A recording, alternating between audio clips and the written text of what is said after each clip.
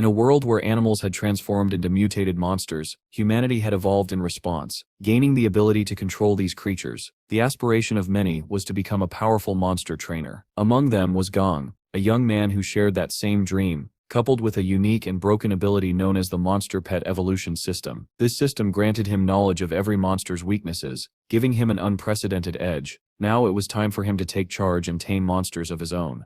3 years ago, the living beings of Earth underwent a sudden and unprecedented change. Out of nowhere, animals and plants evolved into new, extraordinary forms. Some developed elemental attributes, others gained heightened physical abilities, and some even grew to gigantic sizes. Humans, however, remained unchanged and struggled to keep pace with these new threats. To prevent global extinction and maintain balance, nature gave humans a special gift, the ability to awaken powers that allowed them to control the very monsters threatening their existence. Those who possessed this power could command even the most dangerous creatures, provided they met certain requirements. People with this ability came to be known as Imperial Ambassadors. In Class 3 of Chang'an 3rd Senior High School, the head teacher, Morang Chui, addressed her students about this very phenomenon. She explained how the awakening of this power had ushered humanity into a new era. She also warned her students that all the information she shared would appear on an upcoming test. Morang Chui then mentioned a monster trainer exam scheduled for the following day, inviting any interested students to attend with their parents. With that, she dismissed the class for the day. Among the students was Gao Pang, an 18-year-old with a singular goal to become an Imperial Ambassador. Walking home through a narrow alley, he pondered a strange issue that had been troubling him lately. Not long ago, he had begun seeing a mysterious interface, resembling a guide window from a video game. It appeared during his daily life, introducing itself as the Monster Evolution System, and urging Gong to make good use of it. Doubt filled his mind. Was this real, or merely a hallucination brought on by stress? His thoughts were interrupted as he entered his apartment building and climbed the stairs. There on the landing he came face to face with a giant spider. Its sheer size and detail left no room for doubt. This was real. Gang recalled that the creature was a pet raised by an old lady named Grandin, who lived in the building. According to Miss Morang, they were usually gentle. Yet, without warning, the spider attacked. Gang dodged and fled up the stairs, narrowly avoiding a web that shot past him. Panic surged through him, but he remembered the system window mentioning the spider's weakness, fire. Thinking quickly, he pulled a lighter from his pocket and flung it at the creature. The flame slowed it for a brief moment, but it was not enough to stop a giant spider. As the pursuit continued, Gang realized the spider was somehow angry with him, though he couldn't understand why. Still, he remained confident that if he could reach his apartment, he would be safe. He called out desperately to Big Purple, whoever or whatever that might be. At that precise moment, as the spider leapt toward him, a massive purple tentacle burst from his apartment door, slamming it open. Standing tall, the creature revealed itself, not a tentacle, but a gigantic centipede-like monster. Its presence terrified the spider, giving Gang the confidence he needed. Looking down at his attacker, he calmly asked if it still wanted to play, as the massive centipede loomed behind him, ready to defend him. The spider, terrified of the massive purple creature standing behind Gang, quickly scurried away. One couldn't blame it. Big Purple was intimidating, but as soon as the spider disappeared, the once formidable centipede underwent a transformation. Its massive, terrifying form shrank into a chibi version of itself. Gang blinked, stunned. He had to admit it, this tiny, adorable version of Big Purple was completely endearing. The threat had been neutralized, and Gong finally had a moment to interact with his companion. Big Purple, or Doi as Gong called him, communicated telepathically, a gift born from the recent evolution of both animals and humankind. Once a monster bonded with a person, they could speak to each other without words. And what did Doi say? The same thing every pet seemed to say: he was hungry. Though moments ago Doi had been terrifying, in this chibi form, he was utterly harmless. This was his non-combat form. Every monster had two forms: a combat form, designed for fighting, and a non-combat form, which reduced their size and energy consumption. This allowed them to conserve energy for battles, or even heal minor injuries over time. Delighted, Gang showered Doi with affection, patting his head and promising him a delicious meal. Doi, obedient and eager, moved to his designated cabinet as Gang stepped into the kitchen. Here, Gang's culinary skills would shine. He poured every ounce of talent into preparing an elaborate, mouth-watering meal. The food looked so tempting that even the centipede in his chibi form stared at it with hearts in his eyes. Doi struggled to eat slowly enough to avoid choking, but his enthusiasm was endearing. After the meal, Gong glanced at his status window, the Monster Pet Evolution System. A particular detail froze him in place. According to the system, Doi could be promoted from a normal quality monster to an elite quality one. In this new world, monsters were ranked by potential ordinary, elite, and perfect. If Doi could evolve to elite quality, perhaps he could one day reach perfect quality, breaking through the legendary barrier and potentially becoming a leader among monsters. Eager to seize this opportunity, Gang examined the promotion requirements. 3 core items were necessary to initiate the process. 2 Yin Sheng Zheng grass and thunderwood were relatively easy to acquire with some money. The third, a thunder crystal core, was a far greater challenge. These cores were created from the remains of fallen monsters and were exceedingly rare. Even ordinary cores were extremely expensive, and a thunder core could easily cost 10 credits or more. To put this into perspective, each credit in the unified global currency system was worth 10,000 affiliate coins. When Gang's parents had passed away in an accident, he had received 20 credits as compensation. He had lived frugally ever since, spending only 9, leaving him with 11 credits to his name. While this meant he could afford the Thunder Crystal Core, doing so would leave him nearly penniless. A sudden realization struck him. If the monster pet evolution system was truly accurate, and it had been so far, he could use it to become a top-tier monster trainer. With access to such detailed knowledge, he could master monster promotion, a mystery that had baffled trainers for years, and earn unimaginable wealth. Remembering head teacher Morang's warning about the upcoming monster trainer exam, Gang acted quickly. He logged into the school website and registered as an examinee with just minutes to spare. The next morning, Gang, accompanied by Doi, knocked on the door of his neighbor's apartment. After a moment, Tang, a woman friendly with Gang due to their living arrangement, answered, smiling. She asked what he needed so early in the morning. Gang explained that he was taking the monster trainer exam and requested that she look after Doi for a few days in his absence. Tang, cheerful and cooperative, readily agreed. Gang thanked her sincerely, promising a dinner treat upon his return. He then rushed out of the building, confident that he could focus on the exam with peace of mind. However, as soon as Gang left, Tang's demeanor changed. Her friendly smile vanished, replaced with a condescending glare. She stared down at Doi, venom in her voice, questioning how Gang could end up with such a pathetic little bug of a monster. Angered by her words, Doi leapt forward to attack, but Tang, prepared and calm, reverted to her earlier gentle manner, soothing him with a few reassuring pets. Later, Tang picked up her phone and dialed a number. As soon as the line connected, she reported to an elderly man named Sav. She informed him that Gao Pang had become the master of a monster, an ordinary quality, purple-backed, yellow-clawed centipede. Even saying it out loud was a mouthful.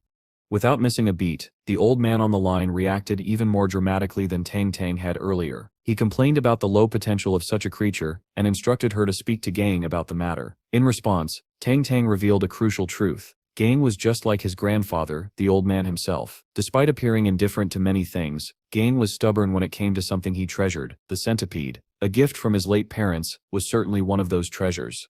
Shifting the topic, Tang questioned whether the old man's work was still unfinished. In her opinion, all those who were disobedient should simply be eliminated and replaced with loyal workers. There was no shortage of such replacements, she reasoned. Brushing off her own thoughts as mere speculation, she reassured the old man that Gang would be safe as long as she was around.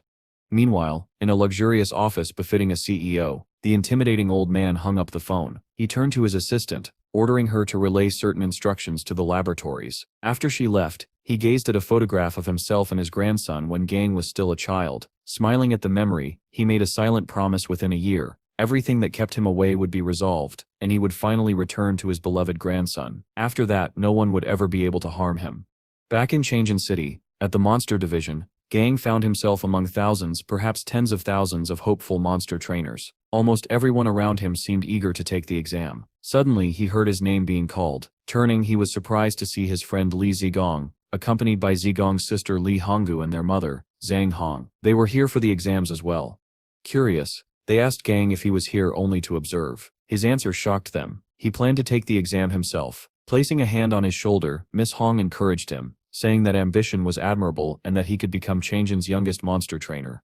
Before they could continue, a spoiled young man approached. Speaking condescendingly, he questioned whether they were even fit to participate. Zigong bristled with anger, but Gong merely mocked him, causing the arrogant youth to turn and storm away. Zigong Hong explained that the man was Wang Shu, heir to the Wang group, who had already failed this exam 4 times. His behavior was nothing more than jealousy and wounded pride. The entrance doors then opened, revealing a suited man with an eye patch. Fang Shu, the chief examiner of Chang'an's Monster Trainers Division. Inside the grand hall, the examinees took their seats as Fang Shu began the test. Speaking into a microphone, he explained that the exam had 2 stages, a written test and a physical test, the latter requiring martial arts combat skills. The written test would appear on a large screen behind him. 3 videos would play, each showing a monster for a brief time. The examinee's task was to identify each creature by its appearance alone, and record everything they knew about it. With that, the examination began. The first video displayed a large aquatic monster swimming in the ocean. Before anyone could fully analyze it, the clip ended. Fang Shu announced that the students had 30 minutes to complete their answers. Chaos erupted as most examiners struggled with the difficulty of the task. Annoyed, Fang Shu warned that any further noise would result in immediate expulsion.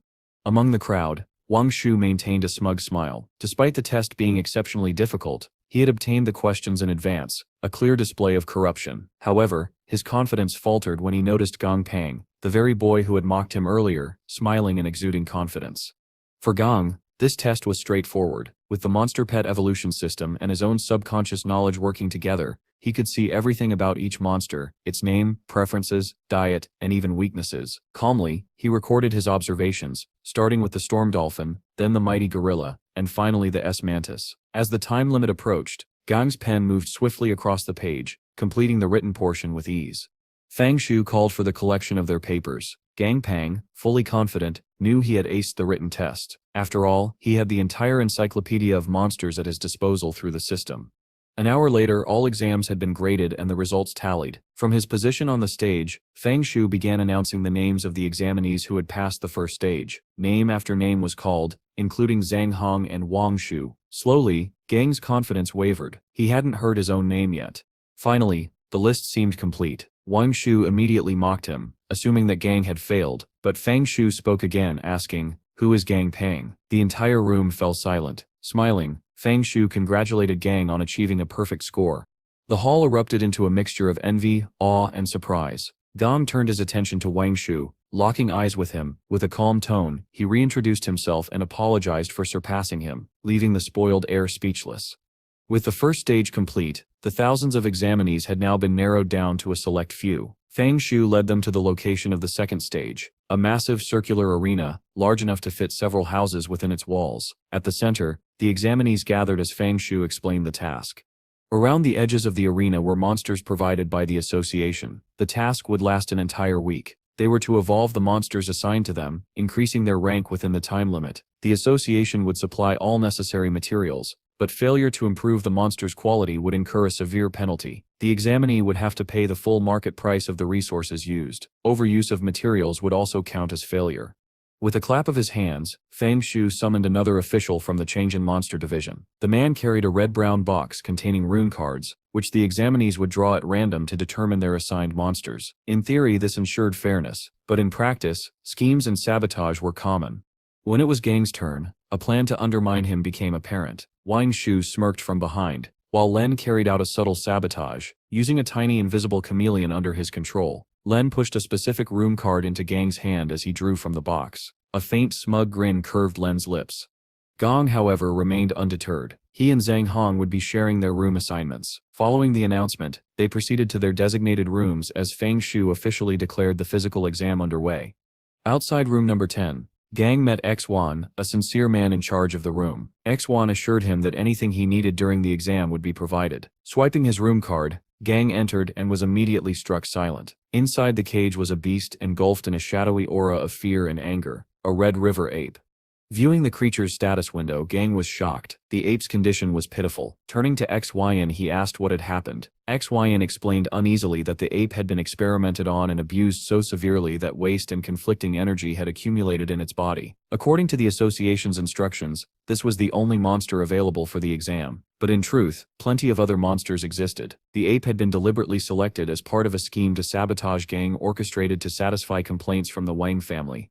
Despite the grim situation, XY assured Gang that arrangements could be made for the ape to take the physical exam next year, carrying over his written results. But Gang, undeterred by the challenge, was determined to succeed with this monster, no matter how difficult the task. Approaching the cage, he took in the state of the Red River Ape, feeling a mixture of disgust and resolve. People, he realized, could be crueler than any monster. The Red River Ape began howling in a mix of rage and fear, traumatized once again by its past abuse. To its surprise, Gao Pang simply reached through the cage bars and gently petted its head, smiling reassuringly. Calmly, he promised the ape that he would help it evolve. Eager to begin, Gong opened the ape's status window to review its promotion requirements. What he saw shocked him. Before him were not one but two promotion paths. One would result in a standard evolution, but the other was far darker, a path he had never even imagined possible for this creature.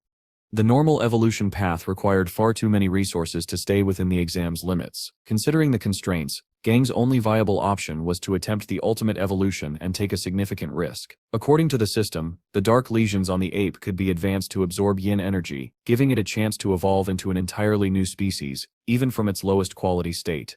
Studying the process in detail, Gang saw the steps required. The ape must consume a black candle herb in half portions with each of 3 meals per day for 3 days. Afterward, it needed to eat an elite-level undead monster crystal core. Finally, 8 units of luminous powder had to be mixed into sulfuric acid water in pairs, along with either 1 skeleton mushroom or 2 grass knots. When Gong handed the list to XYN, the man could only stare in disbelief. Every item was highly toxic. Was Gong attempting to train the ape, or kill it? Gong simply smiled and told him to have faith. After all, a strong disease required a strong cure, didn't it? 3 days later, several examinees had already failed and been removed from the facility. Some had made catastrophic mistakes, while others had simply been outclassed. Meanwhile, Gong and the Red River Ape were thriving. The black candle herb had healed the ape's external wounds almost completely and elevated its spirit and condition to their peak. Even the undead monster core had begun to take effect. All that remained was the sulfuric acid bath. Gong held the key to the ape's cage, given to him by XYN. Unlike most association monsters, this ape's mental state was highly unpredictable, so Gong would have to release it at his own risk. After making the ape promise to behave, he unlocked the cage. The ape barreled out, rushing straight at him, but instead of attacking, it leapt onto Gong and hugged him. Patting the beast's head, Gong instructed it to follow as he led it to the bathroom. Inside, he revealed the vat of toxic sludge he had prepared for the bath, a substance so caustic it could vaporize anything that touched it. The ape, cautious yet curious, tested it by dropping a hair into the bath. The hair disintegrated instantly. Shocked, the ape begged Gong not to put it in. Gong, impressed by its intelligence, gently placed a hand on its head and reassured it that this was for its own good. Determined to make Gong proud, the ape stepped into the bath with resolve. Immediately, a miniature storm of smoke and darkness engulfed the room. The facility's fire alarm was triggered by the abnormally high smoke levels. Security teams rushed toward room 10, fire extinguishers in hand, while some examinees, including Wang Shu, eagerly followed, anticipating disaster for Gong. When the security team kicked open the door, they found no fire, only an immense cloud of black smoke. Emerging from the haze, Gong turned to see them and addressed XYN at the front. He apologized for the disruption, explaining that he had become completely absorbed in his task and hadn't even realized the alarm had gone off. Despite the chaos, he remained unharmed, a testament to his focus and the unusual bond he shared with the ape. Joan informed the others over his radio that room 10 was clear and asked them to dismiss the false alarm. The examinees who had followed the security team finally caught up and peered in from the doorway, observing Gao Pang. They whispered among themselves, concluding that the boy was simply too young and inexperienced. He had probably caused the alarm by accident. Wang Shu was delighted by this assumption, confident that Gang's experiment had failed, but to their shock, a massive, ghastly skeletal hand suddenly emerged from the vat of toxic materials, gripping the corner of the tub. It pulled forth the head and body of a brand new monster. The creature that emerged was unlike anything anyone had ever seen. A giant skeletal ape surrounded by a purple flame, its eye sockets and skull emitting darker, more intense flames. Susanna Monkey, Gong read aloud from the system notifications. The evolution was complete. The Red River Ape had transformed into an elite-quality battle-bone dead ape. From that moment, Gang's suspicions were confirmed. As long as he had the proper materials, he could promote almost any monster at his discretion. He quickly began examining the ape's new form. Its larger body, metallic-like bones, and rock-solid aura made it an incredible specimen. Observers at the doorway shared his amazement. Lane was practically drooling, declaring that this was a previously unseen type of monster. Its status as a rare undead only made it more valuable. Fang Shu, however, regarded Gao Pang with a proud smile. While the monster's form was remarkable, it was even more impressive that the young trainer had achieved it.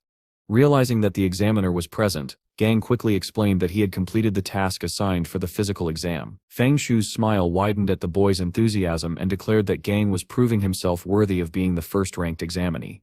Suddenly the ape tugged at Gong's shirt, looking up at him with its new towering frame. Gong patted its finger and spoke to it reassuringly. Meanwhile, Legion schemed as usual, plotting to take the promoted monster for himself. Monsters evolved in the exam were usually given to association employees as rewards, but this one was far too rare and powerful to pass up. Before he could hatch a plan, Fang Shu intervened. Observing the bond between Gang and the ape, he recognized that the monster had grown dependent on Gang over the past few days, forming a connection that could not be ignored. Taking all factors into account, Fang Shu extended his hand toward Gang and declared that the ape would be given to him. Ziyan and Li Jin were flabbergasted. Such a decision had never occurred before. Gang, on the other hand, was left speechless. Managing only a quiet, "me." Fang Shu explained that the evolved ape was a completely new and unrecorded species. Its stats were unknown, but the evolution was successful. It was not a loss for Gang to receive it. Gang took a closer look at the ape's status window. Already at level 11, the ape, now elite quality, could be promoted to epic class once it reached level 20. Its appearance alone made it seem like an epic class creature. The trainer smiled, marveling at the success of Susanna Monkey. Joan approached from behind and encouraged Gang to accept the ape. It clearly wanted to stay with him. However, not everyone agreed. Lejin objected, citing association rules that such monsters should be reserved for employees. He also mentioned that the Red River Ape had already undergone 6 prior experiments, implying its promotion might be suspect. Wang Shu quickly chimed in, arguing that the monster should have been eliminated long ago, making it impossible for someone as young as Gang to have caused its evolution. Legion tried to formulate a proper argument, but Wang Shu interrupted furiously, insisting that Gao Pang must have cheated. Fang Shu addressed the room, calmly asking how anyone could possibly achieve such a feat in the controlled setting of the exam, considering the task set before them. Realizing Wang Shu's blunder, Li Jin attempted to salvage their argument by claiming that the difficulty of promoting the Red River Ape far exceeded the level expected for the exam. He suggested that Gao Pang had merely gotten lucky due to prior experience. Fang Shu, unimpressed, saw right through the flimsy excuse. He turned to Lei Jin, asking if he was seriously proposing to penalize Gang for simply demonstrating skills superior to the test. Flustered, Lei Jin scrambled for more excuses, but Fang Shu wasn't interested. Instead, he turned to Gang and encouraged the boy to go ahead and showcase his abilities as a monster trainer, effectively shutting down the opposition. Confident with Fang Shu's support and his own knowledge, Gang proceeded to mock both Lei Jin and Wang Shu. He explained exactly why the Red River Ape had been brought to such a pitiful condition. Experiments had forced yin energy onto it, which happened to be its natural weakness. Neither Lei Jin nor Wang Shu had known this, so they could no longer claim superiority. Gang then detailed the innovative method he had used to promote the ape. Impressed, Fang Shu approached Gang and granted him an intermediate monster trainer certification, rather than a beginner one. However, Gang would need to travel to the Yang'an headquarters to receive it, as it was beyond Fang Shu's authority. Fang Shu then addressed Wang Shu and Lei Jin directly, revealing that he had known about their cheating and backhanded methods all along. With X-Wine ready to testify against them, they had no escape. Wang Shu was banned from taking the exam for 3 years, and Lei Jin was fired, never to work in the field again. Cheers erupted from the other examinees, who were glad to see justice served. Following the commotion, Fang Shu invited Gang to his office for a cup of tea. He apologized for the chaotic day and gave the boy a small favor in line with the president's instructions.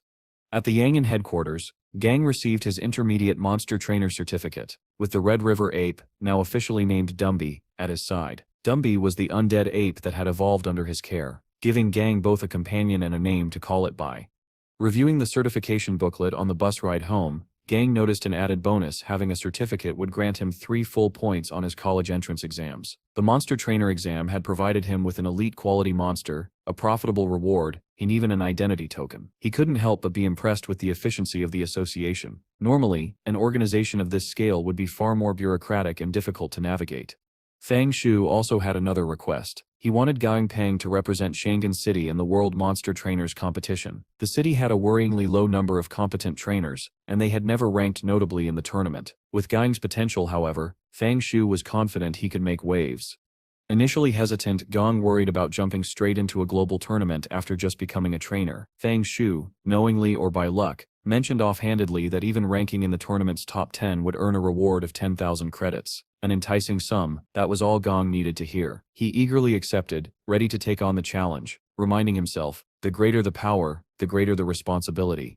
Back on the bus, Gang began second-guessing whether participating in the tournament was truly worth it. A curious passenger approached Dumby, reaching out to touch the undead ape's bones. In response, Dumby effortlessly wrapped the man in a cocoon of string-like threads, leaving everyone else on the bus watching in awe. Turning to his companion, Gang petted Dumby and spoke gently. "This is all I can do to support you." He knew that with Dumby and Doi to feed and care for, it was his responsibility to provide for them. Despite the chaos, both monsters remained calm under his guidance, a testament to the bond they had formed and the trust they shared. Later, Georgia and Dumby were walking home after getting off at their station. As they moved along, Dumby suddenly shoved GA off the street and turned to face what he sensed as a threat. GA got up, walking back toward the ape, and thanked him for worrying, assuring Dumby that there was no danger. After all, the one Dumby had sensed was just another member of their little family, Dazzy. Except, Dazzy was very different now. Extremely different. Looking at the centipede, Georgia could only feel horror at the sight of the extremely fattened worm crawling toward him. What on earth had Tang Tang done to him? From the direction Dazzy had come, Tang Tang appeared, walking toward GA. As soon as she saw him, she told him that Dazzy and she had come to pick him up. When GA asked about Dazzy's state, she explained casually that she had simply made him healthy and strong by feeding him plenty of good food. After all, he had been far too skinny before. This, she explained, was the so-called feeder method. Terrifying. Gay glanced at Dazzy's status window. The words "extremely overnourished" stared back at him. There was no way this could be considered healthy. Tang Tang, ignoring his shock, asked how his exam had gone. Gay gave her a brief summary. Tang Tang was most surprised by the fact that he had jumped straight to an intermediate trainer from the start. Smiling warmly, she told him his growth rate had truly impressed her. She then decided it was time for a talk. Looking GA in the eyes, she asked if he knew why monster trainers held such high status. It was because, no matter how strong or weak their monsters, the creatures themselves were still monstrous. GA just blinked, barely processing the abstract reasoning. Skipping the rest of the conversation, he returned to his apartment. Inside, Georgia began performing the Imperial Monster Secret technique. With this ability, all damage received by a monster trainer could be transferred to their monster instead, though the range was limited and the activation required the monster's consent. It was a formidable skill, essentially granting near invincibility against normal attacks. As a monster evolved, its defense and vitality only increased, enhancing the effectiveness of the technique. With Dazzy, it felt almost like an invisible thread connected them. Sitting on his sofa, Georgia finally completed the ritual, forming the contract. He had to admit, it was strange that Tang Tang had obtained the scroll for him so casually. She must have a remarkable background. Looking down, Georgia saw Dazzy still in his extremely obese state. When he tried to speak to the centipede, Dazzy simply talked back. GA then had Dumby bring a mirror and placed it in front of Dazzy, forcing the centipede to confront his own reflection. The sight worked immediately. Dazzy was petrified by his appearance and collapsed on the floor, depressed. Feeling responsible, Georgia told Dazzy not to dwell on himself. Instead, he encouraged him to exercise and lose the extra weight. If Dazzy succeeded, Georgia promised to give him a quality upgrade and a promotion similar to what Dumby had received. In his mind, Georgia pictured Dazzy in his upgraded form, complete with wings, but there was no way that would happen until the weight was gone. The next day, Georgia joined Tang Tang as they headed to her company. Proud of his new monster trainer certification, Tang Tang had offered him a job there, which he was more than happy to accept. On the way, Tang Tang explained her previous business endeavors, failures all, but GA was amazed by her current company. Not only was it in the center of downtown with notoriously high rent, but it was also a luxurious building. Tang Tang casually mentioned the pay GA would receive for his work. Surprisingly, it was much higher than the market rate for trainer services, but she brushed it off. If it were anyone else, Georgia might have been suspicious. But Tang Tang had cared for him since he was an orphan 3 years ago. He trusted her. Moments later, they were greeted by a cute young lady named Shan Chuan Chuan, the receptionist. Tang Tang instructed her to show GA around properly before heading on ahead. Exasperated by Tang Tang's antics, but happy to be there, Georgia followed Chuan Chuan to the office. As she punched in his information, Georgia considered his rates for services. Given that his methods almost always guaranteed monster promotion, he felt the pricing was fair, though he knew he needed to earn a lot to repay Tang Tang someday. Chuan Chuan asked if he was sure about charging rates, triple the usual maximum. Before GA could answer, a man suddenly barged in, panicked, and demanded that GA cure his monster. He offered to pay 10 times the standard rate if GA could help. GA, unfazed, calmly told him that his registered triple rate was sufficient, especially for his first order. The man, desperate, presented his monster, a purple mouse with a severe injury on its side. GA examined the creature through its status window and recognized it as an elite-quality purple lightning rat. The system immediately warned him about dangerous conflicting mutations. Turning to the man, Georgia demanded to know what had caused this dangerous reaction. The man admitted to feeding the rat a blood jade mushroom to force a mutation, never expecting such a severe conflict. Ga shook his head. Ignorance wasn't innocence, pal. Luckily, with the system's help, Georgia was able to formulate a cure. After gathering all the facts, Georgia realized that the rat was indeed in the process of evolving. The blood attribute from the mushroom and the rat's own lightning attribute were clashing for dominance, tearing the creature apart from the inside. Using the system's suggested method, Georgia could transform the conflict into a complementary coexistence, allowing the rat's evolution to complete successfully. Turning to Chuan Chuan, he requested 5 shadow fruits, a red maple heart, a pair of thunder gold leaves, and 1 blood bat monster crystal core. Man, they really suck at naming things in this world, he thought. Chuan Chuan rushed off to collect the materials while Ga turned to Ma and reminded him of the rules for such services. All the materials would be paid for in full by the client. Ma, solely concerned with his pet's health, assured him that was no problem. Once the materials arrived, Georgia took them and the rat to the treatment room. There, he prepared a pot over the stove, and for dramatic effect held a butcher's knife over the rat. Horrified, Chuan and Ma stepped back, only for Ga to plop the rat into the pot. Ma lunged forward in panic, but Ga, laughing, assured him it wasn't stew or soup at all. It was a medicinal bath, and the heat from the stove would help the rat absorb the nutrients.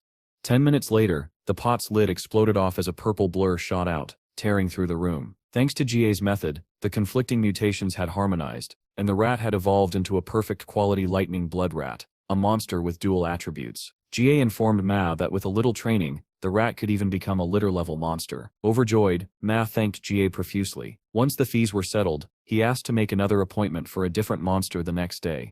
Unfortunately for him, Georgia had classes tomorrow, so he couldn't help. Curious, Ma asked what class he was taking, considering Ga was already such an impressive monster trainer. Ga calmly replied that he was a third-year high school student, then walked away. Both Chuan and Mei were left rooted in place, shivering at just how capable Ga was, even as a student.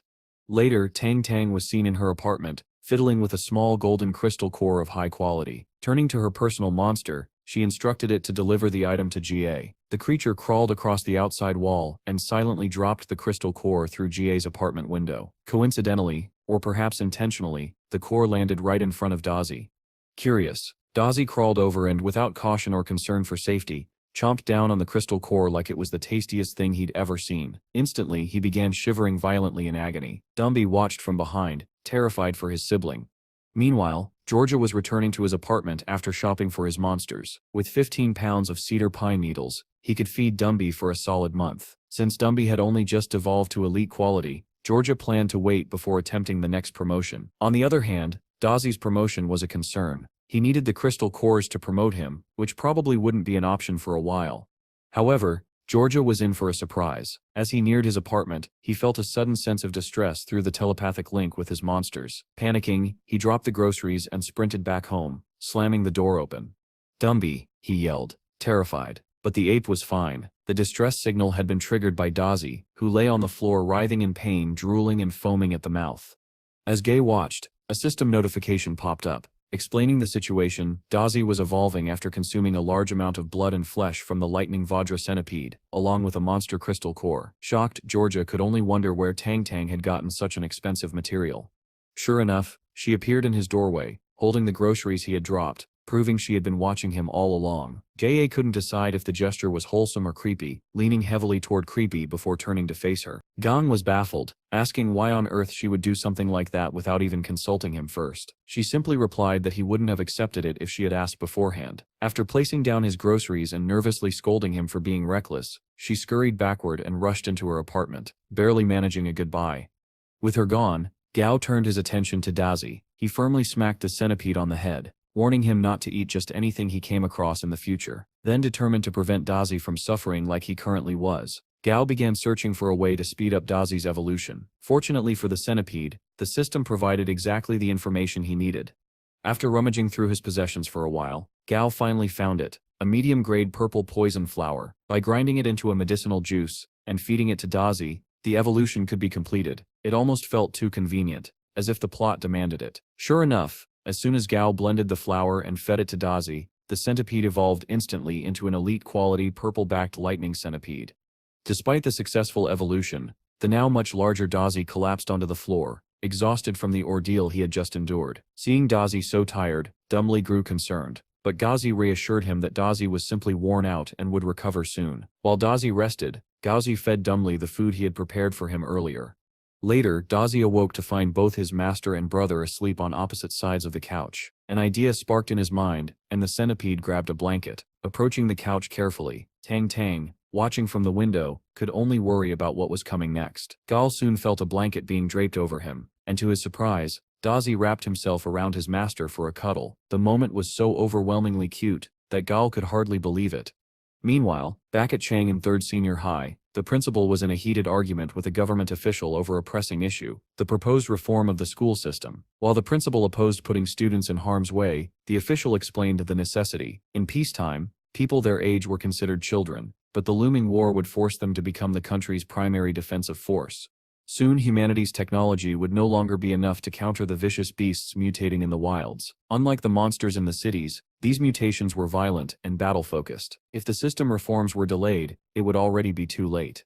Meanwhile, in class, Gao Pang found himself the center of everyone's attention. Initially confused, a friend explained that his exploits in the monster trainer exam had been reported in the newspaper, practically turning him into a celebrity. Blushing from the praise, Gao accepted the attention graciously. His friend then asked for a small favor which Gao instantly refused, either because they were really good friends, or because he simply didn't negotiate. Before the situation could escalate, head teacher Meringue appeared behind him. With a rolled-up paper in hand, she called for the students to settle down and made an important announcement. From now on, schools around the world were undergoing urgent reforms. The second year of high school and above would include a new course on monsters, and a special recruitment channel for the military would be established. Top students could be directly recruited into the military, and military coaches would arrive soon. Anyone interested in joining as a special student was to see her after class.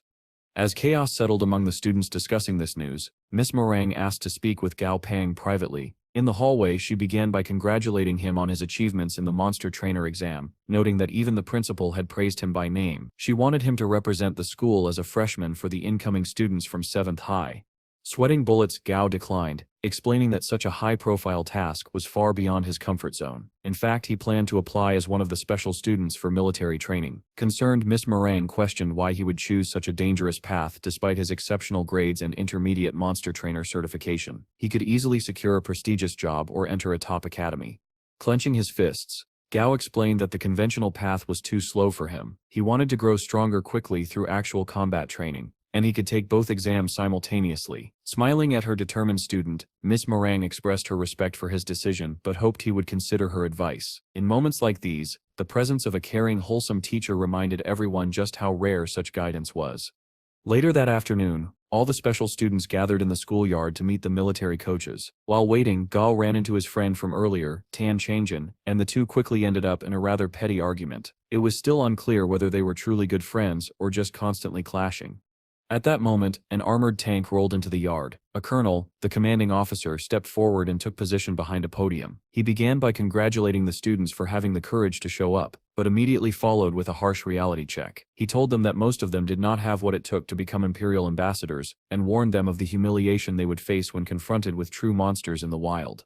The students erupted with angry and offended complaints, but the colonel offered to show them firsthand. His subordinates brought forth a giant muscular white hound with glowing red eyes, a terrifying sight. Colonel Chen, taking the wolf's leash in his own hands, ordered his soldiers to set up a 10-centimeter thick 3-type armor plate for a demonstration.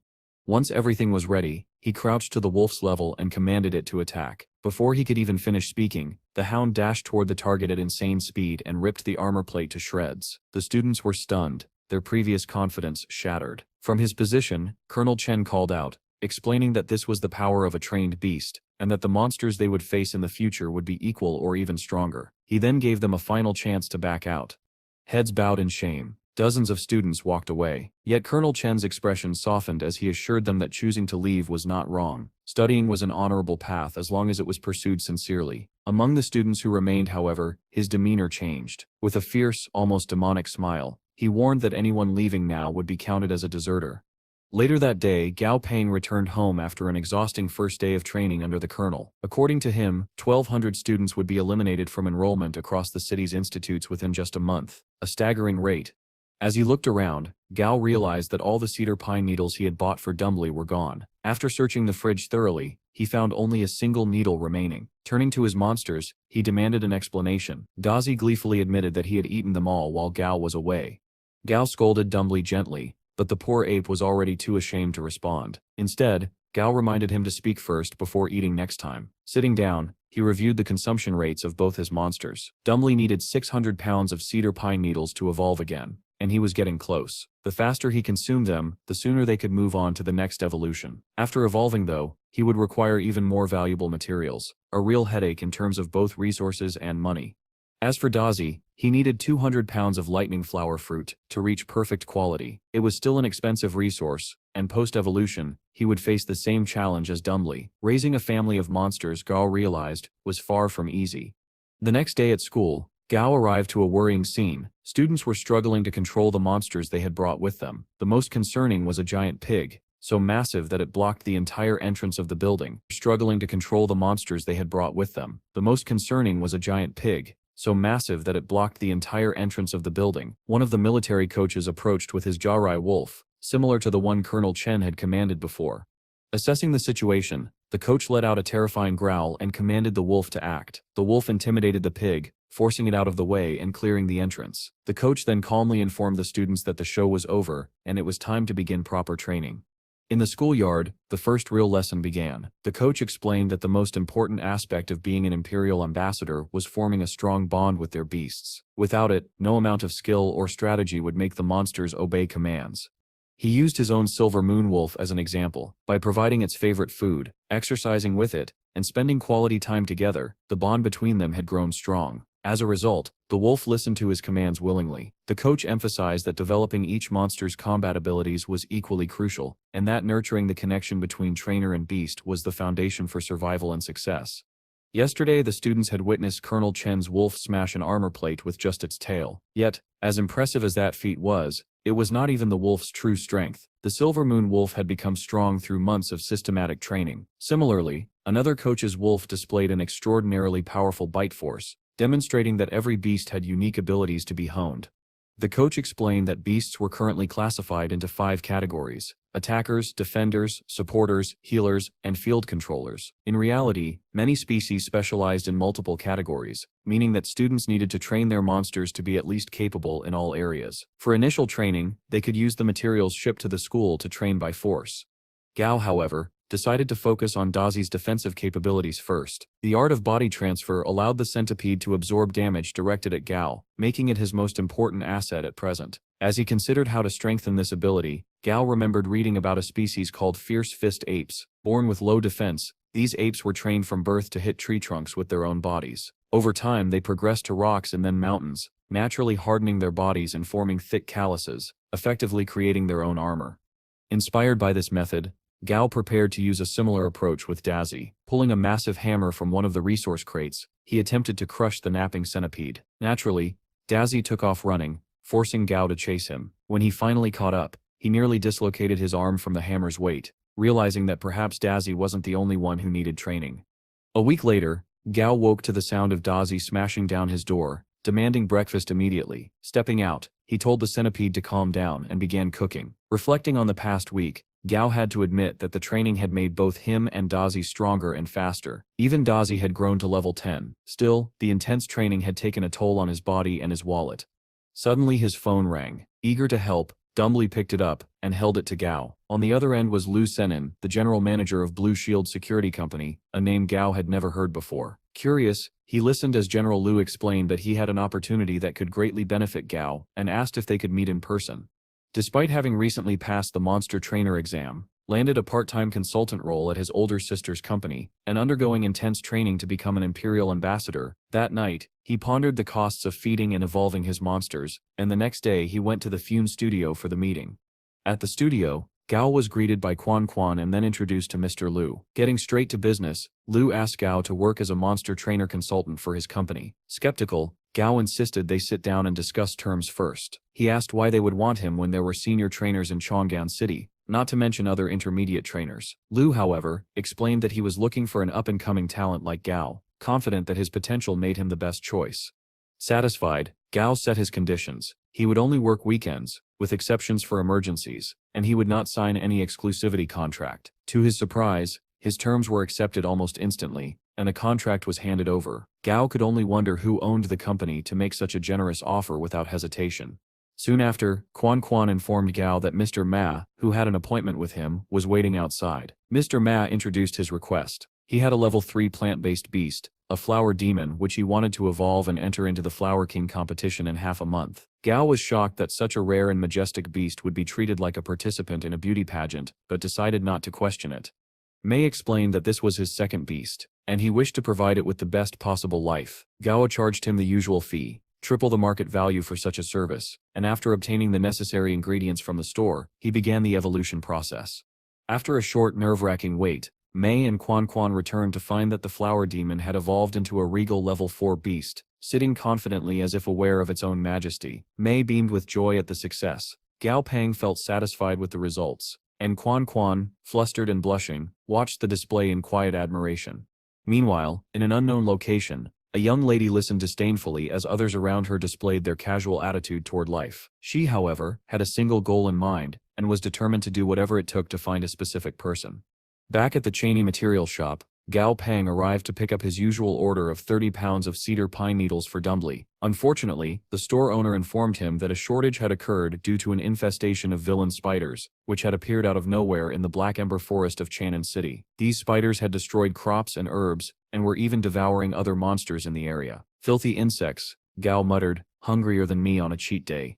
As he left the store, Gao thought about recent events, the collaboration between the college and the military, the security company eager to recruit him, and now this outbreak. It seemed clear that something major was about to unfold. Just then his phone rang. It was Lu Sinan, summoning Gao to the Blue Shield Security Company building.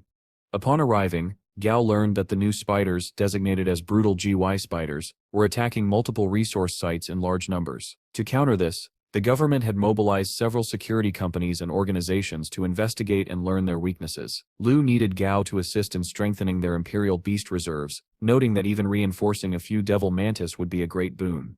Gao was led to a floor housing about 100 Devil Mantis, and asked to put his best effort into selecting and training them. As he studied the mantises, Lu and a junior colleague discussed Gao's skill level, hoping it lived up to the high praise they had heard, as they were risking a lot relying on him.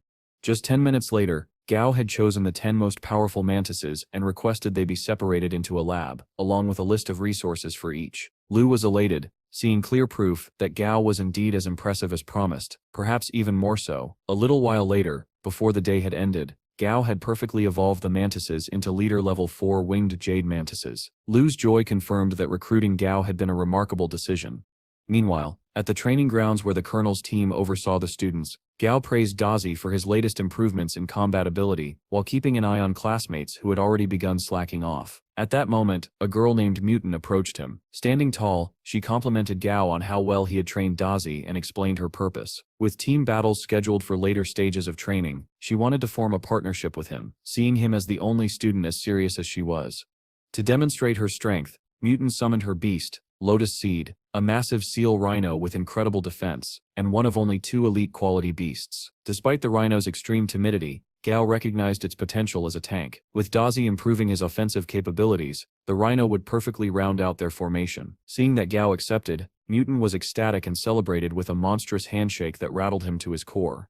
Outside, security teams had arrived at the Black Ember Forest to tackle the spider infestation. Manager Lu faced off against Captain Mu, a fierce rival, and after bickering, they approved a suppression shot into the forest. However, the Devil Mantis under Lu's supervision began acting terrified. Moments later, the reason became clear. A giant white-furred red-horned ape burst from the forest. This Lord-level monster, the true ruler of the Black Ember Forest, wreaked havoc on the Allied forces. Civilian members fled, but the military forces maintained their composure, deploying a golden killer beast, a giant bird monster with flaming breath, to force the ape back.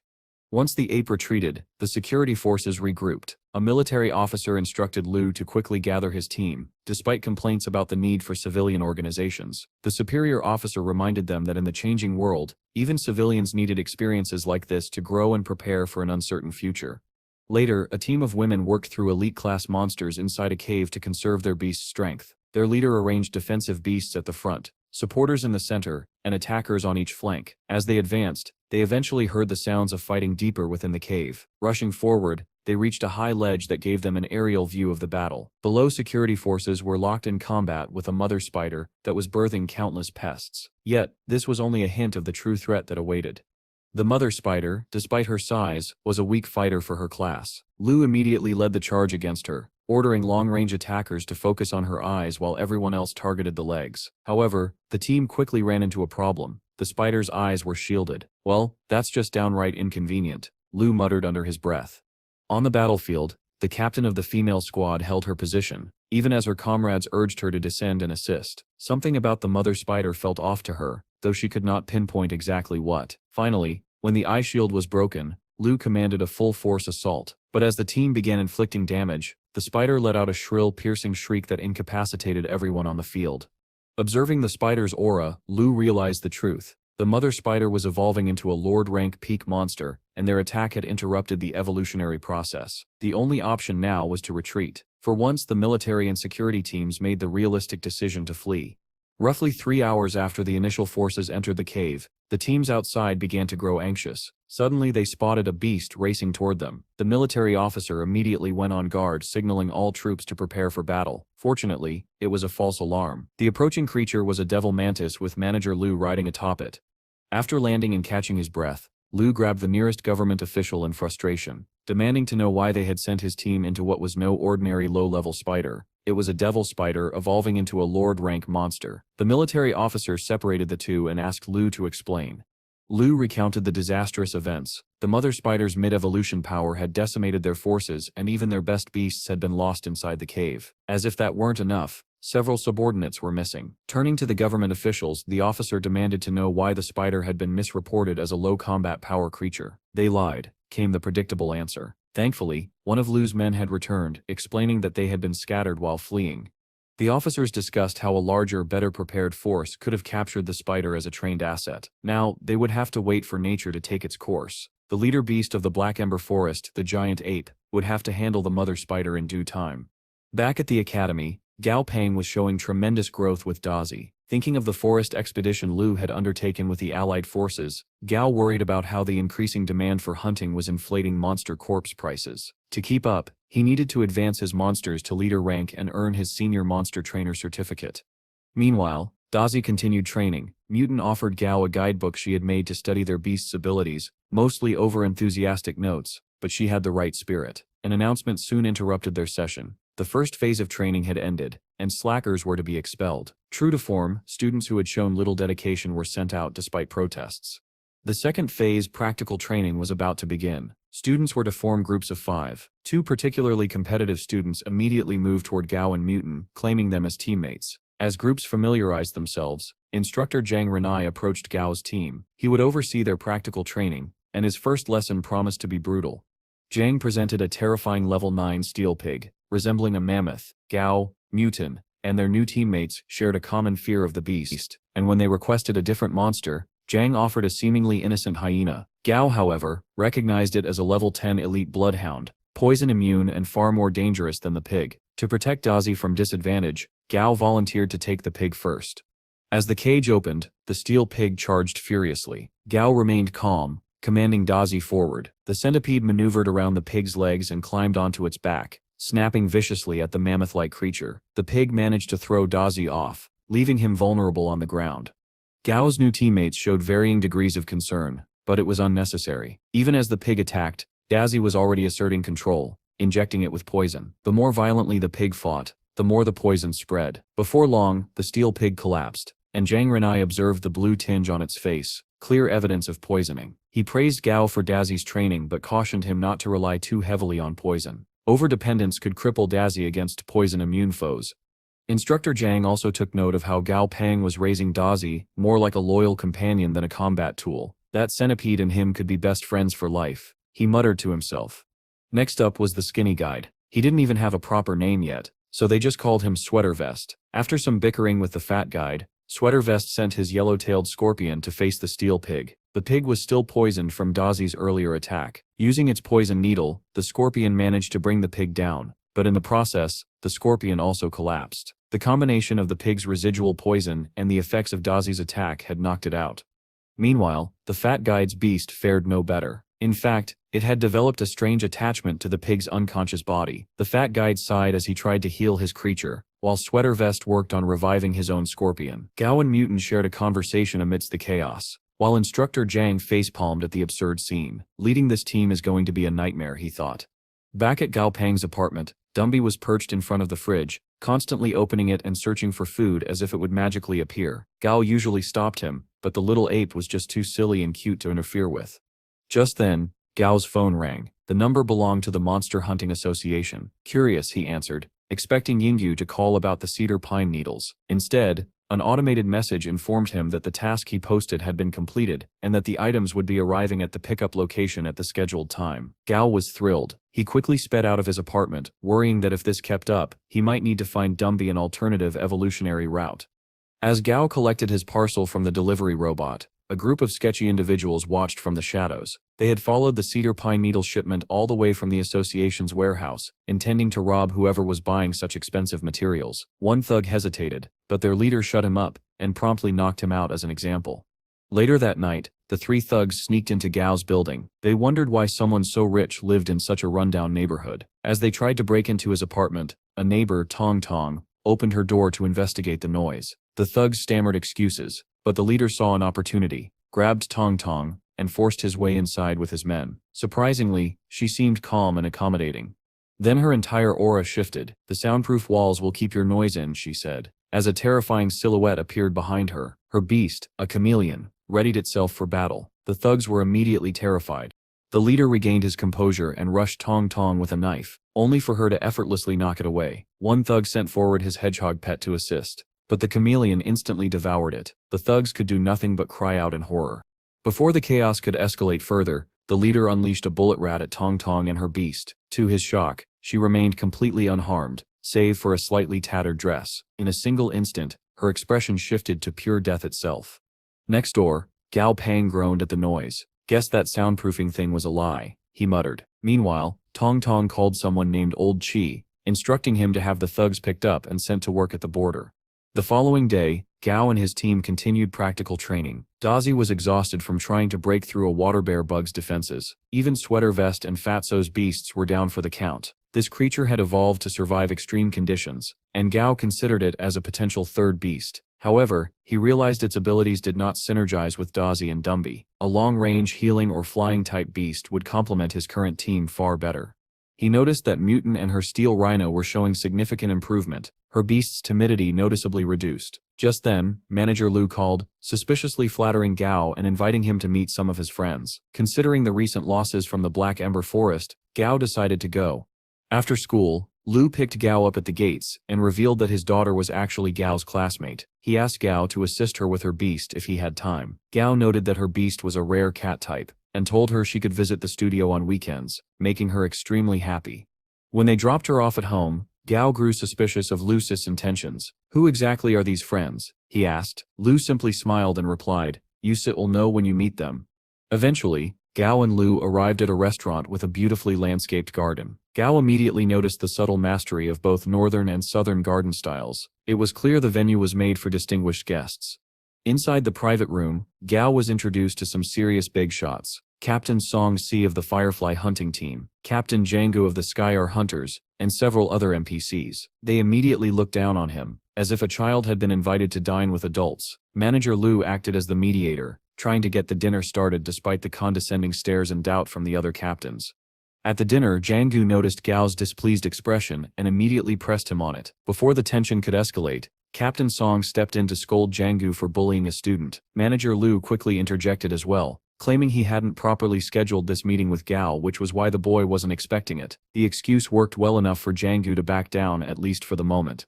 But things soon shifted in a different, equally frustrating direction. Django commented on how difficult Gao was to get in touch with and suggested that Gao could do him a favor someday, given his skills. The other guests quickly jumped on the bandwagon, one after another, making it clear this was no ordinary dinner. Gao realized the truth. This was not a friendly gathering, but a ploy to exploit his abilities. After all the value he had created for Lu, this was how he was repaid. As the meal continued, Django pushed further, bringing up the rumors of Gao's exceptional skill. Gao answered modestly, saying anyone could visit his company for a consultation. That only made matters worse. Django insisted that since they were all friends, Gao should provide his services outside of company dealings. The others eagerly agreed, voicing thinly veiled demands. Fed up, Gao stood and walked out. The group followed him into the hall, where Lu apologized and offered him a ride. Gao declined, saying he had already booked a car, and left without sparing a glance at the so-called captains. Once Gao was gone, Jiangu lingered behind. It turned out the entire setup had been orchestrated by Lu, whose aim was to sour Gao against other organizations and bind him more tightly to Blue Shield. Jiangu had played along because he owed Lu a debt. Even so, as he returned to the table, Jiangu couldn't help but reflect Lu truly lived up to his title of Old Fox. That night, back in his apartment, Gao tried to relax by watching the news. A report covered the Blue Devil genetic liquid, a new product from the John Bang Group, marketed as a wonder drug for beasts. It had turned into a disaster. The formula contained toxic ingredients that caused dangerous mutations and injuries, leading to a nationwide recall. As the broadcast continued, Gao's phone rang. It was Lu Sunlin. After a pause, Gao answered. As expected, Lu apologized for what happened at the restaurant, trying to take the blame himself. Gao said he wasn't too upset, but Lu continued flattering him, insisting that any disrespect to Gao was disrespect to himself. Gao cut him off mid-sentence and hung up. Standing in his apartment, Gao felt frustrated. He didn't blame others for trying to manipulate him. That was human nature. What angered him was his own lack of strength. If he were stronger, he could simply dismiss such people. For now, he resolved to play by the rules until the day he could act on his own terms. The news shifted to the latest Dog King competition. The champion was a 21-year-old who had raised his wolf beast to level 39, reaching the leader rank. It was a stark reminder of how far Gao still had to go. That weekend, Gao was in his studio, preparing a concoction for Dumby. After finishing the brew, he handed the ape a test tube and instructed him to drink. The mixture looked disgusting, but Dumby obediently swallowed it. At that very moment, Jia Yu Lu's daughter arrived at the studio with two friends. They chatted outside, commenting on the lack of customers and Gao's rumored high prices. But before they could step inside, an overwhelming aura washed over them, suffocating in its intensity. Inside the studio, Dumby had evolved again. He had transformed into a level 16 perfect quality skeleton dead ape, with a new acquired trait, Blood Silk Heart. The ability passively strengthened him, and when activated, allowed him to manipulate his heartbeat to devastating effect. The evolution was impressive, but Gao immediately noticed a problem. Dumby's size had grown enormous. When Gao opened the door to fetch Quan Quan for help, he found Jia Yu and her friends standing outside. For a moment he suspected Lu had sent her to gauge his mood. But Jia Yu's casual attitude proved she knew nothing of the recent incident. Gao treated her kindly as a friendly acquaintance. When she requested his help evolving her beast, he explained the price and rules, then offered to cover the material costs himself out of respect for her father. Her beast, a timid cat, reacted poorly to Dumby's presence, cowering in fear until Jia Yu called to it. Then, in a bizarre display, the cat leapt straight into her chest with a mischievous grin. Gao raised an eyebrow at the strangely perverse behavior, but let it pass. Meanwhile, his attention shifted to the pet of Jia Yu's friend, a floating jellyfish-like creature. She explained that it was harmless, but carried a unique spatial storage ability, essentially a living bottomless wallet. Gao immediately recognized the immense potential of such a beast. When she mentioned they were sold at Wuku Square's Commercial Street, Gao knew at once what his third beast would be. Gao arrived at Wuku Square, where vendors were busy selling jellyfish. The crowd around him was fascinated by the strange floating creatures. Unlike the others, Gao had a very specific request. He asked to see all of the floating jellyfish, so he could personally pick one. One of the salesmen, intrigued by his persistence, led him into a hidden room where their full stock was kept. There, the vendor explained that floating jellyfish were originally born from a mutation caused by the Space Force at the beginning of the Great Catastrophe. Deep in the ocean, these creatures barely survived, nearly driven to extinction by predator monsters. Though they could float and even open small pocket dimensions, they were considered the weakest of the space-attributed monsters. Gao confirmed this himself by checking their status windows. Every jellyfish was weak, sitting flatly at level 1, except for one. This specimen, far more active than the rest, immediately caught his attention. The salesman, noticing Gao's interest, tried to scam him by setting the price at 100 credits. But Gao quickly countered with 50. To his disappointment, the salesman agreed instantly, which meant he had still paid far more than the creature was worth. Nonetheless, Gao had secured his prize, a jellyfish with dual affinities for space and wind, and of elite-level quality. He decided to name the little creature Silly. When Gao returned home, he proudly introduced Silly to Dai. To his surprise, Dai stormed into the bedroom, slamming the door in jealousy. Unwilling to tolerate such behavior, Gao lured him out with the promise of his favorite treat, only to give him a firm scolding once he appeared. With Dai subdued, Gao turned to his next task, forming a contract with Silly. Inside Silly's mental plane, Gao discovered that it was even smaller than Dai's had been at the beginning. The jellyfish's state was restless and unstable, making Gao feel as though he was bullying the poor creature. Instead of forcing the process, he decided to spend time bonding with Silly first, so it would naturally grow attached and lower its guard. His first idea: take Silly to school the next day. The following morning, Gao appeared at training with Silly perched on his head like a bizarre hat. His classmates, Mui and the others, were stunned. Even passers-by laughed at his odd appearance. To demonstrate Silly's usefulness, Gao pulled a chilled water bottle out of the creature's spatial storage and offered it to Mui. Still distracted by what was sitting on his head, she refused. After he explained, Mui asked whether he had seen the monster assigned for today's training, a massive purple-gold scorpion with a fearsome presence. As usual, Mu assumed Gao would be the first to challenge it. Other students grumbled at this, complaining he always gained bonus points by going first. But Gao, to their surprise, announced that it wouldn't be fair for him to take the first turn every time. He would let someone else go. Seizing the chance, a young man stepped forward with his pet beast, a giant chicken with a rainbow-colored tail. Gao recognized it immediately, a chicken dragon, the only other elite-level beast present besides Dai, though it was only of normal quality. Instructor Zhang signaled for the match to begin. Almost instantly, the scorpion struck, piercing the chicken dragon with its tail. Luckily, Zhang explained that this particular scorpion wasn't poisonous, and the wound was shallow. The chicken dragon retaliated fiercely, pecking the scorpion and driving it back. But Gao's sharp eyes caught something alarming. The scorpion recovered quickly, clamping down with its pincers and crushing the chicken dragon's eggs. The painful blow sent shockwaves through every male watching, who instinctively grabbed themselves in sympathy. The chicken dragon collapsed, defeated.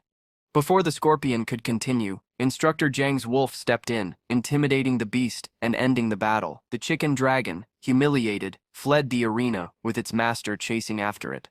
Turning to the other students, Zhang addressed their earlier complaints about Gao always going first. "Do you still think I favor him over more capable people?" he asked. Their silence was answer enough. They now understood why Gao, with his skills and grades, had earned his place at the front. At Instructor Zhang's questioning look, Gao stepped forward, still wearing his goofy jellyfish hat, and sent Dai into the cage to face the scorpion. The giant centipede rose into a vertical stance, towering over its opponent as the battle began.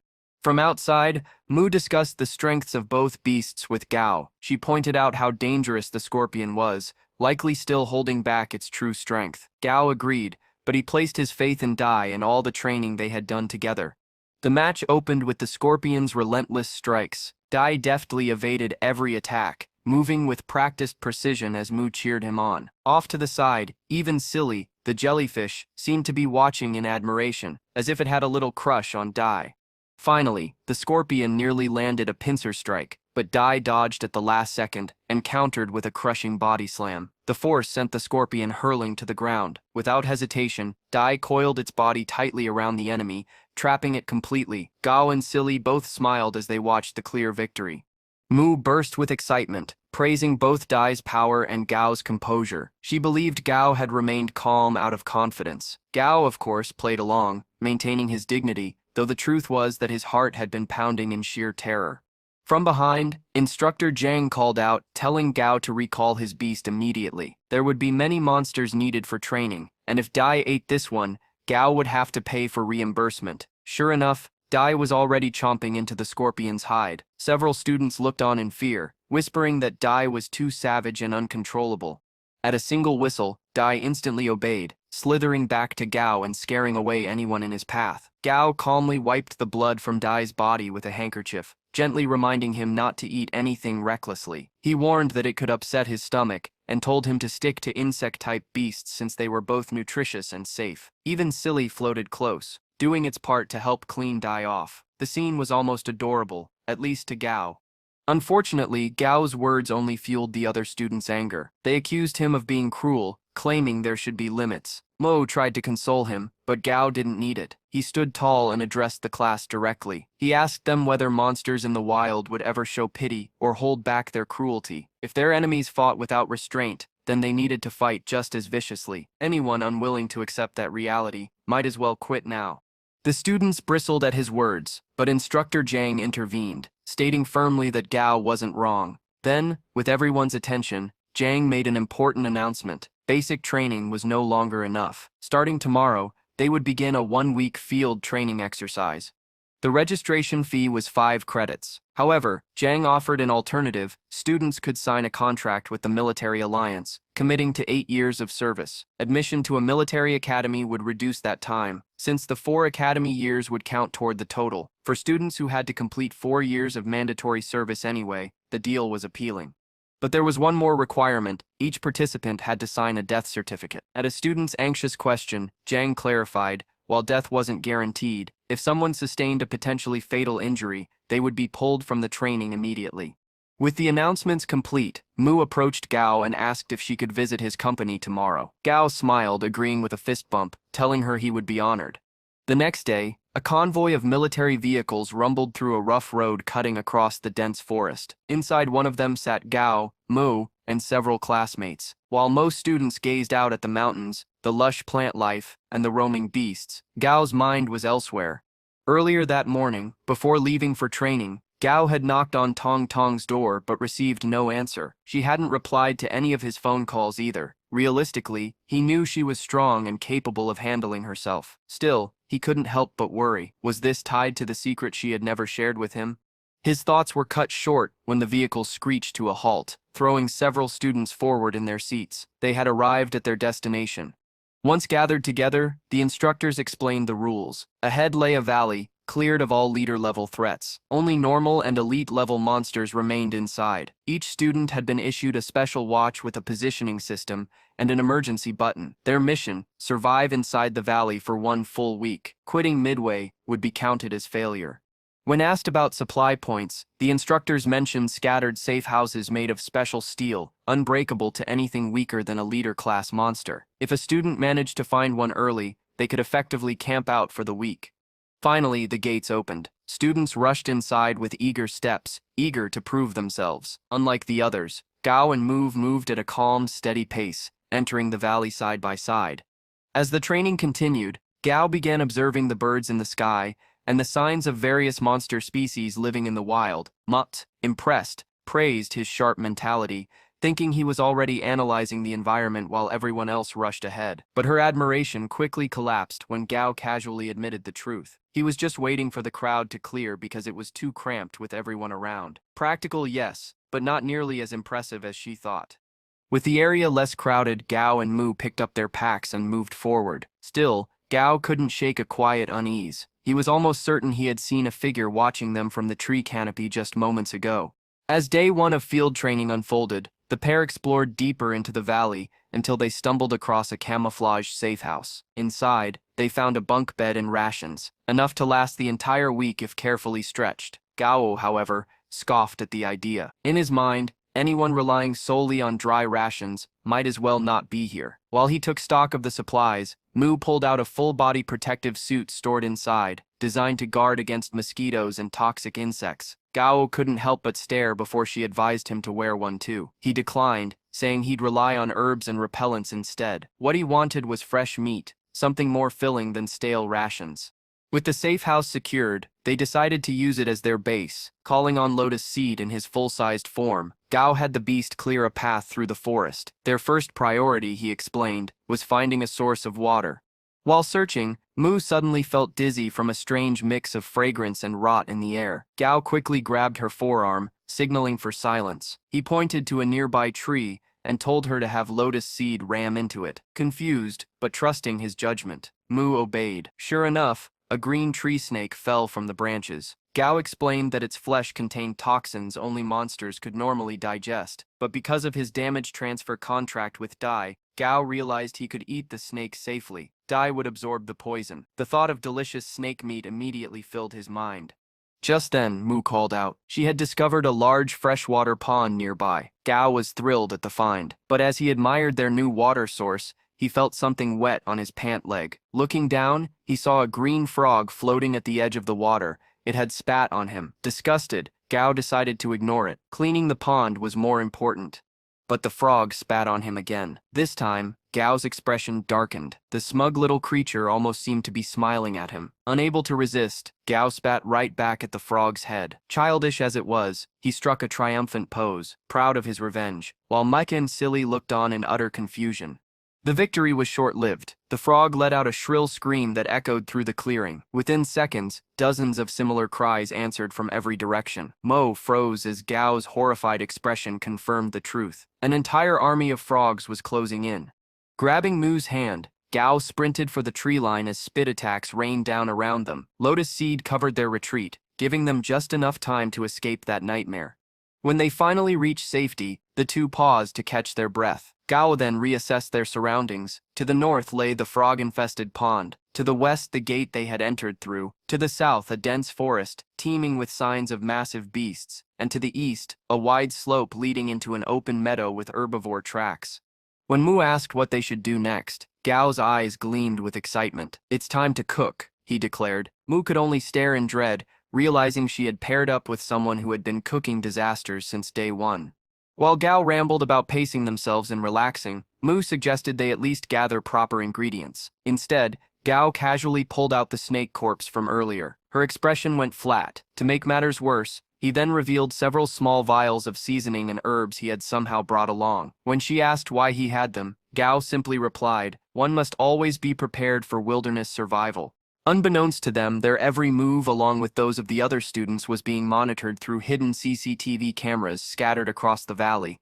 The lead officer here had taken a particular interest in Gao and his resourcefulness. Despite being only a student with little training, Gao had already shown impressive instincts. Because of this, Colonel Lee ordered a focused monitoring of Gao's actions, curious to see how far his potential could go. Meanwhile, Gao and Mu returned to their safe house, only to face a new problem. The building had been locked from the inside. Frustrated, Mu angrily banged on the door and shouted for the people inside to open it. But the only response they received was a cold dismissal, telling them to go somewhere else. Turning back to Gao, Mu admitted that they had no real claim to the place. Out here in the wilderness, such situations were common, and they could only count themselves unlucky to have run into such people. Gao calmly suggested that since it was just the two of them, they could camp outside. But before Mu could respond, the voices from inside called out again, telling them to hurry and leave before nightfall. Mu was furious, ready to lash out, but Gao held her back, reminding her it wasn't worth the anger. "Someone will teach them a lesson soon enough," he assured her. Accepting his words, Mu turned to move on, but to her surprise, Gao walked back to the safe house entrance. From his bag, he pulled out a chain and lock, quickly sealing the door shut to trap the squatters inside. When Mu questioned him, Gao explained that this lock was originally in the safe house. When they had first entered it, he had kept it in his bag, just in case it proved useful later. Plot armor or not, the timing was perfect. Gao chuckled at the instant karma he had delivered as they walked away. In the surveillance room, the military personnel erupted in laughter at his cleverness. Even Colonel Lel commented that Gao had potential, while another officer admitted he was already better than average. Still, they all agreed. His true test of survival would come when he entered Majel, a region crawling with dangerous monsters. Back with our pair, Gao and Mu searched for a new place to rest. With no caves nearby, they finally came across a tall, sturdy tree with a straight trunk and strong branches several meters above the ground. It was perfect for building a temporary shelter. With Lotus Seed's help, they constructed a makeshift bed of grass and leaves. Gao quickly fell asleep, followed by Doi and Lotus Seed. Mu, though still a little irritated, decided to go along with it, pulling out a blanket and lying down as well. Unbeknownst to them, a shadowy figure was observing from a higher branch above. This figure, soon revealed as Tong Tong, quietly noted their lack of a campfire and night guard. Just as she was about to make a move, her eyes widened. She sensed something approaching. From the shadows, a dark shadow panther suddenly dashed through the trees, heading straight for Gao and Mu's position. The beast's presence was enough to shake the forest around them. Lotus Seed woke up immediately, his noise stirring Mu, who groggily asked what was happening. Gao shouted urgently for her to jump. Without hesitation, she leapt from the tree onto Lotus Seed's back, landing safely. When she turned to Gao, now beside her on the ground, he told her simply to look forward. There, she finally spotted the shadow panther, its eyes glowing with hunger, unsure of its strength. Mu asked whether they should fight or run, but Gao, thanks to the system, could clearly see the beast's level and grade. Running would only make them more vulnerable, provoking the panther to attack more fiercely. The panther lunged, aiming a fatal blow with its claws. In that instant, Gao called out to Dazi. The centipede leapt forward, intercepting the attack. Though the panther overpowered him at first, Dazi quickly unleashed his electric abilities, paralyzing the beast just long enough to bite deep into its flesh. Gao smiled, mentally praising Dazi's growth, but the panther, though injured, broke free and retreated, perching on a tree branch. Before they could catch their breath, an even greater threat revealed itself. From the shadows, an enormous green snake coiled around the same tree. In a terrifying instant, the giant serpent struck, swallowing the shadow panther whole in a single snap of its jaws.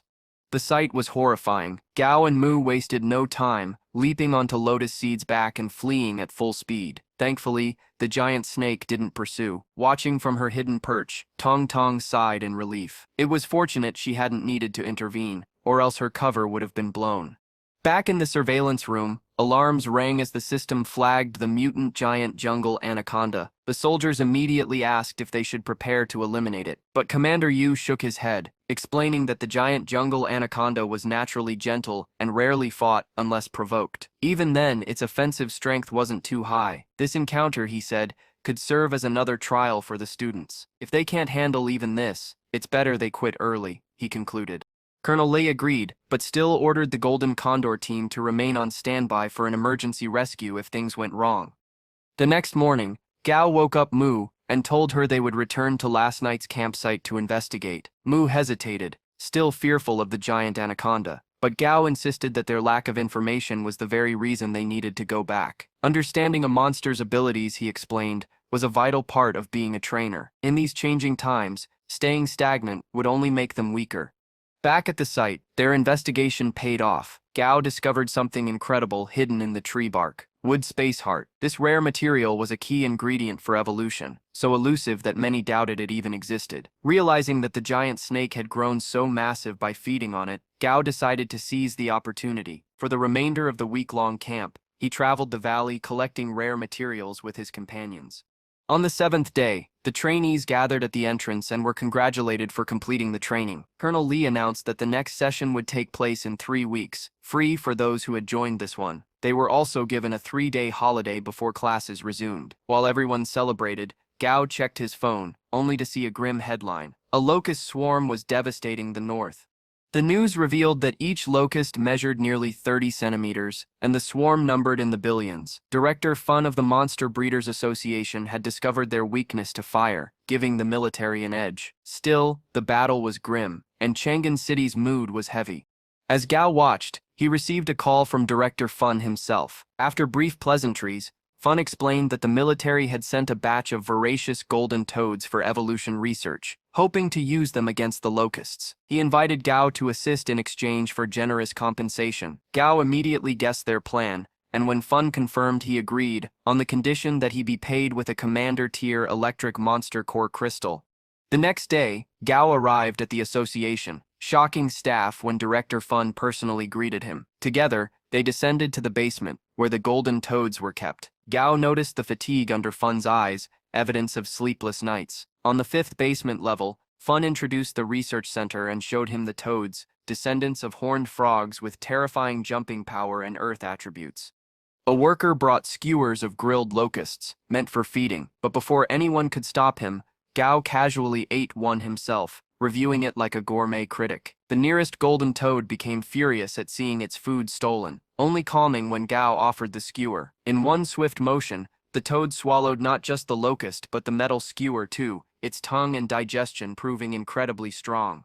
When Gao asked which aspects needed improvement, Fun replied, defense and digestion, though stronger offense would also be useful. He then showed Gao research results. The toads had high affinities with earth and fire. Gao compared this with an evolution path he knew, one involving fire orchid veins, and considered a modified formula. Using a cooking analogy, he explained evolution as a recipe, with toads as the main dish and materials as seasoning. Inspired, Fun suggested adding red-faced demon chili, and immediately ordered a batch to be fetched.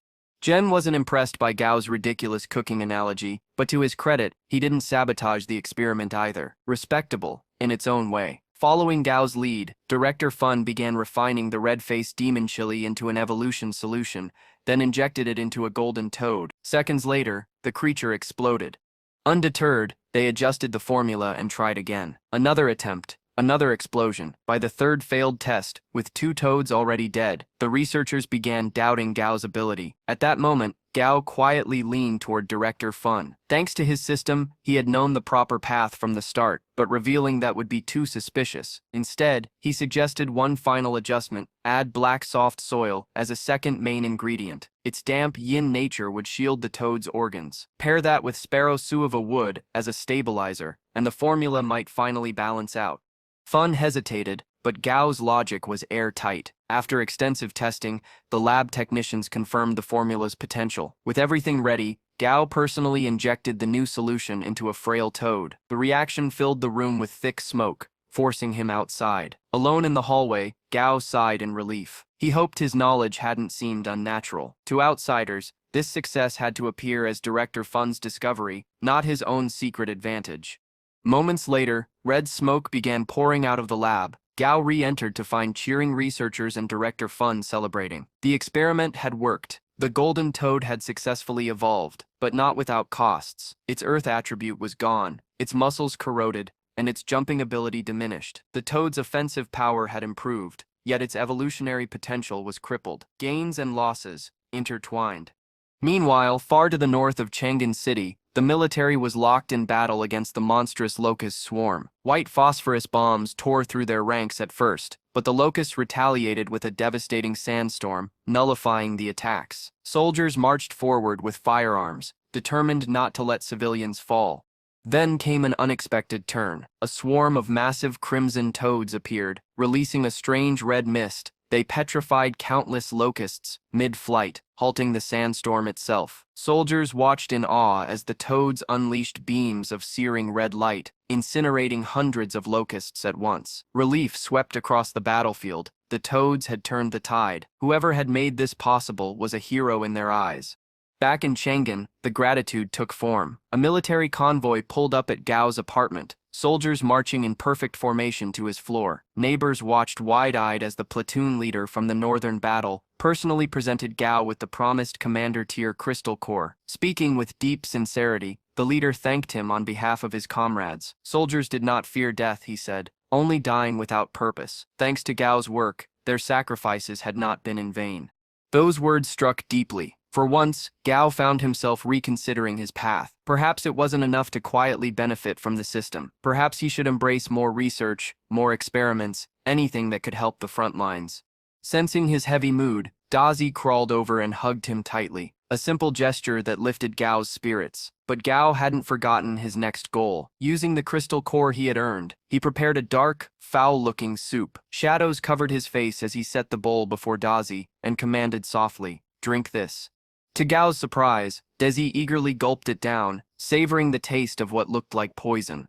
As soon as Gao lets him, Dazi's body begins to change. The spikes on his head extend, and he is suddenly engulfed in a golden light. For a moment it looks majestic, until Gao realizes he's actually being electrocuted. In an instant, Dazi collapses, fried by the energy. Seeing his brother unconscious, Dumby panics. He rushes to the fridge, grabs some centipede meatballs, Dazi's favorite treats, and tries to feed them to him. Of course, this doesn't work. The poor centipede is completely knocked out. Gao calmly reassures Dumby, telling him that Dazi will be fine. All they can do now is leave him alone to recover. In the meantime, Gao decides it's time to finally settle his contract with Silly. When he calls the jellyfish over, Silly floats away rebelliously, clearly unwilling. Luckily, a simple bribe of juice does the trick, and the jellyfish drifts back in an instant. Gao can only sigh in exasperation. Every one of his pets is a total food addict. While Silly celebrates his juice reward, Gao pricks his finger and lets a drop of blood make contact, pulling him into Silly's mental plane. The place is still fragile and faint, but better than before. This time, Silly is actually willing to approach him. All those juice bribes hadn't gone to waste after all. When Silly draws near, Gao promises to give him the strength to stop being afraid of everything. Unsurprisingly, the jellyfish protests loudly, declaring that he doesn't want power, only more juice. Gao lets out a helpless sigh, but agrees. If it's juice Silly wants, then juice it will be. Just like that, the contract is complete, and Silly becomes officially bound to him. The next morning, an elderly woman named Madame Chen is gently awakened by her parrot beast. Smiling softly, she thanks the parrot for staying by her side all these years. She reminisces about how, After her husband's death, the parrot was the only reason she could face each morning. But now, she feels her time has come. In her last moments, she sees her late husband's spirit reaching for her, their hands entwining with a promise to never be apart again. As she peacefully passes away, the loyal parrot rests its beak against her hand, mourning silently. At the same time, Gao is awakened by the painful moans of Dazi. Rushing to his side, he realizes what's happening. The centipede's teeth are changing, or rather, growing. It's painful, but it's a necessary step in his evolution. Gao gently cradles him, assuring Dazi that he doesn't need to be afraid, because this pain is part of growing stronger. After settling Dazi down, Gao summons Silly, who perches half-formed on his head. He pulls up the system interface and begins considering Silly's evolutionary path. The support route would grant Silly spatial and healing powers, while the attack route promises devastating offensive abilities. Gao admits to himself that choosing support feels a little disappointing, but the attack path is far too costly for now. With practicality in mind, he decides on the support evolution, planning to explore stronger options later once they have the means. Stepping outside his building, Gao notices a crowd gathered. Looking up, he sees a massive soul guardian beast flying overhead. From the murmurs around him, he learns that Madame Chen has passed away, and this beast is carrying her soul to the afterlife. But Gao's concern is different. He remembers that Madame Chen also had an uncontracted gray plate striped spider. With her gone, the creature is at risk of going feral. Without hesitation, Gao rushes to her apartment. Using his deep knowledge of monsters, he quickly locates the spider hiding in the corner of the roof. He summons Dazi, who coils protectively around him. Seeing the massive centipede, the frightened spider loses its grip and falls. Gao notices the pain and fear in its eyes. This spider is grieving. It misses its master. Without hesitation, he extends a hand and gently pets its head. Smiling warmly, he tells it that if it wants, it can come home with him. Later, Gao strolls through the neighborhood with Dazi and the gray plate-striped spider. Their presence sparks whispers among onlookers, but Gao ignores them. Instead, he reflects on the need for a tank-like familiar. It seems absurd to use a spider as a meat shield, yet he knows this species has an evolutionary path that could turn it into one. The required ingredients aren't even too rare. As he rides the elevator up to his studio, Gao can't shake the thought of forming a blood contract with the spider and rapidly strengthening it. Doing so would grant him a great surge of soul power. With the combined power of Dazi and Silly, contracting Dumby would become far easier. Still, he feels a sting of regret for promoting Dumby's grade too soon. It now makes gathering enough soul power for his advancement more difficult. Outside the Fa Peng familiar studio, Gao unexpectedly runs into Qin Chuan, but instead of her usual respectful address, she calls him Little Boss, a clear sign of her frustration. She informs him that there have been countless inquiries about his whereabouts. Gao, sensing her annoyance, quickly assures her that he has time to talk today. Though still irritated, Qin Chuan reluctantly accepts the list of ingredients he needs. As thanks, Gao promises to make her some milk tea later. Back in the laboratory, Gao establishes a blood contract with the gray plate spider, welcoming it into his home as a new companion. To prepare it for evolution, he brews a special potion that will transform the striped spider into a mighty gray armored spider. Drawing inspiration from the playful names of Silly and Dumby, he decides to call this one Stripey. Handing the potion over, Gao watches as Stripey writhes in pain. The soul transfer allows Gao to share a fraction of the agony, but he knows the creature is enduring much worse. Offering encouragement, Gao reminds Stripey that this pain will only make him stronger. Suddenly, Qin Chuan interrupts with news of a potential high-paying customer. Realizing he has another mouth to feed now, Gao quickly prepares to earn some money. He asks Qin Chuan to watch over Stripey's evolution while he steps away. He instructs her to pour the contents of a test tube into a container once the liquid changes to a lighter color. The customer turns out to be a man named Lushi, who greets Gao with admiration. Lushi explains that his herb garden was recently ravaged by gray devil spiders and is still under repair. Gao deduces he must be referring to the East City herb garden, which surprises Lushi. He didn't expect Gao to know about it. Lushi reveals that he once attended a military banquet where Director Chen praised Gao's role in the magma fire toad research, and since then he has held Gao in high regard. Lushi has come to Gao with a request. He wants him to evolve his familiar, an ebony N-hound. He explains that according to research, all dog-type monsters have the potential to follow this evolutionary path. With jet black fur, ebony N-hounds can vanish into the night, absorbing light wavelengths to become deadly assassins. They are highly prized as nighttime guardians of estates and gardens. When Lucy inquires about the cost, Gao outlines 13 possible evolutionary routes, removing the most resource-heavy options. The most expensive one is 5,000 alliance credits. Lucy is stunned at first, but when Gao moves to finalize the deal, he reluctantly agrees. Suddenly, a loud crash echoes from the lab. Gao rushes inside to find Qin Chuan in tears, pointing at Stripey. The spider has successfully evolved into a gray armored spider, but in the process it damaged equipment and frightened her. Though pleased with the result, Gao scolds Stripey for its recklessness. He then comforts the spider and instructs it to control its strength. To his bewilderment, Stripey immediately behaves strangely, accidentally striking itself. Gao sighs, wondering why all his familiars seem so clumsy.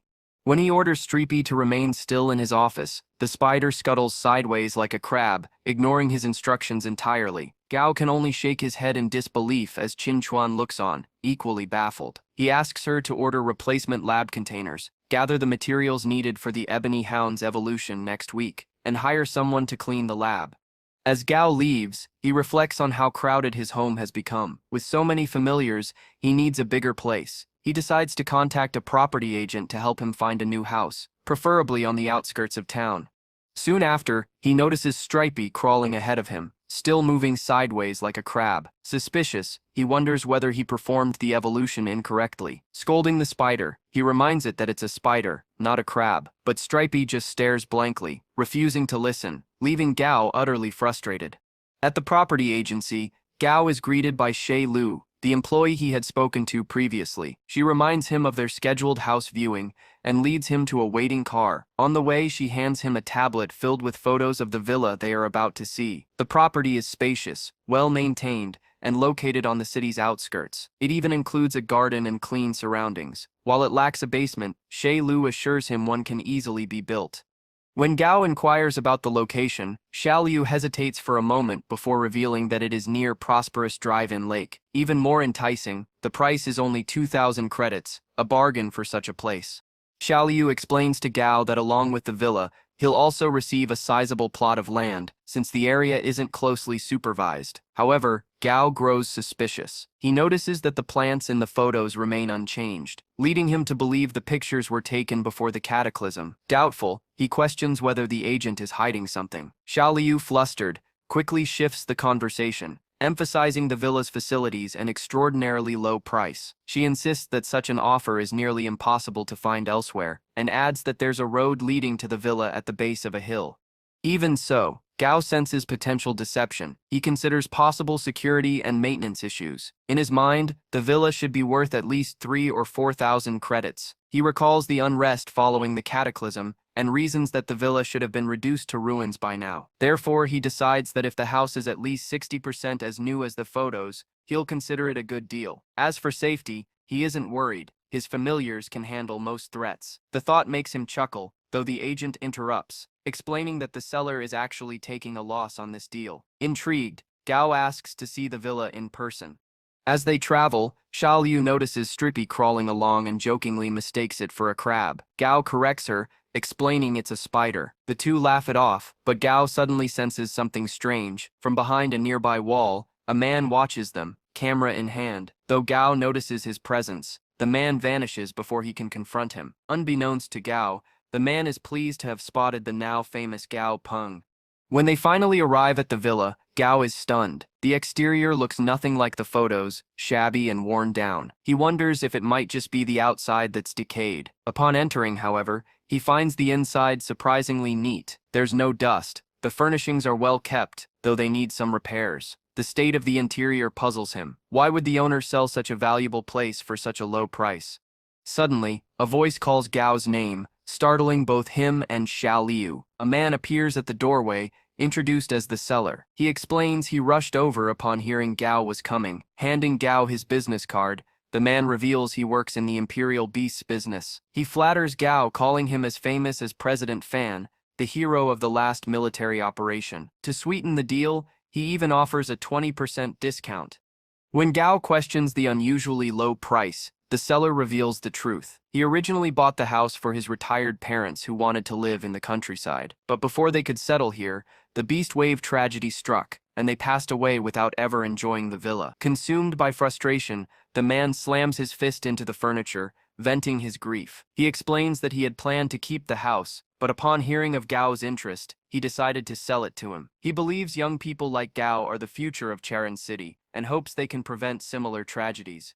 Thinking of his own parents, Gao thanks the man for his trust and agrees to buy the villa. It's no longer just a house. It feels like a bond of shared grief and hope. Back home, Gao eagerly greets Silly and Dumby, though they seem unimpressed by his return. Undeterred, he brings out a spread of delicious food, which immediately gathers all his familiars around him, filling the house with warmth and life. At that moment, Tong Tong arrives at the door. Gao welcomes her in, and she playfully teases Dazi over its recent upgrade, leaving the centipede confused. Gao brushes off the banter, but Tong Tong quickly shifts the topic, noting the news that Gao bought a new villa. He explains that they can't move in just yet. The house needs repairs. Tong Tong chides him, insisting he should have asked her about decorations since he's inexperienced. She departs with determination, already planning to visit the villa ahead of time. Inwardly, she muses that when the moment comes, she could always buy the house next door. Meanwhile, Gao ventures into the forest with his familiars, aiming to locate the bottle grove. He knows it's the last day of his holiday, so he must gather the necessary materials today or wait another week. But his focus is suddenly broken when he senses something nearby. Perched on a tree is a level 13 gray sand bobcat. The beast vanishes in an instant, forcing Gao to warn his familiars. Without warning, it reappears and lunges.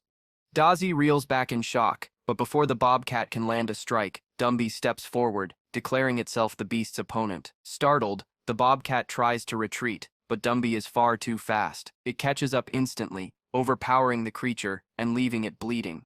Gao is stunned. Dumby's power is staggering, at least 10 times greater than when it was just a Red River Ape. He had expected strength after its evolution, but not to this degree. Even Dumby seems surprised at its newfound might, leaving Gao both impressed and slightly unsettled. Gao realized that Dumby had not fought since its evolution, so he decided it was time to let it exercise more. He urged his familiars to follow him, while Dumby recalled its early days as a Red River Ape and its very first encounter with Gao. Meanwhile, Gao and Dai fell into their usual playful argument, this time about why the centipede failed to protect him when Dumby had tossed it aside. Though Dumby could not fully understand Gao when they first met, it now felt a deep emotional connection with him. To Dumby, Gao had become everything. Its loyalty was stronger than that of any dog.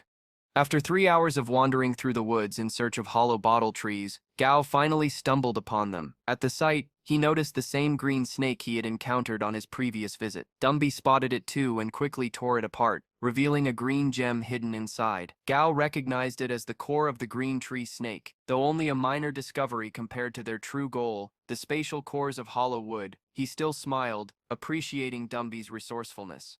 Gao then instructed Dumby to punch one of the hollow bottle trees. With a single powerful blow, the tree shattered instantly. Gao and Silly were thrilled by the result, while Dai appeared somewhat envious. Gao retrieved the crystal core from the shattered tree and asked Dumby to strike again. Meanwhile, deeper in the forest, 3 men were searching for someone. They had received information about a young target. Their leader, accompanied by a rat familiar named Tutu, suddenly heard an unusual sound. Following Tutu's guidance, they pressed forward. Soon, a series of loud, rhythmic bangs echoed through the woods. Yawen, one of the men, remarked that it sounded like someone boxing, but his companion dismissed the idea. Who would practice boxing in a monster-filled forest? The boss quickly scolded them, reminding his men that their job was high-paid and dangerous. They could not afford carelessness. He ordered them to investigate further.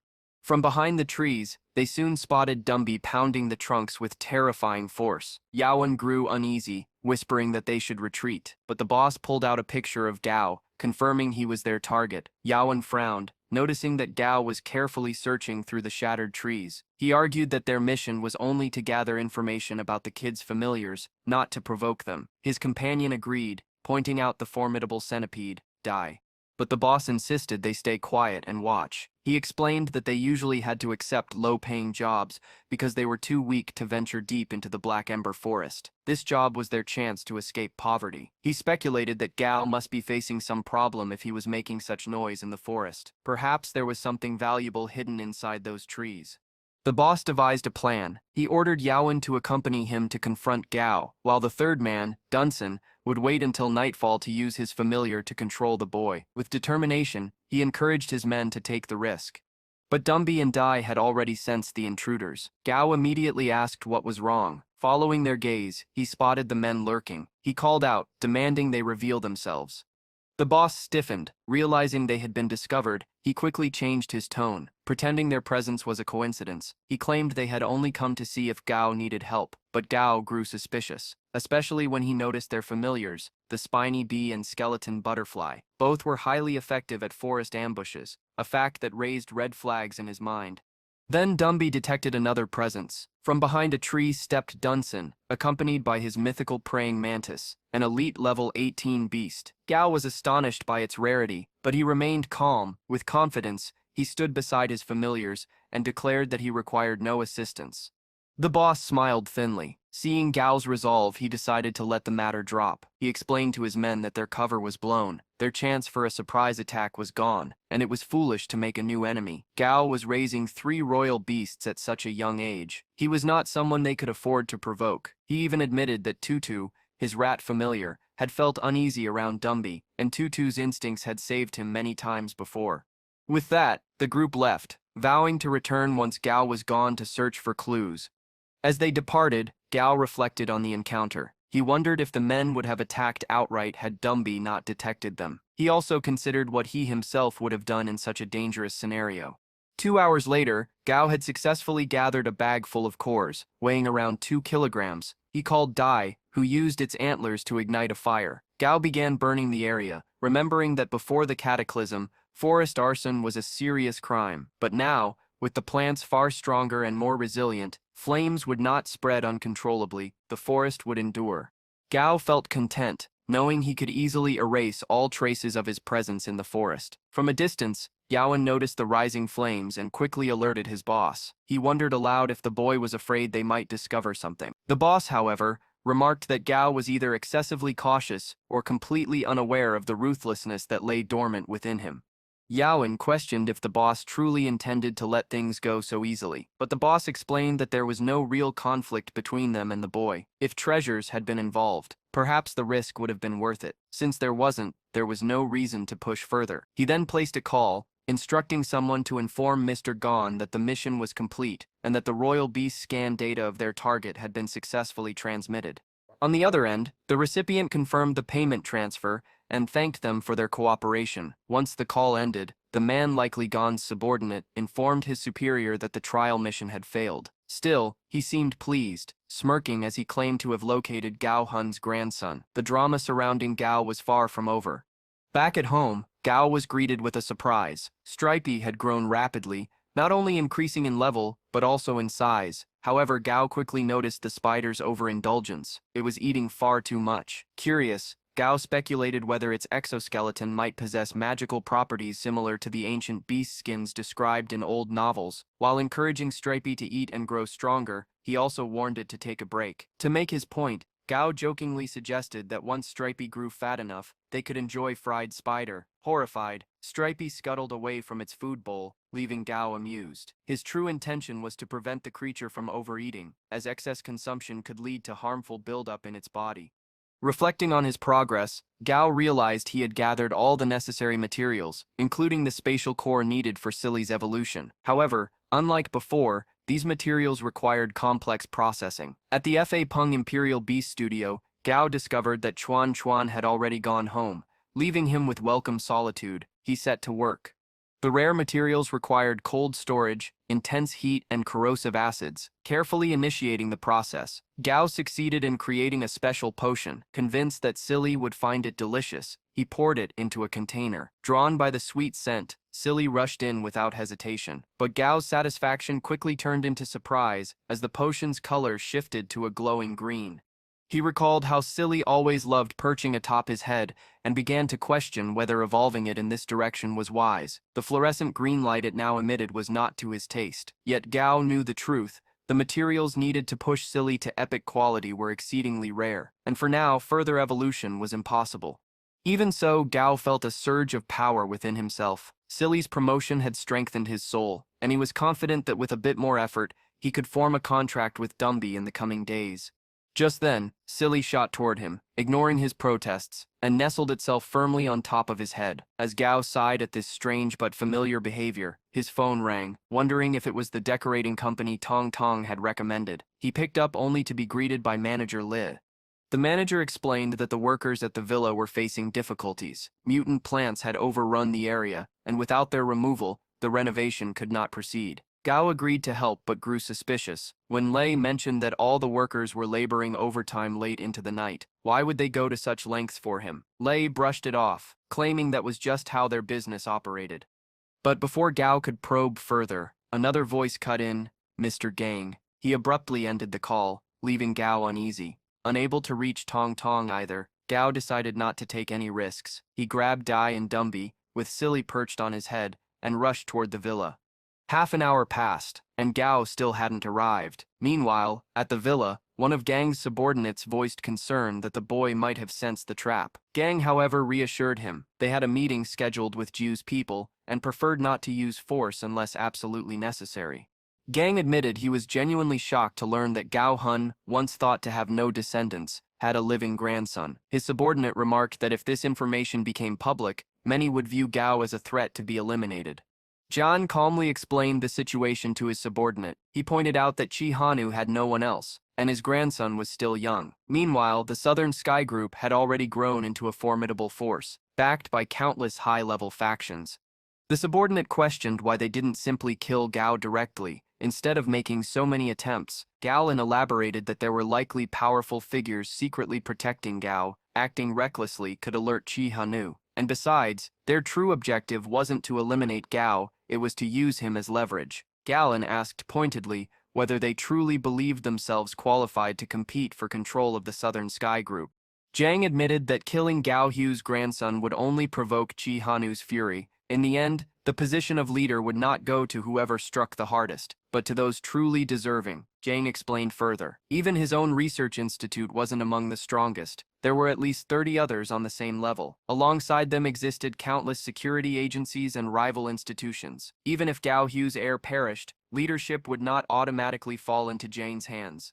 To him, Gao was like a prince, someone destined to inherit the throne in the future. Jian emphasized that in this world, the line between friend and foe was never clear. Tonight, if he gained the resources to expand his laboratory, Gao might not accept his submission in the future.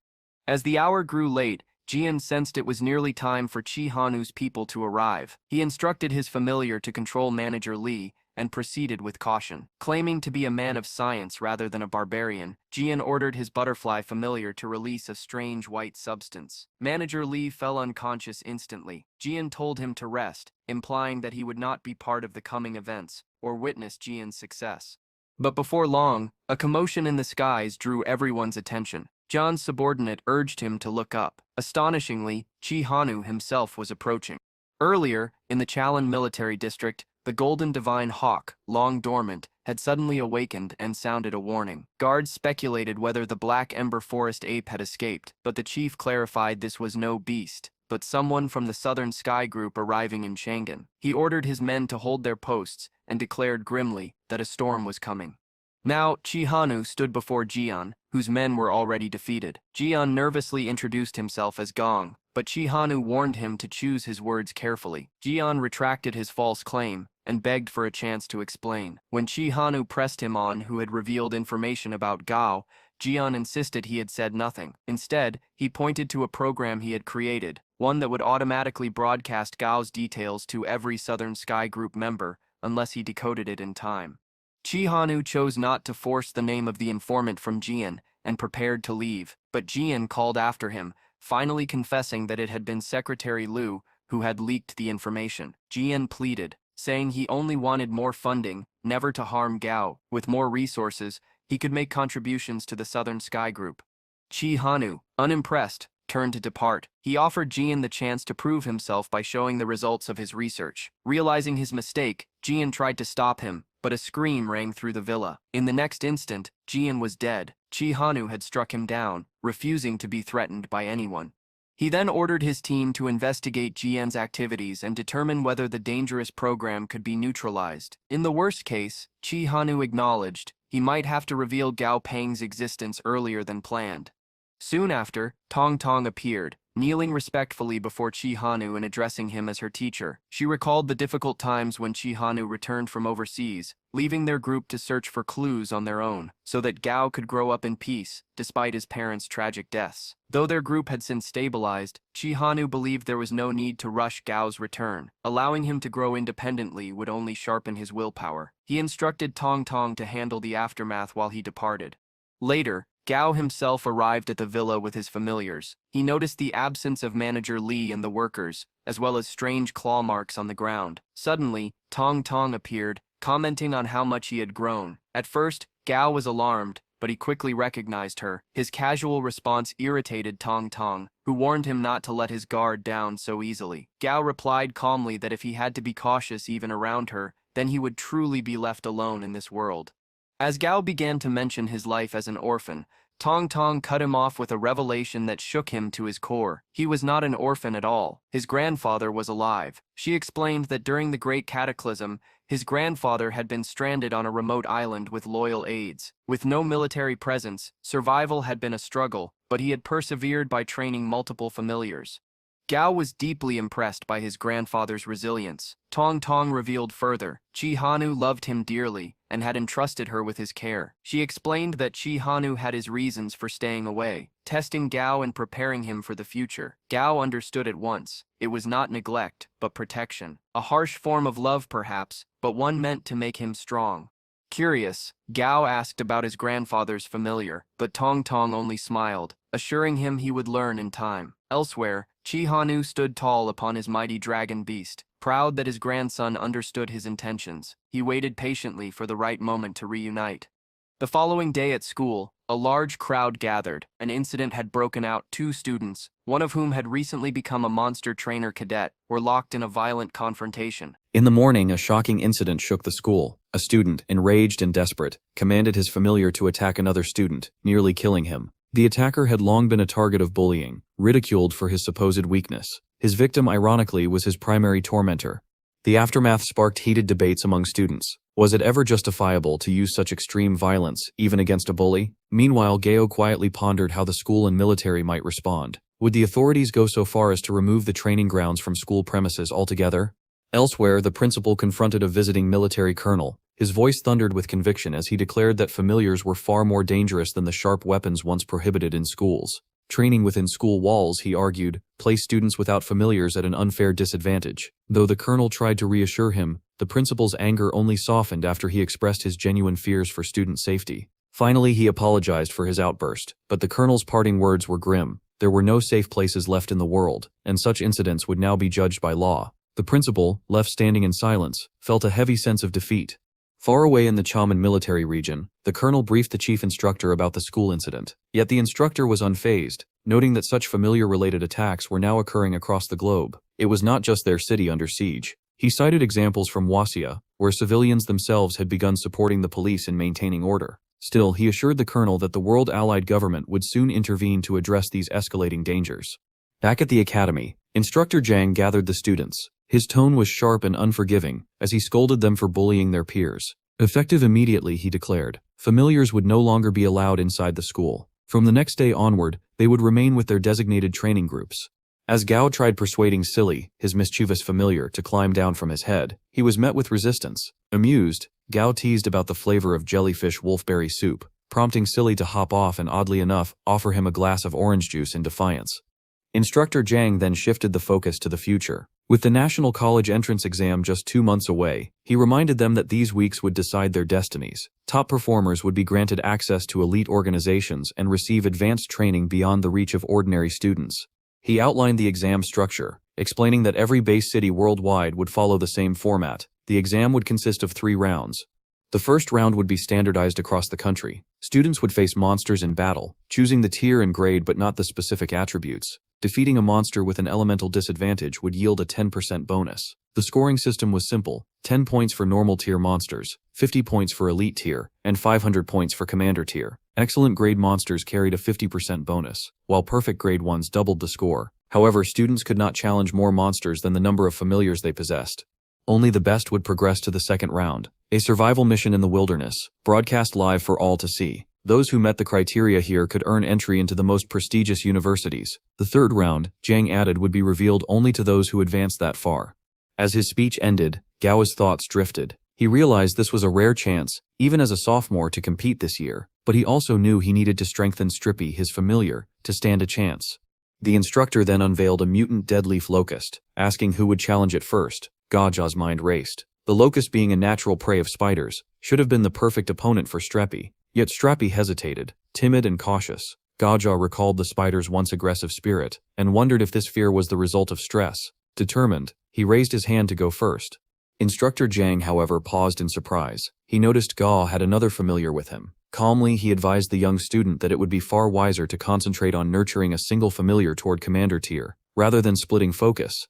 Before raising another familiar, Gao acknowledged Instructor Zhang's wisdom, yet he could not reveal his unconventional method of promoting familiars. Instead, he focused on Stripey, encouraging it to step forward. Gao noticed that the spider had grown fatter, but it seemed hesitant. To his surprise, Stripey even appeared to plead with the deadleaf locust not to attack. The other students grew restless, and Gao found himself reflecting on the personalities of his familiars. Dazi had been aggressive from the very beginning, while Stripey continued to show timidity. Gao understood that Stripey needed real combat experience to grow stronger. Suddenly, the deadleaf locust lunged forward, snatching Stripey off the ground. Gao's heart clenched with worry, but in that instant, Stripey released spider silk, countering the locust's attack. Though the insect eventually tore itself free, Stripey's quick defense impressed Gao. The students praised Stripey's effort, but Gao felt unsatisfied. Defense alone would not be enough. Stripey needed to learn to attack. Frustrated, he tried to motivate his familiar, urging it to climb the cage and strike. Yet Stripey struggled to climb, leaving Gao to confront the truth. Training familiars was a long and difficult process. Fearing abandonment, Stripey suddenly shifted. Its timid nature gave way to aggression, and it viciously attacked the deadleaf locust, severely injuring it. The other students marveled at its hidden strength, but Gao grew worried about Stripey's well-being. The system itself warned that such uncontrolled aggression could damage the familiar permanently. Without hesitation, Gao rushed forward, holding Stripey down. He whispered an apology, assuring his partner he would never abandon it. Stripey calmed instantly, returning to its normal state. In fact, Gao had already anticipated such a reaction, which was why he had insisted on entering the cage himself. Instructor Zhang, impressed by Gao's courage and sincerity, even remarked that someone like him should consider joining the military. After a week of rigorous training, Stripey shed its fear of combat. It slimmed down, reached level 13, and began to embrace its defensive strengths. Still, Gao knew he had to move cautiously. Inexperience could not be rushed. Meanwhile, Gao discovered that Stripey's discarded exoskeletons had medicinal value. Rather than waste them, he decided to cook them, despite the possibility of poison. The fried dish turned out surprisingly delicious. Dazi eagerly devoured it, while Stripey hesitated, uneasy as if reminded of something unpleasant. With his soul strength growing, Gao attempted to form a contract with Dumby. This time, the bond succeeded. Dumby willingly became his familiar, joining Dazi and Stripey as part of Gao's growing team. Soon, Gao boarded a train bound for the second wilderness training. Confidence swelled within him. He was no longer alone, with Dazi and Dumby by his side. On the journey, he overheard a troubling conversation. Some individuals whom Gao had once locked inside a safe house whispered about revenge, yet they did not know his true identity, and Gao remained silent. Upon arriving, Gao noticed that Dumby's powerful aura was intimidating other students' familiars. At his command, Dumby suppressed it, though some students mistakenly interpreted Gao's confidence as arrogance. This time, Gao chose to go solo, venturing into the valley with Dumby as his mount. "I'll protect you," Dumby assured him, a line it had picked up from a children's show. As they explored, a shadow darted across their path, disappearing toward a pond where Gao had once encountered green-skinned frogs. He turned to investigate, but soon found himself face-to-face with a giant jungle anaconda. It was their second encounter. Gao began to suspect this was its territory. The frogs themselves seemed terrified of the beast, their attacks against it utterly futile. Despite being only level 20, the anaconda's strength rivaled a commander-tier monster. Gao quickly realized that this creature acted as the true regulator of the valley's ecosystem. Fighting it would be reckless, so he chose to withdraw. Once the anaconda left, the frogs and tadpoles cautiously returned to the pond. Gong, ever resourceful, seized the chance to catch them for a meal. Just as he prepared his unusual valley picnic, Dazi suddenly grew alert. A black horse emerged. Level 14, excellent grade. Gao was impressed. It would have made a fine mount, but he restrained himself, unwilling to betray his bond with his current familiars. When Gao turned back, he discovered his meal had vanished. Dazi feigned innocence, blaming Dumby, but Dumby defended itself, winning Gao's pride. Then without warning, Dumby snatched Gao off the ground. The giant jungle anaconda had returned, attempting a sneak attack. Dumby's quick reaction saved both Gao and Dazi from certain death. Though grateful, Gao seethed with frustration. Why did this anaconda continue its unprovoked attacks, and what role would it play in his path forward? Gao turned to Dumby and asked a simple question. Could it defeat the monster? The ape didn't hesitate. Leaping into the trees, it maneuvered with surprising agility, circling around to attack the giant jungle anaconda from behind. Its first strike landed, leaving only a shallow wound, but the second blow carried far more weight, drawing blood. Gao watched, thoroughly impressed by Dumby's relentless assault.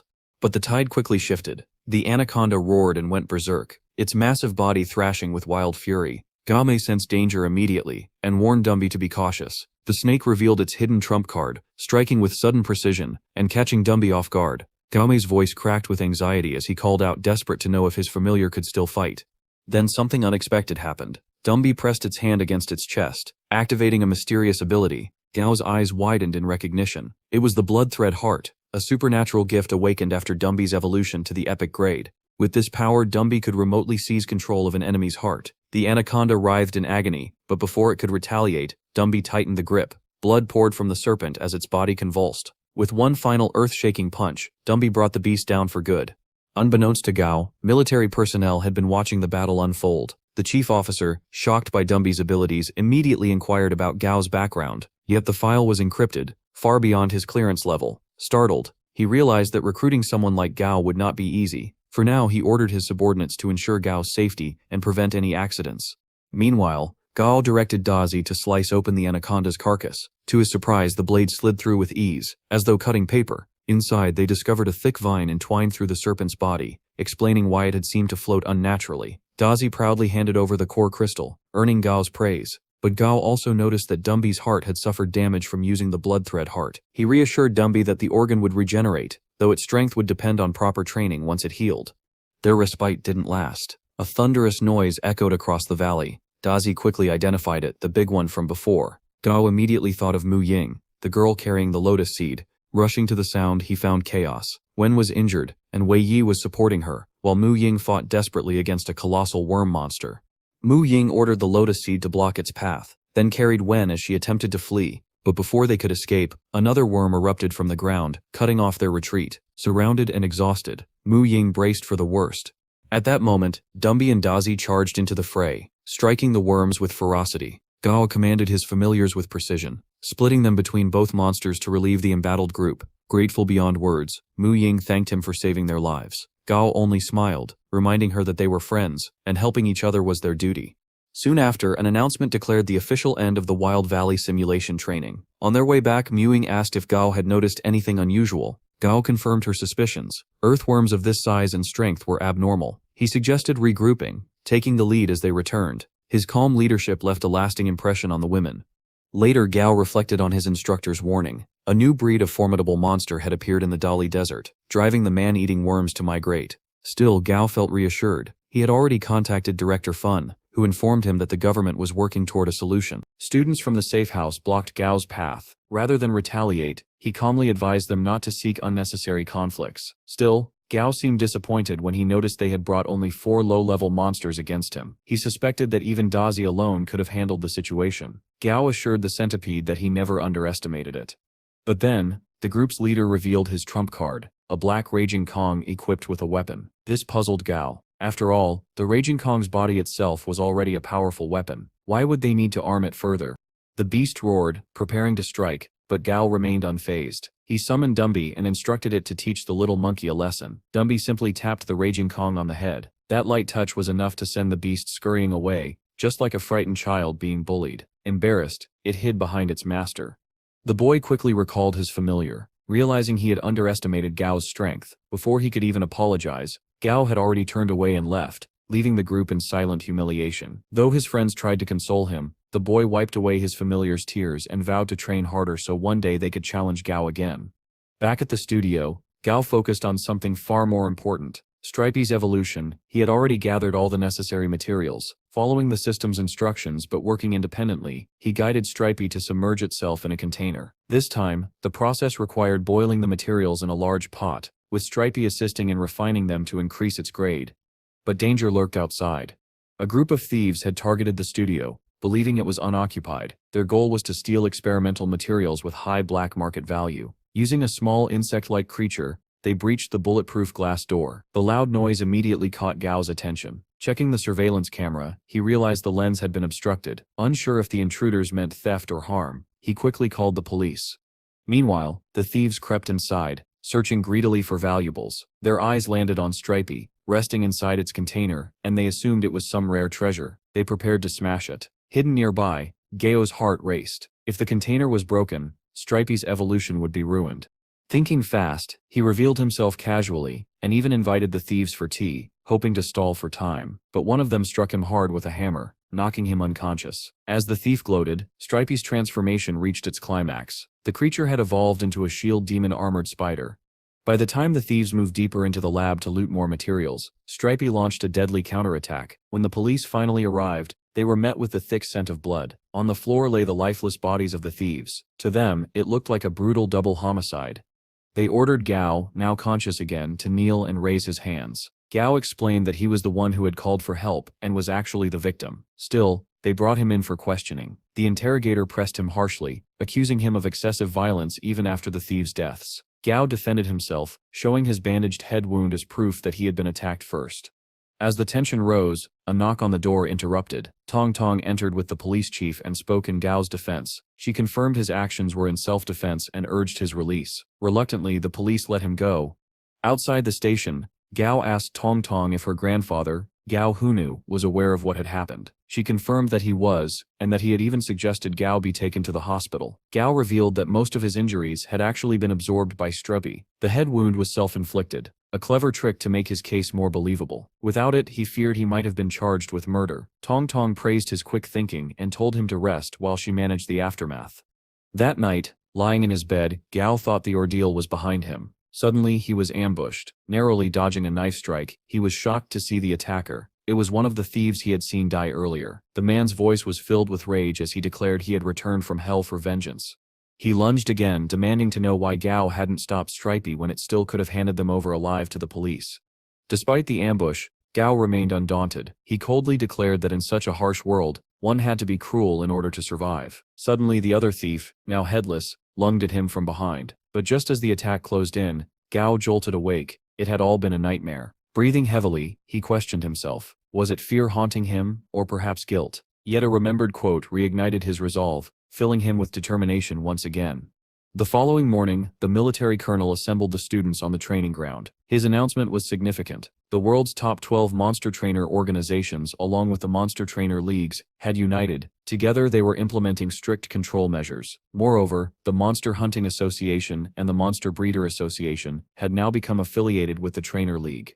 Familiars, the colonel explained, were officially categorized into tiers: ordinary, elite, commander, and lord. Trainers could now apply for official certification corresponding to their familiars' ranks. With this system in place, the colonel revealed that the very first Monster Trainer College entrance examination would be conducted under stricter, more challenging conditions. For that day's trial, the students were tasked with defeating an elite-tier skull-winged blue bat. Whoever succeeded would earn the right to keep the defeated monster. One student, Nam Chen Hunia, stepped forward. His familiar was a level 18 electric luster bear, far stronger than most familiars present. The bear entered the cage, roaring fiercely, yet the skull-winged blue bat hardly acknowledged it. With a single devastating strike, the bat effortlessly brought the bear down. The medical team rushed in, and Gao couldn't help but admire the bat's terrifying speed and power. When the colonel asked for the next challenger, silence spread across the field. The students hesitated, intimidated by the bat's display. Frustration rose in the instructor's voice. But before the tension broke, Gao calmly stepped forward. He sent Dumby into the cage. At once, the battle began. Dumby's strike landed cleanly, drawing blood from the bat. The students murmured in surprise. Even those from the safe house who had once doubted Gao. The boy who owned the raging Kong clenched his fists, encouraging his familiar to grow stronger, though fear flickered in its eyes. The fight raged on. Dumby pressed forward, forcing the bat to defend itself. Some students whispered that if Dumby could fly, victory would already be his. But Gao had a strategy. Dumby's stats were superior, So the plan was simple: wear the bat down until it faltered. The tactic worked. The skull-winged blue bat's attacks grew weaker and less frequent. Sensing the moment, Dumby struck from behind, slamming the bat to the ground. Severely wounded, it could fight no longer. Dumby had won. The instructor declared Gao the victor and awarded him the bat. Without hesitation, Gao announced he was selling it for 500 alliance credits. Smiling, he remarked that this was how entrepreneurs were made. Mu immediately expressed interest in buying it. Gao tried to dissuade her, explaining that skull-winged blue bats were not highly valued. They excelled only at bullying non-flying monsters. But Mu's mind was made up. She transferred the credits instantly, delighting Gao, who praised her wealth. He even offered her a discount if she chose to evolve the bat through him in the future.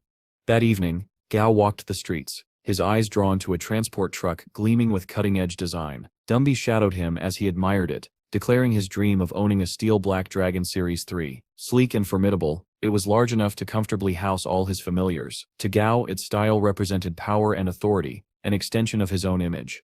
Suddenly, Tong Tong appeared, carrying what looked like an ordinary house cat, but appearances were deceiving. It was in fact a level 36 Commander tier Night Shadow cat. Though it had been filthy when she found it, its true strength was extraordinary. Gao was impressed, but the cat, clearly prideful, turned away with an air of disdain. Gao laughed at its attitude, while Tong Tong brushed it off as a quirk.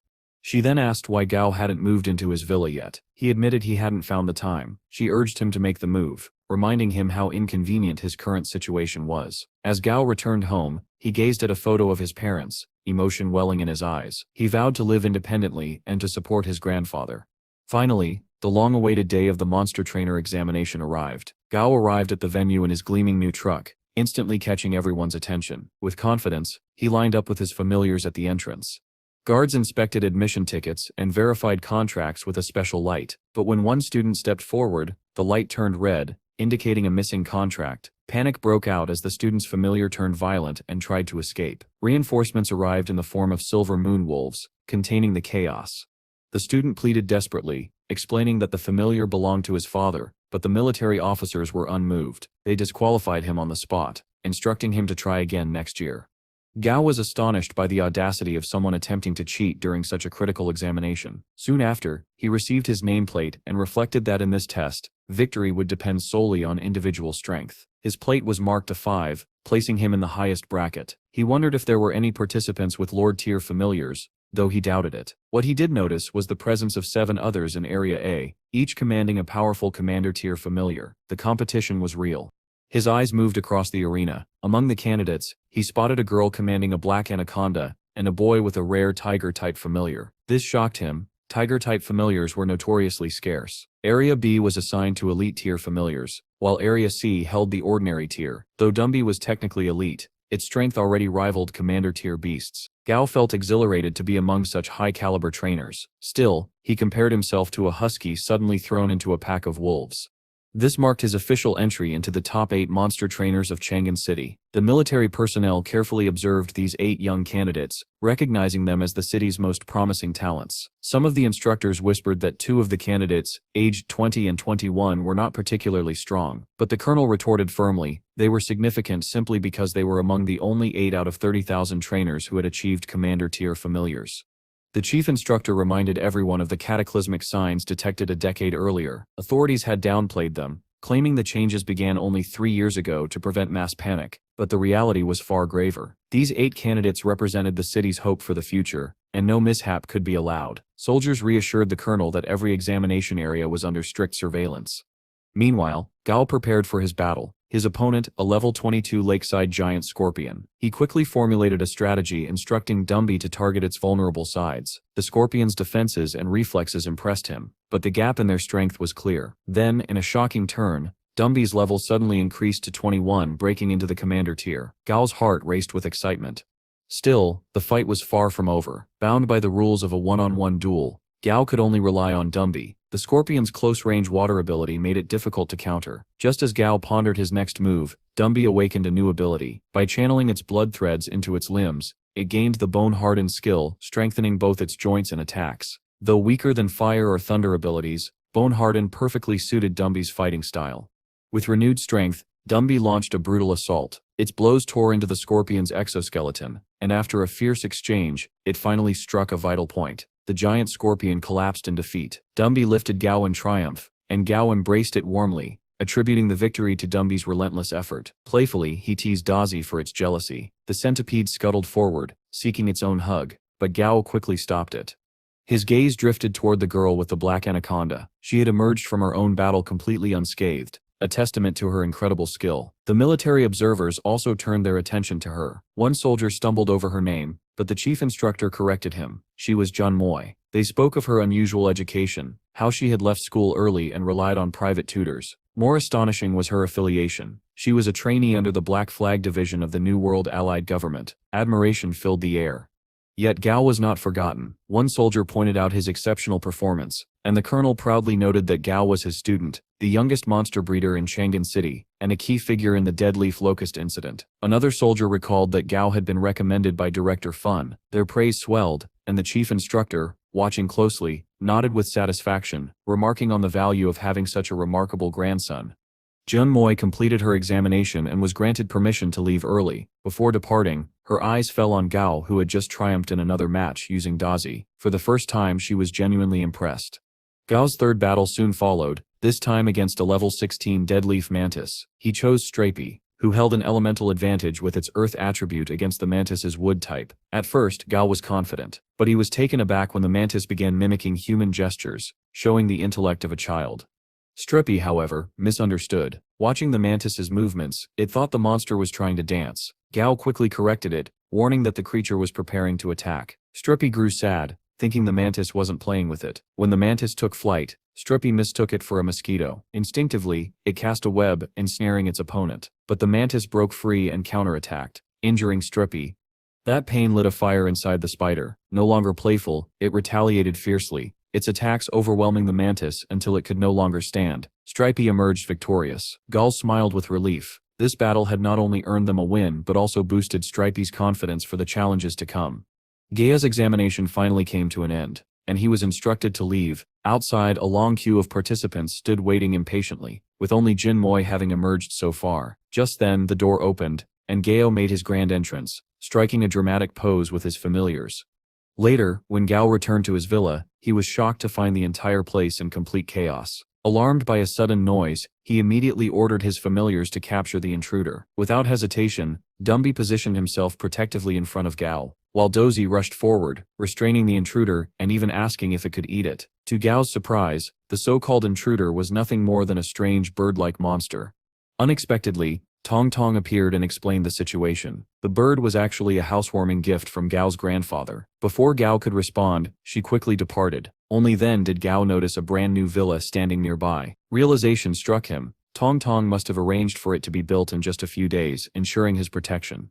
Curious, Gao asked Dumby to lift the bird. To his astonishment, it turned out to be a red-crowned crane with only one leg. Though it appeared unconscious at first, the crane suddenly sprang to life, launching an attack. Gao, however, playfully pretended that he was planning to have the crane for dinner. Instantly, the bird calmed down.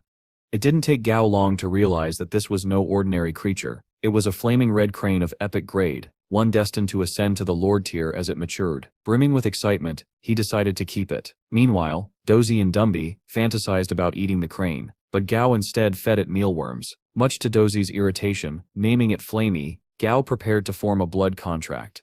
As he delved into the bird's consciousness, he gained access to Flamey's memories and felt sorrow upon witnessing the bird's tragic past, the loss of its mother. The crane then asked Gao if he could help it seek revenge. Gao reassured it, promising that by forming a blood contract, its struggles would become his own. The contract was successfully established, but Gao soon found himself trapped within the bird's consciousness. In an unexpected twist, the collective knowledge of his familiars fused together, granting Gao a new life-saving skill, the elemental barrier. He recalled seeing someone else use this very ability before, which made him suspect that it was a result of Dumby's promotion. Amid these discoveries, mysterious words appeared, advising monster trainers to let their familiars handle battles while they themselves remained hidden. Gao began to reflect deeply on the true nature of blood contracts, the responsibilities of trainers, and the possibility of others like him existing elsewhere. Eventually, he dismissed these thoughts, realizing it was impossible to teach life-saving abilities to others. He also came to understand why Tong Tong had insisted he keep his shifting constellation ability a secret. If others learned of it, they would be dangerously drawn to him. This left Gao wondering if Tong Tong and his grandfather possessed far more influence than he had imagined. The thought made him uneasy about helping his grandfather any further. In the days that followed, Gao spent time in his villa, while Flammy trained with a deep, burning hatred for the ones who had taken its mother. Gao's own worries began to fade, thanks to the limitless credit card provided by his grandfather. But peace never lasted long. He soon realized the exam results were out. When he tried to log in, he discovered his grandfather had already checked them. To Gao's astonishment, he had scored 710 points, securing the top rank in Chang'an City. Just then, Gao received a call from an unknown number. It was an official notice about the second round of examinations, scheduled for 15 days later. Concern immediately filled Gao's mind. Because of the blood contract, he could not take Flammy with him to the exam. At that moment, Tong Tong reappeared, making Gao suspect that his grandfather had orchestrated everything from the start. Relieved, he asked if she could look after Flammy in his absence. Tong Tong agreed without hesitation, promising to ensure the crane's safety. Elsewhere in Chang'an City, another boy fumed over finishing in second place. He believed it was unfair, but someone explained that Gao had earned 10 bonus points in the final round. The boy, unwilling to accept the result, swore not to let it go. Finally, the day of the second examination arrived. Gao made his way to the venue and was stunned to discover that only 8 participants had qualified. The instructor explained that this round would take place in Sun Mountain National Forest Park, near Jiangnan. Unlike before, this exam would pit them against real, untamed monsters. Although the forest had been scouted carefully, and no Lord-tier monsters were present, it still contained no fewer than 500 Commander-tier beasts. The candidates were given flare guns for emergencies, and the instructor emphasized that participation was optional. Upon hearing this, 2 participants immediately withdrew. Jun Moi confidently stepped forward, registering without hesitation. The military personnel then announced that only 6 candidates would represent Chang'an City, and that they would soon be joined by competitors from the Waka region. With that, he wished them all the best. A participant named Wang Zhan approached Gao, after learning that he had secured the top rank. Overjoyed, Wang referred to them both as the Muggles among the participants, since unlike others, they didn't come from rich political families or powerful monster trainer backgrounds. Gao chose not to reveal his true background, keeping his silence.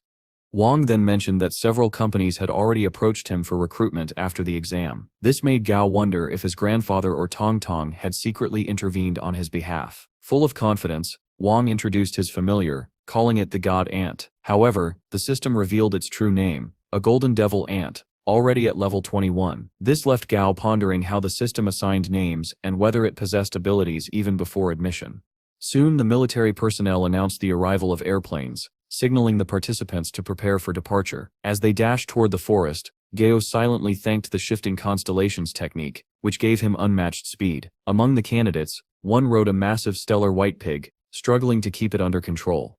Meanwhile, Tong Tong was watching the live broadcast of the exam. Flammy, having enjoyed some extra fish, had grown plump and now eagerly awaited Gao's appearance on the screen. When Gao was declared one of the popular candidates for the top 12, Flammy became visibly excited, anticipating his success. Back at the exam venue, those unable to reach the forest entrance in time were immediately disqualified. Before entering Sun Mountain Forest, the candidates were provided with backpacks containing food and water. A military official explained that out of 197 candidates, 150 had signed up for the second round, but they should be cautious of the forest's many dangers.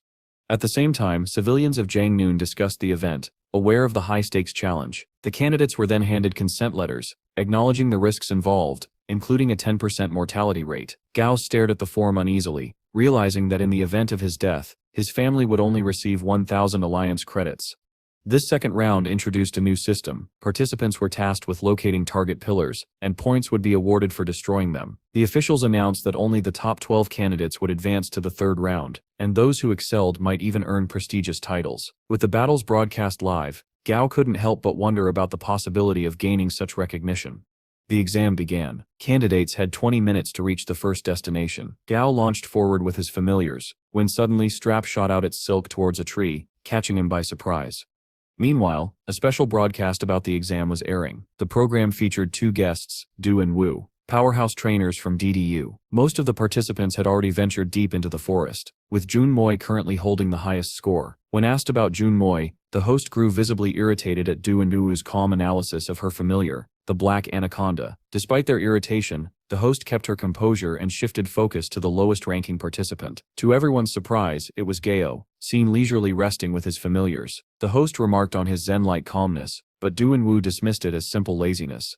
Inside the forest, Gao eventually roused himself and chose to explore the outer regions, reasoning they were less dangerous. Soon Dumby detected one of the point pillars, which was tightly ensnared by ghostwood vines. Gao knew that the vines only feigned stillness, waiting to strike. He ordered Dozy to attack, and though the vine resisted, it soon shifted its position to encircle Dumby. Gao understood the creature's strategy. It would normally ensnare its prey before tearing them apart, but against Dumby's tough bones it stood no chance. With precise commands, Dozy overwhelmed the vine, and Dumby crushed the pillar with ease. Gao earned 150 points, bringing his total score to 199. He then instructed Dumby to search for the monster core. Just then, an announcement declared the elimination of a fourth contestant. Gao wondered if the cause might have been something other than a monster encounter. Elsewhere, military personnel had already recovered the lifeless body of a candidate. Deeper in the forest, Gao encountered another participant accompanied by a giant monarch scorpion. Surprisingly, the two treated each other with respect and avoided conflict. Meanwhile, on the broadcast, the host questioned why candidates were not forbidden from fighting one another. Du and Wu explained that in exams like these, it was common for participants to kill and loot. Since the forest had no protective rules, survival itself was part of the challenge. Pressing forward, Gao ordered his familiars to stay alert. Suddenly they sensed a threat, but it turned out to be a harmless unicorn rabbit. Before Gao could react, the rabbit was killed instantly by an unseen attacker from afar. Realizing they lacked long-range combat ability, Gao decided retreat was the best option. He ran with his familiars, but the attacks continued. Dumby shielded him just as another blow landed, and Dozy also leapt in front to protect him, absorbing heavy damage even with the elemental barrier active. Gao quickly commanded Strap to use its silk, hoping to slow down the enemy's advance and buy precious time. Meanwhile, the military personnel monitoring the examination grew increasingly concerned. They discussed the urgent need to prevent the dreamstick insect from continuing its assault on the candidates. One soldier mentioned that White Rose was already en route to provide assistance. The captain, however, expressed his frustration. A candidate had already lost their life, and now those who had insisted that real-life experience was the best training method were beginning to panic. When another soldier commented on Gao's seemingly casual attitude, the chief quickly countered, pointing out that Gao's composure was actually a calculated strategic decision. Back in the forest, the dreamstick insect closed in on Gao. He knew its weakness lay in the small white spot on its abdomen, yet he decided that fleeing was the safer option. The monster lunged at him, but Stripey leapt forward to defend Gao, urging him to escape. Frustrated, Gao finally revealed the weak point to his familiars and ordered them to attack. Dumby prepared to confront the dreamstick insect, but Gao hesitated. His familiar looked uneasy, as though unwilling to fight recklessly and risk the safety of its companions. Encouraging Dumby, Gao urged it to strike without worry. At that moment, Dozy's anger flared. The centipede roared, declaring that it would not allow the monster to bully its friends. White Rose finally arrived, hovering above on her familiar. Gao commanded Dozy to climb the monster's abdomen and strike at the white spot, but the dreamstick insect lashed out with its spear-like limb, injuring Dozy. Seeing this, Dumby became furious, severed one of the monster's limbs, and even used it as a weapon. Yet the creature retaliated with terrifying strength, knocking Dumby aside. Gao realized with dread that the monster's combat strength still exceeded their own. Desperate, he directed Dozy to target the white spot with an electric attack. The strike narrowly missed. Gao quickly devised a new plan. Dumby would act as the distraction, while Dozy prepared the killing blow. At that moment, White Rose called down to Gao, asking if she should intervene. Receiving the order to exterminate, her familiar, a level 38 light albatross, dove from the skies. With overwhelming power, it seized the dreamstick insect and carried it away, ending the battle instantly. Gao stood stunned by the sheer might of her familiar. Relief washed over the battlefield. A soldier remarked on Gao's possession of 2 commander-tier familiars, but the captain acknowledged that defeating the dreamstick insect had been beyond their current abilities. Another soldier questioned why they had intervened at all, since no emergency signal had been sent. The captain clarified that the higher-ups would not allow the number of young monster trainers to dwindle further. Back in the forest, Gao was relieved to discover that his familiars were already beginning to heal. Stripey had a broken leg, but Dozy surprisingly expressed the urge to consume it. Disheartened, the spider still offered its broken limb to the centipede, believing it would recover faster. Gao, however, received nothing but disapproving glances from his companions.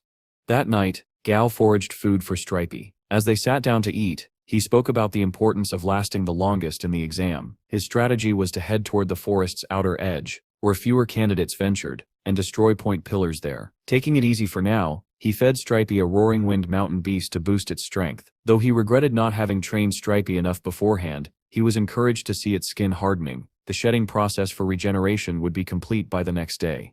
By morning, Stripey had awakened brimming with energy, its leg fully restored, and its level promoted to 20. Gao's joy was immeasurable. With its next breakthrough, he would have 3 commander-tier familiars at his side. Together, they continued their quest to destroy point pillars, collecting valuable items and defeating monsters along the way. While exploring, Gao discovered a pond filled with strange blue-skinned frogs. At first, he thought they resembled ordinary green frogs, but to his disgust, they suddenly began spitting wildly. As he recoiled from the grotesque sight, he noticed a drone camera hovering above. Meanwhile, on the televised program, the host marveled at Gao's unexpected climb to 15th place. Du and Wu expressed their admiration, pointing out that the current top 15 included participants who had already been eliminated, which meant Gao still had a chance to break into the top 12. The host also highlighted Jun Moi's consistent dominance, holding firmly onto second place. 15 days passed, and at last the second round of the exam came to a close. Gao felt relieved. While he hadn't discovered as many point pillars as he'd hoped, Stripey's promotion to commander tier had allowed them to defeat countless monsters. Gao was content, knowing he had given his best effort without regret. When the final results were announced, Gao secured the 11th rank. Elsewhere, in a hotel in Jiangnou, an influential man berated his son for failing to reach the top 12. Furious, he declared that his son would no longer have the chance to participate in the Alliance Youth Monster Trainer General Assembly. In desperation, the boy suggested using his father's connections. The man grew irate, ordering his son to lie low and stay away from rubbish friends. A few days later, as Gao walked through the streets, he received unexpected news. The Youth Monster Trainer General Assembly had been postponed for 3 months. The reason? Unsatisfactory performances in the previous rounds. To compensate, the organizers had extended the age limit to 20 years and 3 months, giving participants more time to grow stronger. While digesting this information, Gao was approached by one of the fellow candidates, Wang, accompanied by a few others, including Jin Moi. They warmly invited him to join them for dinner. Just as Gao was about to leave with them, another man appeared and handed him a briefcase containing 1 million Alliance credits. The man suggested they visit a nearby cafe to talk. Gao agreed, and Dumby accompanied him. At the cafe, the man's nervousness was apparent. He emphasized the importance of keeping their discussion private. Then, lowering his voice, he made a shocking offer. Someone was willing to pay Gao more than the reward for the first-place winner, if he agreed to withdraw from the competition. To prove his sincerity, the man shared insider information about a powerful trainer from District M, who had formed a contract with a Lord-tier familiar. Gao listened quietly, then smiled faintly. He understood that the person behind this offer must care deeply about their own child's success. But for Gao, the decision was clear. Money can't buy what I seek, he said. I'm aiming to reach higher levels. His calm refusal left the man speechless. That marked the end of this encounter, for now. Gao secured the 11th rank in the second round of the strongest youth monster trainer examination. Yet just when everything seemed to be going well, this strange bribery attempt shook things up. Even so, Gao's resolve remained firm. After Gao left, the man immediately made a call. He refused. He reported. His tone carried a mix of fear and resignation. The man mused that his client preferred action over negotiation, but he was only the messenger, not the mastermind. Moments later, the cafe grew eerily quiet. 2 towering figures appeared beside him, each accompanied by a powerful familiar. Alarmed, the man demanded to know who had set him up, but one of them simply said, "Mr. Zong, we already have control of your familiar. Don't set resist. Let sets cooperate." Zong began to realize the danger he was in. They escorted him to a secluded location, where he found Gao Hanwu, Gao's grandfather, waiting with his secretary. Without a word, the secretary tossed a card toward Zong. It contained 5 million Alliance credits. Overwhelmed, Zong confessed everything. He had been sent to persuade Gao to withdraw. He couldn't help but wonder who exactly Gao Hanwu was, and why such a powerful man was interested in a young competitor. Gao Hanwu questioned Zong about the details of the offer. Zong revealed the truth. The man behind it was the mayor of Ganling Bay City, Huan Ming. Realization dawned on him as he began to understand Gao Hanwu's true identity and influence. At that moment, a small girl entered the room, holding a man's hand. It was Zong's younger sister, Swan. She revealed that Grandpa had invited her here, promising ice cream in exchange for keeping a secret from her brother. Gao Hanwu chuckled softly, reassuring the nervous child. Once she left, Zong's frustration finally broke. He shouted at Gao Hanwu, demanding to know what he wanted. But Gao Hanwu only smiled and sat down calmly. "I sep not here to kill you," he said. "That sep's inefficient. I step in here to offer you work, and I step like you to tell me everything. Zong, realizing resistance was useless, revealed everything he knew. The mayor of Ganling Bay City had orchestrated the entire scheme. Gao Hanwu sighed, clearly disappointed. He had expected something greater. His secretary suggested dealing with the mayor directly, but Gao Hanwu shook his head. No, he said. This is something Gao must handle himself. Then, unexpectedly, Gao Hanwu remarked, even I think this competition is a waste of Gao's time. His words left Zong stunned. 4 years had passed since Gao Hanwu had last seen his grandson. Meanwhile, back at Gao's home, the young man pondered over the mysterious forces working against him. Despite the growing web of intrigue, Gao decided not to dwell on it, at least not tonight. He lay down to rest. A sudden knock on the door broke the silence. Who is it? He asked cautiously. A familiar voice replied, That's not good for a young man to sleep so much. Gao recognized the voice instantly. When he opened the door, there stood his grandfather, smiling warmly. The two embraced, their reunion heavy with emotion after years apart. Sitting together, Gao Hanwu praised his grandson's performance in the competition, but Gao admitted that he still felt lacking, that he had remained on the sidelines. Hanwu, however, appreciated his grandson's restraint and strategy. Then, their conversation shifted to the recent bribery attempt. Gao Hanwu revealed the truth. The offer to withdraw had come from the mayor of Ganling Bay City, and it wasn't just a bribe, it was a prelude to war. The mayor planned to destroy Gao's reputation by framing him for a crime involving a young girl. Calmly, Hanwu reassured his grandson. You don't have to face this alone, he said. Then, with a teasing smirk, he asked if Gao was ready to give up his participation in the competition. To his surprise, Gao nodded. Yes, he said, his eyes calm but determined. It's time to call the organizers. The young prodigy had made his choice, and it marked the beginning of something far greater than the competition itself. Gao was taken aback by his grandfather's sudden declaration. He asked if there was truly no objection to withdrawing from the Youth Monster Trainer Assembly, but Gao trusted his grandfather's wisdom. If Gao Hanwu had made this decision, there had to be a solid reason behind it.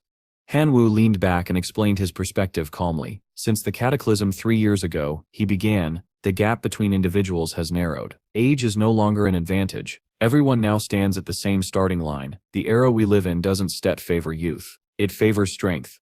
He then encouraged Gao to think beyond the competition. Aim for the title of the strongest monster trainer, not just the best among the youth. The qualifier limits your potential. Gao was stunned. This revelation changed his entire outlook. His grandfather went on to explain that the world had entered an age of ambition, one where conflict was inevitable, and only those who dared to reach higher would survive. Participating in small-scale tournaments, he believed, would be a waste of Gao's time. Gathering his courage, Gao asked, Grandfather, in this coming conflict, where do you stand? Will you maintain order or disrupt it? Hanwu gave a faint smile, one that held both mystery and reassurance. Don't worry about that, he said. Whatever happens, I still protect you.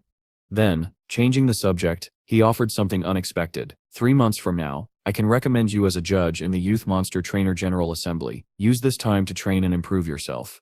Hearing this, Gao's eyes lit up. The idea of being a judge rather than a participant thrilled him. A few days later, Gao found himself in the bustling airport lobby of Chanbei City. He had plans to handle some personal matters before heading to Yuzhou. His mind was made up. He would apply to Yuzhou University. Not only was it prestigious, but it was also closer to his grandfather, which gave him extra motivation.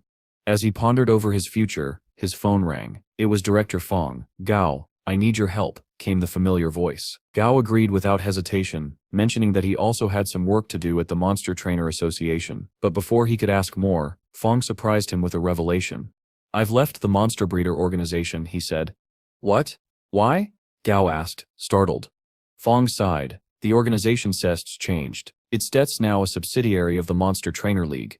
Then, shifting tone, he added, I stem with the military now, and I want you to join me. The pay isn't great, but you still be compensated with rare materials. Gao smiled faintly. Just tell me what you need done. I still decide if it's worth my effort. Fong explained, excitement creeping into his voice. There's a commander-tier monster, a Shaquan man-eating earthworm, from the Del Desert. It's on the verge of evolving into a lord tier. Gao frowned. You plan to capture it? Not exactly, Fong replied. Our job is to make sure no other monsters interfere during its evolution. That made Gao suspicious. But isn't there already a lord-tier desert ruler there? There is, Fong admitted, which is exactly why we suffer interested. When two lords clash, their sepses always profit in the aftermath. Gao could tell this operation was risky, and not entirely official. Why me? He asked. You've got stronger trainers in the military. Fong chuckled quietly, because this is my own plan. The higher-ups don't stit approve, but I've got allies, and if things go smoothly, the golden deity itself might reward us. Then came the final detail. The evolution step's happening within 2 days. I still contact you again soon, just be ready. When the call ended, Gao sat in silence. This mission was far beyond his current abilities, but observing it could be a rare opportunity to expand his understanding of high-tier battles. Just then, his attention shifted. Tannen, he murmured, spotting a familiar face at the terminal. She was there to receive him, with her familiar Flammy by her side. Gao blinked in surprise. The creature had changed, resembling a chubby penguin-like beast. Soon after, Gao embarked on a journey toward the outskirts of Chanan-Base City. Accompanying him were Fong, Tong Tong, and several others. As they traveled deeper into the wild, Fong raised his hand. From here on, he warned, we'll be entering the territory of the Lord of Dark Ember. Stay sharp. Gao's eyes widened when he saw Tong Tong's familiar, a level 39 Shadow Japalura, possessing the rare trait of a shadow assassin. No wonder his grandfather had sent her along. She was formidable. Fong introduced the others as well. This is Li Qing, he said, motioning toward a sturdy man. He commands a level 24 thorny ironhide boar and a level 21 poison-blooded green snake. And this, he continued, pointing to a calm-looking woman, is Qin Yi, with her level 27 flaming bird. As they advanced, Fong stopped them. That sip's far enough, he said. We don't want to alert the man-eating earthworm, it's preparing for its level breakthrough.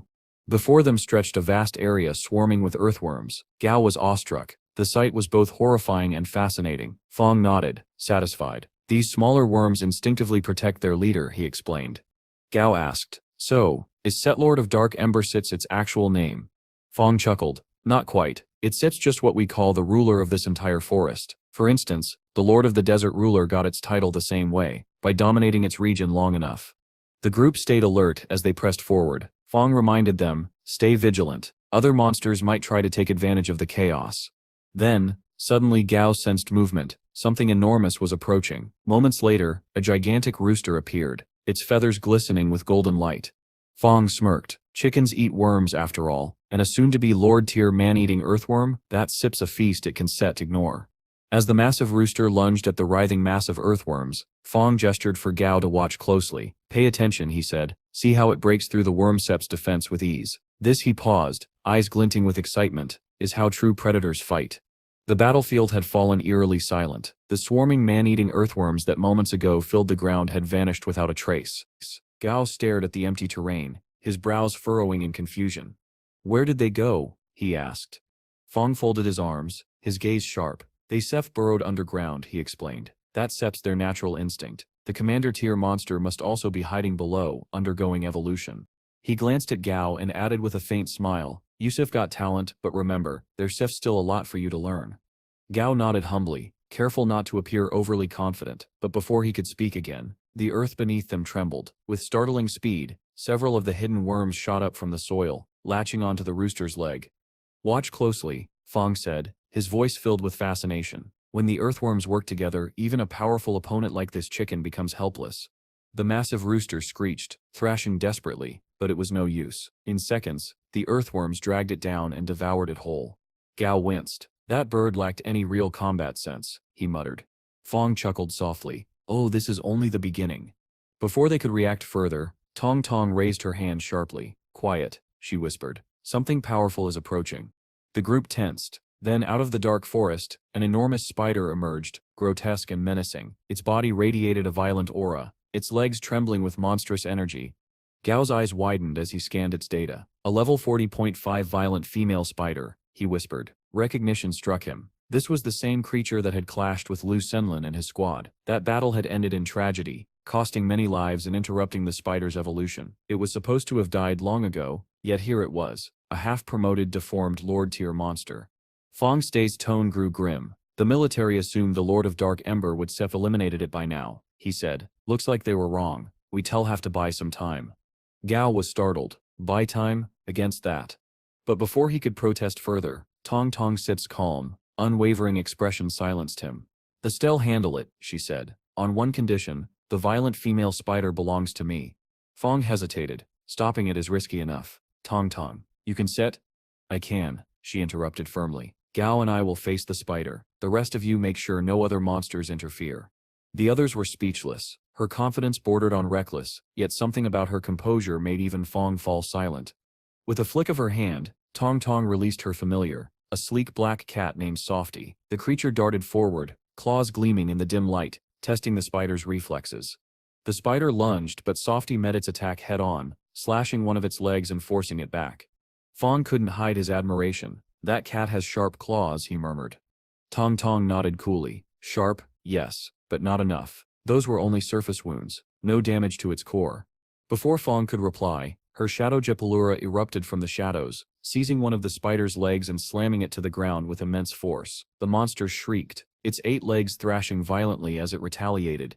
Softy barely evaded a deadly strike, its fur singed by the webbing that followed. The spider began launching webs in rapid succession, covering the field in sticky threads. Gao clenched his fists. At this rate they'll be overwhelmed. He turned to his own companion. "Dumby, use blood thread heart." The skeletal familiar obeyed, conjuring a crimson aura that shot toward the spider, binding it momentarily. The creature shrieked in pain, its movement faltering, but only for a moment. Gao could tell the suppression wouldn't last long. As he gritted his teeth, the ground suddenly quaked beneath their feet. "An earthquake," he muttered. Fongjet's eyes widened. "No, it sepsed here." The soil burst open, and from beneath emerged a colossal creature. The newly evolved Lord-tier Shakwan man-eating earthworm. Its massive armored body shimmered with golden light, its roar shaking the entire forest. It lunged straight at the violent female spider. "Ha! It worked," Fong shouted, his face alight with excitement. The evolution was successful. Gao couldn't help but smirk as the titans clashed. The earthworm was now a level 41 Lord-tier monster, a true behemoth. However, Fong Sis's excitement quickly turned to concern. No, don't Sis leave yet. We need it to clash with the desert ruler." But the earthworm, having crushed the spider into submission, began digging once again, retreating deep underground before the battle could escalate. The spider screeched furiously, slashing at the ground where its opponent had vanished. Gao crossed his arms. Seems like it lost track of its prey. Fong exhaled with relief. Good, mission accomplished. But before they could celebrate, Li Qing pointed nervously at the spider. Something's wrong with it. The creature had begun spinning wildly in circles, its movements erratic and unstable. "Its set's gone mad," Li whispered. Tong Tong observed carefully. "No, its set's starving. It burned too much energy in that fight." As they watched, the spider turned on the smaller earthworms nearby, trapping them in silk before devouring them whole. Gao frowned. "We can capture that thing." Tong Tong smirked. "You haven't seen anything yet." With that, she commanded Softy and her shadow Japalura to launch a coordinated assault. The ground shook, as the two familiars unleashed a series of rapid, violent attacks. Cuts appeared across the spider's carapace, shallow at first, then deeper. Still, Gao urged caution. "Its set's too strong, don't get reckless." Tong Tong Sit's eyes flashed. "Relax. It won Sit's gape." Just then, a shadow passed overhead. A massive bird descended from the sky, a majestic creature radiating crimson energy. Gao Sip's eyes widened. A Lord-tier bird. Fongst's face turned pale. The blood-eyed bearded vulture, level 42. It steps another Lord-tier. Everyone braced for a new battle, but instead of attacking, the vulture landed near the spider and bowed its head. "What is it doing?" Gao asked, bewildered. Tong Tong chuckled softly. "It sits mourning the fallen. Maybe it saw too many movies." Li Qing blinked in disbelief. "Wait. Is that your familiar?" Tong Tong smirked, brushing a strand of hair aside. "Of course not. Both a woman should always have her own means of self-defense." Gao exhaled slowly, shaking his head. At this point he muttered, "I wouldn't even be surprised if my grandfather had a dragon." Little did Gao know, the Lord-tier vulture began to move toward the spider, standing still as it fixed its piercing gaze upon the monstrous creature. Tong Tong, slightly irritated, remarked that the vulture was once again reverting to its old habits, a comment that immediately piqued everyone's curiosity. She calmly explained that the vulture still thought of itself as a scavenger. Because of that mindset, it struggled to consume live prey. What they were witnessing was the vulture attempting to adjust its mentality. This revelation left Fan and his men astonished. The creature they once feared was now acting on instinct and habit, not bloodlust. Tong Tong then issued a cold yet precise command to her familiar. The spider was not to be eaten, only wounded. Once the vulture understood her intention, it soared into the air, wings slicing through the wind, before diving back down with terrifying speed. With one decisive strike, the blood-eyed vulture tore into the spider, overpowering it completely. Fan and the others stood frozen in disbelief. A pseudo-Lord-tier monster, one that had caused so much devastation before, was subdued effortlessly. Tong Tong's voice cut through the tension as she instructed her familiar to disable the spider's leg tendons, ensuring that it couldn't escape. Once the task was complete, she exhaled softly and declared their mission accomplished. Gao, still processing what had just transpired, informed Fan that they would be taking the spider with them, a statement that left the soldiers stunned and confused. Later, back at Gao's villa, the battered and immobilized female spider lay before them, completely drained of its former menace. Gao assessed its condition and concluded that it was now useless. Curious, he asked Tong Tong whether she had any further interest in keeping it. She dismissed the idea, saying that the creature wasn't even remotely appealing and suggested giving it to Gao Hunu for experimentation. This remark caused a flicker of disappointment in Softy, but Tong Tong quickly reassured her familiar that she wasn't referring to it. Gao, amused, invited Tong Tong to stay for dinner, but she declined, saying she needed to find someone to take care of the injured spider. Once she left, Gao entered his villa where Dazi greeted him with boundless energy, circling him excitedly in hopes of getting some pork ribs. Unfortunately, none were available. Then, in a moment of mischief, Dazi pointed toward Dumby, Gao's skeletal familiar. Intrigued by the idea, Gao grinned and began preparing a large pot of soup. When he called Dumby over, the skeleton was thrilled, believing that Gao had prepared something delicious for it. Delighted that his master still remembered him, Dumby eagerly approached, only to be told that he would be bathing in the soup instead of eating it. Gao chuckled at his own cleverness. The temperature wouldn't harm Dumby, and this way he could make soup without using real ingredients. He instructed his familiars to enjoy the meal while Silly comforted the confused skeleton. The next morning, Gao's excitement was palpable. A new chapter awaited him. In Yuzhou City, boarding a flight with Tong Tong by his side, he soon found himself in the bustling metropolis. The Yuzhou airport reminded him of Chang'an, but with far more advanced technology and a sense of grandeur. Tong Tong informed Gao that his grandfather wouldn't be able to pick them up due to other commitments, but assured him that everything was fine. Meanwhile, far away at sea, Jianu, Gao's grandfather, faced off against a massive sea monster that had attacked his ship. Irritated that such a trivial threat was delaying his reunion with Gao, he ordered his men to take cover while commanding his powerful familiar the White Dragon to finish the fight. The dragon's roar echoed across the ocean as it battled fiercely, eventually slaying the creature. The logistics team immediately began salvaging the valuable corpse, while the Blue Monkey team prepared their hooks and cables for transport. At the same time, military observers monitoring the scene commented on how they could never clearly see the battle, only thick layers of mysterious fog. Their leader, a sharp-eyed man, watched quietly and muttered that Gao was a cunning one indeed. Back in Yuzhou City, Gao and Tong Tong arrived at the headquarters of the Southern Sky Group. As Tong Tong spoke with the guard, Gao noticed a Lord-tier white demon plant familiar stationed at the gate, an impressive but arguably wasteful use of power. Tong Tong smiled and told Gao to relax, saying that this place would soon feel like home. Just then, a woman behind Gao started laughing mockingly. Tong Tong turned sharply and asked what was so amusing, but the woman ignored her and walked away with a man, calling Gao a country boy. The man told her to stop wasting time, reminding her that they had someone important to meet. Gao smirked and teased Tong Tong for not being recognized. She shot back playfully that it was because she'd been in Chang'an for 2 years. Soon after, she warmly greeted a man nearby, calling him Old Hun. This surprised the snarky man from earlier, who couldn't believe she knew Secretary Hun personally. Recognizing Gao, Secretary Hun greeted him with respect and invited both of them upstairs, where Chairman Gao, the one and only, was waiting. Hearing this, the arrogant man turned pale. Gao took the opportunity to laugh softly at his discomfort. While the woman fumed in embarrassment, Gao calmly remarked that he didn't hold grudges, but preferred to settle things immediately. They proceeded to meet Gao Hunu, who was overjoyed to see his grandson. Hunu then arranged accommodation for Tong Tong with the chairman's approval. Once alone, Gao asked his grandfather if there was something important he needed to tell him. Gao Hunu explained that he would temporarily work at the Southern Sky Group. Gao expressed concern, thinking it might be too soon, but his grandfather countered that it was time for him to learn, since one day he would lead the group himself. Though hesitant, Gao nodded. His grandfather wondered if he'd been too strict but continued anyway. He told Gao that he would start in the HR department to learn the basics, and then be transferred to the research department after 2 days, where a special lab awaited him. Finally, Gao Hunu offered him a choice. He could hide his true identity if he wanted to, as many young people preferred to keep their capabilities low-key, but Gao refused, saying he had no interest in deception. A proud smile appeared on his grandfather Sep's face. Just then, Hun returned, announcing that all arrangements had been made. Gao Hunu stood and said, "Go with Hun. It's Step's time you saw a different kind of battlefield." And with that, Gao stepped forward, ready to face the next chapter of his destiny. Gao noticed something unusual ahead and paused for a moment. Hun, sensing his distraction, asked if something had caught his eye. Gao smiled faintly, replying that he had just run into some familiar faces, the same arrogant woman and man who had mocked him at the Southern Sky Group's entrance earlier.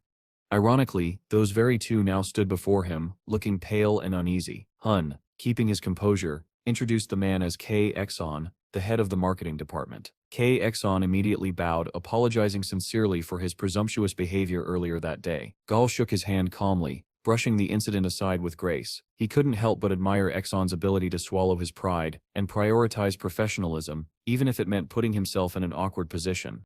After a few polite words, Son excused himself hurriedly, promising to treat Gao to a meal next time. Hun, curious, asked about the matter, to which Gao chuckled and said it was nothing serious, just an overblown misunderstanding caused by Si Shang's behavior. Gao then asked if Exxon was genuinely that composed or simply skilled at controlling his emotions. Hun smiled knowingly and suggested Gao find out for himself. He then proposed they head to the Bay District to handle recruitment duties. As they traveled, Hun gave Gao a brief overview. Bay District, he explained, was one of Yuzhou's lesser developed areas, a region that had struggled immensely since the cataclysm. Many lives were lost during that chaotic era, reshaping the social structure. The survivors in Bay were those who had failed to adapt completely to the New World Order. When Gao curiously asked about the district's name, Hin revealed that Bay once symbolized opportunity. Before the cataclysm, it was a place where people from all professions gathered in search of work. The irony of its current condition wasn't lost on Gao. Before Hun could continue, they arrived at their destination, the Bay District's branch of Human Resource Management. Gao immediately noticed the peculiar individuals loitering nearby and asked who they were. Hun replied with a wry smile, calling them Bay's best, but his tone hinted at pity. These were people who had long lost hope, their dreams buried under hardship. Inside, Hun introduced Gao to Section Chief Wang from HR Management Headquarters and Branch Manager Su. Both greeted him respectfully, addressing him as Young Master and Head Gao. Gao quickly requested that they drop such titles, insisting they were all colleagues. But his lineage, being the grandson of the wealthiest and most powerful man alive, was impossible to ignore. Hun reassured him that while the branch might appear disorganized, it provided an ideal environment for learning real management. After giving Gao a few words of encouragement, Hun departed to handle other matters, leaving him to explore the facility. Section Chief Wang offered to show him around. As they toured the branch, he took Gao through the warehouse and the training center for familiars. Wang, out of habit, continued calling him Young Master. Amused, Gao playfully threatened to deduct his salary if he said it again. When Wang repeated it anyway, Gao laughed in defeat. Inspecting the equipment, Gao asked whether every branch had similar resources. Wang confirmed, though he mentioned that these facilities were rarely used. Departments like Security and the Central Security Bureau had far better training grounds, often located deep within the forests. When Gao inquired about recruitment operations, Wang reassured him that subordinates were already managing everything efficiently, leaving Gao little to worry about. After Wang departed, Gao's attention drifted toward one of the machines in the corner, a training module streaked with faint tear marks.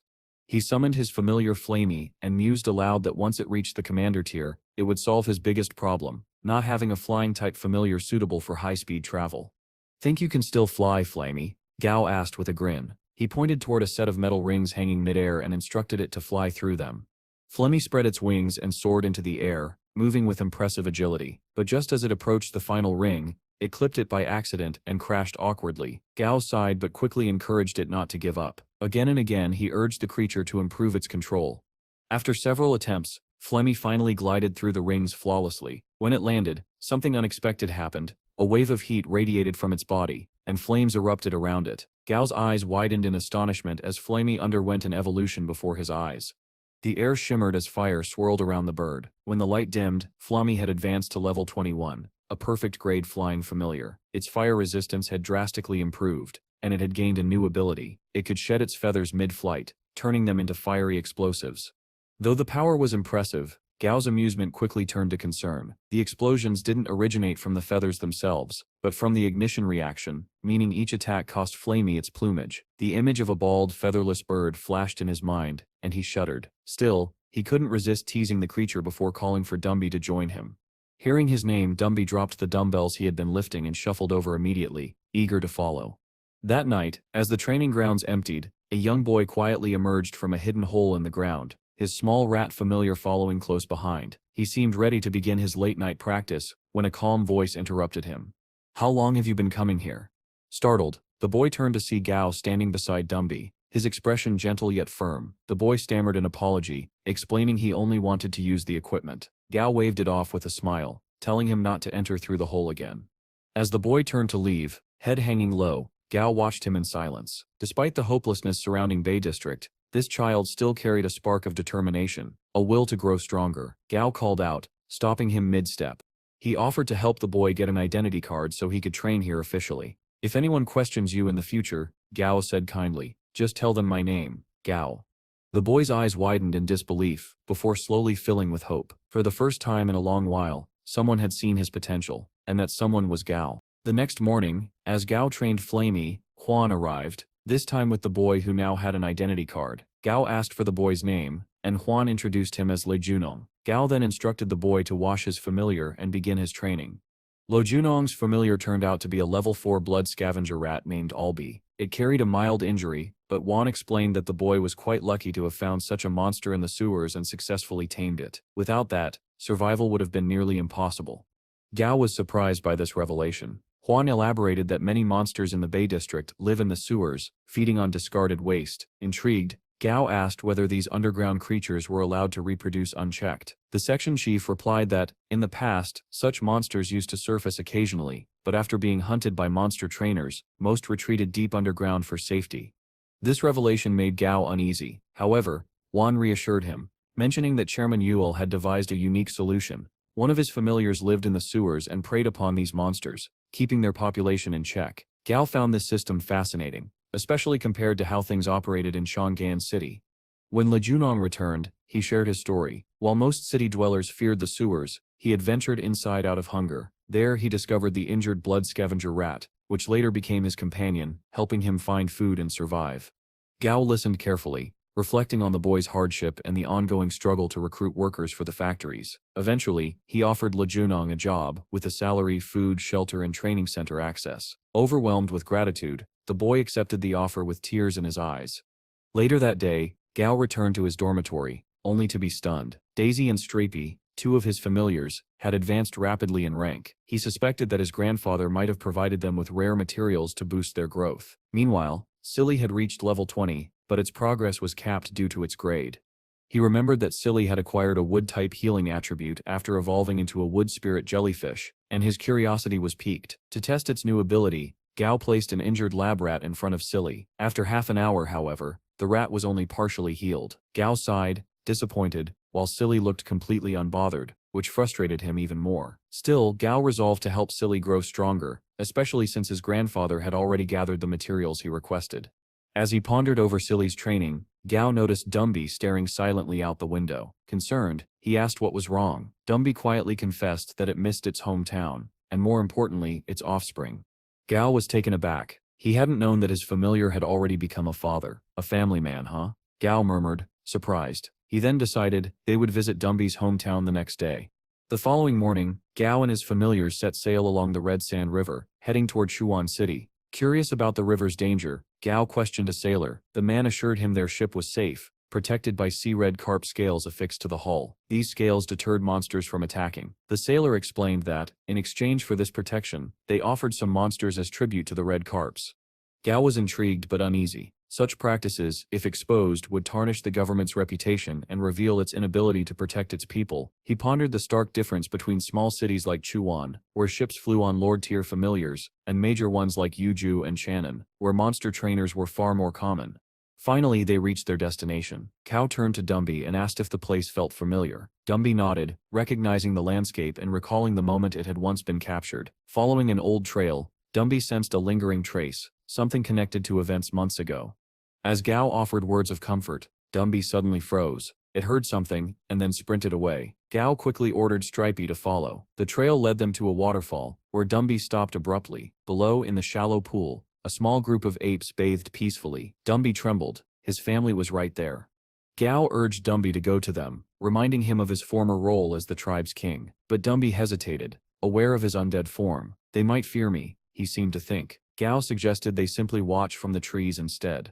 As Dumby gazed at his family, emotion filled his hollow eyes. He felt powerless, unable to protect them as he once had. Gao gently asked if Dumby wanted to bring his daughter back, promising she would live a wonderful life under his care.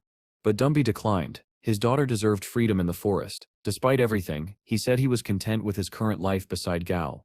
Suddenly, chaos erupted. The apes were ambushed. Hunters had appeared. Dumby's instincts kicked in immediately. Without hesitation, he charged forward to defend his family.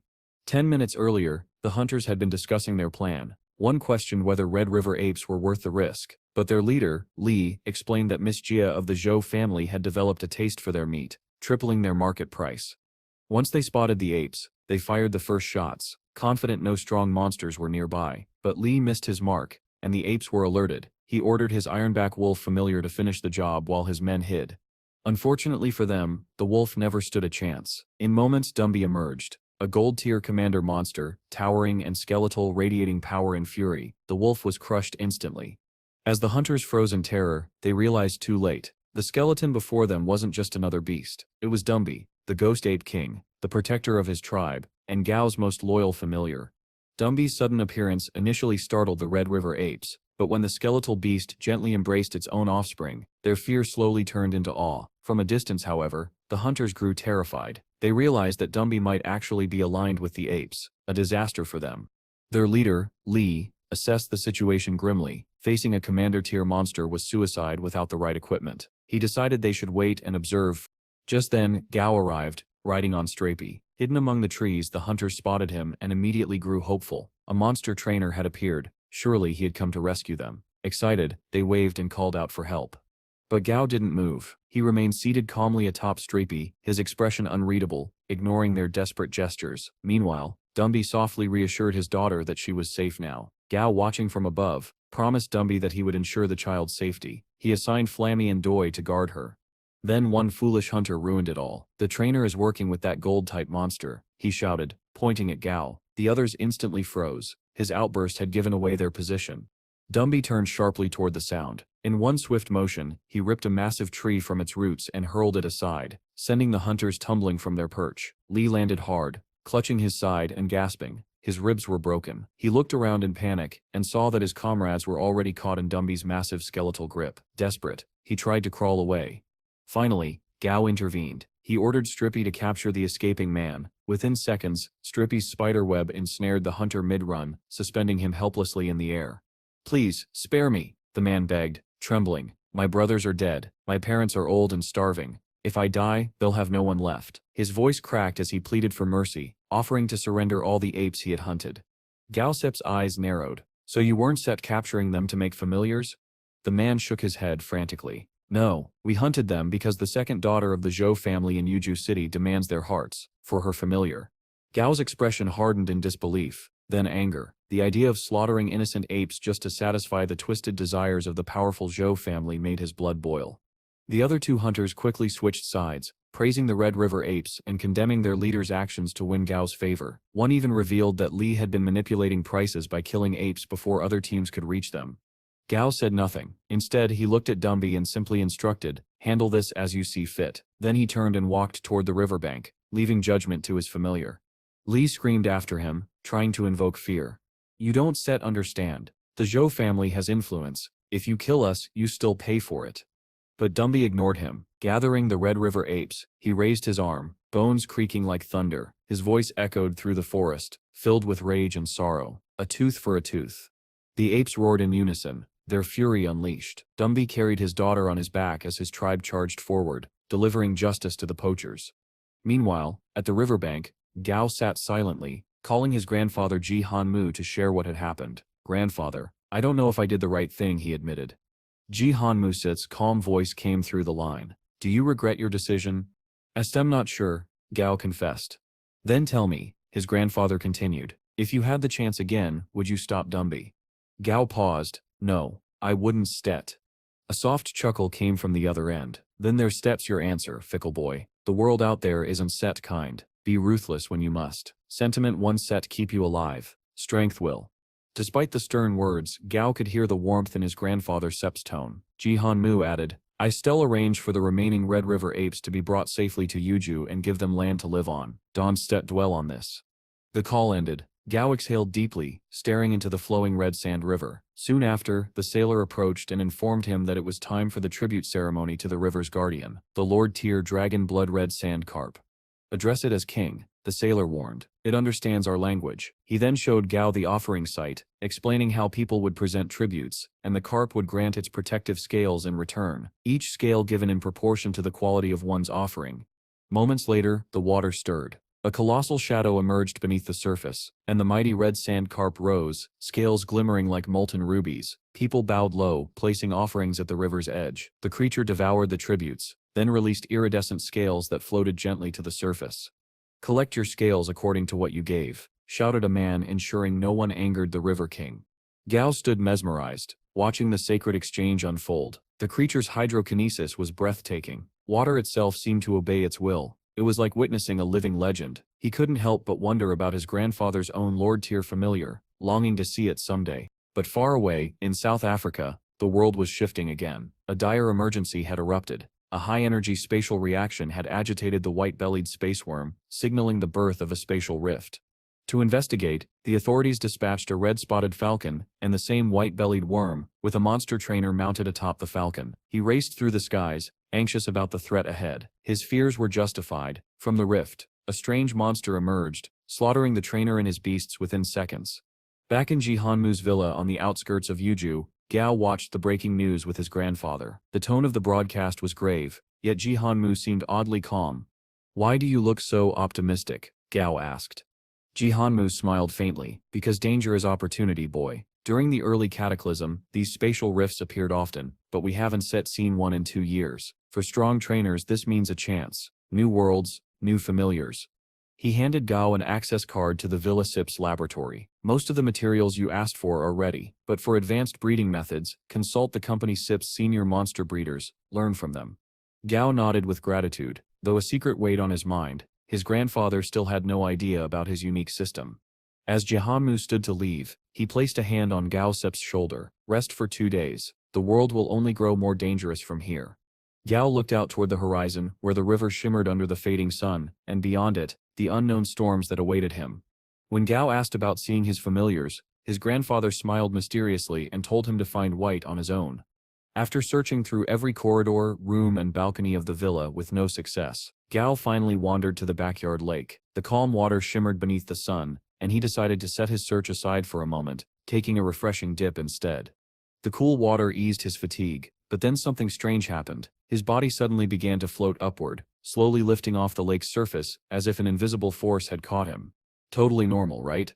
Startled, Gao shouted for help, summoning Flamey. The little familiar darted toward him but froze midair, trembling violently. Its eyes widened as it spotted something massive moving beneath the water. Without a second thought, Flamey bolted upward, refusing to look down. Before Gao could even comprehend what was happening, Jihanmu arrived. With his usual calm tone, he said to someone unseen, "Be gentle with my little master." Gao blinked in disbelief. Little master, he thought. Before he could ask what that meant, Flamey swooped in, grabbing him by the shoulders and hauling him out of the water. Then he saw it, and his jaw dropped. From the depths of the lake, a majestic white dragon emerged, water cascading from its gleaming scales. Its body was long and powerful, eyes glowing with divine brilliance. This was White, his grandfather's familiar, a level 50 Lord-tier white aquatic dragon with a perfect grade and 3 evolution paths. Gao's heart pounded with awe. "This thing, it's far stronger than the dragon-blood red sand carp," he exclaimed, marveling at the dragon's presence. Its passive abilities enhanced speed, agility, and even the destructive power of its claws and scales. But as he stepped closer, the dragon's gaze turned sharp, cold, and commanding. The air around it grew heavy. Gao froze, realizing he might have gone too far. I was just leaving," he murmured, backing away. But the dragon lowered one of its massive claws, blocking his retreat. The unspoken challenge in its eyes was clear. "Don't test your luck." Swallowing his pride, Gao decided to retreat to the villa's laboratory. He still had more pressing goals, like raising Silly's level, along with Dozy and Stripey. Inside the lab, Gao began concocting a red-tinted serum, recalling how the previous one had turned Silly green. He hesitated. Will this change its color again? He wondered. Silly sniffed the serum curiously before diving right in. A faint fragrance filled the air, like green apples. When it resurfaced, its jelly-like body shimmered with a brighter green hue, even more vivid than before. "Perfect," Gao muttered dryly. "Now you stir practically glowing in the dark." Silly, now a level 20 dimensional jellyfish with perfect grade, floated up and gently landed on his head, oozing contentment. Gao sighed while his other familiars chuckled at the sight. The next day, Gao arrived at the Bay District Branch Training Center, pleased to see Li Junong already there, punctual and eager to work. It brought him quiet satisfaction. His decision to help the boy hadn't been in vain.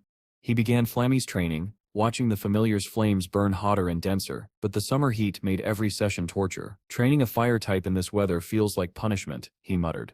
Soon Wang, the section chief, approached. Chairman Gao, he reported. The recruitment process for orphans and single-parent children has begun, as per your request.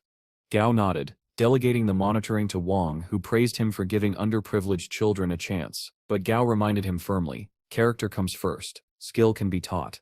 Their discussion was interrupted by a commotion nearby. Families had gathered outside the factory gates. Wang quickly explained, there's been a monster attack. The families of missing workers are demanding answers.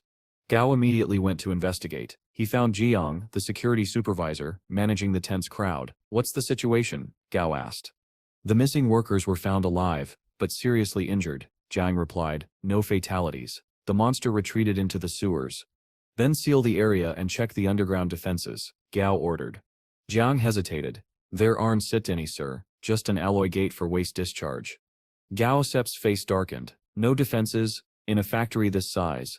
The supervisor shifted uncomfortably, mumbling excuses. Displeased, Gao decided to handle it himself. Take me there, he ordered. Reluctantly, Zhang led him to the factory yard, a grim damp space near the waste outlet. Gao remembered that his grandfather's familiar also lived in the sewers, which usually kept other monsters away. Still, something didn't feel right. Zhang tried to sound confident. My devil mantis can handle this. It adapts well underground.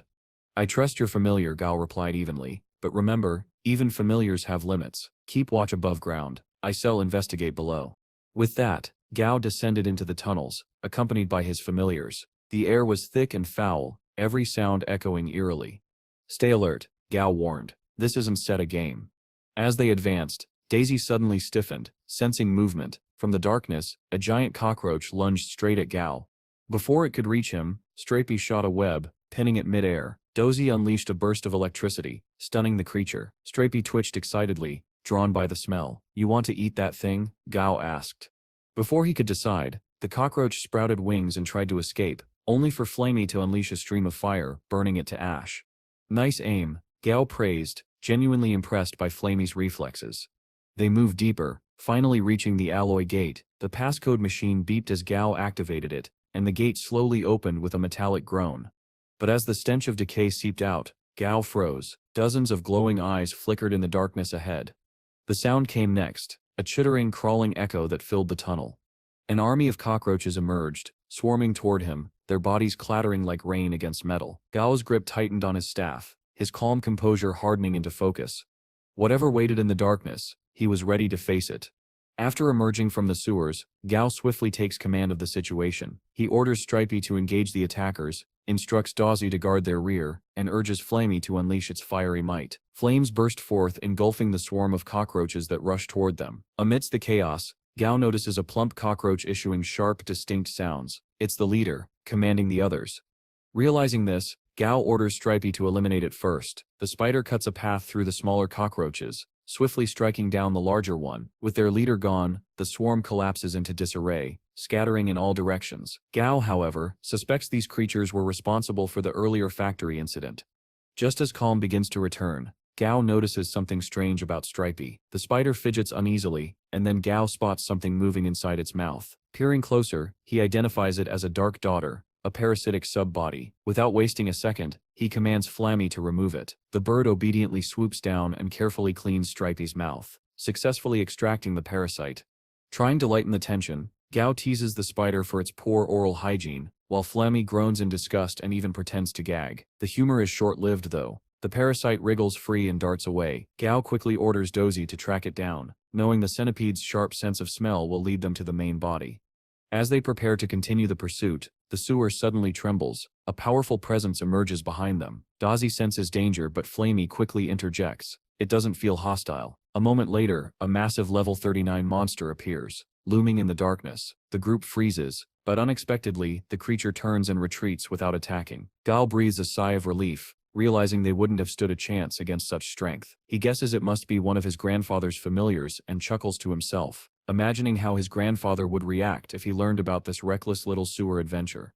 Focusing again, Gao asks Dazi if it still remembers the parasite's scent. He explains that he has to make things right after all the trouble caused earlier. They follow the trail through the tunnels until finally they spot the parasite's sub-body once again. Gao quickly directs Flammy to block its path while Dazi moves in to attack.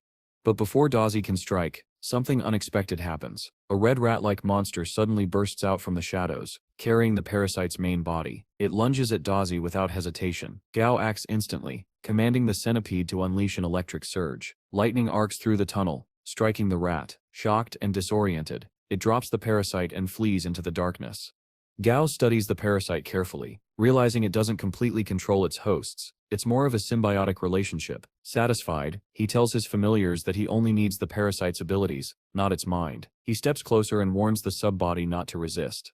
Later, Gao emerges from the sewer and immediately orders Wong to repair the cracks on the surface. He hands the captured parasite to Dumby and tells his other familiars to rest. Dumby looks confused as the black parasite hops onto its skeletal arm, seemingly trying to feed. Gao sighs, amused by the parasite's foolishness. It's searching for flesh and blood from a skeleton. Dumby clenches its bony fist, ready to crush it, but Gao intervenes and instructs Wong to seal the creature inside a bulletproof glass container. Just then, Gao receives a call from Jianwu. His grandfather's voice carries through the line, summoning him home. Gao tries to explain that his work isn't done yet, but Jianwu interrupts with surprising news. Gao's personal laboratory is finally ready. Excitement replaces exhaustion as he agrees to return immediately. Upon arriving, Jianwu leads Gao into a hidden cave behind the lake at the villa. What greets him inside leaves him speechless. Gleaming machinery, crystal displays, and sleek consoles stretch across a vast underground chamber, his new lab. This is extravagant. Gao mutters in awe. His grandfather smiles, demonstrating that the lab doors respond to a mere touch of light. Seeing his stunned expression, Jianwu chuckles and asks if the setup is satisfactory. Gao can only nod, still amazed, but his grandfather insists that if it isn't perfect, he'll build another one entirely. Gao quickly assures him there's no need. This one is beyond expectations. Then, Jianwu introduces him to Dong Yumo and Shu Hemming, the two senior monster breeders of their organization. Shu Hemming seems annoyed, having been pulled away from an experiment, so Jianwu appeases him by increasing this month's research budget by 20% on the spot. Dong Yumo congratulates Gao, impressed that someone his age has already achieved the rank of intermediate monster breeder. Jianwu laughs and warns them not to flatter his grandson too much, or it'll make him arrogant. He encourages Gao to learn from the two veterans in his upcoming experiments. But Gao surprises everyone. He reveals a bold plan to create evolution regions, specialized experimental zones that could help familiars evolve along unique evolutionary paths. He explains that these regions could boost the Southern Sky Group's reputation and profitability beyond measure. To everyone's astonishment, Jianwu praises the idea, which only makes Gao more suspicious. He senses that the advanced breeders might be mocking him quietly. After all, even they've struggled to create a stable evolution agent. Determined to prove himself, Gao begins his experiment. Hours later, he proudly presents the result to his grandfather and the others, a new reagent he calls Bloody Butcher. He discloses its components and method of creation, then selects a common black raging Kong and ape-type monster as the test subject. Shu Hemming questions the decision, pointing out that there are already matured reagents available for its evolutionary line, but Dong Yumo sees potential. The ingredients Gao used are simple, affordable, and easy to acquire. If his reagent works, it could revolutionize the field entirely. Gao was determined to make a lasting impression. He began by emphasizing to everyone present that his experiment would be intense and would require a considerable amount of anesthetic. Without hesitation, he injected the reagent into the ape-like monster using a specialized machine. What followed left even the most experienced breeders in stunned silence. Before their eyes, an unprecedented reaction unfolded. The unconscious ape began to evolve. Dung, one of the senior breeders, couldn't hide his astonishment. Even if the experiment were to fail, he felt confident that valuable insights could still be gained from Gao's process. Moments later, the transformation completed, revealing a level 10 blood-raging Kong. The room fell silent before erupting in disbelief. Dung immediately acknowledged Gao's exceptional method, confirming that such a species had never been recorded before. Intrigued, he asked Shu to verify the evolved monster's grade using a soul crystal, obsidian. Shu explained that the crystal could determine a monster's grade as long as it was below the Lord tier. As the test was performed, the crystal shimmered and turned blue, signifying an excellent grade. Watching this, Ganwu's expression turned serious. He glanced at the other reagent tubes on Gao's table, realizing how dangerous it would be if the public discovered the extent of his grandson's talent. To protect him, Ganwu immediately declared the experiment's results a company secret, strictly forbidding anyone from revealing the details. He then asked Gao to name the newly evolved monster. After a moment of thought, Gao smiled and declared, Bloodring Kong. He explained that the name was part of his branding approach. So far, Gao had successfully created 3 reagents: Earth-type I, Petrochemical-type I, and Royal Reagent. Without wasting time, he moved on to the second experiment. He had already injected the petrochemical reagent into a giant ant, explaining that early-stage monsters often lacked long-range abilities. While agility was difficult to modify, defense could be strengthened with the right combination of compounds. The room watched again in amazement, as the giant ant began to mutate. When the process ended, it stood before them as a level 7 stone heart ant, an excellent grade monster. Shu was astonished. 2 successful experiments back to back. This level of precision was unheard of. But Gao wasn't done. He prepared for his third experiment, the Royal Regent. This time he selected a wolf mountain sparrow, an evolved variant of the common rusted sparrow known for its fierce speed and razor-sharp talons. After the reagent's injection, the bird transformed into a majestic emperor wolf mountain sparrow, shining with an aura of perfection. Gao, however, calmly pointed out a critical flaw. Although the Royal Regent could evolve monsters into the perfect grade, it made future promotion to the Lord tier extremely difficult. Both senior breeders were stunned. To them, this wasn't a defect, it was revolutionary. Recognizing Gao's potential, Ganwu authorized unlimited access to resources, and instructed his grandson to report directly to him. He ordered the breeders to begin mass production of Gao's reagents for commercial sale, but strictly excluded the Royal Regent due to its immense value. As the senior breeders left, Shu remarked that Gao was catching up to him faster than expected, while Deng expressed pride at gaining a new partner in research. Gao, on the other hand, leaned back casually, thinking to himself that staying in the lab was simply a comfortable way to enjoy air conditioning and pass the time. He didn't even need to experiment anymore. Changing the topic, Gao turned to his grandfather. By the way, Grandpa, does our company ever organize expeditions? He asked with a spark of excitement. Ganwu raised an eyebrow. Do you want to become a world hunter? Of course, Gao replied with a grin. Donset, you think world hunters are cool? They are explorers of the unknown, warriors of the wild. Half the areas humanity has discovered were first scouted by them. Ganwu chuckled, recognizing his grandson's adventurous spirit. You've always been restless, he said. But remember, you don't step into the wilderness without my permission. If you disobey, his voice turned stern. You face consequences. Gao sighed, already imagining what consequences meant. The shifting constellations technique, his grandfather mentioned, probably meant breaking his familiar's legs to stop him from sneaking out. Still, Ganwu wasn't done. He scheduled special training for Gao's familiars the next morning at 6. True to his word, Gao arrived right on time, only to be rewarded with 30 push-ups for being punctual. Panting in confusion, Gao asked, Grandpa, how are humans supposed to compete with familiars that can literally fight for us? The question seemed to strike a nerve. Ganwu's eyes narrowed. Without replying, he walked over to a nearby tree and kicked it in half. The loud crack echoed through the courtyard. Because strength isn't just about power, it's about survival, he declared. Gao stared, speechless. His grandfather continued. A monster trainer's life is priceless. As long as the trainer lives, the battle can still be won. Never rely solely on your familiars. And remember, the strength you receive through your familiars' feedback is tied directly to their levels.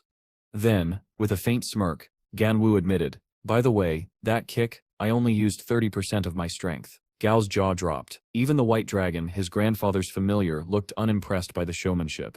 To drive the point home, Ganwu summoned another of his familiars, Thunder God, a level 39 Thunder God snail of epic grade, discovered deep in the ocean. He introduced it warmly, saying Thunder God isn't particularly strong, but it has a gentle heart. Turning to Gao Sep's centipede, Dai, he said, listen carefully, this one Sep's your senior.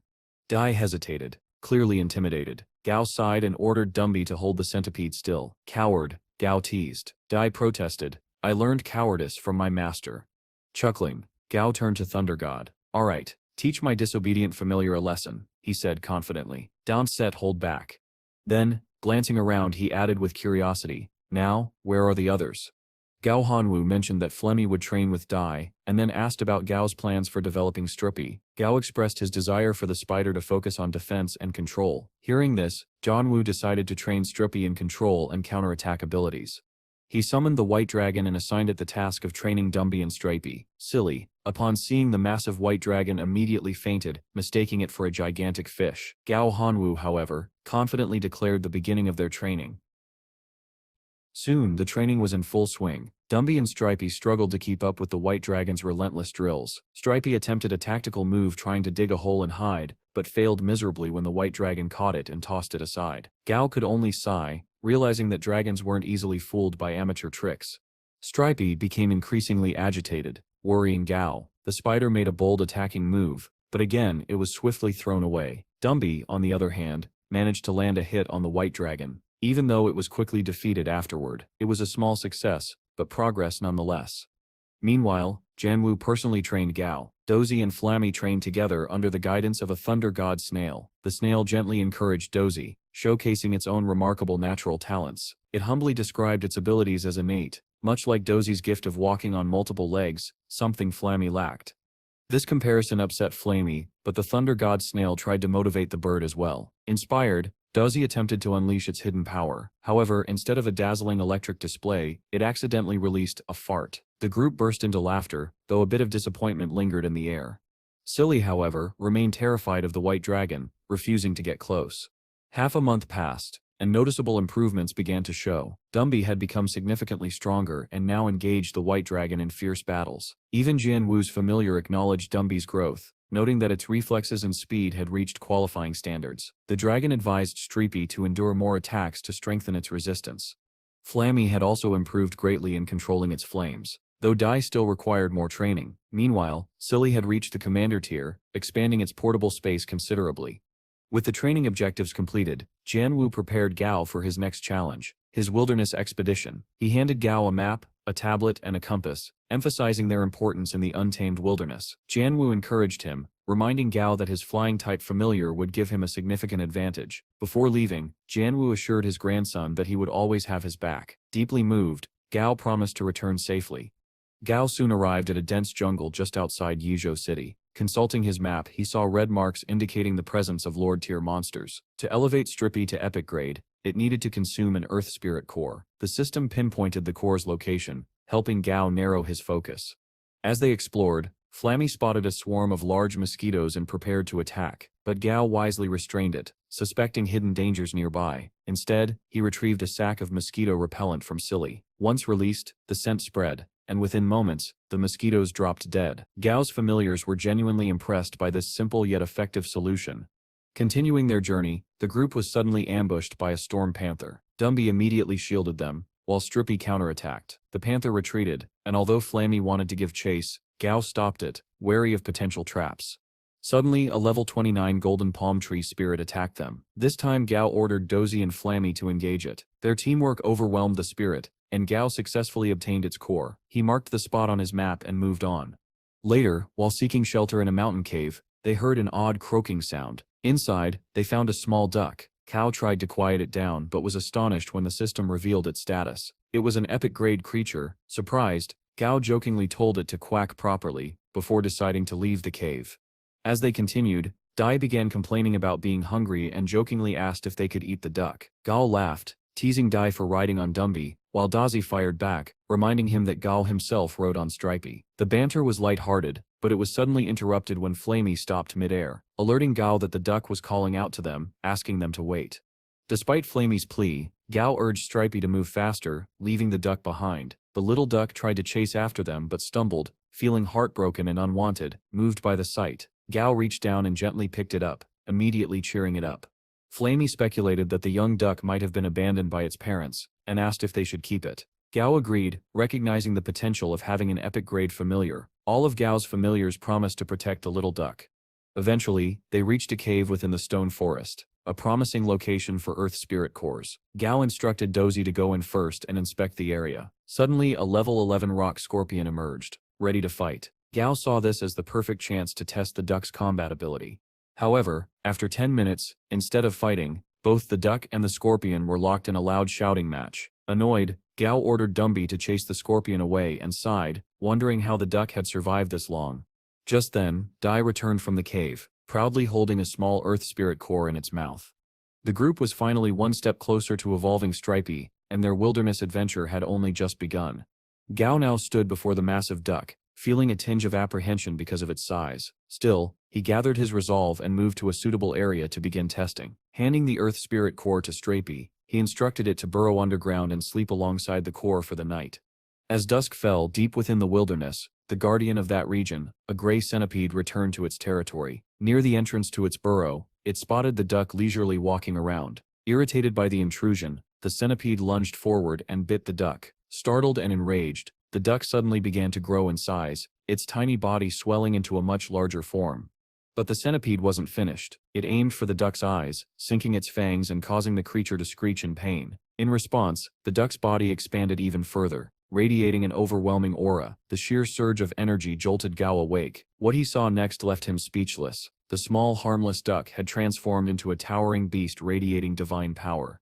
Terrified, the gray centipede quickly retreated, leaving Gao stunned at the duck's mysterious ability. Intrigued, he decided to attempt a blood contract with it, wanting to understand its power.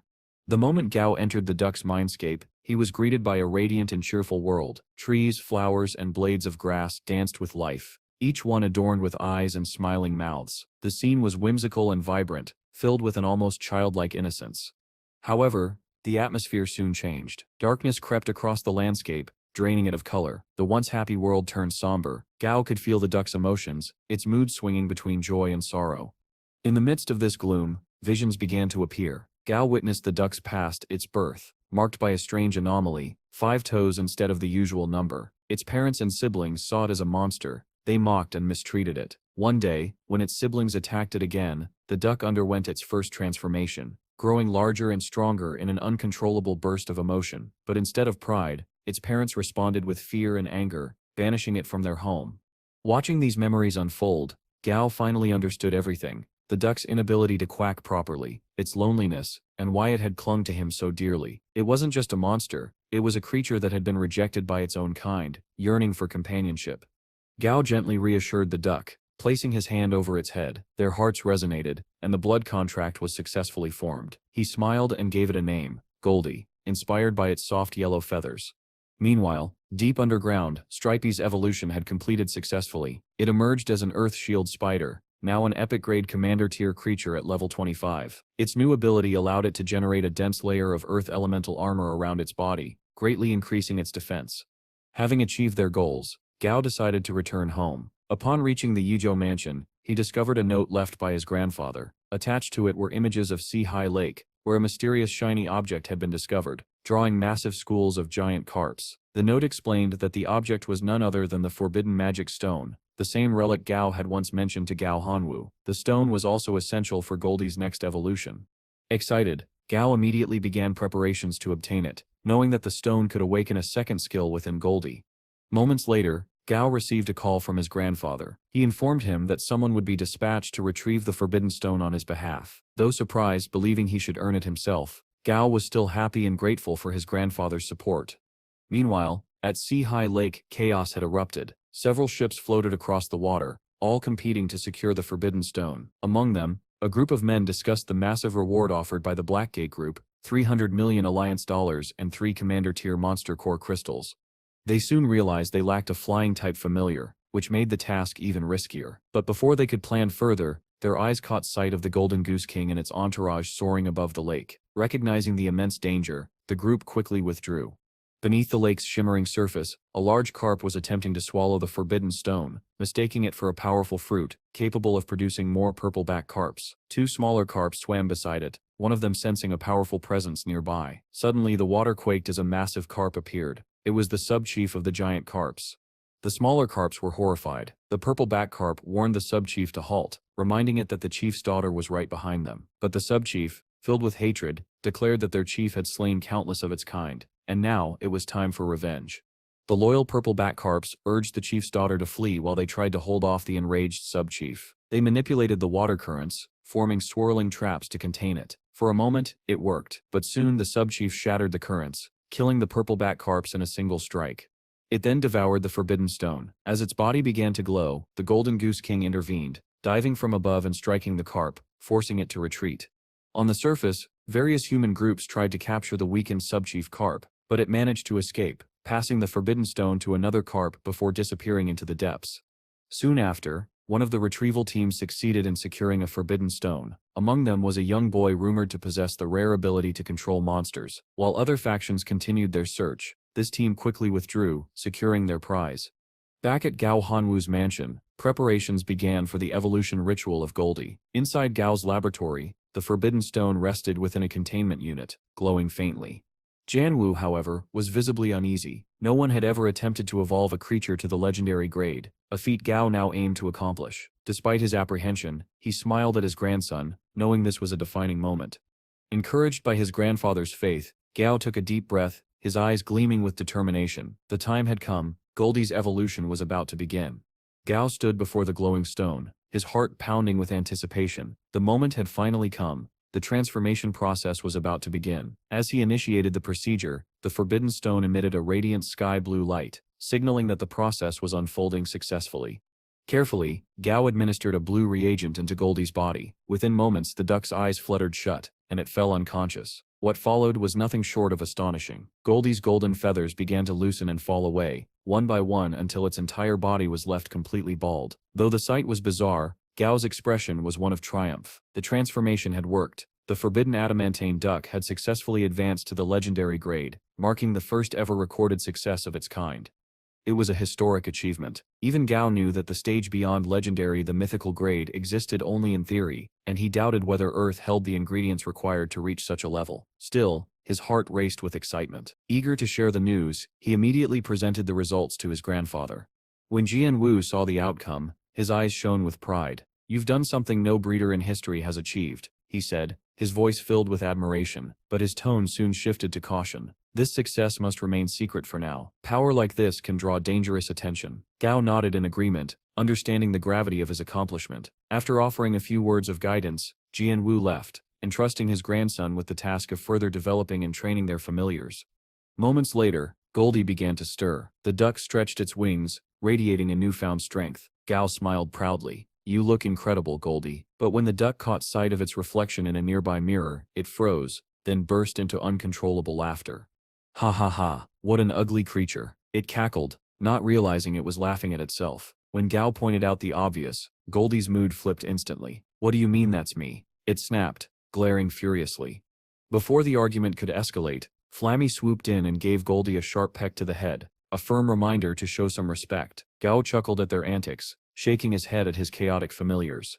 Despite its odd personality, Goldie's evolution came with two incredible new abilities. The first granted it enhanced resistance to all elemental attacks, while the second allowed it to create an element-free sphere, a neutral zone immune to external magic or elemental interference. These traits made Goldie an exceptionally powerful ally, even among legendary class creatures.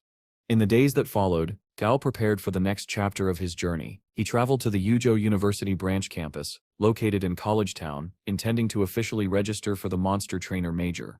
At the registration counter, he was greeted by a student assistant, who looked both curious and bored, until he checked Gaoasep's records. His eyes widened. "Wait, you stare that Gaoas, ranked 11th in the entire Hassa region, and the top scorer in Large Bay City?" Gao smiled modestly, scratching the back of his head. "I suppose that sets me." The student was awestruck and quickly escorted him through the campus, eager to make conversation. Along the way, he shared tidbits about the university's hierarchy. There are only 4 monster trainers across all Yuzhou universities considered truly exceptional, he said. 2 of them, Su Ming and Lin Shi, are from our very own Yuzhou University. As they approached the dormitory complex, Gao couldn't help but notice how luxurious it was. The student proudly explained that the facility was donated by the university's chairman, none other than Mr. Gao Hanwu. Outside the dormitory stood a grand statue of his grandfather, cast in gleaming metal, portraying him standing firm with a dragon familiar beside him. "That's the man who protected Yuzhou City from countless monster attacks," the student said reverently. "Your grandfather saved us all." Hearing those words filled Gao's chest with warmth and pride. His grandfather's legacy wasn't just alive, it was monumental. But far from the comfort of the city, danger was stirring once again. In the nearby mountain ranges, a group of men navigated rugged terrain. Their leader suddenly raised his hand to halt the team. His familiar, a small cat named Bei, was acting strangely, its fur bristled and tail puffed up. The man's eyes narrowed. "The last time Bei behaved like this," he murmured, "a Lord-tier monster flew over us." Before he could finish, the ground trembled violently beneath their feet. Back at Gao Hanwu's villa, Gao had just returned from his own errands when alarming reports began to surface. Yuzhou City had declared a level 5 martial law, the highest state of emergency, following the disappearance of numerous monster hunters in the surrounding mountains. Jianwu had also just come back from helping Tong Tong evolve her Shadow Japara to Lord Tier. With a calm but serious tone, he updated Gao on recent developments. The Thunder Shell Lord has now reached the peak of the Commander Tier, and the Shadow Japara's evolution succeeded. It's changed significantly. But when Gao asked about the martial law, Jianwu Set's expression darkened. It sets because of a new species, a monster we Steph never seen before. Gao froze, his eyes widening. A new type of monster? Jianwu nodded gravely. Yes, something unknown has appeared in the wild, and if our readings are correct. He looked toward the trembling horizon. It stets far beyond anything humanity has faced before. Jihanmu explained that massive global changes were taking place, pushing scholars to dig deep into ancient myths for answers. He showed Gao a photograph of a mountain, but it wasn't just a mountain. It was a living creature they had named the mountain spirit. Though these creatures weren't particularly fast or enormous, their surfaces were lethally dangerous. Jihanmu reassured Gao that they could try to negotiate with the mountain spirits if possible, but if diplomacy failed, force might be necessary. However, Gao was hesitant to play the hero. He understood the immense risk that came with confronting such beings. Jihanmu then mentioned that the delivery of the Wanai Moon Gold, which Gao had requested, had arrived. Watching his grandfather take charge, Gao couldn't help but feel a little inadequate, though deep down he trusted him completely. Sorry, Grandpa knows best, he muttered to himself. A few days later, Gao returned to his university. As he walked through the campus, he overheard his classmates excitedly discussing the regions he had developed, ones their company had already begun to sell. When class ended, Gao received a message from his grandfather. Attached was an image of another mountain spirit monster, a terrifying level 48, Lord Tier creature. Gao's worry deepened. It was becoming clear that there wasn't just one mountain spirit, there were many. Ji Hanwu initiated a video call, but the connection was poor due to his high altitude. Despite the static, he managed to warn Gao to return home immediately. Then the call abruptly ended. Moments later, Ji Hanwu confronted and destroyed the mountain spirit monster. The military quickly collected its core and reported back to their commander. Observers praised Ji Hanwu's balance. Humanity was willing to negotiate, but would never yield. The commander then issued new orders: send reinforcements to remind the monsters who truly ruled this world. At the Southern Sky open-air testing site, a researcher approached Ji Hanwu. He informed him that the sample results from the mountain spirit would soon be ready and revealed that the military had managed to broker a temporary peace treaty with the monsters.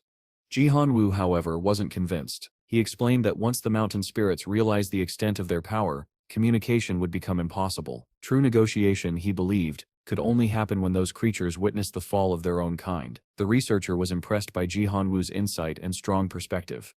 Later, the same researcher proudly presented Chairman Gao with the Royal Mountain Wolf Bird Army, creatures specially trained for combat. Ji Hanwu decided to test their effectiveness. A battle was arranged between the army's leader and a commander-tier swine-type monster. The clash was fierce, but the wolf bird emerged victorious. The researcher couldn't stop praising the genius behind the royal reagent that had made such evolution possible. Ji Hanwu, filled with pride, smiled quietly, convinced that his grandson must already be working on developing even stronger regions. Meanwhile, Gao was preparing for Dumby's next evolution. Holding the Wanai Moon Gold in his hand, he could feel its chilling energy. Carefully he gave it to Dumby to absorb. Suddenly, a dazzling transformation began. White bone steel formed around Dumby's body, while dark silhouettes appeared, bowing as if in reverence to their king. The evolution succeeded. Dumby had become a level 30, legendary-grade skeleton tyrant. This transformation granted him new abilities. He could summon the dead using a corpse and absorb the energy of resurrected undead. All hail the skeleton tyrant, Gao whispered, awed by his familiar's power. Curious about Dumby's new strength, Gao asked Daisy to bite its thigh bone to test its hardness, but the moment Daisy bit down, its tooth shattered. Tears welled up in the creature's eyes as it ran off, feeling weak and useless. Now most of Gao's familiars had reached epic or legendary grades, all except Daisy and Silly. While Silly seemed unmotivated, Daisy was desperate to grow stronger, but Gao lacked the materials needed to trigger its evolution. He comforted Daisy, assuring it that its turn would come soon, before asking Dumby to demonstrate his new summoning skill. He provided Dumby with a dead wolf to resurrect, but the creature that appeared had the soul of a husky instead, amusing Gao slightly. Still, his resolve remained firm. He would soon find the materials needed for Daisy's evolution. Before Gao could set out, Ji Hanwu warned him to be cautious. The mountain spirits were unpredictable. He also suggested Gao take Tong Tong with him. After a quick call, she arrived with her familiars. Gao was stunned to witness her phantom, Japala, transform into a Lord-tier being, a majestic creature resembling a mythical dragon. "Looks like it's time to step up your familiar game, Gao," Ji Hanwoo said with a grin. Even Goldie, one of Gao's familiars, seemed fascinated by Tong Tong's powerful blood-streaked vulture. Gao noticed something immediately. Tong Tong had become even more beautiful since the last time he'd seen her, but before he could say a word, she brought their focus back to the mission. Without wasting a second, she placed Gao on her vulture, Shadow Jorah, while Dumby and Silly were carried by her phantom creature, Japura. Gao's other familiars were left behind, with a reassuring promise that they'd be reunited soon. In just half an hour, they arrived at their destination, Mirror Lake. The sheer speed of Tong Tong's vulture left Gao deeply impressed. As they circled the mist-covered waters, Tong Tong turned to him and asked about the lightning moths that flickered around the lake. Gao explained that these moths preferred dark, damp environments, usually close to an energy source, most likely electrical. He sighed, regretting not bringing Daisy along, since Daisy could easily detect electric elements. To make up for it, Gao whispered a clue to Dumby. Responding to his command, Dumby raised his skeletal arm and dozens of fish skeletons emerged from the depths. The dead lake stirred to life once again. Gao instructed the skeletal fish to search the lake bed for anything radiating strong spiritual energy. Tong Tong watched in amazement. "You really never fail to surprise me," she murmured, half in awe, half in confusion. Dumby's skill set seemed impossibly diverse. Gao smiled and explained. Reaching the legendary grade was only the beginning. Dumby Sep's abilities are limitless now. He could even trigger a zombie apocalypse if I allowed it. Moments later, the skeletal fish returned from the depths, bringing several strange items, among them a water spirit stone, gleaming with a strong water element. Gao immediately realized that there must be a water spirit stone vein beneath the lake. He instructed Dumby to let the fish rest. As Dumby released the summoned skeletons, a surge of power coursed through him. His level increased to 31. Gao was astonished by how efficiently Dumby could absorb the energy of resurrected creatures. Suddenly the ground trembled violently. Tong Tong's eyes narrowed. "A mountain spirit. It's nearby," she warned. Without hesitation, she threw Gao onto her vulture and took flight. From above, Gao caught sight of it, a colossal living mountain moving on its own. The mountain spirit monster. Its presence was overwhelming, its form both majestic and terrifying. Then something unexpected happened. The creature spoke. In a deep, rumbling voice, it proposed a deal. It would share information about a rare material known as the lightning bell pine, a resource that could help Daisy evolve into a flying creature. In exchange, it wanted the blood of other monsters. Following the directions given by the mountain spirit, Gao and Tong Tong discovered a level 32 armadillo hidden deep within a rocky cavity. Gao was surprised. Armadillos, of all creatures, seemed oddly connected to the mountain spirits. He wondered aloud if they might be a natural threat to them. Tong Tong smirked. Maybe the mountain spirit just got tired of the same monster meat. Acting quickly, she ordered her vulture to smoke out the armadillo. Within minutes, the creature was caught. They presented it to the mountain spirit, who devoured it instantly. When Gao asked for the lightning bell pine, the monster demanded more armadillos in exchange. Tong Tong, ever pragmatic, decided to prioritize finding the location of the material. Through negotiation, they learned that the lightning bell pine was located to the east, across 5 towering mountains. Reluctantly agreeing to hunt more armadillos, Tong Tong joined Gao on her vulture while Shadow Japura continued the search below. Once enough armadillos had been delivered to the mountain spirit, it finally revealed the pine's exact location. Shadow Japura soared through the sky and within 10 minutes returned carrying the lightning bell pine, its branches crackling faintly with electricity. Their trade was complete. As they flew back, Tong Tong asked curiously, "Why would a Lord-tier monster need Commander-tier creatures like those armadillos?" Gao thought for a moment before replying. Maybe it was feeding on them, or maybe the armadillos were guarding something hidden beneath the ground. Tong Tong Sit's eyes gleamed. "Then perhaps we should claim whatever sits down there for ourselves." But Gao shook his head. "No, greed leads to ruin. We still get our chance when the time sips this right." And with that, they turned back toward the city, the mission complete. For now. After a long-awaited reunion with his beloved grandfather, Gao Pang settled in Yuo City. Here he spent his days strengthening his familiars, experimenting in the lab his grandfather had built for him, and benefiting from the old man's nearly limitless resources. Meanwhile, Gao's evolutionary regions had become a renowned product of the Southern Sky Group, earning him wide recognition. He even gained a new familiar, an overly muscular, absurdly powerful duck. Life, in short, had been strange lately. One afternoon, Gao Pang and his grandfather, Gao Hanwu, met with one of the company's employees in the industrial area outside Uo City. The worker proudly showed them the facility where monster bones were processed into nutrient-rich bone powder for familiars. But as Gao watched the conveyor belts crushing the bones into dust, a pang of disappointment struck him. Dumby's revival ability required at least 3/4 of the bones to remain intact, and here, every fragment was being completely obliterated. He clenched his fists quietly. There was potential being wasted, and Gao intended to change that. When Gao moved to question the bone processing methods, Jihan Wu immediately intervened. With a single command, he ordered that from now on the integrity of all monster bones must be maintained during processing. No more grinding them into dust. Turning to Dumby, Gao Pang gave his familiar a new task. You still come here every day, he said, and keep using your revival ability. Absorb all the energy you can. Grandpa Gao looked puzzled. He can level up just by doing that? Gao nodded confidently. Trust me, Gramps. It's stealth work. The ingredients needed for Daisy's evolution would arrive the next day. As the two walked toward their helicopter, they discussed Gao's plans to help Daisy evolve into a flying familiar. And yes, that's right, they casually stepped into their private helicopter. Just how wealthy was Grandpa, really?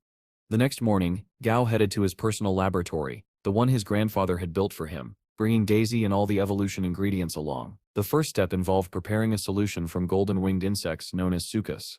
As Gao began the tedious process of removing their delicate wings, he sighed. Should have asked for an assistant, he muttered, and as if summoned by his frustration, one appeared.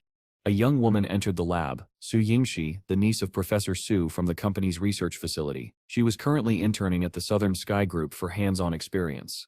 Gao decided to give her a chance, and handed her the tedious task of dewiring the suka's wings. Though unfamiliar with her, Gao trusted his grandfather's judgment. If she was sent here, she was reliable. Once she finished, Gao nodded approvingly. Good job, he said curtly. You can go now. Without wasting time, he mixed the golden wings into a pre-prepared solution and added fruit from the lightning bell pine, the same one he had recovered with Tong Tong. The mixture began to crackle with electrical energy. When it reached its peak, Gao gestured for Daisy to enter the picture, but before her curse could settle, a thunderous explosion of energy burst from the lab. Moments later, a radiant figure emerged through the smoke. Daisy, now transformed into a six-winged thunder centipede. His evolution was a complete success. The creature's wings shimmered with arcs of electricity, each beat resonating like thunder. Gao grinned. The evolution had exceeded expectations. Soon, Daisy's wings could even evolve further into permanent thunder wings. As Daisy basked in his newfound power, Gao's thoughts drifted to Dumby. How was his skeletal familiar faring back at the factory? Meanwhile, at the processing facility, Dumby was doing exactly what Gao had instructed, tirelessly reviving and reabsorbing monster corpses to grow stronger. The factory manager, noticing the unnatural spectacle, quietly ordered the security team to erase all surveillance footage from the day. Dumby's activities were to remain a secret. Once Dumby finished draining energy from the current batch of corpses, he pressed a button on the control panel, summoning workers to bring in the next load. Efficient, mechanical, and utterly relentless, it was level grinding at its finest.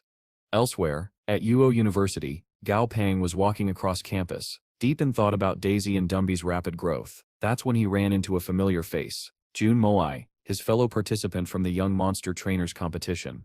Gao, she called out. The student association just found a new monster type. Want to check it out? Intrigued, Gao asked. I am not a member of the association. Is that a problem? Not at all.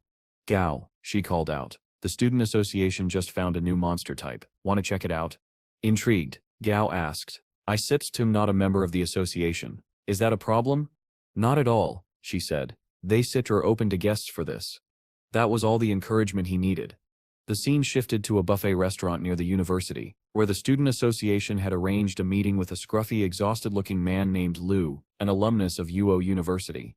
Luce explained his situation. For nearly a month, he'd been unable to return home. It all began with strange noises from his apartment. At first, he'd assumed it was just his upstairs neighbors arguing, and even found it mildly amusing.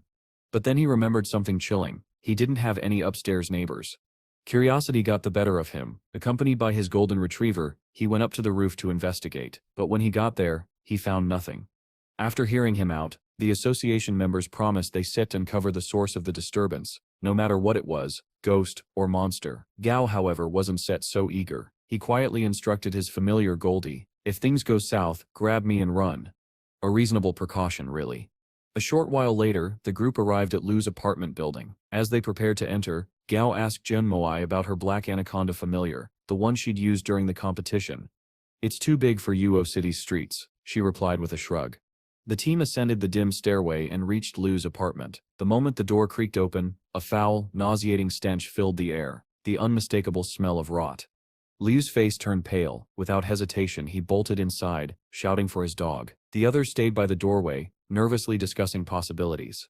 It's probably a low-level monster, one said. Otherwise, it wouldn't set be hiding. Gao sighed softly. You people really don't set learn. And then, the lights went out. A chilling scream echoed through the dark, followed by frantic footsteps. Lu stumbled out of the back room, eyes wide in terror, begging for help. As Gao turned toward him, his expression froze. A ghostly hand was reaching out of the shadows, clutching at Lu's shoulder. The members of the student association gasped as a ghastly figure emerged from the darkness, a twisted humanoid monster with pale, flickering eyes. And just like that, their little ghost hunting trip had become something far more dangerous. A strange monster called a green haunt appeared, a creature known for its level 1 illusion skill and its ability to feed on fear. As the system described, it began using its illusion to conjure a thick white fog, spreading terror across the area. The association leader, caught off guard, mistook it for a commander-tier monster. Panic filled his voice as he shouted for everyone to run, declaring that he would stay behind to hold it off. But his fear only made things worse. The monster absorbed all that terror and transformed into an even more horrifying form, its power feeding on their panic. While everyone else fled for their lives, Gao Pang calmly walked forward, Goldie by his side. At Junit Sip's worried question, Gao simply asked, "What Sip's there to be scared of? It's Sip's just a monster. That means it has a weakness and can be beaten." With quiet confidence, Gao ordered Goldie to attack. Seeing this, the association head yelled for him to stop, insisting that the creature was far too powerful. Gao only sighed and replied coldly, "Just shut up, you stir embarrassing yourself." Ignoring the panicked leader, Goldie launched forward with a flying kick and activated his forbidden domain. Instantly the white fog and the illusion were blown away, revealing the green haunt's true form, a small, goblin-like creature hiding near the window. Before anyone could react, Goldie leapt again and Spartan kicked the monster straight out of the window, killing it instantly. Gao sighed in frustration. He had actually planned to capture and raise the little thing, but after that fall there was no chance it survived. Just then, Junmoi silently appeared beside him, startling Gao with how quietly she moved. She reported that her familiar had already captured a man attempting to steal a monster corpse downstairs. Realizing the police were on their way and would confiscate everything, Gao decided to leave. Studying the body was now impossible. As he walked out, he overheard the captured man claiming he was just passing by. Gao narrowed his eyes. The timing was far too convenient. Something didn't feel right. Outside, Gao and Goldie called for a taxi. Gao smiled slightly, thinking about how much potential Goldie had shown tonight. His future seemed incredibly promising. But then, things took a strange turn. Within seconds, a car arrived. That was unusually fast. Suspicious, Gao got in anyway and told the driver to take him to the Southern Sky Group. However, it didn't take long for him to realize something was wrong. The route was completely off. Without hesitation, Gao gave a single order, "Goldie, handle him." Goldie didn't hesitate either. With one sharp strike, he smacked the driver across the head, bringing the car to an abrupt stop. Gao stepped out, demanding to know who had sent him. The terrified man stammered that it was all a misunderstanding. Gao stared blankly at him. That's when the trunk burst open. A massive white gorilla, muscles frozen like ice, jumped out and charged toward him. The gorilla came crashing down with a brutal axe-handle attack, strong enough to crush a human skull. But to its shock, Gao merely flinched and muttered, "That stings." Scanning it quickly, Gao realized it was a level 20 frost corpse monkey, a type of undead beast. He immediately guessed that these attackers were sent to avenge the green haunt from earlier. Suddenly, the gorilla made a vile move, reaching straight for Gao Sip's crotch. Gao Sip's eyes turned sharp. "Oh no," he muttered. "You just broke the code. Give him death." Before the monster could land its blow, Goldie pounced in, grabbing the gorilla's arm and tearing it off with brute force. His body had grown massive, a result of Gao's clever tactic. Using his damage transfer ability, Gao absorbed hits harmlessly and passed them to Goldie, who only got stronger each time thanks to his passive growth ability. Shedding his feathery jacket, Goldie leapt high and kicked the life out of the undead creature, his massive body shining with raw power. Behind them, the enraged driver charged again, swinging a metal pipe. But Gao was no longer the same man. With the techniques taught by his grandfather, he swiftly disarmed the attacker, sending the pipe flying, then uppercut him so hard that teeth flew out. Calmly, Gao pulled out his phone and dialed a number his grandfather had given him for emergencies. He briefly explained the situation, not even sure where he was anymore. The voice on the other end replied firmly, "Stay where you are. We shall be there shortly." Just moments later, a squadron of stealth choppers descended upon Gao's location. From them a group of men in sleek black uniforms emerged, each one moving with silent precision. Their leader, Jua, stepped forward and introduced them as Chairman Gao's personal Black Ops unit. It was clear they weren't ordinary soldiers. These were elite operatives, the kind who handled the jobs no one else could. Once Gao explained the situation, one of the agents quickly identified the driver as a member of a petty criminal group, one that possessed only 2 commander-tier monsters. Realizing they weren't the dangerous organization he had initially suspected, Gao simply nodded and instructed the squad to deal with them, however they saw fit. Before they departed, he added calmly that it would be best to capture the 2 commander-tier monsters alive, but that their safety came first. Not even 2 hours later, Zhu's team returned, having already subdued the gang's leader and captured both monsters. Young trainer Gao Pang was impressed, not only by their efficiency, but also by the majestic creature among them, a red-blooded warhorse, Commander Tier, level 27. It was Zhu's personal familiar, a beast of tremendous presence. Yet what truly caught Gao Ping's attention was the second familiar, a level 23 Commander Tier Gao Spirit, one of the 24 mythical spirits from ancient legends. Seeing a creature of such historical significance left him quietly astonished. Noticing Gao's curiosity, Zhou asked if he was interested in the ghost child. Gao admitted that he was, and requested to keep the Gao spirit for research. As thanks for his efforts, Gao invited Zhou to visit his laboratory, knowing the man's immense talent and the effectiveness of his methods. Zhou agreed with visible excitement, silently warning his warhorse not to act arrogantly before Gao, someone who could help it evolve further. Unfortunately, the warhorse, still intoxicated by tales from a certain warlord's biography, ignored that advice. Amused, Gao decided to have a bit of fun. He pulled out a vial containing an evolution reagent, its aroma alone enough to completely shatter the beast's composed image of manliness. Later, as Zhou and his warhorse departed, Grandpa Gao arrived to discuss Gao Ping's familiars and their recent progress. Dazi and Stray had both reached level 30, now classified as epic grade. Dumby, on the other hand, stood at level 39 on the verge of promotion to Lord Tier. With only a week remaining before the World Youth Trainer Championship, Grandpa Gao reminded him that he must have at least one Lord Tier familiar to qualify as a referee. That warning worried Gao. Raising Dumby to Lord Tier in just 1 week seemed impossible, but that concern quickly gave way to excitement when he learned that his aquatic dragon would soon attempt a breakthrough to ascend to the legendary King Tier that very night. Later that evening, despite Grandpa Gao's advice to rest, Gao Ping stood watch by the lakeside, anticipation gleaming in his eyes. When signs of evolution began, the system suddenly recognized the dragon as level 51, meaning the breakthrough had already succeeded. So why was the beast still roaring furiously in the distance? Meanwhile, within the military, debate stirred. Some officials believed Gao Ping had grown too powerful, while others defended him as a loyal ally. The senior commander dismissed the argument, but one man silently nurtured darker intentions. Back at the lakeside villa, a formidable tiger-type beast prowled toward Gao's dragon, convinced it could strike while the creature was vulnerable. But as it lunged, 2 massive claws impaled it mid-air. The attacker was none other than Gao's newly ascended white aquatic dragon. The tiger never stood a chance. It had been completely outmatched from the start. The following day, Chairman Gao received a call from a man named Sui, reporting that spies had been discovered within the company. Acting under Gao's orders, Sui immediately began purging the traitors.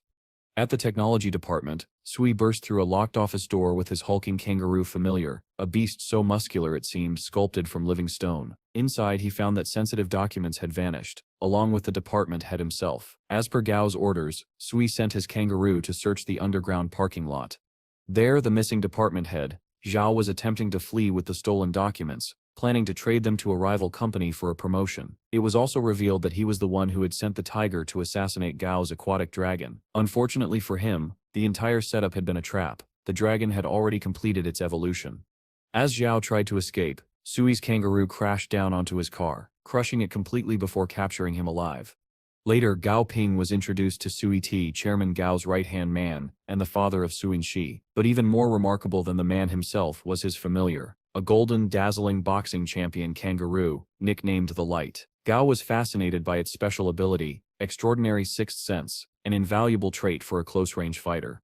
As Gao examined the creature, the captured Zhao was brought before him. His betrayal was undeniable, selling secrets to the Sky River Group after all the opportunities Gao had given him. When asked how to deal with the traitor, Gao hesitated only briefly before replying with calm authority. He must be made an example of. And with that, Xiao was dragged away, pleading for mercy that would never come. Later that night, Gao stood quietly beside the lakeside, watching over the aquatic dragon as it rested beneath the moonlight. His thoughts were heavy. When his grandfather approached, Gao admitted what was on his mind. He was thinking about what might have happened if they had let Xiao live. Would people have seen that as weakness? Would others have followed in Xiao's footsteps, betraying them too? Grandpa Gao sighed softly. He told his grandson that he never wanted to involve him in the darker side of things, but as his successor, that burden was inevitable. For now he instructed the White Dragon to capture a few high-level monsters to help Dumby train and level up faster. A few days later, at the Imperial Airport, Junmo was preparing to board her flight for the final round of the Young Monster Trainers Championship. As she and her friends exchanged farewells, they suddenly spotted Gao in the crowd. Confused, they wondered what he was doing there, especially since he had withdrawn from the competition after the previous round. If only they knew. While the others speculated, Gao waited patiently at the pickup area. His grandfather had told him that someone from the capital would be arriving to escort him, but when they did, Gao was left speechless. A full bus of guards and security personnel had come to receive him, making him stick out like a sore thumb in front of everyone. After reaching his destination, Gao Pang was introduced to Zhou Tianmen, one of the 12 elders of the Monster Trainer League, and the former chairman of the Nine Mountain Group. Once the formalities were out of the way, Zhou explained the situation. While Grandpa Gao's endorsement carried immense weight, one of the other elders, Pan Gon, strongly opposed someone as young as Gao becoming a referee. Several others had sided with Pan Gon, arguing against Gao's appointment. Zhou therefore wanted Gao to take a test, to silence the doubters once and for all. The request only made Gao smirk. "A test, huh?" he muttered under his breath, his tone laced with amusement. "They have no idea what they sip are asking for." Zhou led him to the training room, where he introduced his granddaughter, Meng. When Zhou revealed the purpose of Gao's visit, Meng was visibly stunned that someone her age or younger was being considered for such an important role. Zhou reminded her that this was precisely why the old council wanted Gao tested. He guided Gao to the testing chamber, and mentioned that if Gao could show even 2 commander-tier familiars, that would be sufficient to settle the debate. Hearing that, Gao's grin widened. He was already far beyond that standard. With quiet confidence, he told Zhou that a test wouldn't be necessary. "Dumby," he said calmly, "show them." As the skeletal familiar stepped forward, the cloak it always wore slipped away, revealing its true form, a towering, bone-armored tyrant, radiating immense power. Zhou and Meng stared in disbelief. Dumby wasn't commander tier anymore. It had evolved into a level 41 lord tier familiar. Meng was completely floored. She herself had trained for 3 years and possessed only 1 commander tier familiar. Zhou, on the other hand, could hardly contain his delight. He knew the other elders would be speechless once they saw this. Fast forward to the day of the championship. Only 30 minutes remained before the final round began, and contestants were taking their places. When Gao Ping was revealed as one of the referees, the entire stadium erupted into chaos. Many were outraged, unable to accept that someone so young could hold such authority. At the Hun family estate, one of the contestants' fathers, furious that Gao had been given any role at all, attempted to contact the Monster Trainer League, demanding to speak with him, but his call was instantly dismissed, leaving him fuming in silence. Meanwhile, inside the arena, Gao stood tall in his referee's uniform, calm, composed, and admittedly, a little too stylish for the occasion. Addressing the crowd and the live broadcast, he confidently declared his identity: Gao Ping, age 18, official referee for the championship. The crowd's shock turned into uproar. People shouted, questioned, and accused, but Gao remained unfazed. With a single snap of his fingers, Dumby appeared behind him, unleashing the full presence of a lord-tier familiar. The entire stadium fell silent. The murmurs that followed were no longer of doubt, but awe. Seeing the sheer power standing beside him, everyone finally accepted Gao's capability. With order restored, Gao calmly announced the tournament rules and declared the beginning of the first match. As the battles commenced, Gao immediately noticed one contestant, Hun Lei, struggling. His familiar, a skeletal rhino, was fighting a swamp monster but lacked any special abilities to counter it. Despite being outmatched, Hun Lei kept shouting at the rhino to keep fighting, ignoring the creature's visible exhaustion. Concerned, Gao stepped forward and advised him to surrender before it was too late. Hun Lei sneered and accused Gao of jealousy, claiming he was only saying that because he couldn't compete himself. Gao, maintaining his composure, explained that his only concern was for the rhino's life. The swamp monster's acidic attacks were tearing it apart. Still, Hun Lei refused to yield. Loyal to its master, the rhino rose again, battered and broken, mustering every ounce of strength for one final attack. The resulting explosion of energy was tremendous, far beyond what Gao expected from a mere commander-tier familiar, yet it came at a terrible cost. The rhino had sacrificed itself to deliver that strike. When the dust cleared, the swamp monster still stood unscathed. Hunlei's opponent, Lucas, was declared the winner. As the skeletal rhino lay dying, it weakly called out for its master. But Hunlei turned away coldly, cursing it for being useless. Gao clenched his fists, visibly disgusted. While congratulating Lucas on his victory, he knelt beside the fallen rhino, gently resting a hand on its cracked armor. "You fought well," he said softly. "You deserve better." That act of compassion made headlines across the Union News the next day. Gao Pang became the most talked-about figure of the tournament, not just for his strength, but for his heart. As the championship continued, the matches flew by. Gao served as the referee for match 32, the last bout of the elimination round, his reputation already echoing through every corner of the arena. In the second round of the Hakkia region matches, the air was thick with tension. On one side of the arena stood Yugi, commanding his level 32 black-scale tiger. On the other was Brandy from the Yingla region, partnered with his level 30 wailing serpent tree. As the match began, Gao observed closely from his referee's stand. Despite the serpent being a few levels lower, he noted that it was actually of a higher grade than Yugi's tiger. The only drawback was its limited mobility as a plant-type familiar. However, the serpent had one powerful advantage: its acidic sap. Every time the tiger's claws tore through the vines, droplets of the corrosive sap splashed onto its fur. Slowly but surely, the poison began eating away at its strength. By the time Yugi realized what was happening, his tiger was covered in burns and trembling from exhaustion. Reluctantly, Yugi raised his hand and surrendered to protect his familiar. Well, Gao thought to himself, at least some of these trainers care about their partners. After congratulating Brandy on his victory, Gao approached Yugi. He told the boy that he had a business proposal for his mother, the leader of the Shadow Blood Monster Hunter Association. Before leaving, Gao added that the reason for his defeat was his tiger's low grade. If Yugi came to him after the tournament, he could help evolve it. Of course, Gao said it casually, but one couldn't help but wonder, was there more to this offer than met the eye?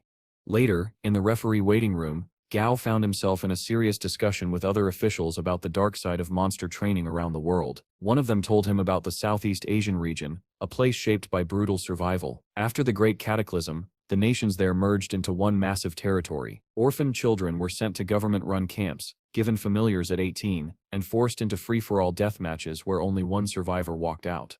It was horrifying, yet the trainers who survived that hell were among the strongest on Earth. Despite the cruelty, Gao couldn't help but think there was something to learn from that system. If only we could create training camps, he thought, not for death, but for survival, to prepare kids like Li Junong to live in this dangerous new world.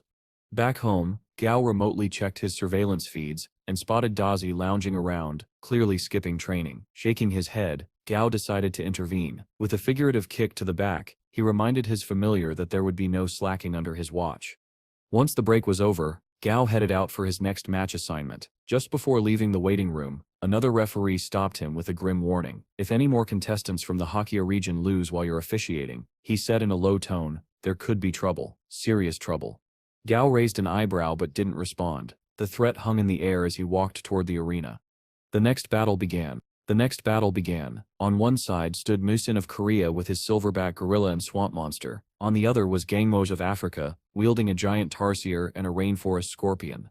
At first, Gao was puzzled. Tarsiers were psychic-type creatures native to the southeast tropics. They couldn't survive outside their natural habitat, yet this one was alive and fierce. Then he heard Gangmo refer to it as Mom. The realization hit him immediately. This was one of those horrifying bonded pair experiments, where a young child is matched with a grieving tarsier that lost its offspring. Through shared trauma, the creature imprints on the child, forming an unnaturally strong bond. Gao clenched his jaw. "This is sick," he muttered under his breath. As the match started, Muen sent his swamp monster charging in, only for the rainforest scorpion to crush it in seconds. Seizing the moment, Muen ordered his gorilla to attack, but Gangmu's tarsier used its psychic power to freeze it mid-strike. Then, in a twisted display of manipulation, Gangmu whispered to the creature, calling the gorilla evil. The tarsier's eyes glowed red, and it turned on Muen's familiar, tearing it apart. Muen's cry of anguish echoed across the arena, but before the tarsier could attack him directly, Gao snapped his fingers. Dumby appeared in an instant, shielding Muen and sending the tarsier flying backward. "You Stev crossed the line," Gao said sternly. "Attacking another trainer directly is a violation of league rules. This match is over." Muen, still trembling, quietly surrendered. After the match, Gao found himself surrounded by sycophantic trainers praising his quick judgment, but his attention drifted elsewhere to an idea. As a referee, he couldn't place bets on the matches. However, there was no rule stating that his familiars couldn't. He smiled. "That's not technically cheating," he mused. Back home, Goldie was up to his usual antics, climbing a fence wall to peep at the neighbor's duck. His mischief was interrupted when his phone buzzed. Gao's name flashed across the screen. Goldie, Gaosip's voice said through the speaker, "I need you to place a few bets for me. Do it right and I shall increase your daily fish allowance for a whole month." That was all the motivation Goldie needed. Moments later, he was waddling into a happy lottery branch, holding up his phone to the cashier. On the screen was Gao's message detailing the bet, Jiang Yi of the Hockey region to win. A very unpopular pick given his opponent's strength. Still, Goldie followed instructions and placed over 5,000 alliance credits on the underdog. After collecting his lottery ticket, he exited the shop, whistling proudly. Inside, the cashier laughed with his coworkers. Some fool just bet a fortune on Jiang Yi. Poor guy Sip's gonna lose it all. Then, as if on cue, the TV above them lit up with breaking news. Match result: Jiang Yi wins. The room fell silent. The cashier's smile froze. Meanwhile, far away, Gao's phone buzzed with a notification, and that same knowing grin crept back onto his face. Later that day, Gao returned to his mountain villa, only to be greeted by an overly excited Goldie. The bald duck was practically bouncing with joy, showering Gao with praise for helping him win the bet, though of course, he had no intention of sharing a single coin of his winnings. Typical Goldie. But it didn't stop there. The greedy little creature immediately demanded more insider information, hoping Gao would feed his new gambling habit. Gao sighed and tried to explain that the bet had been just for fun, a small reward to make Goldie happy, not the start of a bad addiction. He warned the duck that gambling was a dangerous road to go down. From the look on Goldie's unimpressed face, however, it was clear the lecture went in one ear and out the other. While Gao was distracted, Goldie's sharp ears picked up something interesting. Gao, now on the phone, mentioned a contestant with good potential, someone named Jiang Shao. That was all Goldie needed to hear. His eyes gleamed with the light of a new obsession. The addiction had begun. The next day, Jiang Yi, the contestant Goldie had previously bet on, won the first match of the third round. He silently thanked his luck that Gao wasn't the referee this time. Rumors had begun spreading that Gao was biased against contestants from the Hockey region, and those whispers were getting louder with each passing day. But to Jiang's horror, his next match was suddenly reassigned, and Gao would be his referee. Seeing Jiang's terrified reaction, Gao could only wonder how people believed such ridiculous gossip. Still, he pushed the thought aside and checked the day's matchups. One name caught his attention: Daisy from Britain, who fought alongside her sea dragon familiar. Based on the schedule, Gao suspected she'd face Jiang Yi's Skyfire Hound eventually. Even though the arena environment didn't favor Daisy, her sea dragon's sheer size and elemental advantage meant the battle could go either way.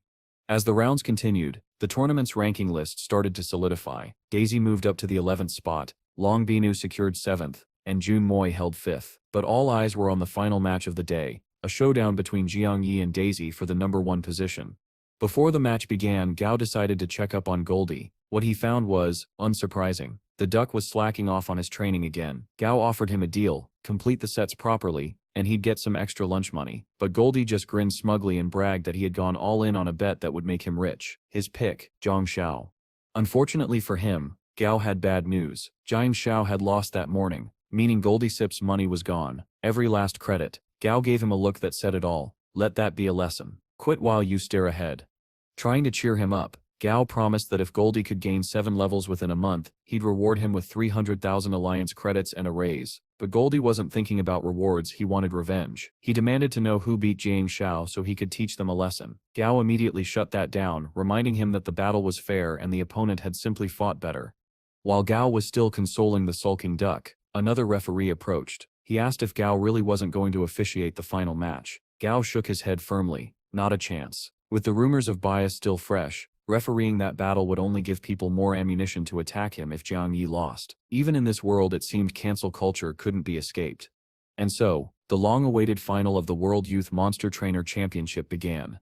Jiang Yi entered the arena with his 3 familiars: a goldenback wild boar, the Skyfire Hound, and a blackthorn opium poppy. From his spot at the spectators' table, Gao observed the poppy with keen interest. It had a dangerous ability, releasing a gas that caused any creature who inhaled it to become hyperactive and immune to pain. A clever tactic when used on his own familiars, but highly risky. If they became addicted to the gas, it could destroy them from within. Across the field, Daisy stood ready with her powerful sea dragon and 2 river otters. The sea dragon wasn't just massive, it was a rare Dipor variant, blessed with heightened vision and powerful aquatic abilities. Gao could only hope Jiang Yi won this match. If he didn't, the crowd would somehow still find a way to blame Gao. As the battle began, Jiang Yi's blackthorn poppy immediately released its gas. The golden back boar charged forward in a frenzy, smashing through the arena, but Daisy's otters quickly summoned a shimmering wall from the ground, blocking the strike. The Skyfire Hound leapt above it, only for Daisy's sea dragon to crash through the wall itself, raking its claws across the boar. The boar, still standing under the gas's influence, refused to fall. Now surrounded, the sea dragon unleashed a devastating skill, flooding the entire battlefield in a temporary sea. With the boar slowed, the dragon used towering water pillars to shatter the hound's momentum. Then gliding beneath the surface, it surged upward for a fatal bite that ended the boar's life instantly. Enraged, Jiang Yi lost his composure and ordered his hound to kill one of Daisy's otters out of spite. But the sea dragon was faster. In a single motion it struck down the hound, forcing Jiang Yi to surrender. The crowd erupted into cheers for Daisy's stunning victory, but not everyone celebrated. In a shadowy corner, a few sketchy individuals whispered among themselves. They decided not to report Jiang Yi's loss directly. Instead, they'd spread the story that Gao Pang had somehow interfered, throwing the blame on him yet again. Gao, sitting calmly at the spectator table, watched the chaos unfold. He hadn't even refereed this match, yet he knew what the headlines would say by morning. Gao sat watching the live news feeds, his expression darkening with each passing second. Every major channel and online outlet was slandering him, twisting stories, spreading lies, and turning public opinion against him in real time. The man hadn't even refereed the last match, yet somehow, he was the villain of the story. Just as his frustration peaked, Goldie waddled in, puffing out his chest like he owned the place. At first, Gao barely paid him any mind, until an idea struck him. A wild, ridiculous, brilliant idea that might just fix everything. Later that day, during the grand awards ceremony, where Daisy was being crowned the World Youth Trainer Champion, Gao Pang arrived unexpectedly, flanked by Goldie and Toa. The entire stadium buzzed in confusion. The chief referee leaned over to whisper to the chairman that the Southern Sky Group had made an unusual request. After a tense pause, the chairman decided to let the situation play out. Down on the stage, Goldie began yelling, furious at Daisy for making him lose all his bet money. The crowd laughed at the absurd sight of a bald duck scolding the new world champion. But while everyone was distracted, Gao stepped up to the microphone, his calm voice echoing through the arena. He began by warmly congratulating Daisy for her victory. Then, with a mischievous glint in his eye, he gestured to Goldie and announced, "This little fellow here has a small problem with our new champion." Laughter rippled through the stands. Gao continued, pretending to introduce Goldie as a disobedient peasant duck from the countryside, a mere mid-commander tier creature. Turning toward Daisy, he politely asked, "Would the champion of the world kindly teach this unruly bird a lesson?" Daisy froze. Gao had put her in a corner. Refusing the challenge would make her look weak in front of the global audience. So, with visible reluctance, she accepted. And just like that, the strangest performance match in tournament history was about to begin. The world champion Sea Dragon versus a bald duck named Goldie. The arena flooded instantly as the Sea Dragon activated its terrain-shifting ability, transforming the ground into a roaring sea. But instead of floundering, Goldie dashed straight through the water, which parted around him as though he were a living force of nature. With a burst of speed, the bulked-up duck leaped forward and slammed his fist square into the Sea Dragon's jaw, sending ripples across the stadium. The dragon retaliated furiously, smacking Goldie aside and chasing him across the watery battlefield. Blow after blow landed, yet with every hit, the light surrounding Goldie only grew brighter, his body glowing with an odd, almost divine energy. Then, in one swift motion, he struck the Sea Dragon in the throat, only to be smashed down moments later. Daisy smirked, convinced of her victory, but when the dust cleared, the crowd gasped in disbelief. Standing in the middle of the arena was Goldie, massive, towering, muscles bulging, his bald head gleaming under the lights. With one arm, he caught the Sea Dragon's claw and held it back effortlessly. Then, with a roar that shook the stadium, Goldie hurled the creature into the air and finished with his ultimate technique, the Fist of Destruction. The Sea Dragon crashed into the ground with a thunderous boom. As the arena fell silent for a heartbeat, Goldie raised his wings and let out a victorious war cry. The audience erupted, cheering wildly as Daisy, overwhelmed and exhausted, surrendered. Just like that, every rumor, every accusation, every word of slander against Gao was wiped clean in one glorious moment. Afterward, Gao approached Daisy with his usual calm smile. He assured her that her Sea Dragon would recover in a few days, and even offered her a ticket to his laboratory as an apology for putting her in that position. Still reeling from the humiliation, Daisy scoffed and said coldly, "Someone from a wealthy family like mine has no reason to visit some nobody-sits lab." Gao simply smiled. "That sip's fine," he said. "In 5 years my lab will be one of the leading research facilities in the world. I still wait to see if you still think the same then." His tone was icy, confident and sharp. Meanwhile, at Gao's lakeside villa, Ji Hunu, one of his associates, was preparing a tray full of Gao's favorite sweets when his phone rang. It was the military. Their message was grim. Something horrifying was happening at the mausoleum of the first emperor. The relics had come to life. In the suburbs of the Linggong district, northeast of Chang'an City, soldiers surrounded the emperor's tomb, which was glowing with an eerie green light. Without warning, the earth began to quake violently, and the ground collapsed inward. From the depths of the ancient tomb, rows upon rows of terracotta soldiers clawed their way to the surface, moving, chanting and marching in perfect unison as if obeying some long-forgotten command. Moments later, the entire mausoleum crumbled, and from the debris, a massive coffin wreathed in green energy rose into the air, tethered by two ghostly beasts. Just when it seemed the world was witnessing the dawn of a new nightmare, the sky split open. A legendary white aquatic dragon descended, its master standing proudly upon its back. Addressing the awakened coffin, the dragon's master offered a truce. To everyone's shock, the coffin, intelligent, ancient, and malevolent, accepted the offer. As the dragon soared away, Ji Hunu, still trembling from what he'd witnessed, called the military again to warn them that presence in the tomb felt evil.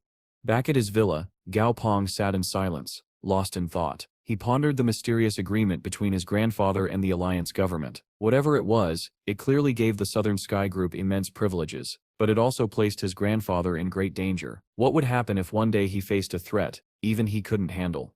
Gao clenched his fists. That was unacceptable. He needed someone he could trust, a true Lord-tier monster trainer, who could act on his behalf and reduce the risks his grandfather faced. And in Gao Sip's mind, there was only one candidate. Later, the doors to Gao's laboratory opened. Hanga walked in with his loyal warhorse trotting beside him. The animal immediately trotted over to Gao, nudging his arm affectionately. With a smile, Gao turned to Hanga and got straight to the point. "Tell me," he said, "would you like a Lord-tier familiar?" Hanga Sep's eyes widened. "Yes, of course." Gao nodded, then gave him a small speech about what would be expected from someone holding such power. The responsibility, the discipline, the duty to protect others. It almost sounded like something straight out of Spider-Man. Hanga nodded solemnly. "I understand." "Good," Gao said, smiling faintly. "Then come with me." And with that, Gao Pong led him deeper into the lab, toward whatever destiny awaited him next. Gao leads Wang Yao to the remote area where a semi-evolved female spider monster has been kept captive for quite some time. Using Stripey as a translator, Gao tells the spider that he possesses a way to help her complete her evolution. The spider, cold and haughty, responds that she'll forgive him for capturing her, and even refrain from eating him, if he truly does what he claims. Annoyed by her arrogance, Yao summons Dumby to his side. In an instant, the skeleton warrior Tyron materializes, fully armed and ready for combat. His mere presence is enough to send chills through the air, terrifying the spider into silence. Gao then lays down an ultimatum. She can either comply and evolve under his guidance, or continue resisting and end up as nothing more than a trophy. Sufficiently cowed, the spider agrees to sign a blood contract. Following Gao's instruction, Wang Yao begins the process, but there's still some resistance from the monster. Without hesitation, Gao commands Stripey to beat the spider into submission. Only then does the contract seal successfully. Afterwards, Gao administers the evolutionary agent. The spider begins her metamorphosis, wrapping herself within layers of earth and energy. Since the process will take time, Gao tells Yao that he's free to remain and watch over her if he wishes. Meanwhile, far away in the mountains on the outskirts of Yo City, a trio of mysterious figures is plotting something sinister. They've come in search of the legendary mountain spirits mentioned in their sacred texts. When the most fanatical among them speaks up, they decide it's time to meet the spirit themselves. Back in Gao's lab, the evolution finally completes. Through the security feed, Gao watches the cocoon break apart. The newly evolved monster is revealed, and the system identifies her as a horrifying, murderous female spider. Despite her terrifying title, she now appears strikingly beautiful. Even Gao can't help but mutter in disbelief at how they somehow made her hot. Wang Yao practically glows with joy, thrilled that his familiar has reached Lord Tier. Gao smiles and tells him to train hard, and if he wants, to take his new companion on a walk around the city to show her off. Later, as Gao is busy in his lab, he receives a call from Su Qingxi. She explains that a friend from the monster trainer department wants to meet him, someone known as one of the 4 stars of Yai. The moment Gao hears the title, he immediately guesses the name, Lin Sinu. Sinu, as Gao knows, is a world-class hunter, one of the few who dares to venture into unexplored mountains and wastelands. Intrigued, Gao agrees to meet her, thinking she might make a valuable addition to his Southern Sky Group. About 20 minutes later, Sinu and Qingji are waiting downtown when a sudden crash from the sky nearly startles everyone. Gao, along with Pong and Flamey, crash lands nearby, apparently because the bird lost its balance mid-air. Flamey apologizes profusely while Gao quietly decides not to reveal that the mishap was due to his own experiment, using Dumby's new soul chain ability to power link himself and Flamey. Once inside the cafe, Gao greets the two women and gets straight to business. Sinu asks if he knows about the Platinum Hands, a notorious extremist group from Ginga, known for their fanatical devotion to the Holy Tian. They are infamous for using human shields and suicide tactics, utterly disregarding innocent lives. Sinu explains that several members of the Platinum Hands were recently seen near the mountain spirits outside Yaw, considering that each mountain spirit possesses Lord-tier strength, and there are many of them in the area. Any provocation could lead to catastrophic destruction across the entire city. Gao listens carefully but still wants to know what exactly she expects from him. Sinu admits that while she wants the extremists eliminated, she'd rather not confront them herself. Instead, she hopes Gao's Southern Sky Group will act as Yayo City's protectors. Realizing her request is genuine, Gao immediately accepts. He even invites her to join the Southern Sky Group herself, offering free evolution upgrades for all her familiars. Sinu, intrigued but cautious, asks what he wants in return. Gao replies honestly, as one of only 3 world-class hunters in Wayo, her presence alone would be a tremendous asset. He suggests signing a temporary contract first to see how things go. After their meeting concludes, Gao decides to personally investigate the Platinum Hands to assess their strength. He contacts Wang Yao, telling him to bring Dumby, Stripey, Flamey, and Goldie to the North Road exit. Doi, feeling left out, throws a fit, but Gao bluntly reminds him that his lack of training makes him a liability on this mission. Later, Gao and Yao ride their familiars through the dense jungles outside Yao City until they reach the site where the mountain spirits were last seen. To their shock, the only thing left is a massive crater. Knowing that mountain spirits never move on their own, Gao immediately concludes that the Platinum Hands must be behind this and decides to pursue them for reconnaissance and answers. Gao sends Flamey high into the sky, instructing him to scout the area and alert them if he spots any trace of the mountain spirits or human activity. After flying a fair distance, Flamey contacts Gao through their mental bond. What he sees shocks even him. An enormous number of mountain spirits are gathered in one place, far more than expected. Gao's expression hardens. The Platinum Hands clearly possess some method of controlling or luring these spirits. A terrifying thought. For now, he orders Flamey to act natural, pretending to be nothing more than a frightened wild bird fleeing from the spirits. What follows is an Oscar-worthy performance.